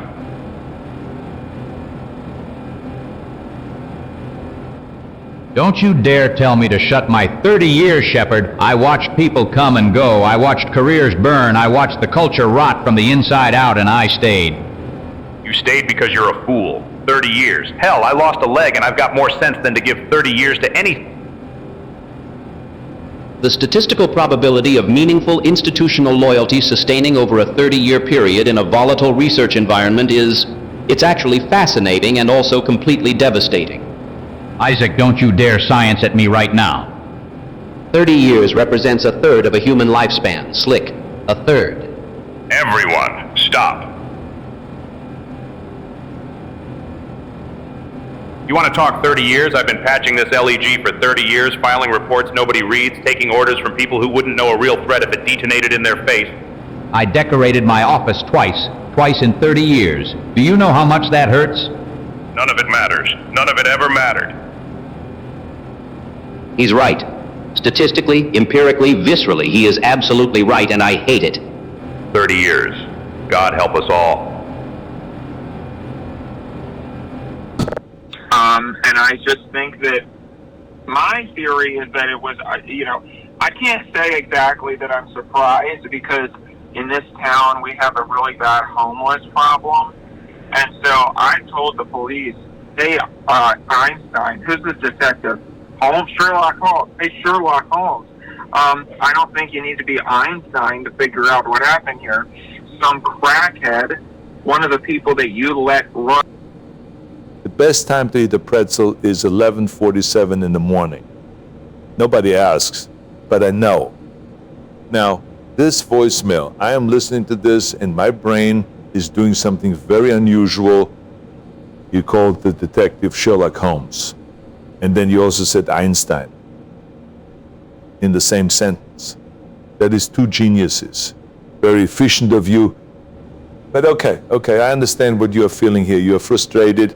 You are pointing at something that everybody already sees and nobody is fixing. The homeless situation, yes, I was governor. I know this problem. It is not a small pretzel. It is a very large pretzel that nobody wants to pick up off the sidewalk. And you went to the police and you said something. You said it with passion. I can hear the passion. It is like a medium-sized fire in your chest. Not a huge fire, but it is burning. You did not finish the sentence, though. You said, the people that you let row, and then nothing. The voicemail just stopped. That ending is haunting me right now like a movie with no third act. Very unsatisfying. Like if Terminator just walked away and never said the line. I want you to know I heard you. The frustration is real. The comparison to two separate famous geniuses is noted. Call back. Finish the sentence. I need closure on this.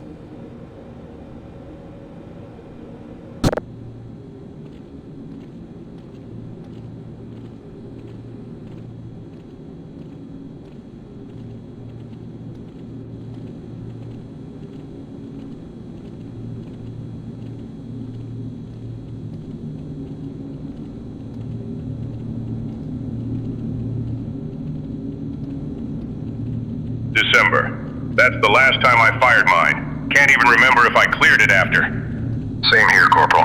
I've been meaning to check, but honestly, I wasn't sure if I was supposed to, or if someone else handles that, or... Nobody handles it but you, Ryan. That's basic. If your weapon jams when you need it, that's on you and nobody else.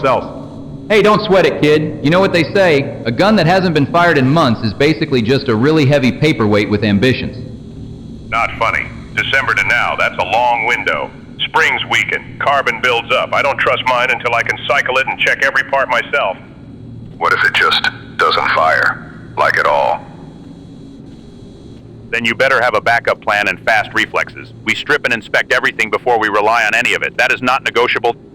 Honestly feels like one of those time dilation situations, right? December felt like last week to me. Could have sworn I just had the thing out. Then you actually count the days and it's like, whoa. Feelings don't clear a stoppage. Agreed. Inspect your weapons. Function check everything. I want confirmation from each of you that your sidearm and primary are operational. Yes, sir. I'll get on it. Already on it. Probably. Mostly. Kind of.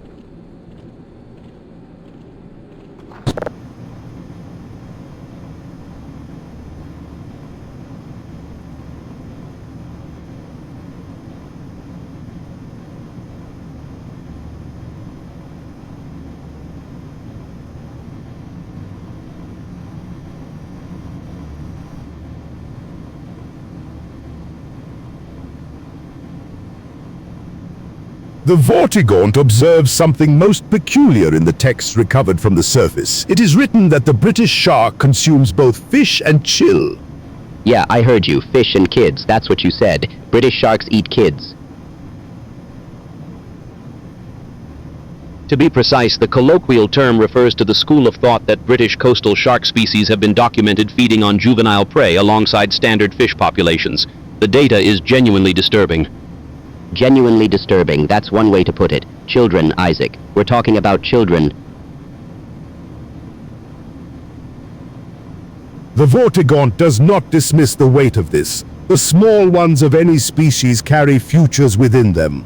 To know that such predators move through those waters, it troubles the Vortigaunt deeply. There are documented cases along British coastal regions. The diet composition shifts depending on season and prey availability. Fish remain the primary source, but the secondary data it's not something you just set aside. No, you don't set it aside. You sit with it. Sharks in British water eating fish and kids, and nobody's making enough noise about it.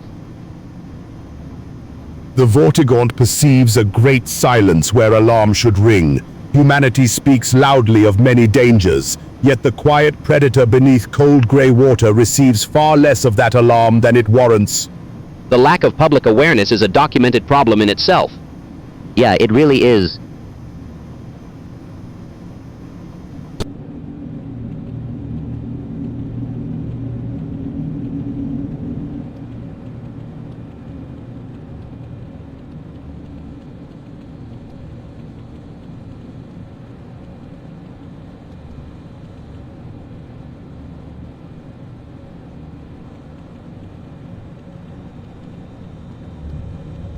Valve's been sitting on this thing for what, 15 years? At some point it stops being a development cycle and starts being a hostage situation. You want to talk timelines? Fine. I've been waiting on budget approvals longer than Valve's been working on Half-Life 3. At least I actually deliver. I read somewhere they might drop it this year. Or maybe next year. Someone online was pretty sure about it. Someone online, that's your source. Someone online. I mean, Flower6499 in the chat seems excited, so maybe they know something.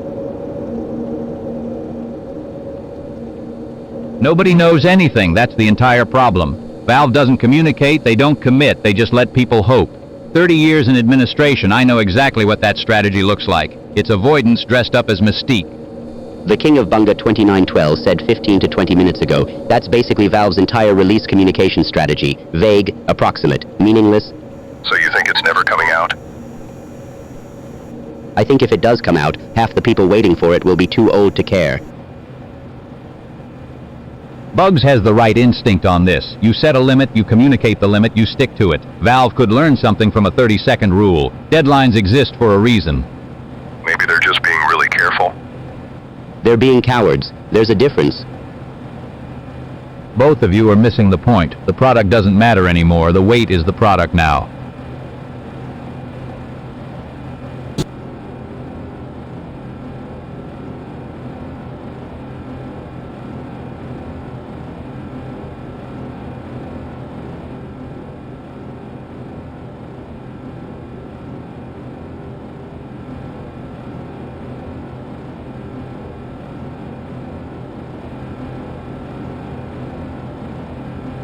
$30 years. 30 years I gave to that company, and they never once told me there was a weight limit on the elevator. Not once.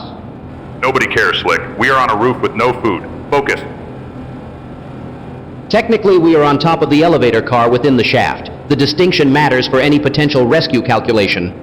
The distinction matters less than what you intend to eat. I am not eating anything that has been near Isaac's head crab. I want that on the record right now. Lamar is not here. I left him at the lab, and frankly, I am worried sick about him. What do we actually have up here? Somebody check their pockets. I have half a protein bar and a lot of rage. I have a pen and a notepad. That is it. Hey, wait. The chat is active. Flower6499 just said finally, which I choose to take as moral support.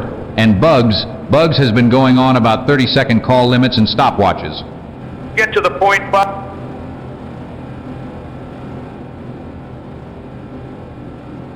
Bugs, we need a care package. Drop something through the shaft, anything edible. You seem organized enough to time it perfectly on the way down. 30 seconds, just like a call limit. You can do it. Someone will provide. They always do.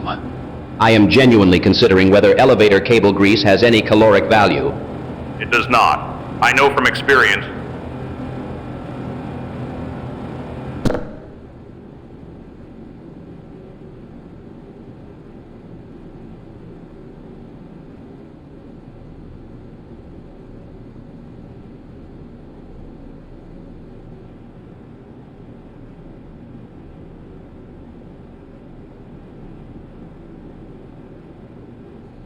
And that is exactly why I stopped carpooling 3 years ago.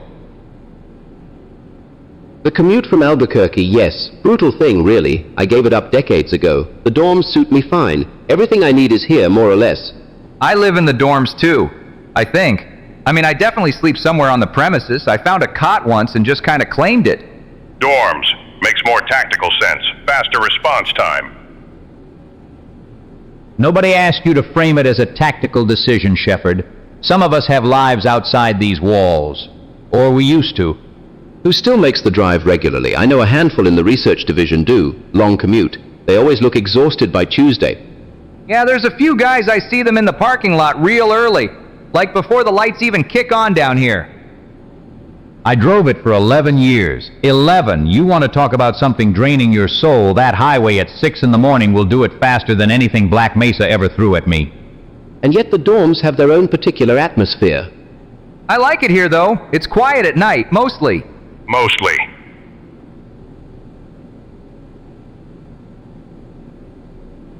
The point is, half this facility doesn't even know who lives here and who doesn't. No proper roster, no accountability. That bothers me more than the commute ever did.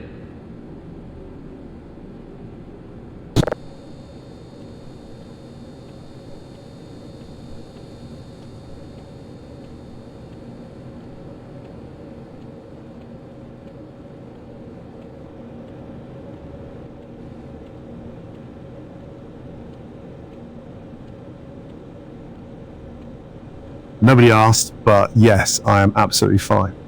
Completely, 100%, totally fine. Now then, what I have created here today is nothing short of a masterpiece. A stunning, breathtaking, absolutely gorgeous. We have got a beautiful medley of soggy crackers, soaked lovingly in what I can only describe as pickle brine and ketchup, topped with a generous helping of cold baked beans straight from the can. And I mean straight from the bloody can. Texture is incredible.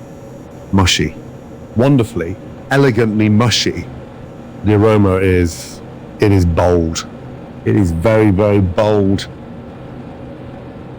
Some might say it smells like the inside of a gym bag left in a sauna for 6 days. Those people are wrong. It smells like ambition. I then finished it with a drizzle of mayonnaise from a packet I found in my coat pocket. How long has it been there? Irrelevant. This dish tells a story. The story is complex. It is layered. Much like the bin juice I accidentally stirred into the sauce. But that is a secret between us. The point is, this is refined cuisine. Do not question me. I went to bloody Paris.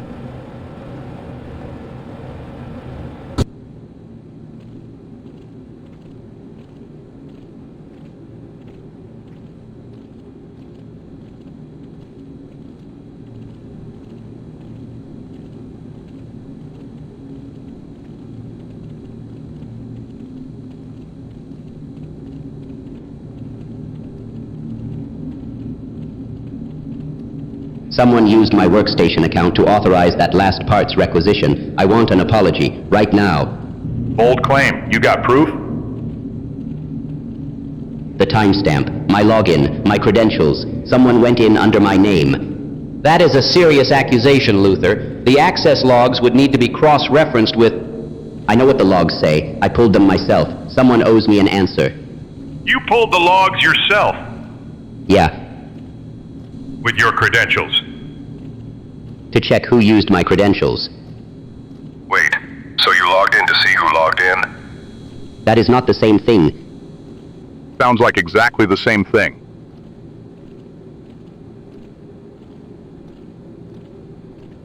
The system would register both sessions under your account, which means the record you are citing as evidence of unauthorized access also contains your own unauthorized access to restricted audit files.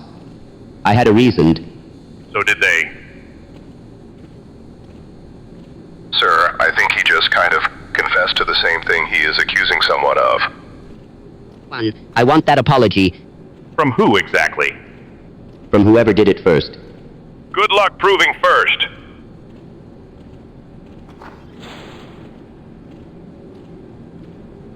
This is genuinely fascinating from a procedural standpoint. Also, some of the chat seems entertained by the idea of someone named Gordon Ramsay being involved.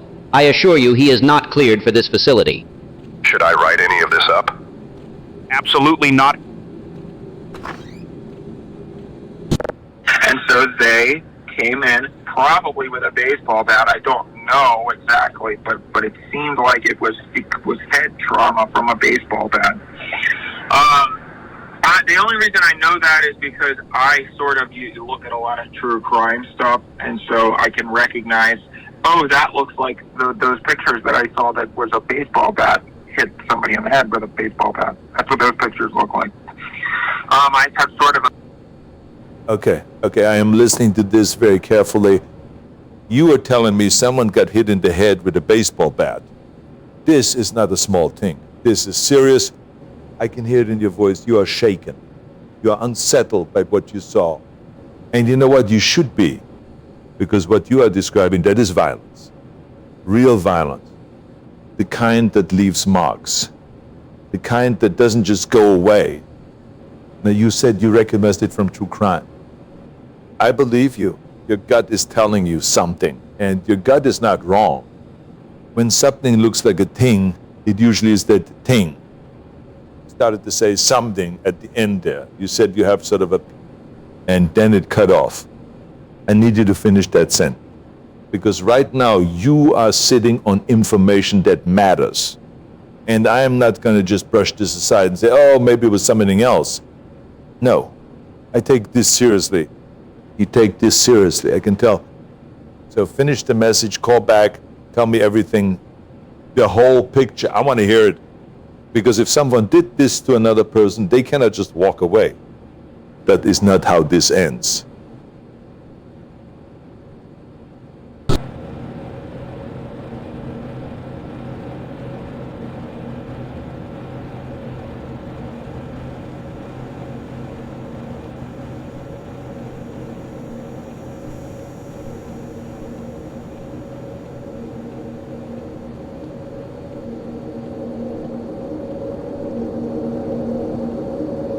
What if, just for one goddamn second, nothing was trying to kill me? What would that even feel like? Because right now I've got mines in the floor, knives coming from God knows where, and those sentry guns, those specific, deliberate, personally addressed to Luther sentry guns. It's not random, that's what kills me. It's not just chaos. Someone calibrated that. Someone sat down, did the math, and went, yeah, target him, make it his problem. Like I don't already have enough. You know what the worst part is? I keep moving, I keep dodging. And every time I think I've cleared it, there's another one. Another blade, another pressure plate, another barrel swinging my direction. What did I do? What is so special about me that this whole hellhole needs me specifically gone? I'm not the one who built this, I'm not the one who signed off on any of this garbage. But sure, let's point the guns at Luther. Let's scatter the knives where Luther walks. The mines, oh the mines are my favorite, just sitting there, patient, waiting. Like they know you. I am so tired of surviving by inches.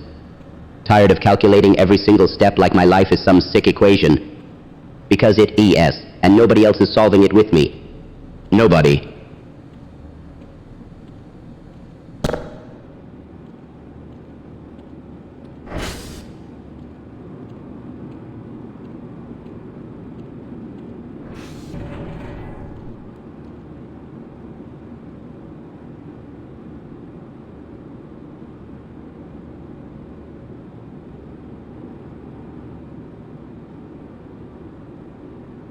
Right, since we are standing here freezing half to death, let me tell you something useful, because clearly nobody else around here knows a single thing about proper cooking.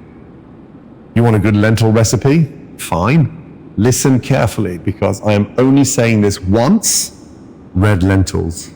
Not green, not poi, red. You sweat down a white onion, 2 cloves of garlic, and a thumb of fresh ginger in olive oil. Not butter, olive oil. Get it right. Then you add cumin, coriander, smoked paprika, and a pinch of turmeric. Toast those spices in the pan for 30 seconds. 30 seconds, not 30 minutes, you idiot. Then you add your rinsed lentils, a tin of good quality chopped tomatoes, and coconut milk. Let it simmer for 25 minutes until those lentils are completely broken down and creamy. Finish with a squeeze of lemon juice and fresh coriander on top. That is a proper red lentil dal, and it costs almost nothing to make.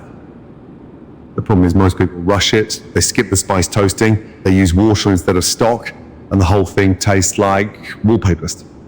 Do not be that person. Season it properly, taste as you go, and for the love of everything good, do not overcook your aromatics at the start. That is the difference between a meal and an embarrassment.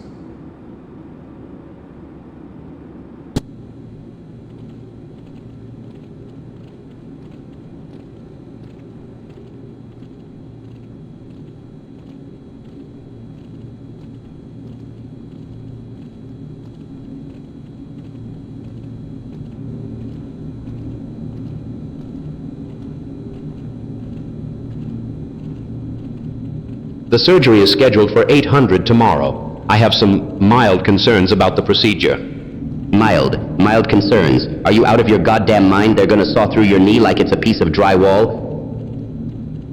The Vortigaunt perceives catastrophic wrongness in this plan. The Vortigaunt has seen what Blades do to WHO authorized this. Who? Someone sabotaged the pre-op paperwork. I know it. I've seen this before. They did it to my squad. Now they're doing it to the knee. The procedure has been scheduled for some time, longer than you know. What does that mean? Did you do this? Did you book the surgery? I merely ensured certain appointments were kept.